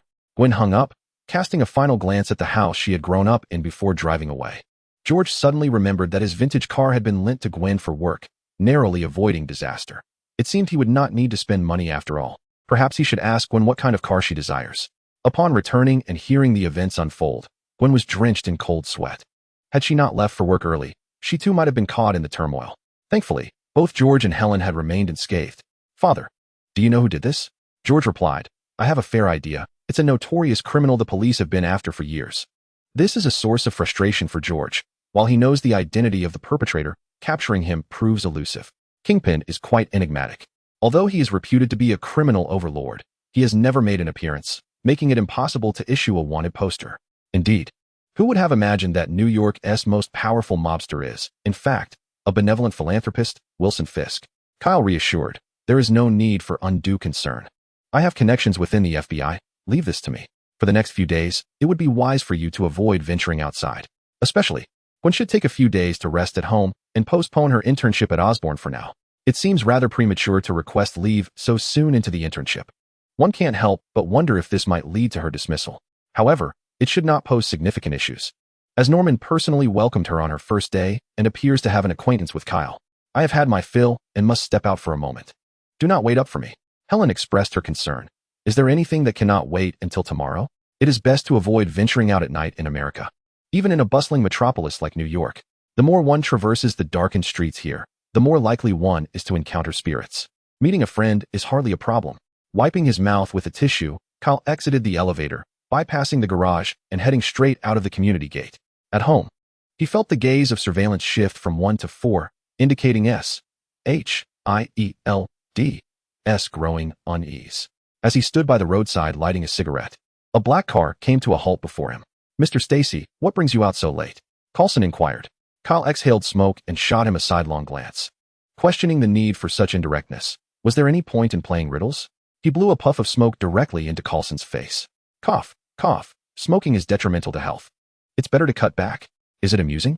Everyone was well aware of the situation, and Coulson was no longer engaging in cryptic dialogue. S.H.I.E.L.D. has taken over the matter regarding Mr. George's attack. We will provide an explanation that you will find satisfactory. Very well. I will grant you half an hour to present Jean Bing before me. I am not one to indulge in leniency. Vengeance is not something I delay. Unless, of course, he was outmatched. As the saying goes, a gentleman's revenge is never late. The tides of fortune turn, and one must not underestimate the young. If one possesses the strength for retribution, should they wait for a festive occasion? Coulson replied, "Sir, please do not make our task difficult. Jean Bing's position is quite sensitive, and many legislators wish to protect him. Grant us a moment of grace. If you cannot comply, spare me your futile words." With a swift leap, Kyle took to the air, soaring upward as if wings had sprouted from his back. Immediately tracked the target and ascertained his destination. Coulson detested dealing with these superpowered individuals. A hint of strength seemed to inflate their egos beyond measure. Ultimately, S.H.I.E.L.D. would be the one cleaning up the mess. Kyle could only remark that they were oblivious to the true essence of power. Was S.H.I.E.L.D.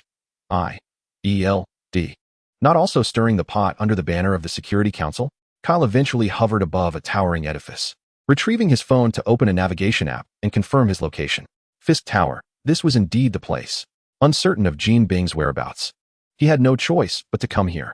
Given that it was Jean Bing's territory, there must be someone who could contact him. Otherwise, this building would be deemed useless. Constructing a multi-story skyscraper must have been quite an investment, enough to cause him some pain. Is someone here to welcome him? As he descended, Kyle spotted a figure atop the building, a man clad in a tight-fitting red leather suit. As Kyle descended, he raised the stick in his hand. Matt Murdock felt a surge of panic. He had finally uncovered that the notorious crime lord of Hell's Kitchen was none other than the powerful businessman, Wilson Fisk. Under the cover of night, he stealthily infiltrated the area, intent on assessing the situation to rescue his kidnapped girlfriend. Matt's plan was straightforward. Believing that the bosses operated from the penthouse, he aimed to use tools to ascend to the rooftop, thereby avoiding unnecessary complications.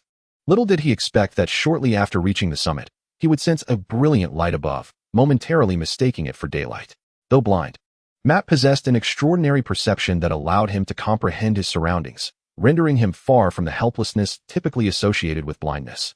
The distinction between day and night held no significance for him. However, Kyle emanated a dazzling radiance in Matt's perception, leading him to believe his sight had miraculously returned, allowing him to glimpse the sun. When had Fisk acquired such formidable subordinates? The potent aura must belong to Fisk's bodyguard.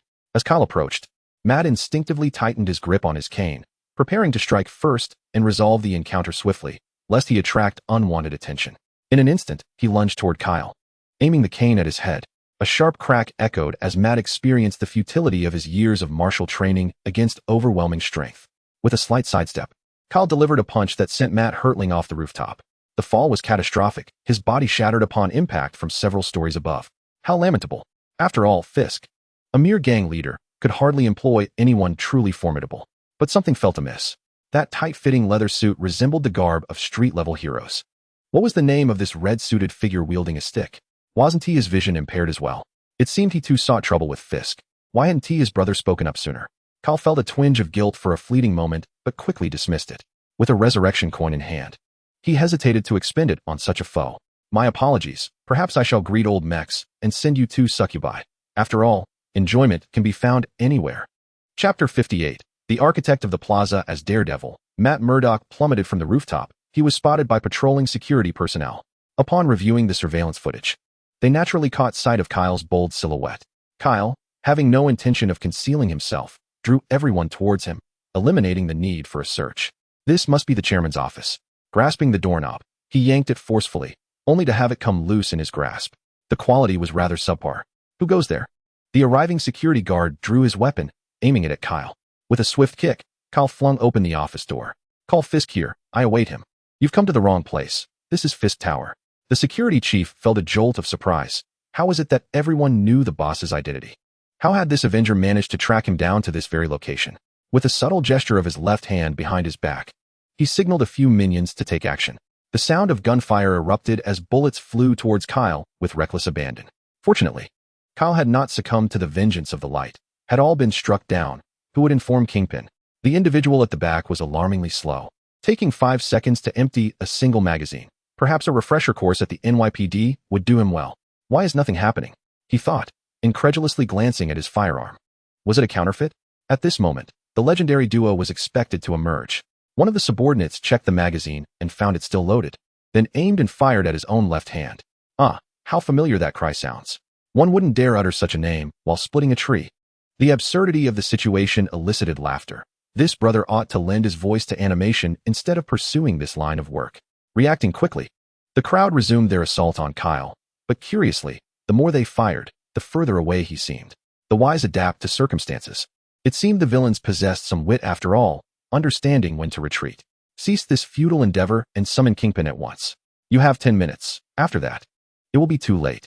Kyle smiled faintly as he stepped into the office, reclining in the boss's chair with his feet propped upon the desk. The security captain, tasked with guarding the premises, retreated to establish contact with the upper echelons, reporting, "Boss, a superhuman has arrived at the building. Firearms are ineffective. He specifically requests to see you." 9 minutes later, a black luxury vehicle halted at the entrance, and out stepped a bald, muscular man, his temples glistening faintly. It was improbable that Kingpin would come in person. A mere stand-in was all that arrived, clearly intimidated. He had no concern for those street heroes from Hell's Kitchen, for they could be dispatched with bullets. But now he faced someone who could withstand 2 full magazines without a scratch. This is my first encounter with such inexperience. Mafe. Upon entering, Kingpin's stand-in noticed a puddle of mud on the floor. The clothing looked somewhat familiar. Whose is this?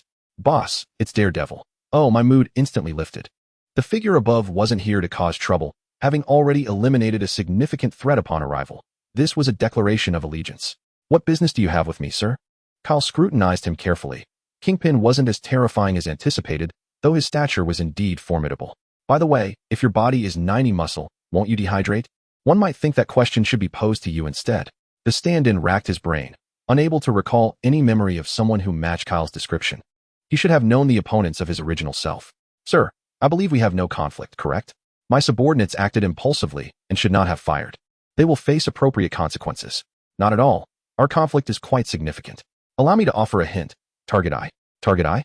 He too was searching for a target eye. The mission assigned to him yesterday had yet to report back, and it now seemed dire indeed. The mission of the bullseye was to eliminate the suspended Director George, so it should not provoke the superhumans, right?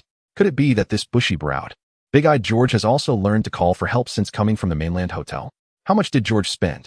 I could offer you double, even triple that amount. We have no direct conflict, do we? What? Has he suddenly found his courage? Do foreigners also possess the bravery of Liang Jingru? Incorrect response. I forgot to mention my surname is Stacy.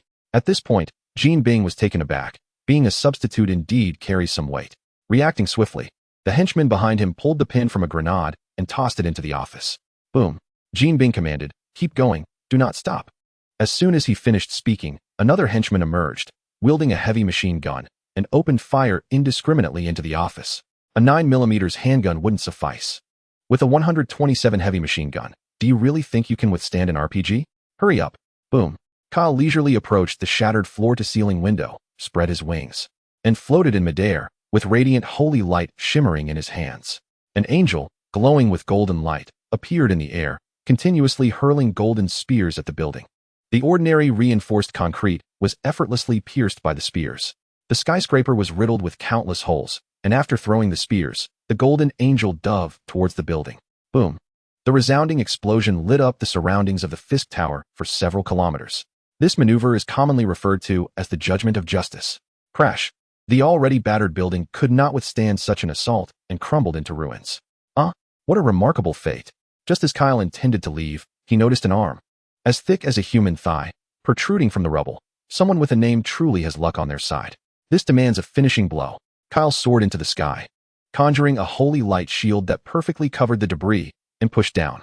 10 seconds later, the previously uneven ruins had transformed into an unusually flat surface, smoother than a steamroller could achieve. Perfect for a square dance, perhaps. Kyle ultimately confirmed that there were no signs of life beneath the rubble before flapping his wings and departing. It was half a meter lower than the road. It would be a miracle if anyone could breathe there. While Kyle was pleased, the others were not necessarily so fortunate. Coulson and his team, who were searching, also spotted the golden angel in the sky, directing their attention towards Fisk Tower. Hurry! Meanwhile, the real Gene Bing, awaiting news at home, nearly dropped his wine glass upon hearing the tremendous noise. He immediately pulled out his phone to call. The number you dialed is currently unavailable. Sorry. He summoned the henchman guarding outside. What was that sound? It seems to have originated from Fisk Tower. We have lost contact with the brothers there and have already dispatched someone to investigate. Has Bullseye returned? No. Gene Bing waved his hand, dismissing the henchman. With Bullseye's prolonged absence, it appeared the mission had failed, and something was likely amiss at Fisk Tower as well. It is highly probable that these two incidents were orchestrated by the same individual, as evidenced by George's recognition of the target's identity. Furthermore, his awareness of the public persona of this individual allowed him to directly seek retribution at Fisk Tower, a clear and incisive analysis indeed. However, the magnitude of the commotion suggests that another formidable adversary will soon emerge on the horizon. Has Hell's Kitchen given rise to yet another street hero? Chapter 59. George's 100-day campaign against crime. Coulson gazed at the newly expanded plaza before him, cross-referencing it with the map. Indeed, it aligned precisely with the location of Fisk Tower. Coupled with the sight of the golden angel in the sky just moments ago, the scene swiftly came to mind. A charlatan, claiming to be merely an assistant. Can one truly achieve such feats while playing a supporting role?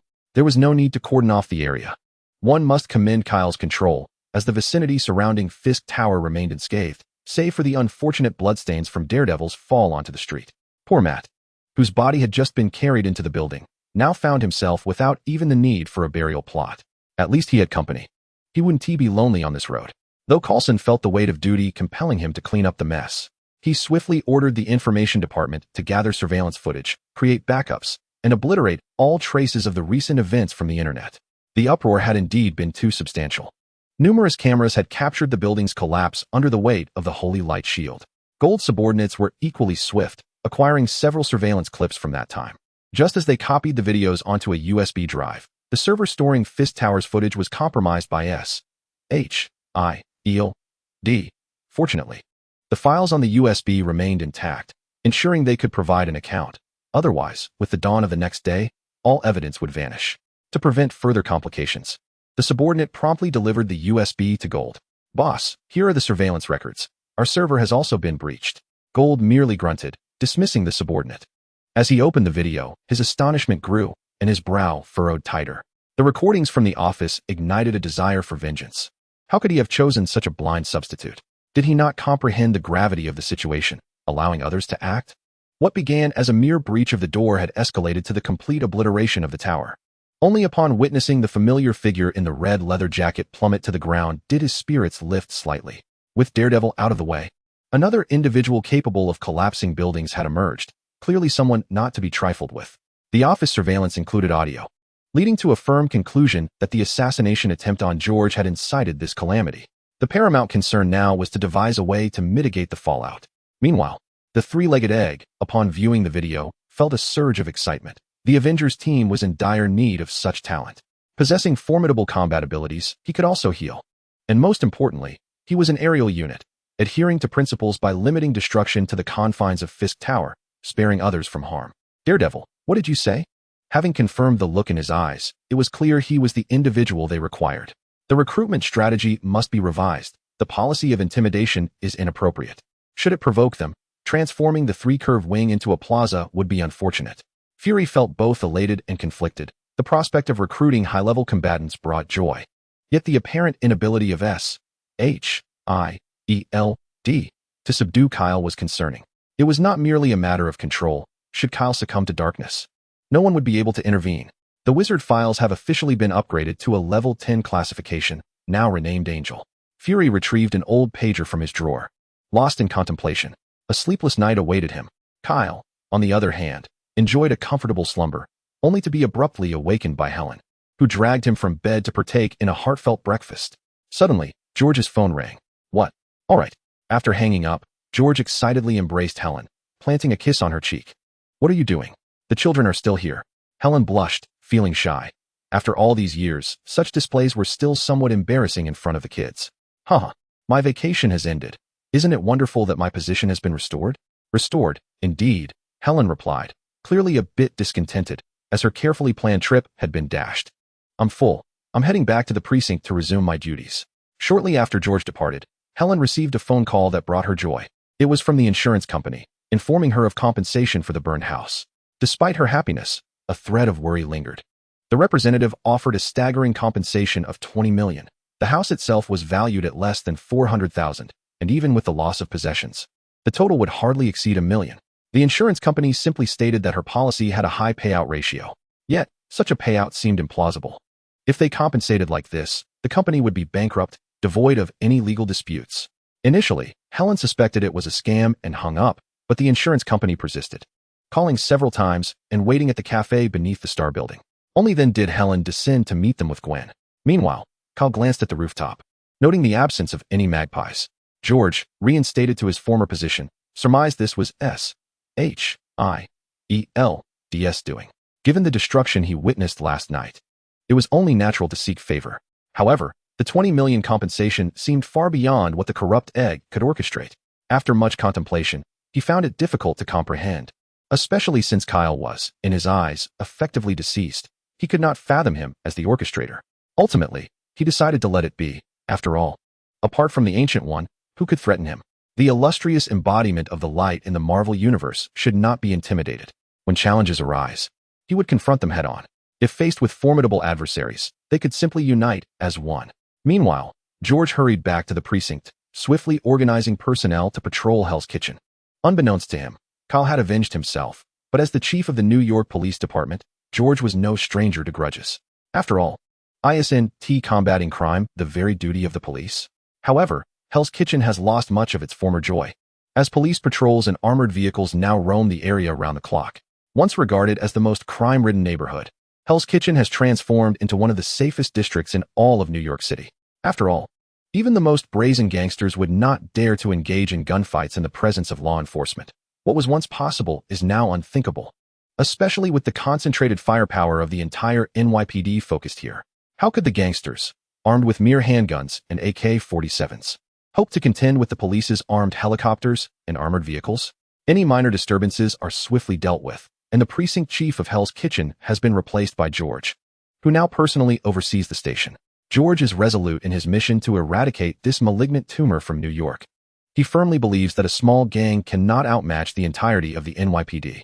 This endeavor has been dubbed the 100 Days of Anti-Gang Action. According to reports, the NYPD has launched a crackdown on organized crime, resulting in the arrest of 783 individuals linked to gangs, including several high-ranking members. The notorious leader of the Crocodile Gang, Jean Bing, seethes with rage as he watches the news reports that depict the downfall of his associates. In recent days, unrest has swept through his ranks, with many fearing that their so-called emperor of the underworld may soon meet his demise. Business has ground to a halt. The territories that have been swept by police are not just devoid of people, but the value of the goods lost could fund the construction of an entire Fisk tower. Damn it, this is an affront to his dignity. If they are going to destroy everything, they might as well go all the way. After all, he has already compensated them, and it seems unreasonable to continue holding him accountable. Moreover, his building has been destroyed. Who is he to turn to for justice? The phone rings, and Jean Bing feels a surge of frustration as he sees the caller ID displaying the image of an elderly woman. Chapter 60. The Arrival of Madame Gao. Jean Bing. My goods encountered issues on your territory. I expect a reasonable explanation. Madame Gao, it would be wise to maintain a low profile for now. My losses are far greater than yours. The NYPD is currently conducting security operations, with armored vehicles patrolling Hell's Kitchen daily, and my men are nearly filling the jails. Madame Gao responds, "What is happening? I thought you were the emperor of the underworld. How could the police have gotten the upper hand? If the chief is disobedient, can't you simply replace him? Is there anything in this country that can't be resolved with money?" Jean Bing chuckles wryly. "I've tried. My Fisk Tower has now become a public square. Even more disheartening, the NYPD has temporarily commandeered a large expanse of flat land right there. Madame Gao, my flight to New York is this afternoon. It's impossible to convey everything over the phone. I will book a ticket and meet you in person." The United States, the world's largest consumer of flour, boasts substantial profits, particularly in New York, the economic hub with a significant population of affluent individuals, resulting in even greater flour consumption. At 6 o'clock that afternoon, a flight from Dongjing lands at New York Airport. As Madame Gao's convoy entered the Hell's Kitchen district, an unmistakable difference greeted them. The streets were impeccably clean, devoid of any litter. Police cars were conspicuously parked along the roadside, each manned by fully armed officers. Armored vehicles patrolled the streets incessantly. What was happening? When did the New York Police Department undergo such a transformation? Why were they meddling in Hell's Kitchen? Just half a month prior, Police Chief George had been suspended, a figure who had previously disrupted my business on numerous occasions, making it nearly impossible to ignore his presence. He was impervious to bribery, uninterested in monetary gain or women, and we had exhausted all avenues without success. However, upon his suspension, I sensed an opportunity had arisen. I decided to deploy Bullseye. You know the distinction between eliminating an active police chief and one who has been suspended, don't you? Moreover, one could easily disguise it as a suicide out of guilt. Madame Gao, what? Did Bullseye fail? Your subordinates are utterly incompetent. My people could quietly eliminate him without a trace. Sighing, Jean Bing lamented that mere failure would be preferable. Reports from our informants within the police department indicated that Bullseye was already in the morgue. Dead. Indeed. That very night, retribution struck. As Jean Bing turned his notebook towards Madame Gao, the screen displayed surveillance footage from that evening. Such a person is beyond my reach. Despite her astonishment at Kyle's destructive capabilities, Madame Gao remained unperturbed. Even if the hand's 5 fingers were no match for Kyle, they still possessed a formidable weapon, Black Sky. Is that all? It's hardly a concern for the hand. I'll assist you in eliminating him, but the price of flour will rise by 10%. Playful banter aside, business must be conducted. After a moment's contemplation, Jean Bing acquiesced. Eliminating Kyle along with George would ultimately benefit him. The hand would merely seek profit, while the territory would ultimately remain under Jean Bing's control. This is his dossier. George's adopted son, Kyle Stacy. The children of 2 congressmen reside in Stark Tower. It would be prudent to avoid any unnecessary complications. Yesterday, Mrs. George acquired a villa in Long Island, with a backyard that opens to a vast beach and ocean. Her 2 neighbors are currently away on vacation, making this serene location ideal for action. Notify me when the move is complete. With that, Madame Gao turned and departed, returning to the hand's New York headquarters to arrange the assassination and to retrieve Black Sky from frozen Beijing. In a tea house in Chinatown, Kyle sat opposite Coulson. "Mr. Kyle, would you be interested in serving as an honorary consultant for S.H.I.E.L.D? Mr. Stark holds a similar position. Typically, there's no work involved unless a problem arises that we cannot resolve, and you would be compensated." Slurp, exhale. What salary does Stark command? Mr. Stark is not in want of money. Coulson pondered. Are wealthy individuals truly this frugal? Despite being a shareholder in Stark Industries and Osborne Industries, the dividends deposited in the bank yield daily interest surpassing his annual salary. Alas, he has become yet another fool laboring in vain. Perhaps I should consult Coulson to see what salary he can offer. Who knows, I might just agree. Working is utterly out of the question. A life dedicated to toil is simply unattainable for me. Coulson, lacking his former bravado, now fears provoking Kyle into action. He promptly contacts Fury, director. Upon hearing Coulson's words, Fury's demeanor clearly reflects his displeasure, while Coulson's expression resembles that of a darkened soy sauce-stained hue. What purpose does it serve to request funds? The hard-earned embezzled money can hardly be expected to be returned to you. After calculating, the remaining funds are only sufficient to construct 2 safe houses, which is far too little. Suddenly, Fury realizes that hiring a consultant for S.H.I.E.L.D should not entail personal expense. Isn't this a golden opportunity to request funds from the council? He might even manage to secure additional resources to build more safe houses. A benevolent gesture. When reporting, he could simply state that Kyle demands $5 billion. Then, offering him $50 million as an appearance fee would be quite generous. It is well known that budgets are meant to be exceeded. Carlson reports. The director states that a single transaction would require 50 million. 50 million? Are you attempting to insult me? Do you think I would quibble over such trifles? 100 million, and what difference does it make if I add a walnut? S.H.I.E.L.D's budget is exceedingly tight. Many of our field agents have yet to receive their allowances. If funds are lacking, can we not substitute with other assets? Surely S.H.I.E.L.D has amassed a considerable collection over the years. For instance, that blue cube? If S.H.I.E.L.D is indeed willing to part with the Tesseract, Ka would not mind making a deal, though only once, unless other treasures are presented. There is no need to rush. After all, the Tesseract will return to Asgard following the Battle of New York, and at that point, directly requesting it from Odin would not be out of the question. Carlson once again seeks guidance from Nick Fury, only to find that the expression on the other end of the line is darker than coal. How did he learn of S.H.I.E.L.D's possession of the Tesseract? How could such a reputable organization be unable to keep secrets? Moreover, during previous containment operations at the Sandbox base, items have frequently been intercepted en route. Carlson has long sensed anomalies within S.H.I.E.L.D, having initiated screenings 6 months ago. Yet there are still no conclusive results. Surely, the organization cannot be entirely infiltrated by traitors? Hydra, congratulations, you guessed correctly.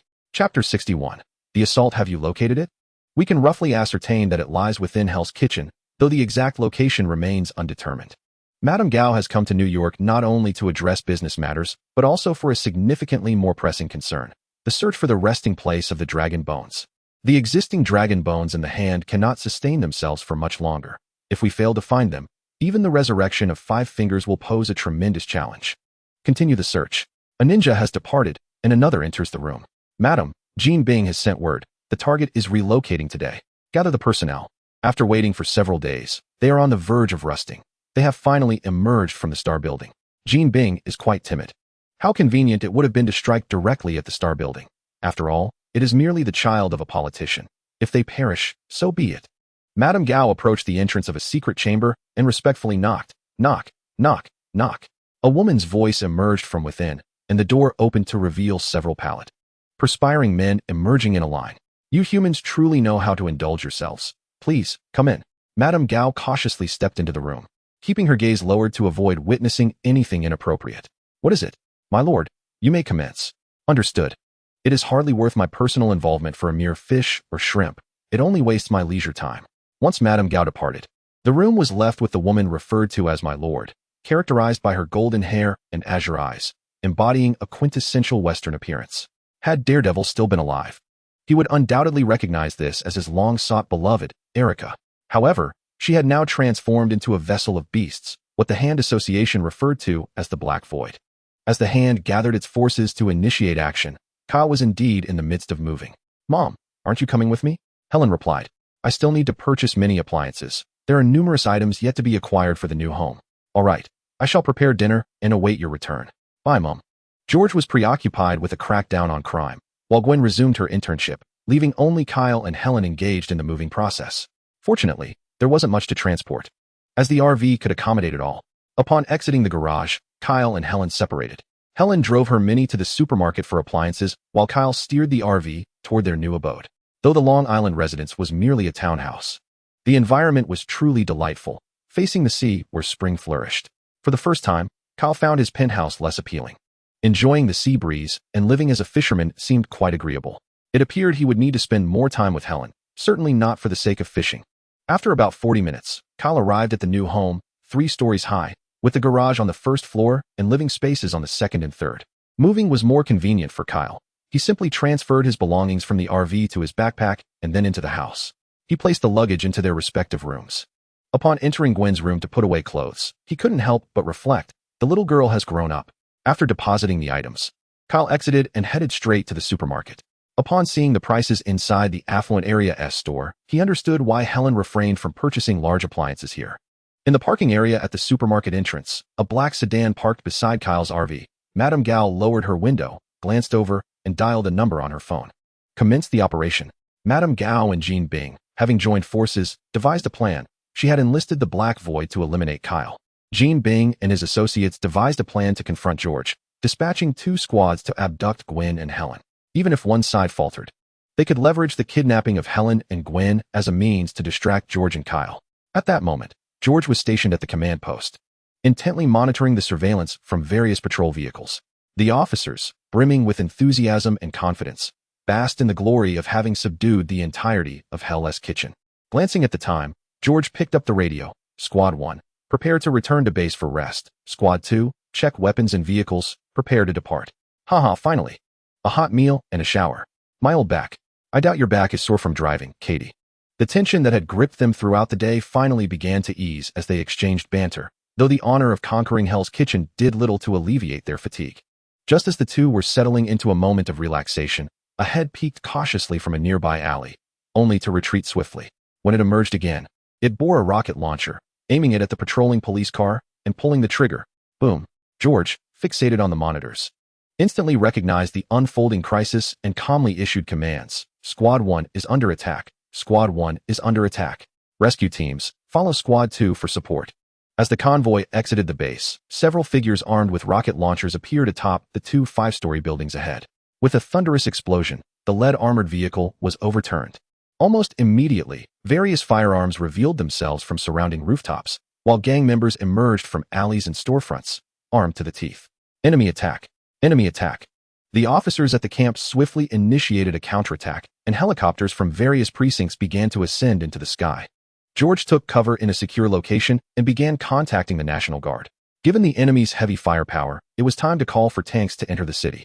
Damn it, George thought, having underestimated the capabilities of these gangsters and overly relied on the strength of the police department. Logically, as the defenders, they should have held the advantage, yet the firepower from the rooftops rendered him unable to lift his head. The designated snipers on the high ground seemed to understand the grave situation. A large-scale gunfight in the city, especially with the use of RPGs, posed significant trouble. Jean Bing's phone soon rang. It was his protective senator. Jean Bing, have you lost your mind? How dare you attack the NYPD? Complaints have reached the president's office. Do you comprehend the magnitude of the trouble you've stirred? Senator, please do not be enraged. Grant me 10 minutes to eliminate the ringleader, and I shall cease immediately. By dawn, I assure you, there will be no trace of blood or shell casings left on the ground. Jean Bing ended the call with a slight smile. As long as he concluded the battle swiftly, the congressional members would not dare to intervene. New York required a figure like Jean Bing. A gang without order would only breed further chaos, a scenario the White House would not wish to witness. Meanwhile, George found himself in a precarious position. Where are the snipers? Eliminate the threats atop those buildings immediately. Others, provide suppressive fire. Do not allow them to breach the camp. Such a commotion would surely have attracted the attention of S.H.I.E.L.D., and Coulson's expression darkened further. Why can't that Stacy just keep a low profile? Coulson, rally the combat personnel from the New York division to support Director George in Hell's Kitchen. Yes, this also presents an opportunity to curry favor with Kyle. He must secure this favor. At this moment, George was crouched behind an armored vehicle, maneuvering a drone to assess the situation while directing the snipers. Suddenly, a police officer collapsed nearby, and George swiftly grabbed a medical kit to tend to him. What? A dart was lodged in the fallen officer's neck.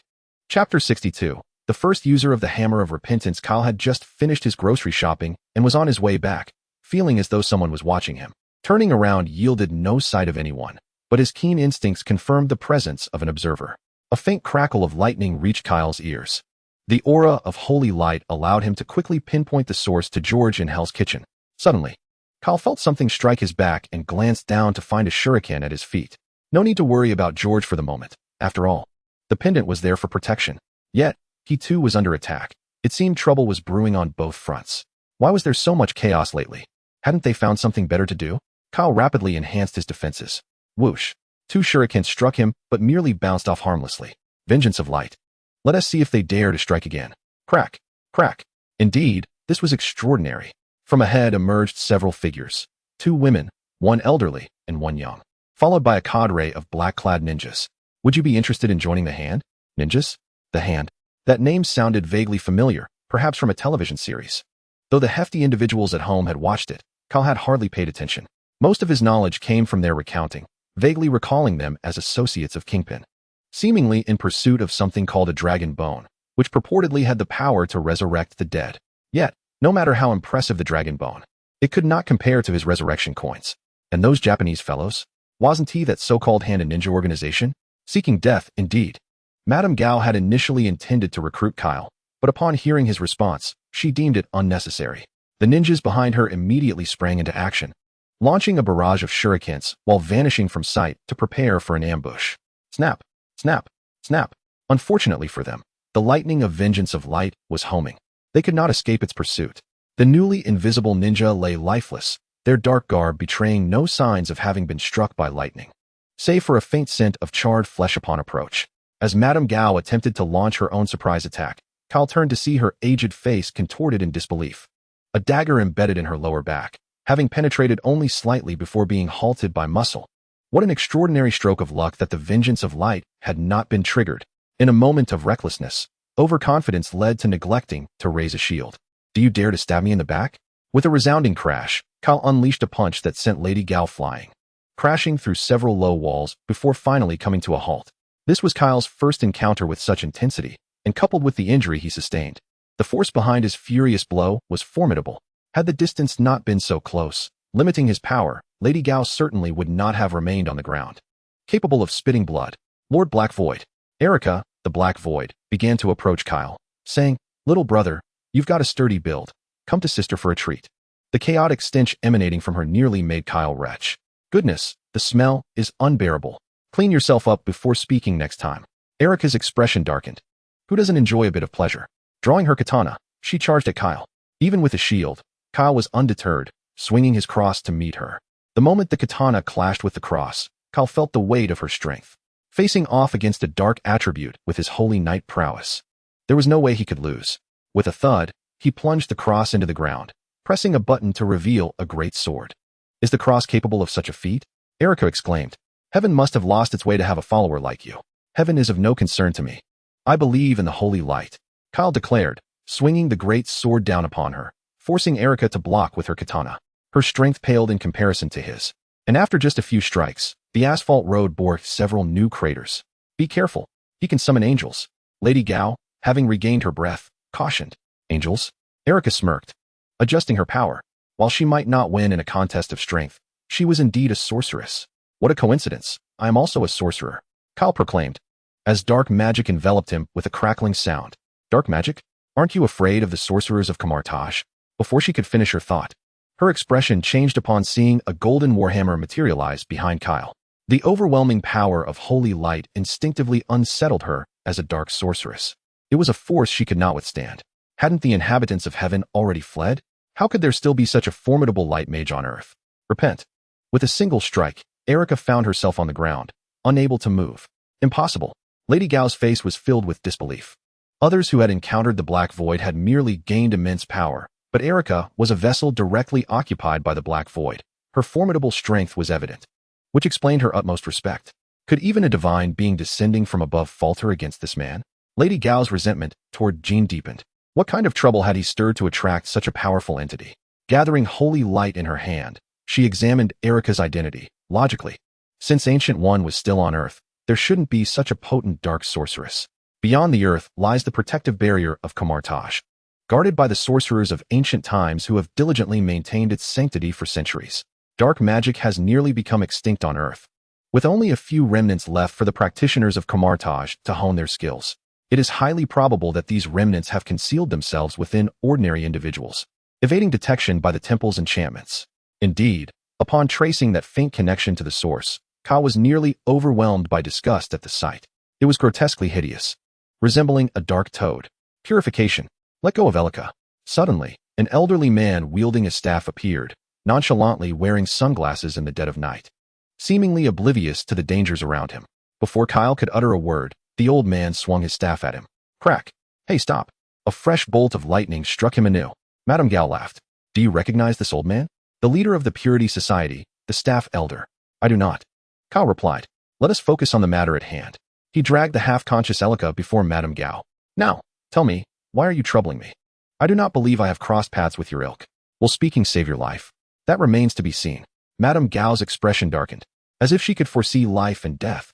Can we at least return a complete corpse to the island? We also value a proper burial. Coincidentally, Kyle intended to visit the island to deliver some gifts.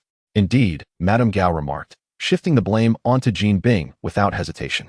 Jean Bing. Was he not killed just days ago? The plaza was thoroughly inspected. I confirmed there were no survivors before departing. The one you killed at Fisk Tower was merely a decoy. This explained the oddity of Jean Bing's demeanor. He bore none of the traits of a formidable crime lord. Madame Gao kindly provided the location of Jean Bing's true lair. All right, thank you. With a flurry of radiant light, the remnants of the corpse were scattered, ensuring that nothing was amiss. Chapter 63. The divine lavatory transforms into the golden pool. As for the nearly lifeless Elika, she was promptly delivered before the Ancient One of Kamartaj to preempt any potential conspiracies that could hinder their plans. The Ancient One was enjoying tea in the tea room while gazing at the snow-capped mountains when a doorway appeared, ushering in a humanoid figure. The dark magical aura surrounding the newcomer was unmistakable. Elika, finally managing to open her eyes and ascertain her surroundings, was met with the visage of the man who instilled terror within her. Exhausted? Let it all be annihilated. After concluding the battle, S.H.I.E.L.D took to the skies, swiftly flying towards George, having sensed the vengeful aura of divine light during the fray. There were 3 locations in total where the attacks had occurred. Helen and Gwen had also been ambushed, though they had only encountered a couple of incidents and emerged unscathed. Meanwhile, George, the most unfortunate, remained oblivious, believing there was merely a thunderstorm that day, as he triggered dozens of divine strikes. The grand spectacle before me is astonishing. Is this a prelude to warfare? Tanks have indeed rolled into the city. The scene is undeniably majestic, with the vicinity of the Hell's Kitchen precinct littered with lifeless bodies. The shattered glass of storefronts glitters on the ground, while the walls bear the scars of countless bullet holes, a testament to the ferocity of the conflict that has transpired. The streets, now silent, are devoid of gunfire, with a throng of military personnel and law enforcement gathered at the entrance of a cafe, among them George. Immediately provide me with a fully fueled vehicle. Otherwise, even in death, they shall not survive. George, the chief, surely does not wish to witness the demise of his wife and daughter here, does he? I can fulfill your demands. Release the hostages at once. Do you take me for a fool? My survival is contingent upon theirs. Comply with my orders immediately. Helena, Gwen, such despicable tactics to resort to hostage-taking. This misstep is a result of S.H.I.E.L.'s oversight. The triggering threshold of his ability is confined to those capable of sustaining injury. Should one be kidnapped and left to starve, the skill would never activate. It is high time to contemplate an upgrade for the new version of the pendant. On the rooftop of a 3-story building opposite the cafe, 2 figures stand vigil. One is recognized by S.H.I.E.L.D, the sharpshooter Clint Barton, known as Hawkeye. Beside him is another sniper, both aimed at the criminals within the cafe. Not far off, another sniper on a high-rise rooftop is similarly poised, but his target is none other than George at the cafe's entrance. This is a final gambit left by Jean Bing, who at this moment is seated before a screen, monitoring the unfolding events through street surveillance. Remember to aim for the neck, where no bulletproof vests or helmets shall shield. Although the frontal assault failed, primarily due to the unexpected arrival of the National Guard, S.H.I.E.L.D, in his quest for George, neglected to notice the sniper. Upon recognizing the kidnapped Helena and Gwen, he descended directly beside Hawkeye. Clint's reaction is swift as S.H.I.E.L.D lands. His bow is drawn and aimed at him, and only then does the previously oblivious sniper draw his sidearm. Mr. S.H.I.E.L.D. Hawkeye lowers his bow, signaling the sniper to holster his weapon. Put the gun down, it's too bloody. Use your bow instead. Do not fret about injuring them. S.H.I.E.L.'s primary concern is the potential fright that gunfire might instill in the mother and daughter. The bow, however, is quieter and less gruesome in its execution. As for the possibility of trembling hands harming Helena or Gwen, there is no need for concern. Should he miss, the light's revenge would befall none other than Hawkeye himself. Contemplating this, S.H.I.E.L.D instinctively steps back. He has no desire to experience the sensation of being struck by lightning. With a swift motion, Clint releases 2 arrows, aimed at the 2 captors. A thunderclap resonates. Hawkeye remains unscathed. A dark figure plummets from a distant high-rise. Jean Bing watches as George and his cohort surge into the cafe, his grip on the wine glass tightening until it shatters. Another opportunity lost. Glancing at the sniper's position, he finds only a dark imprint. His presence has vanished. Coulson did not accompany the officers inside, but instead rushed with the agents of S.H.I.E.L.D to examine the sniper's corpse. The body, struck by lightning in such a manner, was not unfamiliar, having seen it numerous times before. It became clear why Hawkeye was beside S.H.I.E.L.D. S.H.I.E.L.D could ascertain with absolute certainty that this was S.H.I.E.L.'s handiwork, as the energy signature had previously been detected at the site of Fisk Tower. S.H.I.E.L.D cast a final glance at George and Helen, who were entwined, soaring high above. It was time to confront Kingpin and settle the score. Upon arriving at the location indicated by Madame Gao, S.H.I.E.L.D immediately sensed Kingpin's presence. Kingpin's vitality was overwhelmingly potent. standing out among the ordinary crowd like an LED in the dark. He was waiting for news from Madame Gao.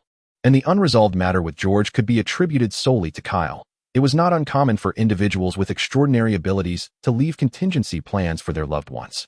As long as Madame Gao dealt with Kyle, George would pose no issue. The sound of shattering glass echoed.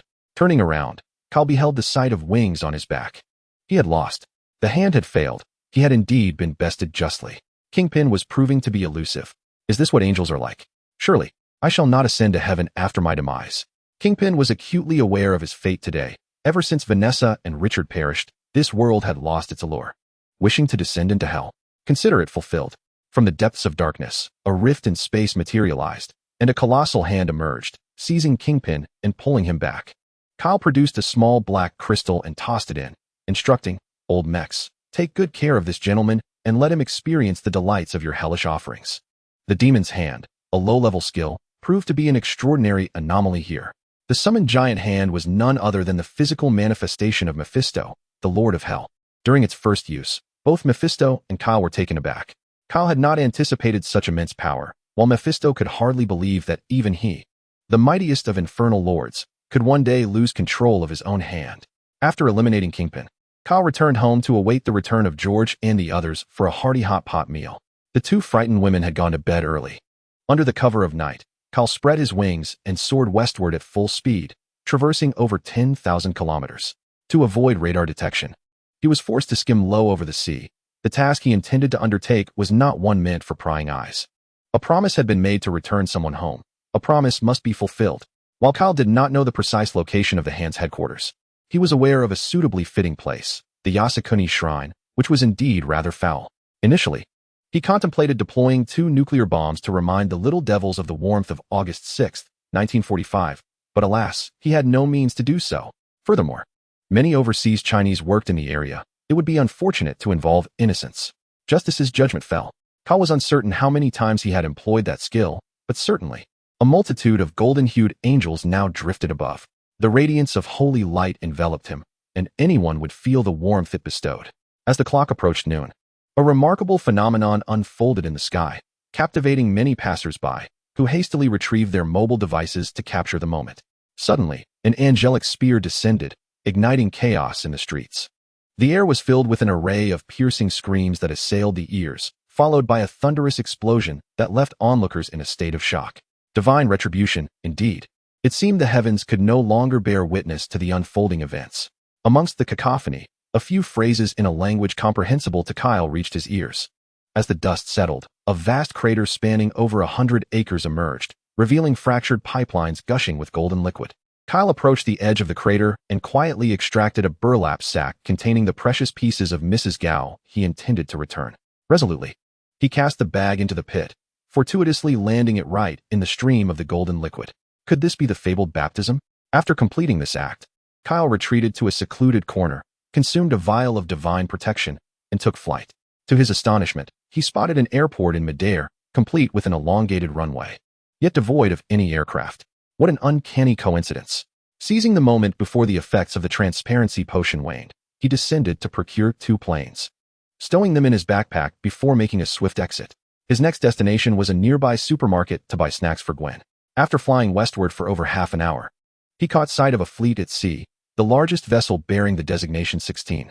Which squad are you from? Why are you in civilian attire? Upon noticing Kyle's hairstyle, the realization of a problem dawned. In light of the unannounced intrusion, Kyle offered no further explanation. He simply discarded his belongings and took to the skies. Meanwhile, the bewildered personnel on site watched as a young man stood frozen, questioning the commotion. What are you shouting about? We are at sea. Is it even possible for an invasion? Captain, look. Whoa, 3,939. Thanks to Comrade Lei for providing 2 large aircraft. Immediate return to base. Chapter 64. The birth of the Phantom Spider. Kyle leisurely reclined in a lounge chair, his feet propped on a fishing rod to prevent any catches from pulling him into the water. In his hands, he held a newspaper, which reported that the Pope of the Vatican would initiate a relocation ceremony today, establishing the cathedral at a site of miraculous significance, a move that had drawn fierce discontent from the Japanese government. It seems foreigners know how to play the game. Kyle had not anticipated the situation would evolve into something so intriguing. That day, his righteous judgment was captured by numerous onlookers and shared online. Before the Japanese government could vehemently condemn the Pope, he had already made his way to the site, proclaiming it a miracle and divine punishment upon the Japanese. A multitude of devotees gathered, and the government's attempts to restore order were thwarted. The Pope declared that the relics left by God were untouchable, transforming the area into a vast pool of golden liquid. The scent was indescribable, simply revolting.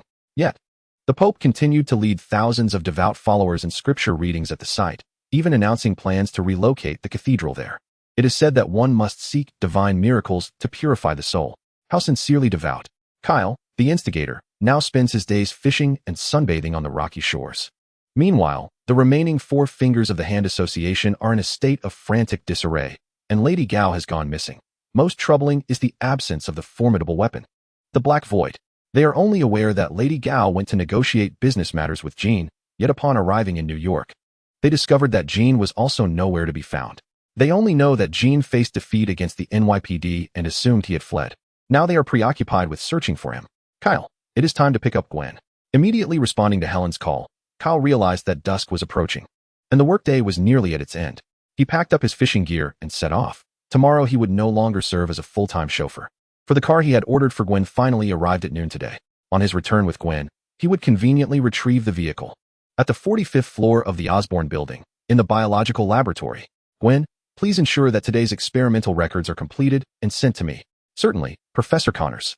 Just give me 5 more minutes. So soon? I thought you would be working late tonight. Gwen, you are destined to become an exceptional biologist. With a chuckle at the professor's praise, Gwen blushed with modesty. Currently, she is merely an assistant to Professor Connors, who was chosen not only for his role at Oscorp, but also as a biology teacher at Empire State University, where he will guide Gwen through her academic journey. With only 10 days remaining until the start of the semester, is Gwen ready to embark on her college life? Of course. I have been preparing for quite some time. Gwen's eagerness for college life stems not from a profound love for it, but rather from the prospect of moving out of her family home. She can finally relish her freedom, as the Mary Jane's Band is set to take off, promising to shine brightly during her university experience. To maintain her image as the dutiful daughter in front of George and Helen, the band had unfortunately missed numerous performance opportunities due to her absence. Moving out, even if it means living in a dormitory, would liberate her from the constraints of returning home by 8 p.m. Oh, how exhilarating. Okay, the experimental records are excellent. You can clock out after returning the spider to its breeding box. Please exercise caution, as this spider still carries residual radiation. Ensure it is securely placed back, for if it escapes, it could lead to significant complications. Connors retrieved the spider used for today's research from the experimental cabinet and handed it to Gwen. No problem. You can count on me. Gwen had performed this procedure countless times over the past weeks. A corporation as prominent as Oscorp undoubtedly prioritizes safety. The breeding box is specifically designed with docking interfaces for transitional boxes. Over the summer, Gwen had successfully connected the transitional box, watching the experimental spider crawl into the breeding box. Just then, her phone buzzed with a vibration, with one hand steadying the transitional box. She reached for her phone with the other. A message from Kyle arrived. Are you ready to receive your exclusive ride? Has my car arrived? Yes.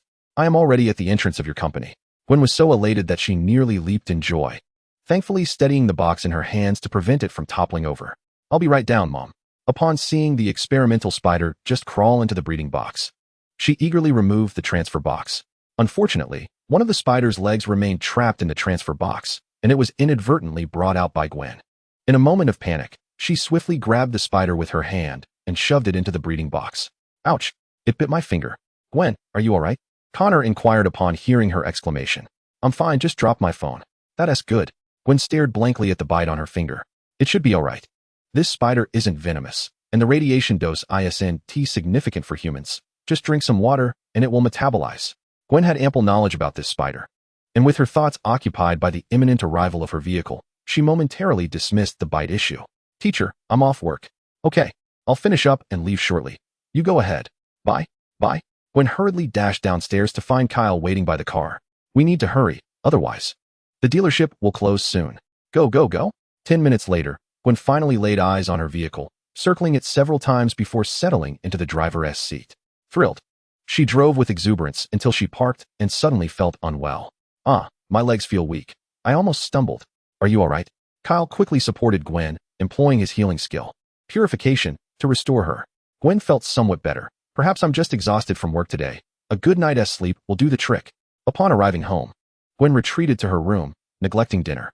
Confident in his abilities, Kyle believed that purification could alleviate any discomfort and heal the wound, attributing her condition solely to fatigue. The following morning, Gwen awoke feeling revitalized and energetic, even able to hear the sizzling of eggs being fried by Helen in the kitchen downstairs. As usual, she pushed herself up with her hands, breaking free from the clutches of her cozy bed. With a slight exertion, the bed collapsed. Chapter 65. Gwen's transformation. Gwen cautiously pinched the gear lever with 2 fingers and engaged first gear. The car began to move, allowing her to exhale in relief. However, the changes within her body troubled her. Her newly acquired vehicle had already suffered numerous damages. The cup holder, steering wheel casing, and door handles were all affected. Now she had to enter the car through the passenger side. Even her home was not spared from her mischief, as the doorknob of her bedroom and the staircase bore the brunt of her antics. In order to adapt to her newfound physical strength, Gwen decided to forego her job, opting instead to drive daily to an abandoned factory where she could hone her control. With a resounding bang, she slammed the car door to forcefully, shattering the glass. "Oh no, my car?" She strode confidently into the dilapidated building, effortlessly lifting a 6-meter concrete utility pole as if it were a mere twig. The transformation in her physique, she surmised, was likely a consequence of being bitten by a radioactive spider in the laboratory. In addition to her enhanced strength, she discovered she could scale walls like a spider, and her reflexes had sharpened considerably. After wielding the concrete pole for over an hour, she finally felt fatigue settle in, beads of sweat forming on her forehead. Pulling out a bag of beverages, she delicately grasped a can, a testament to her mastery over control. It was crucial not to exert too much force, lest she deform the can. After finishing her drink, she crumpled the can into a small ball and tossed it aside. With just a couple more attempts, she believed she could fully master her strength, ensuring that she wouldn't inadvertently damage anything in the future. She resumed her practice until her stomach grumbled, signaling the time for a lunch break. Feeling accomplished, she drove off to eat. Realizing it was time for car repairs, Gwen had initially hesitated, fearing that any repairs would be futile. She had waited until she felt confident in her strength before seeking assistance. "What? You're charging 20,000 for this minor repair?" she exclaimed incredulously. "That's outrageous. It's highway robbery." She was dismayed to discover that merely installing a new window, replacing the steering wheel, and fixing the cup holder would cost such a fortune.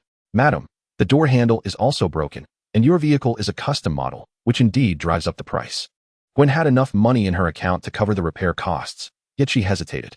She had intended to save her savings for renting a place when school resumed, and now, this repair would deplete her funds. "Worst comes to worst, I can always stay in the dormitory, and if my roommate doesn't like me, I can always go to Kyle's."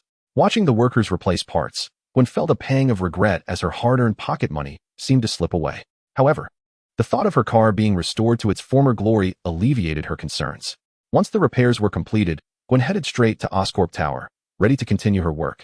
She felt confident that her control over her abilities would remain unaffected. "Gwen, have you finished your tasks?" Connors inquired. "Yes, I should be back to normal work by tomorrow." The professor observed her demeanor, sensing her unease. "Is something troubling you?" he asked. "Indeed," Connors replied. "The radioactive spider project has encountered numerous setbacks and continues to degrade prematurely. You arrived just in time. I'm entrusting this experiment to you.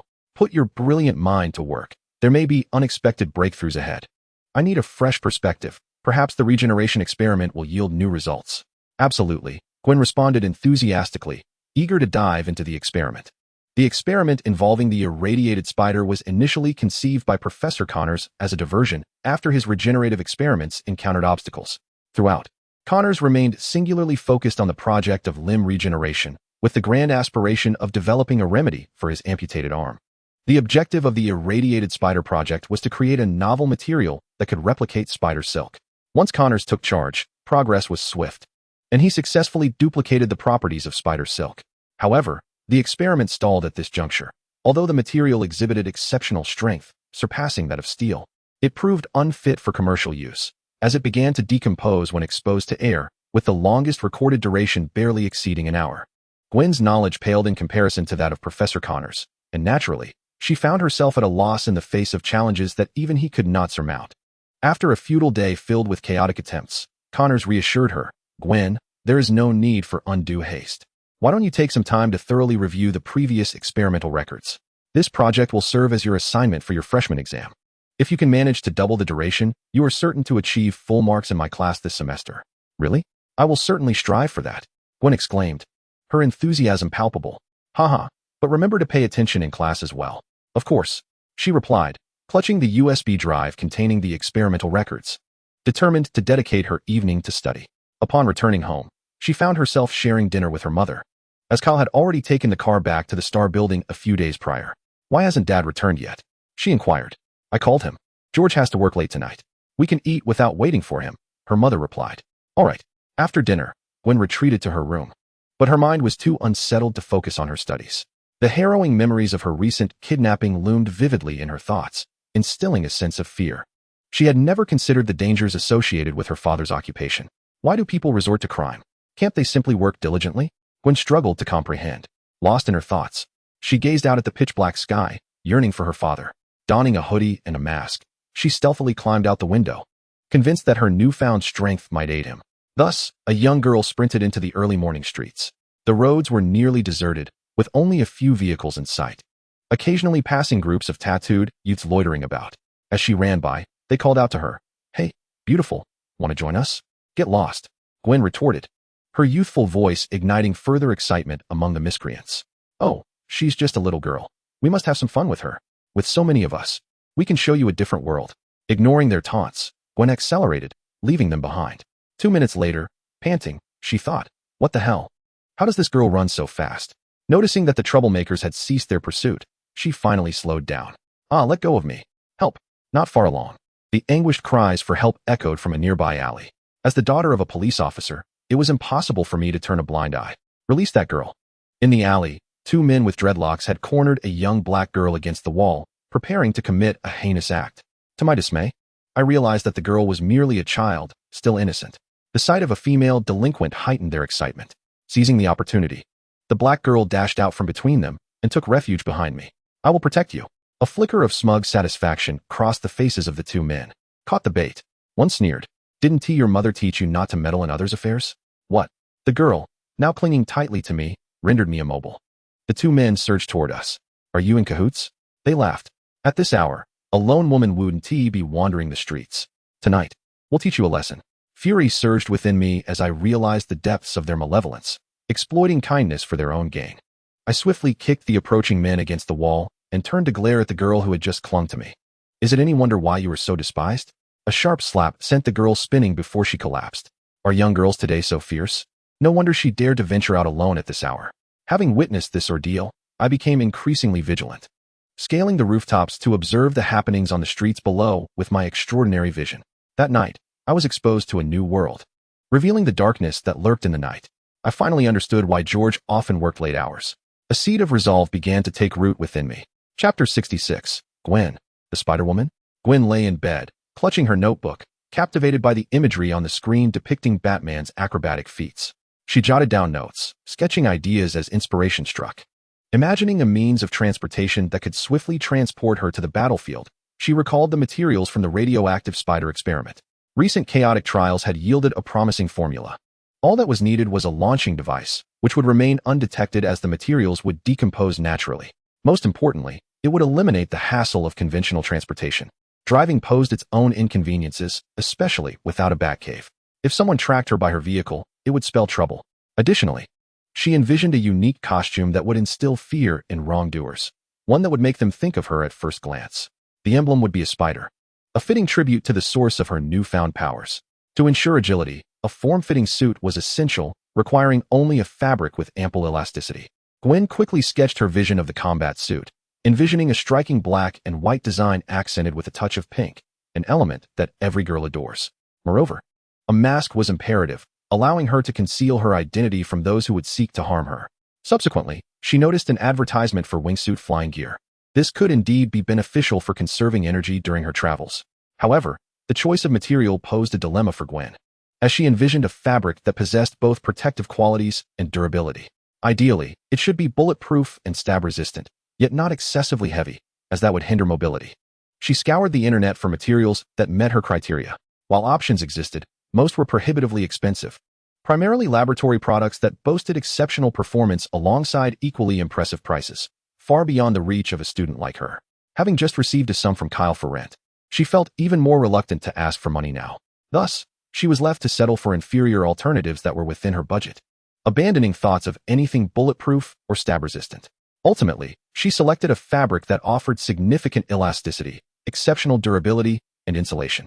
Next came the challenge of the web shooter, which involved mechanical aspects that could only be tackled through online research and practical experimentation.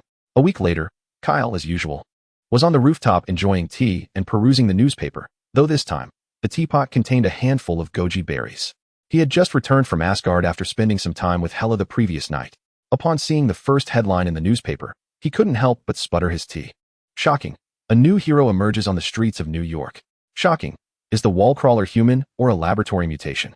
Who can expel white strands extending dozens of meters? Shocking. In his absence, New York seems unrecognizable. Previously, the headlines were dominated by Stark's tabloid antics, but now the media has taken a remarkable turn. A hero who spins webs and climbs walls. Wasn't that Spider-Man? Had this young man only just undergone mutation? Curiously, the image depicted in the paper bore little resemblance to the red and blue costume he recalled. Instead, it was black and white with a hint of pink, and the figure appeared distinctly feminine. Was there a female Spider-Man? What a perplexing creation from the realm of comics. One he had never encountered. Why hadn't that overweight friend of his held a knife to his throat and insisted he watch the comics with him? There were numerous iterations of Spider-Man in the comics, including pigs, dogs, and even robots, not to mention the existence of Spider-Woman. As far as he could remember, all Spider-Men were named Peter Parker, but he had indeed met the Peter Parker from Midtown High, who was significantly taller. This figure in the newspaper was clearly not Peter Parker in a female disguise. Mary Jane?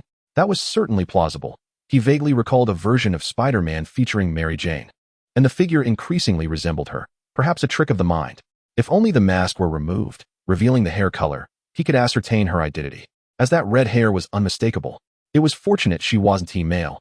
If it were an extraordinary version of Gwen, it could spell danger. To his surprise, it seemed that Peter Parker had also been accepted into Empire State University. He would have to pay him a visit soon. How dare he pursue Gwen? Suddenly, the ringing of his phone interrupted Kyle's thoughts. It was a call from Stark. Good brother, I invite you to dinner tonight.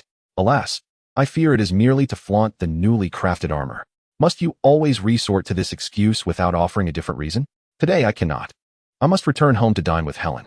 Very well, let us reschedule for another day. The tone is laden with disappointment.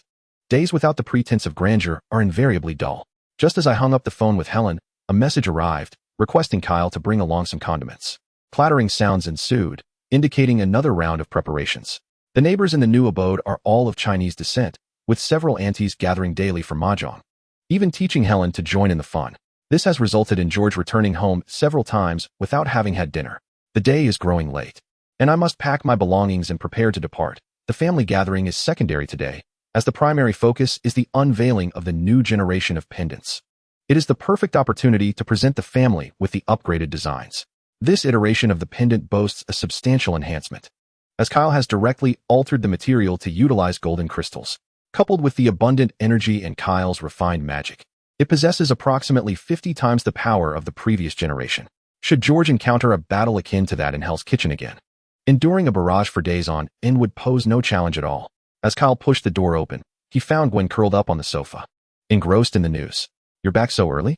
Those dark circles under your eyes are quite pronounced. Have you been resting poorly lately? Oh, really? For a woman, nothing is more paramount than her appearance, prompting Gwen to dash towards the bathroom to check her reflection.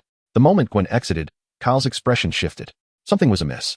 Upon entering, he immediately sensed an anomaly in Gwen's vitality. Her energy was far more vigorous than before, surpassing even her previous peak. Had Gwen experienced some extraordinary event? In the Marvel Universe, do the affluent rely on technology while the impoverished depend on mutations? Mutations? Osborn. Spider-Woman? Chapter 67. Night Owl. The mystery is solved. Gwen is indeed the newly emerged Spider-Woman, which explains why her silhouette seems so familiar. Being a Spider-Man is no enviable profession. In that cinematic version, the fate of Spider-Man's companions is rarely fortunate. Especially that saying, with great power comes great responsibility, a mere ruse for children. While those in the White House wielding great power show no semblance of accountability, relying solely on a Spider-Man is insufficient. It addresses symptoms, not the root cause. The politicians of this nation have never intended for its people to improve. Otherwise, they would not have enacted legislation stating that anything under 800 is not considered theft. The very fact that such a bill could pass is quite absurd. Is it serious? Gwen emerged from the bathroom, rubbing her face in an attempt to appear more alert. It is indeed remarkable to maintain a good state of mind after venturing out every night. You, Kyle teased, pinching her cheek gently, as he unclasped the pendant from around her neck. Allow me to replace it with a new one. Once you wear it, you must never take it off, regardless of what you do. Otherwise, it will lose its potency. Due to the change in material, the previous version can no longer be discreetly altered while asleep. Well, it seems I must endure wearing tight clothing at night. The pendant feels rather uncomfortable, and I removed it when I went out yesterday. You must behave, or there will be consequences. Gwen, where's Mom? Gwen pointed towards the next room. Very well, I shall prepare dinner. Entertain yourself, but do not stay up too late. As a young lady, you should be mindful of blemishes. Understood, Gwen replied with impatience, sensing the conversation was veering towards Helen. Kyle headed straight to the kitchen to attend to dinner preparations, and as dusk fell, Helen and George returned one after another. After exchanging the new pendants and imparting a few instructions, the task was deemed complete. With a sizzling spoonful of hot oil drizzled over the final dish, he proclaimed, "Okay, dinner is served. I'm famished, it's finally ready." Gwen rushed eagerly to the dining table. "Eat slowly, lest you choke." The weekly family gathering unfolded as usual, filled with conversation and casual banter. Helen inquired, "Why didn't you bring Hella home? I thought something felt amiss without her." "Hella is still at her hometown. I just returned from her place yesterday." Gwen questioned, "Who is Hella?" It seemed there was something she was unaware of at home. "She is your brother's girlfriend. You missed her when you were traveling last time," Helen explained. "It's truly a pity you didn't meet her. Hella is exceptionally beautiful." Perhaps it was because Kyle had never introduced a girlfriend to the family before, or perhaps it was due to their mother's fondness for Hella, but she was showered with praise. Kyle began to doubt whether they were indeed speaking of Hella, questioning if she was truly that remarkable. Have you ever seen Hella wielding a knife? Is there truly such a wonderful woman that she could end up with Kyle? What, do you believe I'm unworthy? Kyle thought of tossing his chopsticks in frustration, wondering how disdained he must appear in Gwen's eyes, and why his own kin would turn against him. No. You are the most deserving. There is no better man in the world than you. Is that satisfactory? That is more like it. Has Dad been working overtime recently? As soon as George was asked, a sense of accomplishment washed over him. He had tackled the most challenging area in New York, Hell's Kitchen. What could be more daunting than that? Especially with the gangs in Hell's Kitchen, unable to withstand the intense patrols from the police, they began to relocate their operations. Only minor offenders remained, of little concern. As for where the next Hell's Kitchen might emerge, he was indifferent, as long as it was outside of New York City. He had no authority over other regions. Even if he wished to intervene, he would be powerless. All he could do was alert other precincts. The crime rate had plummeted, and George even contemplated running for mayor, as the police department's reputation had soared. Given George's current standing in the hearts of New Yorkers, maintaining this image could significantly enhance his chances of winning the next mayoral election. George, the gangs in Hell's Kitchen have mostly been dealt with, but recently a new menace has emerged, causing the police considerable distress as they are unable to apprehend her. The police department is preparing to issue a wanted notice tomorrow. Gwen, is she the Spider-Woman mentioned in the newspapers? Isn't she aiding the police in combating crime? She only captures wrongdoers. Why would they seek to apprehend her, right? Antley, hearing his daughter defend her only fueled George's anger further. Without capturing the Spider-Woman, who knows how many youths she might endanger? The police hold the authority to enforce the law. Spider-Woman has no right to punish those individuals. Moreover, her interference has disrupted several operations that were already in place, leading to the sacrifice of an undercover officer within the gang. The damage she causes while recklessly fighting crime has resulted in an avalanche of complaints to the municipality. Gwen, has she truly done something wrong? By going out at night to combat crime, isn't she lessening the police's burden? Why does it feel as though she is the criminal now? Kyle observed Gwen, her head nearly buried in the bowl, and realized she was still a child, untouched by the harsh realities of life. He feared that Gwen's tender spirit might be crushed by disappointment. Kyle, it's all right. I believe Spider-Woman means well, albeit with misplaced force. George, so you think she is blameless? Then perhaps we should disband the police department altogether and rely solely on these so-called heroes. A knife in the hands of a criminal is for murder, while in the hands of a chef, it is for chopping vegetables and meat. It all depends on how it is wielded. George, shall I continue?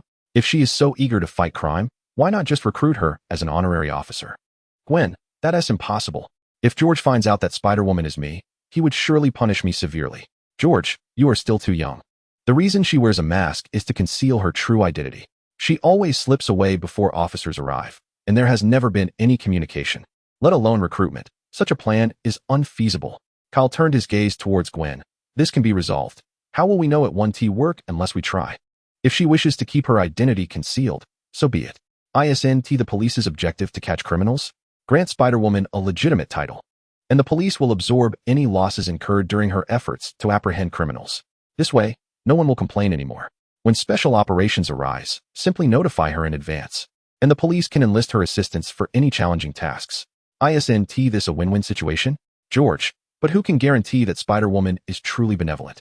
What if we inform her of police operations, and she then turns to aid the criminals instead? Who would bear the responsibility for that? Gwen, that would depend on your judgment. Do you think my idea is feasible? Gwen, huh? I believe it could work. George, your belief means little. No one can vouch for her, and I cannot gamble with the lives of undercover officers. Gwen, I can guarantee it. After dinner, I sat in the living room chatting for a while before retreating to my room to rest. Kyle, however, chose to linger and stay the night, eager to observe Gwen's nocturnal escapades. Just past midnight, Gwen's window swung open. This little night owl should be asleep. Kyle waited for 2 minutes before venturing out, soaring into the night sky for reconnaissance. Upon witnessing Gwen's antics, he couldn't help but chuckle. This was far removed from the towering edifices of Queens and Manhattan's Brooklyn. Their new abode was situated over 10 kilometers from Queens, nestled in a residential area devoid of skyscrapers for her to swing from. Gwen could only leap from the modest buildings, no higher than 5 or 6 stories, lining the streets. I wonder if she ever hitches a ride on passing vehicles. Doesn't this running tire her out? Gwen, exhausted. Phew. After much effort, Gwen finally reached the commercial district, scaling a building's rooftop to remove her mask and catch her breath. After a brief respite to regain her strength, those fellows began their shifts. Spider-Woman was on the prowl. After several hours of yawning, Kyle felt drowsy and utterly bored. As dawn approached, Gwen had apprehended 3 waves of robbers, including a group wielding a cutting machine to raid an ATM. She even rescued a driver from a crash scene, who emerged bloodied but jubilant, toasting with his classmates, oblivious to how much he had imbibed. Seeing Gwen begin her return journey, Kyle accelerated back home to catch some sleep. At 7:30 in the morning, he quietly opened the door to the adjacent room, gazing at Gwen, who was cuddled up in her blanket, sound asleep. Scanning the room, he finally spotted a feather duster on the wall. Smack. What time is it? Why aren't you up yet? Ugh, it's the weekend, and I don't have classes. Mom. Kyle is bullying me. Can't handle the heat. Why are you calling for help? Weekend? Aren't you supposed to be interning at Osborne? Oh no, oh no. Gwen instantly perked up, shoving Kyle out of the room and dashing to the bathroom to freshen up. Kyle, serves you right for staying up late. Chapter 68. Odin, you should have been more assertive from the start. As Kyle stepped into the Stark Tower entrance, he spotted Happy holding court in the lobby. Happy's role as a bodyguard had been usurped by Prince Thor, successfully promoting him to head of Stark Industries Security. With his gaze fixated solely on the badge on his chest, Happy failed to recognize Kyle and promptly halted him. Does the employee handbook not mention that you cannot wear flip-flops to work? You're fired. You can collect your paycheck from finance now. Happy, who dares to call him by his first name? You should address him as Mr. Kyle. You can't afford to offend a major shareholder. Tony is waiting for you upstairs. Do I need to change into a suit and tie before heading up? Of course not. Stark Tower is part of your domain. It's just like home. You can enter without any clothes, should you wish. Forget it. I have no interest in running around naked. See you soon. As Happy bid farewell and approached the elevator doors, the familiar voice of Jarvis resonated in his ear. Sir, this is the staff elevator. Please utilize the adjacent one. Jarvis continued. Has Tony entrusted you with the responsibilities of Stark Industries? I recall you aren't yet 18. Doesn't this border on child labor? However, I am merely a program and cannot avail myself of labor law protections, Jarvis quipped. Goodness. How astute you've become, even indulging in humor. Just remember to collect your wages from Stark. Working for free is not an option. I believe I could use my salary to upgrade my server. Jarvis replied. Rest assured, I am not a heartless capitalist. Jarvis has just been upgraded to the latest server model. As Kyle turned, he noticed the elevator door sliding open behind him. Ah, my good brother. Come and behold my new toy. Before he could even take a sip of water, Tony began to showcase his latest creation. Clang, clang, clang. Kyle circled the armor, inspecting it closely, tapping here and prodding there. It bore only slight differences from the previous Mark VI, appearing somewhat bulkier. What do you think? Quite impressive, isn't it? I specifically enhanced the defensive capabilities without altering the attack power. It can withstand tank shells with ease. Suddenly, Kyle inadvertently snapped off a hand, revealing fractured metal. Is this all? I don't believe it can withstand armor-piercing rounds. He crumpled the armor's hand into a metallic sphere. Wong Defa, I was referring to the chest armor, which has received a vibranium coating, not the hand armor. Dear baby, does it hurt? A booming laugh echoed through the room. Whoa, are you Thor? Kyle exclaimed, noticing Thor's unkempt beard, as if he hadn't shaved in days. His physique had also changed significantly. His once defined abs had succumbed to a burgeoning beer belly.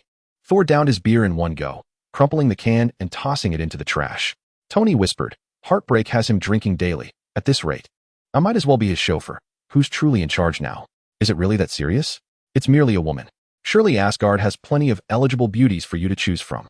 "You do not understand," Thor replied solemnly. "Jane is my everything. She rescued me during my lowest moments. That feeling is one I shall never forget. Isn't it just first love?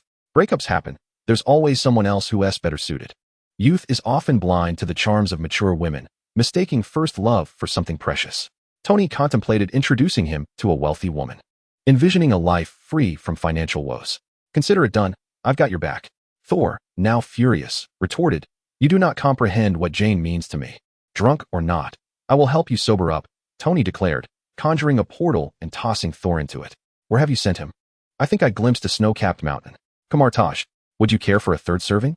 If not, it may vanish."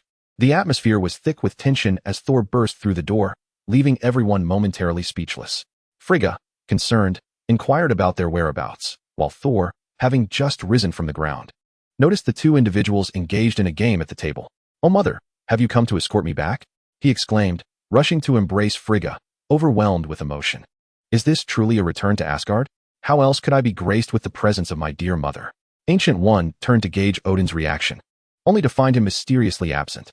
After a long separation, Frigga enveloped Thor in a warm embrace, her eyes scanning him for signs of hardship. "My child, you have suffered," she murmured. "I'm fine," Thor replied, perplexed.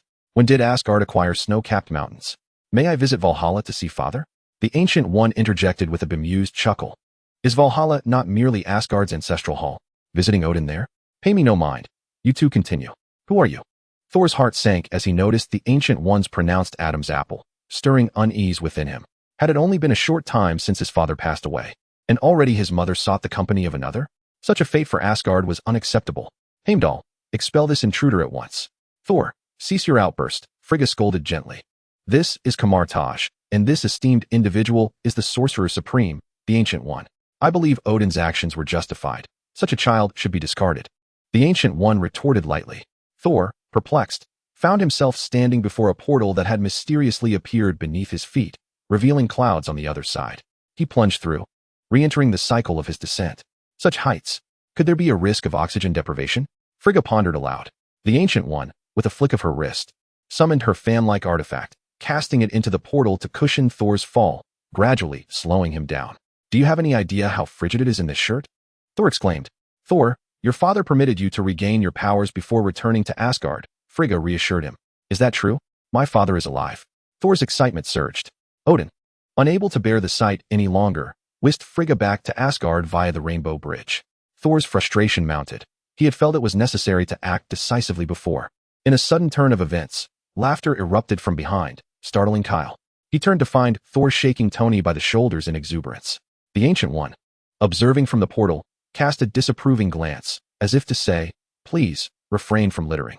Had she just informed Thor of Odin's situation? "My father is safe and has allowed my return to Asgard," Thor exclaimed joyously, as if he had just achieved a monumental victory.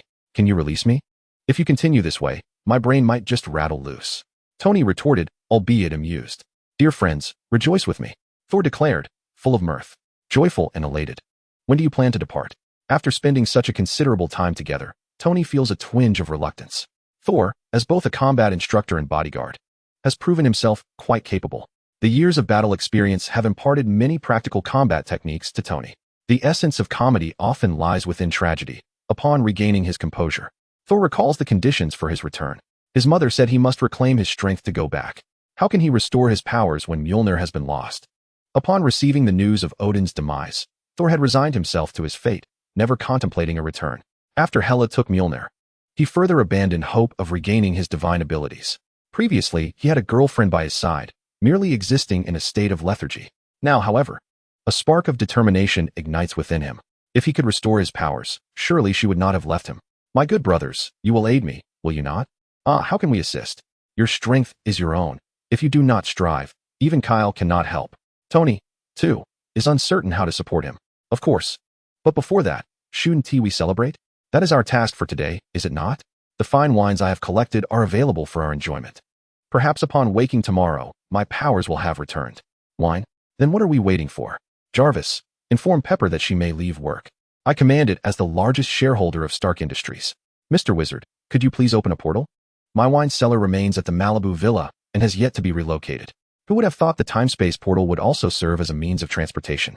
They might as well relocate the festivities to the Malibu Villa, where a seaside barbecue would be far more enjoyable than atop a skyscraper in the city. Cheers. Cheers.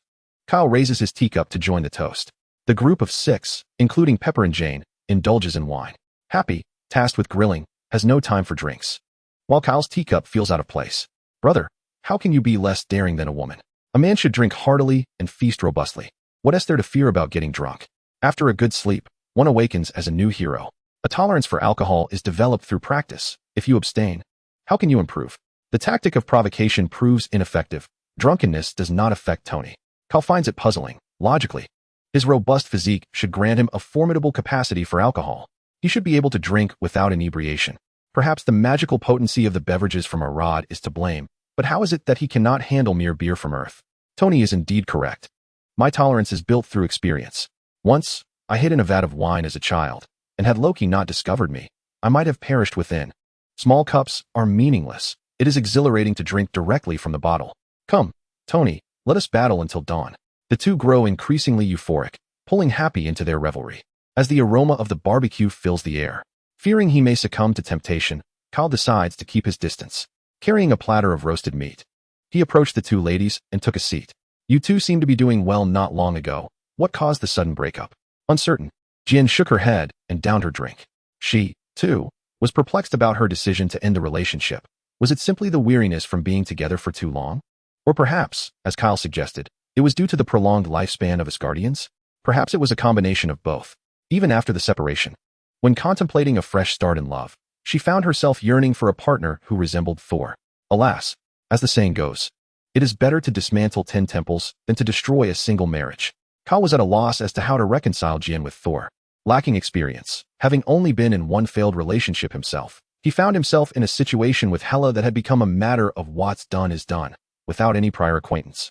There was no foundation for their feelings, yet Kyle now found it quite delightful, as their bond gradually warmed with the passage of time. Pepper spoke up. I need to head back and rest. There's a lot of work awaiting me tomorrow. You two should also retire early. I'll leave Tony and the others in your care. No problem. Would you like me to escort you directly back to New York? It would save you the hassle of flying tomorrow. That would be wonderful. This door truly was remarkable. If it could be replicated through technological means, Stark Industries could venture into the transportation industry. Kyle, with a gentlemanly demeanor, activated the time-space portal. Goodbye, Jin echoed, following Pepper's lead as she departed. As soon as Kyle closed the portal, he felt a chill down his spine. Thor's booming laughter echoed. You were about to say something, but before you could finish, Kyle was already silenced by a bottle. Come on, you can do it. A real man should be able to drink straight from the bottle. Tony, ever the instigator, egged him on. It must be said, the wines in Tony's collection were indeed exquisite. Kyle managed to down half a bottle in one go. You lot. As delightful as the wine is, don't overindulge. One can of beer was already too much, let alone half a bottle of liquor. And Kyle soon found himself utterly intoxicated. How embarrassing. The following morning, Kyle awoke on the sofa, lamenting the indecency of not being carried to bed. He rubbed his face to shake off the remnants of sleep. Thor, are you practicing some sort of dance? Turning, he saw Thor leaning against the wall, trembling. His golden locks stood on end. Had he adopted a new hairstyle? As soon as his feet touched the ground, Kyle felt a tingling sensation. Whoa, is that an electric shock? He swung the hammer of repentance and gently moved Thor aside, revealing the electric switch on the wall and the singed tips of Thor's fingers. Touching the switch, are you trying to transcend? Hearing Jarvis's report while grooming, Tony rushed over. Thor, I understand your desire to regain your powers, but don't take reckless risks. Fortunately, the switch Thor had touched was a standard household voltage of 110 volts. Had it been in Tony's lab, it would have been a much more dangerous high voltage.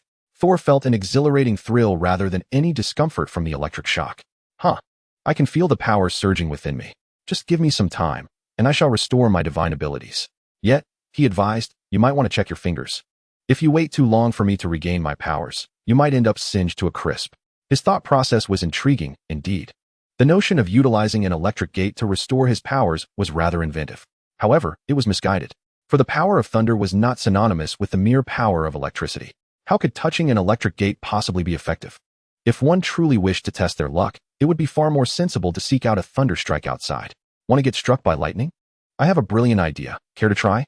Thor asked eagerly. Really? Just tell me what to do, and as long as it restores my powers, I can endure any hardship. Thor was imbued with renewed vigor, instantly grateful for such a steadfast ally. He felt a swell of emotion, almost moved to tears by the thoughtfulness of his friend.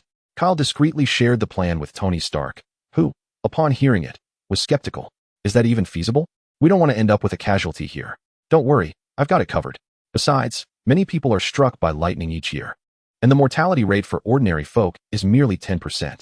The Asgardians possess far superior physical resilience. They shall be fine, Kyle reassured. Then leave it to me. I will devise a strategy. Tony promptly began preparations to attract lightning, with Jarvis analyzing meteorological data. In no time, Tony concocted two plans. One involved modifying a suit of armor to allow Thor to fly directly into the storm, while the other entailed adjusting the reactor's voltage output to simulate the power of lightning.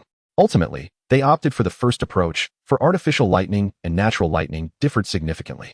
What if the naturally occurring lightning contained unique substances that could not be replicated? Goodness, this is rather uncomfortable. Tony, don't you find this suit cumbersome? Thor lamented, donning the modified armor. After all, it had been tailored to Tony's physique. It was no wonder that it felt ill-fitting on anyone else. All set, let us embark. Jarvis, provide me with our coordinates. With that, Tony and Thor ascended into the skies clad in their armor, while Kyle followed closely behind, wings unfurled. Chapter 70, Iron Thor? Kyle had spent several consecutive days in Maybury, tirelessly experimenting with various methods to help Thor restore his divine powers. Unfortunately, every attempt had ended in failure. Thor, once brimming with confidence, had reverted to a state of despondency. Thor, do not lose heart. If need be, I can craft an armor for you. You could become Iron Man's sidekick, Tony suggested. Thor lay listlessly on the sofa, a beer clutched in his hand, his eyes devoid of hope. No thanks. I have no desire for battle now. Since I cannot regain my powers, living as an ordinary person in Midgard seems quite acceptable. Had he truly been worn down? Just then, Kyle received a warning from Odin. Should he continue to toy with Thor, he would come down personally to set things right. Yet, Kyle still had one final method concealed. If earthly solutions proved inadequate, surely there were resources from the land of Arad. He retrieved a vial of MP recovery potion. Let us see if this proves effective.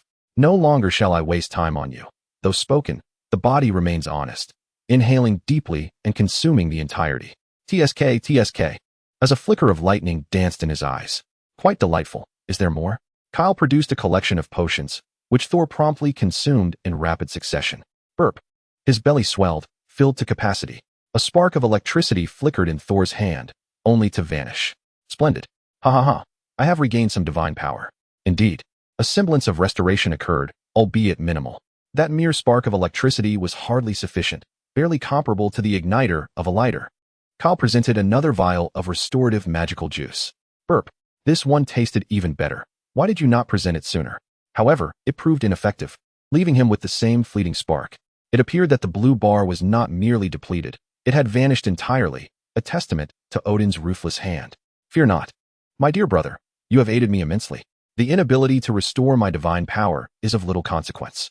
Thor had indeed grown. Such blows could no longer wound him. From the initial despair of exile to the joy of the Destroyer's arrival, believing it heralded his return home, to the despair at Loki's proclamation of Odin's demise. Then there were the moments shared with Jane, the heartbreak of separation, the revelation of his mother and the news of his father's survival, the hope of regaining divine power to return, and now, the tranquility found in facing numerous failures. Though his time on Earth had been brief, it had been filled with experiences. Thor's life was a tumultuous rise and fall, akin to a roller coaster. Come, my brother, rise so that Jarvis may scan your physique. I shall craft for you a suit of armor uniquely yours. Such profound brotherly affection was indeed moving. Kyle, XX. Thor, let it be. Your armor would crumble like paper before my axe with a single strike.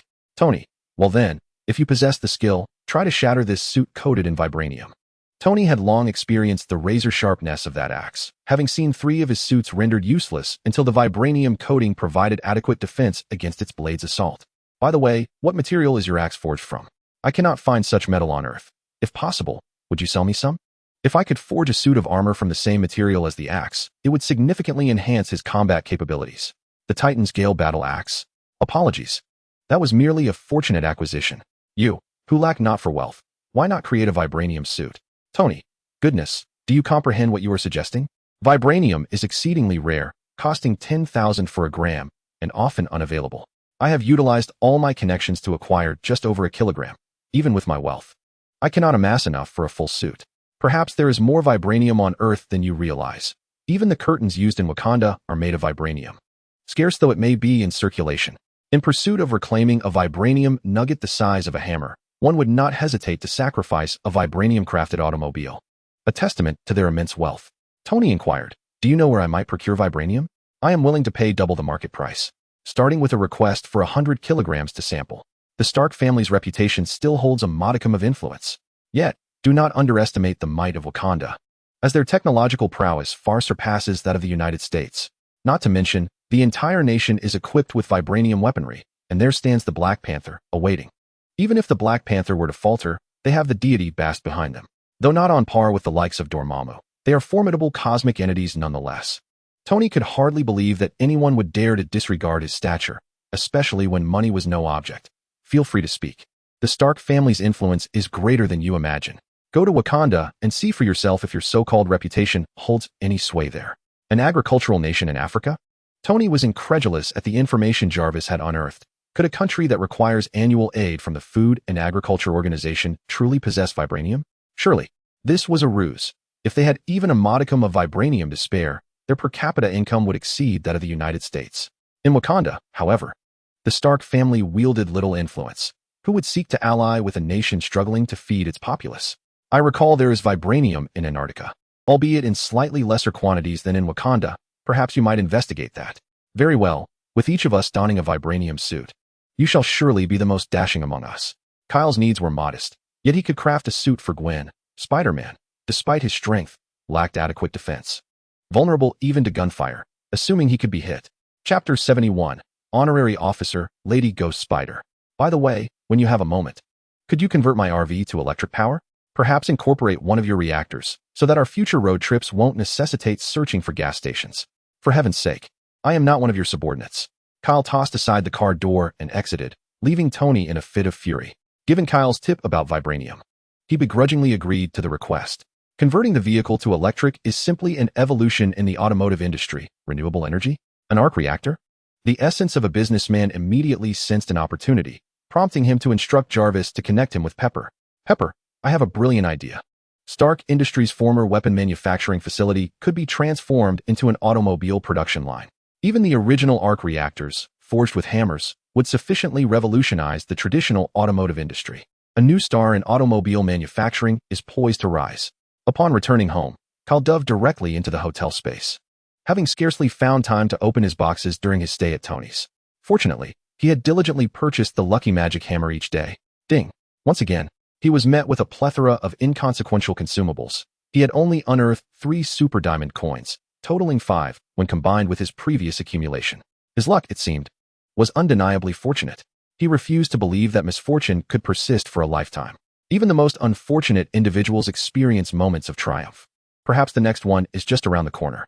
Next time, certainly. Activating the lottery machine, I draw my fortune. Ding! I have acquired 5 stones of strength, 5 stones of speed, a rare transparent costume gift box set, 5 high-quality portable dismantlers, and a random enhancement voucher for weapons. Behold, have I not struck gold? A complete transparent ensemble has emerged, though it is regrettable that it does not enhance my collection, having long since assembled 8 pieces of the Sky set. This merely replaces mismatched fragments with a cohesive outfit. The stones of strength, however, hold greater utility. Speaking of which, does it not seem rather beneath dignity to find a high-quality portable dismantler in a lottery machine of this caliber? High-quality portable dismantler, a convenient tool that can only dismantle equipment below level 85. Isn't there an abundance of dismantlers among those with the sub-profession? For Kyle, it does provide a modest means of acquiring small crystal shards, though he must possess equipment to dismantle in the first place. Closing the lottery machine concludes today's tumultuous journey. Out of sight, out of mind, I commence meditation. Experience. Upon finishing my meditation, I emerge to find the sun has set, my stomach grumbling, and my refrigerator equally bare. I call for takeout, brew a pot of tea, and begin perusing the newspapers I had missed in recent days. Shocking, Spider-Man the past few days have been filled with such sensational headlines. It seems Gwen has become the talk of the town for various news outlets. NYPD collaborates with Spider-Man to combat crime. Spider-Woman becomes honorary officer of the New York Police Department. George's speed is impressive. It has only been a few days, and he has already captured Gwen. Spider-Woman renamed Ghost Spider. The presence of Ghost Spider is a blessing for all of New York. Ghost Spider joins the police force. Crime rates plummet. Ghost Spider since her enlistment with the police. News reports have turned decidedly positive. Even the Horn of Daily, Spider-Man's most ardent critic, is now singing praises. After all, no one wishes to provoke the police union, lest the lawyers of the union be called into action once more. During dinner, Kyle senses Gwen's presence swiftly traversing the city. Glancing at the time, so early, she used to emerge at midnight, but now, as a temporary worker, she has more vigor. Beginning her shift at just 9 o'clock, it appears that the commotion George has stirred in Hell's Kitchen is still too subtle. Many are bold enough to operate in defiance of the law. After satisfying my hunger, I retrieve the purple clay teapot I acquired from Ancient One and brew a pot of tea to stow in my backpack. Soaring high, I alight in the sky, gently flapping my wings to maintain my altitude, and settling cross-legged in the void, I produce the teapot. Sipping tea, I observe the urban Tarzan, a scene of Ghost Spider-Gwen swinging between skyscrapers to thwart criminals. Hey, it is quite inappropriate to pilfer another's handbag. Just after stealing the bag, she has barely made her escape before being ensnared by Gwen's web, dangling from a lamppost. The thief now finds himself in a predicament, voicing his grievances as the business landscape becomes increasingly challenging. Can the fluctuations of the stock market truly impact the profession of thievery? There is but one Spider-Man, yet countless thieves roam the streets of New York City. How unfortunate must his luck be to encounter the spectral Spider-Woman. Hey, beautiful, here's your bag back. Do keep a close watch on it. Ah, the spectral Spider-Woman. The victim, upon spotting Gwen, erupts into a scream, akin to an ardent fan encountering a celebrity. With arms wide open, she dashes towards Gwen for an embrace. Fortunately, being a woman herself, Gwen does not refuse. Who would have imagined stumbling upon a female rogue so soft? Gwen, resembling a startled rabbit, swiftly escapes, swinging on her web to perch midway up a building. Calling for backup on Fifth Avenue to apprehend a thief, one officer presses his earpiece against his ear, summoning fellow officers to the scene. Received. The officers of the New York Police Department are now the happiest of all, as their workload has significantly diminished and the level of danger has considerably decreased. When faced with a criminal they cannot handle, they simply call upon the spectral Spider-Woman over the radio. Most of their time is now spent waiting for Gwen's call to assist in apprehending criminals and tidying up the aftermath. Their happiness index has skyrocketed. Officer reporting, a stolen vehicle sighted on Broadway, requesting assistance. Spectral Spider-Woman received. The radio crackles with George's instructions. Intercept from a less crowded location to avoid harming bystanders. Yes, sir. Gwen's lips curve into a smile. The voice modulator she purchased is proving quite effective, as George has yet to recognize her voice. Gwen swings to Broadway, quickly spotting a car weaving erratically through traffic, tailed by a police car blaring its siren. Noticing the stolen vehicle's sunroof wide open, an ingenious idea strikes her. She swiftly positions herself above the street, predicting the car's trajectory, then releases her web to drop directly into the vehicle through the sunroof. Gotcha! The driver exclaims, damn. The spectral spider. Yet, he is too preoccupied with driving to pay attention to Gwen in the back seat. With a mischievous grin, Gwen ensnares him in her web, binding him to the driver's seat. Oh no! Although he is restrained, the accelerator remains pressed down, and the vehicle is on the verge of losing control. Gwen hastily shoots webs to seize the steering wheel. Release the accelerator. In your dreams. I've got a slew of charges against me. I'd rather drag a few more to hell with me for company. He presses the gas pedal to the floor, leaving Gwen with no choice but to steer carefully to avoid colliding with passing vehicles. Let go. At this rate, we'll be out of the city. Gwen is confident she can avoid hitting other cars, but once they leave the towering buildings behind, who knows how long it would take to return. At just the right moment, she crashes the vehicle into a flower bed by the roadside, bringing it to a halt. Phew, done. The police car follows closely behind. Goodbye. Gwen bids farewell, launching herself into the night. There are still important matters to attend to.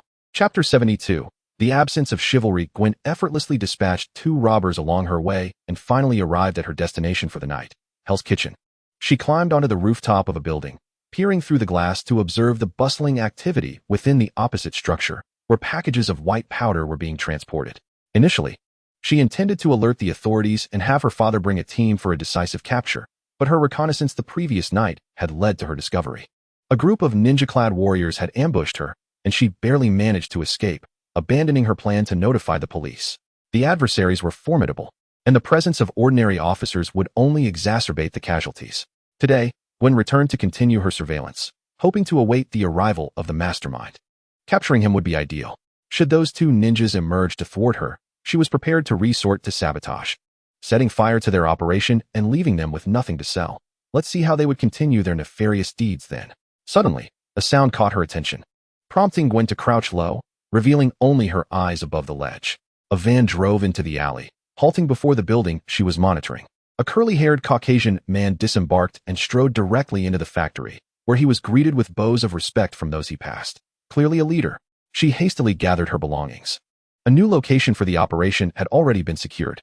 This place had been compromised, and the NYPD was expected to arrive as early as tomorrow. Everything had to be moved tonight. Just as Gwen relished the prospect of capturing a significant target, 3 more vehicles arrived in succession. From them emerged a Caucasian woman, an African-American man, and an Asian man. They entered the building and joined the man from the first vehicle in a discussion. Oh, this was turning into a prime opportunity. Gwen smiled, thinking that this could be the very site of a transaction, perfect for a comprehensive takedown. Before long, the group emerged, each returning to their respective vehicles, all departing in the same direction. The gathering of these leaders could only spell trouble, and Gwen promptly set off in pursuit. The vehicles had not traveled far, still within the confines of Hell's Kitchen, stopping at a building surrounded by construction barriers. Observing the black-clad ninja Kyle in the second-floor window, the hand could ascertain the identities of these individuals. As anticipated, the 4 people were the remaining 4 fingers of the hand. Kyle sensed a presence below that obstructed his awareness, likely the so-called Dragon Bone. Had they not received updates from Lady Gao regarding the current state of affairs in New York? Were they not concerned that the NYPD might return with the National Guard's tanks for a sweeping operation? Kyle's suspicions were indeed valid. When Lady Gao had confidently brought Black Sky, she had not informed them of the situation. The 4 fingers had merely assumed that Lady Gao was there to negotiate with Kingpin, handling business matters. Although there had been considerable commotion at the time, their understanding was limited, gleaned only from the murmurs of their subordinates. Now that both Lady Gao and Kingpin had vanished, 2 conclusions could be drawn. Either Kingpin and Lady Gao had perished in the police's overwhelming assault. However, the likelihood is slim. The Jean family, with their vast enterprise, would not resort to direct intervention. Furthermore, Madame Gao wields the lethal weapon known as the Black Sky, so it seems improbable that she would perish at the hands of mere conventional firearms. The second conclusion posits that Jean and Madame Gao conspired to abscond with the Black Sky and hide it away. This theory, too, lacks coherence. The hand organization remains tightly knit, and that business deal did not exclude Madame Gao's share, making betrayal unlikely. Alternatively, it is possible that those descending from Kunlun have captured her. Nonetheless, such matters are of little consequence now. The primary objective is to excavate the dragon bones. Once the dragon bones are secured, everything else pales in significance. Without Madame Gao, there would be even less to distribute from the dragon bones. Unbeknownst to anyone, Gwen had stealthily infiltrated the building. An emotionless, chilling voice echoed through the darkness. A ninja? I suspected their presence here. This complicates matters. Suddenly, a flurry of ninja shurikens came soaring from all directions. Gwen evaded them with extraordinary agility, leaving Kyle momentarily stunned. The transformation was indeed unreasonable. The once lethargic girl who would scarcely move to run was no more. Her flexibility surpassed that of many dancers. The 4 ninjas, realizing the futility of their shurikens, swiftly drew their katanas. In a one-on-one confrontation, Gwen would undoubtedly dominate. However, facing 4 opponents proved somewhat taxing. Adhering to the principle of capturing a live target, she could only focus on evasion, unable to retaliate. It was shameless to gang up on me, a mere newly adult child. Her response was met with 4 blades descending from above. Gwen quickly utilized her webbing to escape through a narrow crevice. Phew, I narrowly avoided them.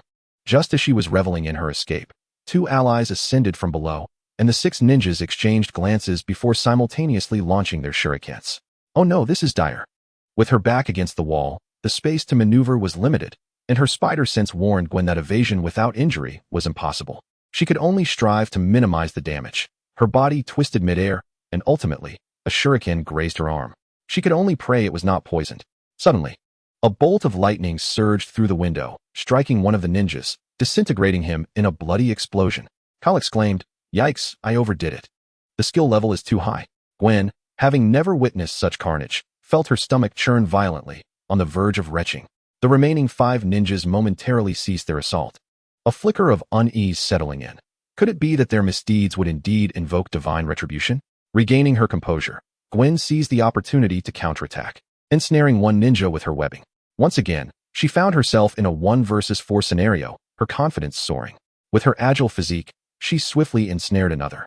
The remaining 3 ninjas, recognizing their disadvantage, were not foolish. They promptly dispatched one to rescue their captured comrades. By the time Gwen realized the shift, the captured ninjas had extricated themselves, and the tide of battle once more turned against her.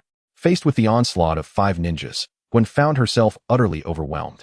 Sent crashing against the wall by a powerful kick, the spectators were left in a state of disbelief. To Gwen's surprise, could it be that she had garnered the favor of a deity wielding lightning? The remaining 4 ninjas quickly felt a pang of trepidation. The odds of winning in a 4v1 scenario were uncertain, but the prospect of being struck by lightning after finally landing a hit was perilous. How could they proceed? Their opponent seemed to have breached the bounds of martial ethics. Unbeknownst to Gwen, who was determined to press the advantage, the 4 ninjas were nearly in tears. Caught between the inability to fight and the impossibility of fleeing. Fearing that any attack might lead to Gwen's demise by lightning, they could only evade. And soon the ground became littered with 4 helpless cocoons, ensnared tightly by spider silk. At least their lives were spared. Meanwhile, in Chapter 73, Gwen vanished. A surge of energy invisible to the average eye erupted from the depths of the building, plunging much of New York into darkness. Director, we are detecting high energy readings in Hell's Kitchen, reported Carlson. Prepare the special operations team. Recently, with the police's efforts, New York's crime rate had seen a significant decline, forcing many nefarious entities into hiding. Now, the moment had arrived to unveil who dared to disturb the peace. As Kyle attempted to gauge the extent of the blackout, he sensed something amiss. Gwen, with visibility obstructed within the building, her presence became even more elusive upon her descent to the lower levels. He could only rely on his instincts to locate her. In an instant, Gwen vanished from Kyle's perception, and despite his efforts to expand his awareness, he could not find her. Something was amiss. Kyle's clay teapot fell from the air as he spread his wings and soared above the building. A powerful descent shattered the rooftop, continuing down several floors until it finally halted. Unbeknownst to him, his foot had landed on someone. And was that a glow-in-the-dark substance on his fist? The force capable of penetrating the entire building struck downwards, leaving no doubt that the victim was beyond saving. The members of the Hand Association stood in shock, unsure of how to respond to Kyle, who appeared as a divine avenger. Was such a colossal fist truly capable of obliterating someone? Where was Spider-Man? Kyle demanded. Who are you? A voice questioned, only to be silenced as a golden hammer crushed them into oblivion. Have you repented? Kyle mused, unimpressed by their lack of discernment. Why seek attention through foolish inquiries? Incorrect answer, he stated, directing his gaze towards the only woman present, Alexandra. Esteemed warrior, she exclaimed, only to meet a similar fate. I shall not repeat myself, Kyle said, his concern for Gwen's safety rendering him disinterested in trivial conversation. The remaining gambler, Sawanda, observed as Kyle's fury seemed almost ready to erupt. The leader of the Hand Association had never endured even a single blow from him, and they were left with no choice but to remain unyielding. Having fled from Kunlun and survived for so many years, they had never encountered an individual of such formidable strength. Moments ago, a fissure had appeared, and the Phantom Spider-Man was drawn inside, vanishing without a trace. Following the direction of Kyle's finger, he came upon the great door sealed by the dragon bone, shattered by the force of an iron fist. Had Gwen entered there? The dragon bone could indeed obscure his perception, a fact he had already discerned. Yet his intuition suggested that Gwen was not within. Only by entering could he ascertain the truth. The immense skeletal structure exuded an overwhelming aura, rendering Kyle insignificant before it. One of the rib bones was nearly as thick as Kyle's own body. The dense energy within rivaled that of a celestial being, likely a powerful entity of singular cosmic stature in its prime. It was a mystery who could have provoked such a mighty creature to its demise. Reaching out to touch the dragon bone and stow it in his backpack, he immediately felt a weight pressing down on his shoulder. His inventory had exceeded its limit. Even though there was still space in the bag, it was futile to add more items. However, it mattered little, for the hotel's storage had no weight restrictions. The gamblers, Sawanda and his companion, exchanged incredulous glances. Had such a colossal dragon bone truly vanished? It was almost beyond belief. The critical issue was that it seemed their efforts had been in vain, as everything they had worked for had evaporated. The end of life appeared to loom ominously before them. With the obstacle of the dragon bone removed, his perception cleared, revealing no trace of Gwen inside. Kyle furrowed his brow. Where could she have gone? The pendant contained a source of life that could even resurrect one from death. How could she simply disappear? Sir, might you spare us a fragment of the dragon bone? Just a small piece will suffice. We have worked so hard. The gamblers, Sawanda and his companion, remained undeterred, hoping that Kyle might show a touch of generosity and grant them a bone. After all, who would wish to depart from this vibrant world after living so long? A few more years of life. Who desires to die? Oh, very well. The pure white blade moved with such swiftness that it became imperceptible to the naked eye. Hearing Kyle's acquiescence, Sawanda was filled with joy and stepped forward to follow him. But then, he saw his arm fall to the ground. And before he could register the pain, he looked down to find his head had also detached. As his head rolled a few times before coming to rest, he could see his body shattered into pieces. Death arrived without agony. He had been far too considerate of others, fearing their pain. The tardy agents of S.H.I.E.L.D. happened to witness Kyle departing, leaving behind a trail of righteous judgment. The golden angel in the air rained down countless spears, culminating in a single, devastating strike. Boom. The crumbling building was reduced to ruins amidst the explosion. Coulson, gazing at the receding figure in the sky, pulled out his phone. Director, it's the angel causing the commotion. Kyle has received a new code name in S.H.I.E.L.D. The boiled egg, observing the scene transmitted back, was filled with indignation. It was utterly disrespectful to the S.H.I.E.L.D. Coulson, arrest the angel immediately. Sir, have you truly considered this? Coulson's head was spinning. Did they truly believe they could toy with people's tempers? With just these few individuals, they were hardly a match for 2 plates of food. It seemed that upon returning, a visit to the armory was in order. Wielding mere ordinary firearms, the entire S.H.I.E.L.D. might very well struggle to manage the situation. The boiled egg also felt the previous command was somewhat rash, if brute force was insufficient. A more subtle approach would have to suffice. You stay behind to secure the site. I shall personally attend to the angel. With that, he turned and picked up the internal landline on the table. Arrange for a plane. I am heading to Brooklyn. Having left the scene, Kyle directly traversed through the time-space portal to Kamartaj. Old Yao, I have urgent business with you. Wait a moment, I have a guest. Upon entering the room, Kyle beheld the distinguished gentleman seated across from Ancient One. Old Mephisto, what brings you two together? Old Mephisto, hold on a moment. I have pressing matters for Ancient One. Once I conclude my business, I shall make amends. Mephisto's eyes gleamed at the thought of Kyle's black crystal shards. He was not a miser, and whatever he promised would surely be delivered, condensed into tangible dark power. Ancient One shot Kyle a sidelong glance. Are you attempting to solicit enemies in front of me? The Sorcerer Supreme? I know what you wish to inquire. Your matters can wait. With Ancient One's reassurance, Kyle felt considerably relieved regarding Gwen's situation. Very well, old Mephisto. What brings you here? Mephisto sighed. You have no idea. He nearly had Kyle in stitches. It was not a grave matter, merely that Ancient One's direct disciple, Caecilius, had ventured into Mephisto's domain seeking trouble. Initially, Caecilius had borrowed considerable power from the Dark Dimension under Ancient One's tutelage and had pilfered the staff of Watem from the New York Sanctum to protect his mind from Dormammu's corruption.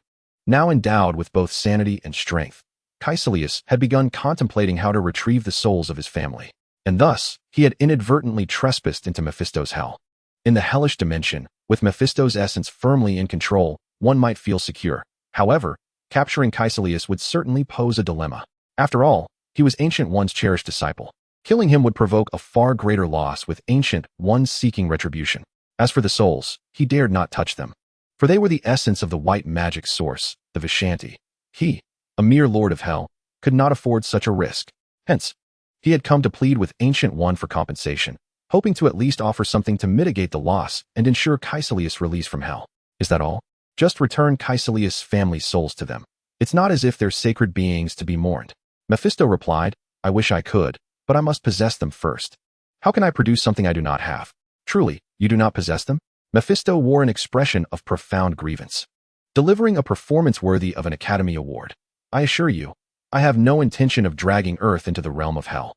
Ever since we forged our pact, my word is my bond. Can you not trust my esteemed reputation? Perhaps it is not disbelief, but rather apprehension that holds you back. The more one witnesses, the more cautious one becomes. Over the years, despite the safeguarding presence of the Ancient One, Mephisto has unearthed numerous remnants of ancient deities on Earth. The more knowledge he acquires, the more timid he becomes. With so many formidable entities linked to Earth, What if one day they sought to revisit their old haunts only to find Earth consumed? He would undoubtedly be the first to face the consequences. Moreover, what he desires are souls. What need has he for Earth? After the agreement, his true form cannot descend, yet he can manifest through avatars. Mephisto could even proclaim, "I am a lawful entrant."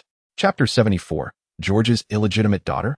Ultimately, Kyle relinquished a small black crystal to ensure Mephisto's departure, and in return, the latter agreed to release Caecilius. With Mephisto gone, can you now enlighten me about Gwen's whereabouts? Although the Ancient One suggested that Gwen faced little danger, she had rarely ventured far from home, with her only road trip being a joint excursion with friends. The crux of the matter lies in her invisibility. In the event of an emergency, Kyle would be unable to assist in a timely manner, leaving him feeling uneasy.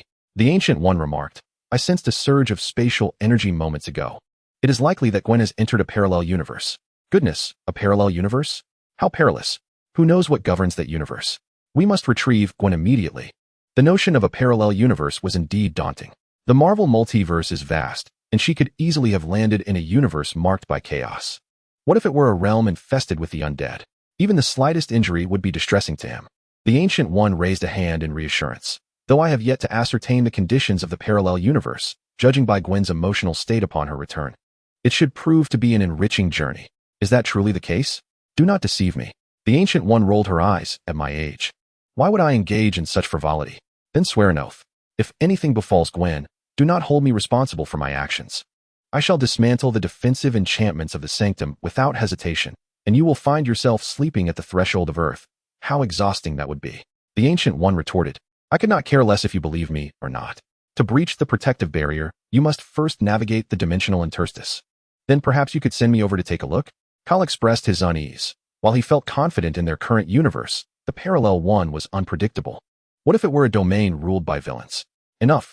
In his contemplative state, Kyle failed to notice the portal that opened beneath his feet. The Ancient One, with a mischievous glint, thought, my hands itch for a fight.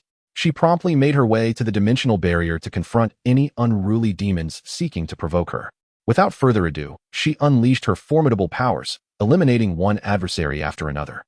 At this point, the dimensional barrier had remained quiet for quite some time, and a rumor had circulated among the dimensional deities. It was said that the Supreme Mage had gone mad, and it was best not to provoke Earth at the moment. But where had Gwen gone? Upon arriving in the parallel universe, Gwen was filled with confusion.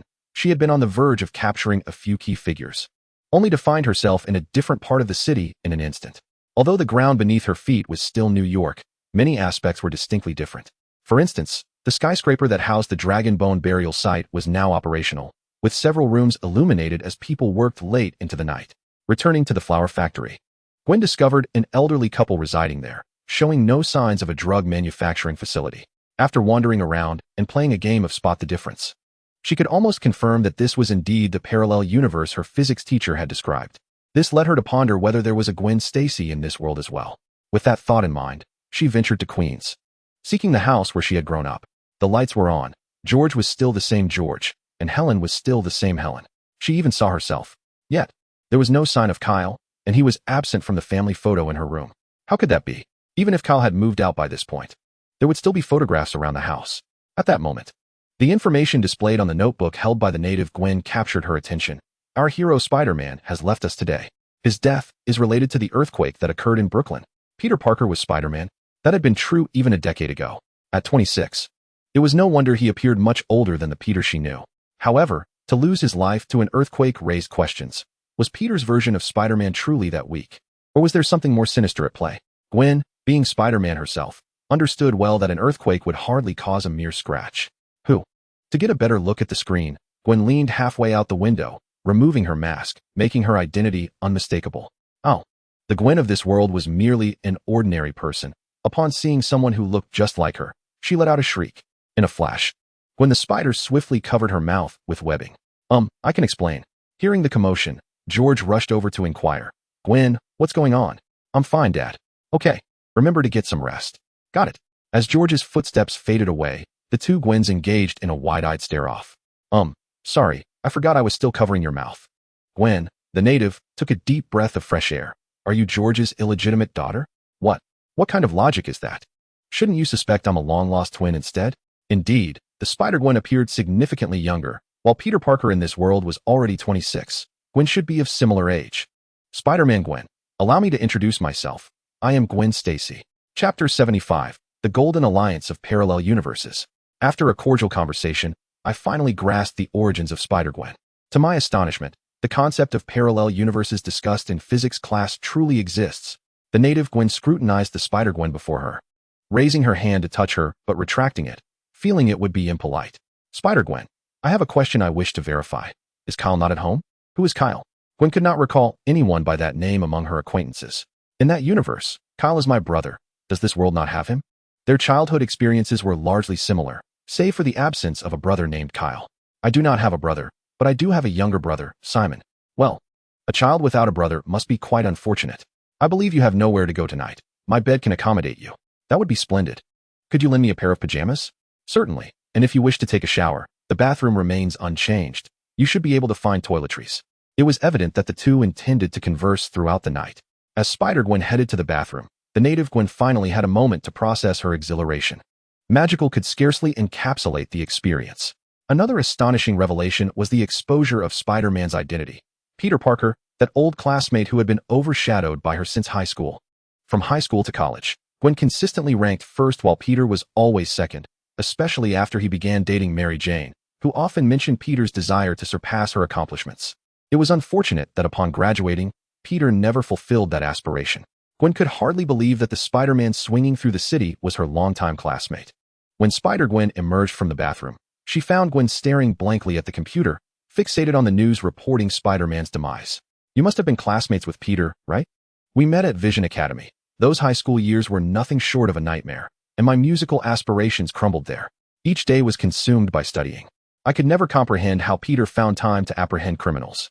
If he had devoted his energy to academics, his grades would have easily surpassed mine. A pang of regret surged within, and I finally understood why Peter was often late and skipped classes back then. Spider-Gwen. In that regard, we differ. I graduated from Midtown High, where I formed a band with Mary Jane and the others, and I was the drummer. I am currently a freshman at Empire State University. And interestingly, Peter Parker has perpetually been second, huh? So, in your universe, is Peter Spider-Man? I believe his grades should be even better. Becoming Spider-Man has hindered his potential. In Gwen's eyes, Peter Parker possessed immense talent, which was only stifled by his responsibilities as Spider-Man. I have not encountered any other Spider-Man before. It appears to be the same here. It seems only one Spider-Man can emerge.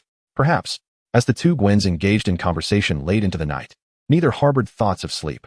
This world's Gwen was filled with curiosity and excitement, eager to learn more about the affairs of other universes. Conversely, Spider-Gwen pondered whether she would ever return to her original world, where she cherished a beautiful family she was reluctant to lose. What would she do if she could never go back? Surely, Kyle and George would be frantic in their search for her. Her husband, Peter Parker, was merely an ordinary man, often asserting that anyone could don a mask. He just happened to be bitten. Was it Mary Jane? Did she resemble the Mary Jane from your world? Indeed, Spider-Gwen gazed in awe at the mature Mary Jane speaking on stage. The crowd below was equally astonishing. A sea of faces, 99 of whom donned Spider-Man masks. Was Spider-Man truly this revered here? Spider-Gwen could hardly fathom the extent of Peter's influence. Could she have achieved such a claim in her original world? Undoubtedly, Spider-Man was the singular hero in the hearts of New Yorkers. A sense of pride enveloped Gwen as she spoke. In their eyes, no one surpassed Spider-Man in popularity. Who wouldn't he desire a friendly neighborhood Spider-Man? Suddenly, her spider sense tingled.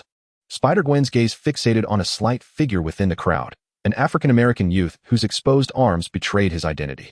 Miles sensed something amiss and turned to find two Gwens, strikingly alike, in the throng behind him. Upon realizing that Spider-Gwen was observing him, he swiftly retreated into the crowd, unsure if she was friend or foe. He believed it prudent to keep his distance. Are you certain there is only one Spider-Man? She inquired. Of course. Although Peter occasionally changes his attire, his physique is unmistakable, came the reply. Oh, I just recalled that the newspaper photos were likely provided by Peter himself. To think he would monetize his own likeness. Let us hurry. Mary Jane is about to leave. Their purpose for being there was to find Mary Jane and visit Aunt May, who was in need of comfort after losing the only man in her life. The throngs of people made it challenging to catch up with Mary Jane, but the two finally reached the garage just in time. Gwen offered a bittersweet smile. It was heartening to have a friend who remembered her. However, upon seeing two identical Gwens, Mary Jane was taken aback. I didn't think Gwen had a twin. Haha, let us get in the car, and I'll explain everything. Once seated, Gwen recounted the events she had experienced to Mary Jane. Mary Jane scrutinized Spider-Gwen from head to toe. It seems I will be blessed with two friends named Gwen Stacy. Spider-Gwen replied with a smile. Indeed. We have always been friends, after all. I am the drummer for Mary Jane. Mary Jane. Wow, has our high school band finally come together? Just as the three of them were reveling in joy, a sharply dressed gentleman rapped on the car window. Mrs. Parker, the Fisk group cordially invites you to the memorial service for Mr. Peter Parker, during which a generous donation from the Fisk Charitable Foundation will be announced. Grateful for Mr. Wilson's magnanimity, Mary Jane accepted the invitation. To her, this was a tribute to Peter's years of fighting evil. With this funding, she could even hire a caretaker for Aunt May's well-being. Upon hearing that name, Spider-Gwen felt a chill run down her spine, her hair standing on end. Is your boss that hulking brute, Wilson Fisk? Indeed, our boss is quite fond of fitness. Hence his imposing physique. After the suited man departed, the occupants of the car noticed Gwen's fearful expression. What's wrong? Are you feeling unwell? In an instant, Spider-Gwen was transported back to the harrowing memory of her kidnapping. The sensation of a gun pressed against her head was far from pleasant. Is there a criminal organization known as the Kingpin here as well? Chapter 76. Beep, beep, beep. Spider-Man assemble. Gwen, there is. I've heard my dad mention that the Kingpin is the largest crime syndicate in New York. Mary Jane, I've also heard Peter speak of it. It seems the Kingpin only operates in Hell's Kitchen, while other parts of New York remain relatively orderly. You may not know this, but Wilson Fisk is the Kingpin, the emperor of the underworld in New York. The Kingpin is notorious for its malicious deeds. In my world, when George was restoring order in Hell's Kitchen, he had fierce confrontations with the Kingpin. It took the National Guard rolling in with tanks to completely eradicate their influence. However, the Kingpin went missing, and my father never apprehended him. The two ordinary women were utterly unprepared for such a scene, and just hearing Spider-Gwen's account was enough to terrify them. Are you implying that Wilson in this world is also the head of the Kingpin? It is highly probable, and I suspect Peter's death is rather suspicious. The notion that Spider-Man could perish beneath the rubble of a collapsing building due to an earthquake is simply the greatest joke of the century. Do you know how powerful Spider-Man is? My sixth sense can foresee impending danger. I can dodge bullets. Moreover, he possesses immense strength. I once attempted to lift something weighing 20 tons and felt that it was not even his limit. The most fundamental principle of force is reciprocity. A body capable of sustaining such tremendous strength must inherently be robust as well. Astounded. Is this the realm of mutants? Now, do you still believe Peter's demise was caused by an earthquake? The two shook their heads like bobbleheads. Understanding Spider-Man's power felt like unlocking the door to a new world. Gwen, not everything is so absolute. There are many differences between the two worlds. Perhaps this world's Wilson Fisk is a good person. The Fisk Charitable Foundation has accomplished many benevolent deeds. If only that were the case. If Wilson Fisk were indeed a good man, then the tragedy involving Peter would not have occurred. Mary Jane, trembling, pressed the clutch but did not engage a gear. Instead, she unfastened her seatbelt. Gwen, you take the wheel. I'm feeling rather fatigued. Spider-Gwen stepped out first. Let me drive. It's best that neither of you is behind the wheel in your current state. As Mary Jane exited the vehicle, her legs weakened, nearly causing her to stumble, while beads of cold sweat poured from her brow. The building where Peter's body was discovered belonged to Fisk Industries, and it was an employee of Fisk who had reported the incident to her. This raises a pressing question. Why would Peter venture there? Spider-Man, as a hero, invariably finds himself in places rife with criminal activity. Does this not imply that Fisk Industries harbors dark secrets or unsavory characters? Moreover, in Spider-Gwen's universe, Wilson is indeed Fisk. Everything begins to make sense. It is highly likely that Peter discovered some nefarious plot orchestrated by Fisk and sought to thwart it. The earthquake at that time may very well have been an attempt to eliminate Spider-Man. New York is not situated on a fault line, and the magnitude of that earthquake could not have caused the collapse of that factory. As the truth began to surface, it became evident that Wilson Fisk in this world is also a corrupt figure. But why hold a memorial service and offer her money? What conspiracy lies beneath this? They arrived at the doorstep, leaving no room for further contemplation, though Mary Jane was soaked in cold sweat, her clothes thoroughly dampened. Weak and feeble, she leaned on Gwen as they finally emerged from the car. MJ, are you all right? Gwen asked. What she said is true. Peter's body was found in the ruins of Fisk's factory. If Fisk is innocent, why would Peter seek him out? Gwen had come to the same realization. It was unlikely that anyone engaging in conflict with Spider-Man could be a good person. Mary Jane's subsequent remarks further solidified this notion. Moreover, the earthquake's intensity was not severe. Those old, dilapidated buildings did not collapse. Why, then, did the factory fall? Trapping Peter beneath it? The truth often defies belief. Gwen exhaled deeply, regaining her composure. There will always be a way. The primary concern now is not to worry Aunt May. She took out her keys to unlock the door, where Aunt May sat facing the entrance, clutching a baseball bat. Aunt May, I'm home. Mary Jane feigned calmness, attempting to appear normal. Aunt May set down the bat and rushed over to embrace her. Life will get better from here on. Yes, let's not dwell on that. Look who's here. Aunt May finally noticed Gwen entering behind Mary Jane. Gwen, it's been a long time since we last saw each other. And who is that behind you? Just as Gwen stepped through the doorway, her spider sense tingled. Reminiscent of the little boy she had seen in the square, and it was not just one. Gwen sensed 3 similar presences. Aunt May remarked, "It seems you've inherited Peter's instincts. You must be the Gwen from a parallel universe, correct? How did you know?" Aunt May did not provide an explanation, but turned and called out, "Come out and meet our new friends." Suddenly, 3 or 4 figures sprang from the inner room. 2 individuals, a pig, and a robot. "Hello, Spider-Man," the pig spoke. "Allow me to introduce myself. I am Peter Parker. But you may call me Shadow Spider-Man. Penny Parker, Peter Porker, Spider-Ham." Except for the Asian girl, Penny Parker, who felt no kinship, the others, a person, a pig, and a robot, shared a familiar essence. Hello, I'm Gwen. You can call me Ghost Spider." It felt quite embarrassing to reveal her title for the first time. "Did you also come from another universe?" "Indeed. I was in the company of 3 other Spider-Men when we encountered something resembling an inescapable black hole that brought us to this world." Spider-Gwen sensed that her situation was somewhat different. "Did you not see a dragon's fossilized bone?" Penny Parker responded, "A dragon? Is it a dinosaur fossil? I have never come across one. In our world, dinosaur fossils are quite rare, even in museums." Shadow Spider-Man and Spider-Ham similarly stated that they had not encountered any bones. They merely traversed the universe through the black hole. "All right then, it seems her arrival is unrelated to the dragon bones. I have wronged her. Do you know how we can return to our original worlds? The weekend family gathering is approaching, and Helen will certainly call then."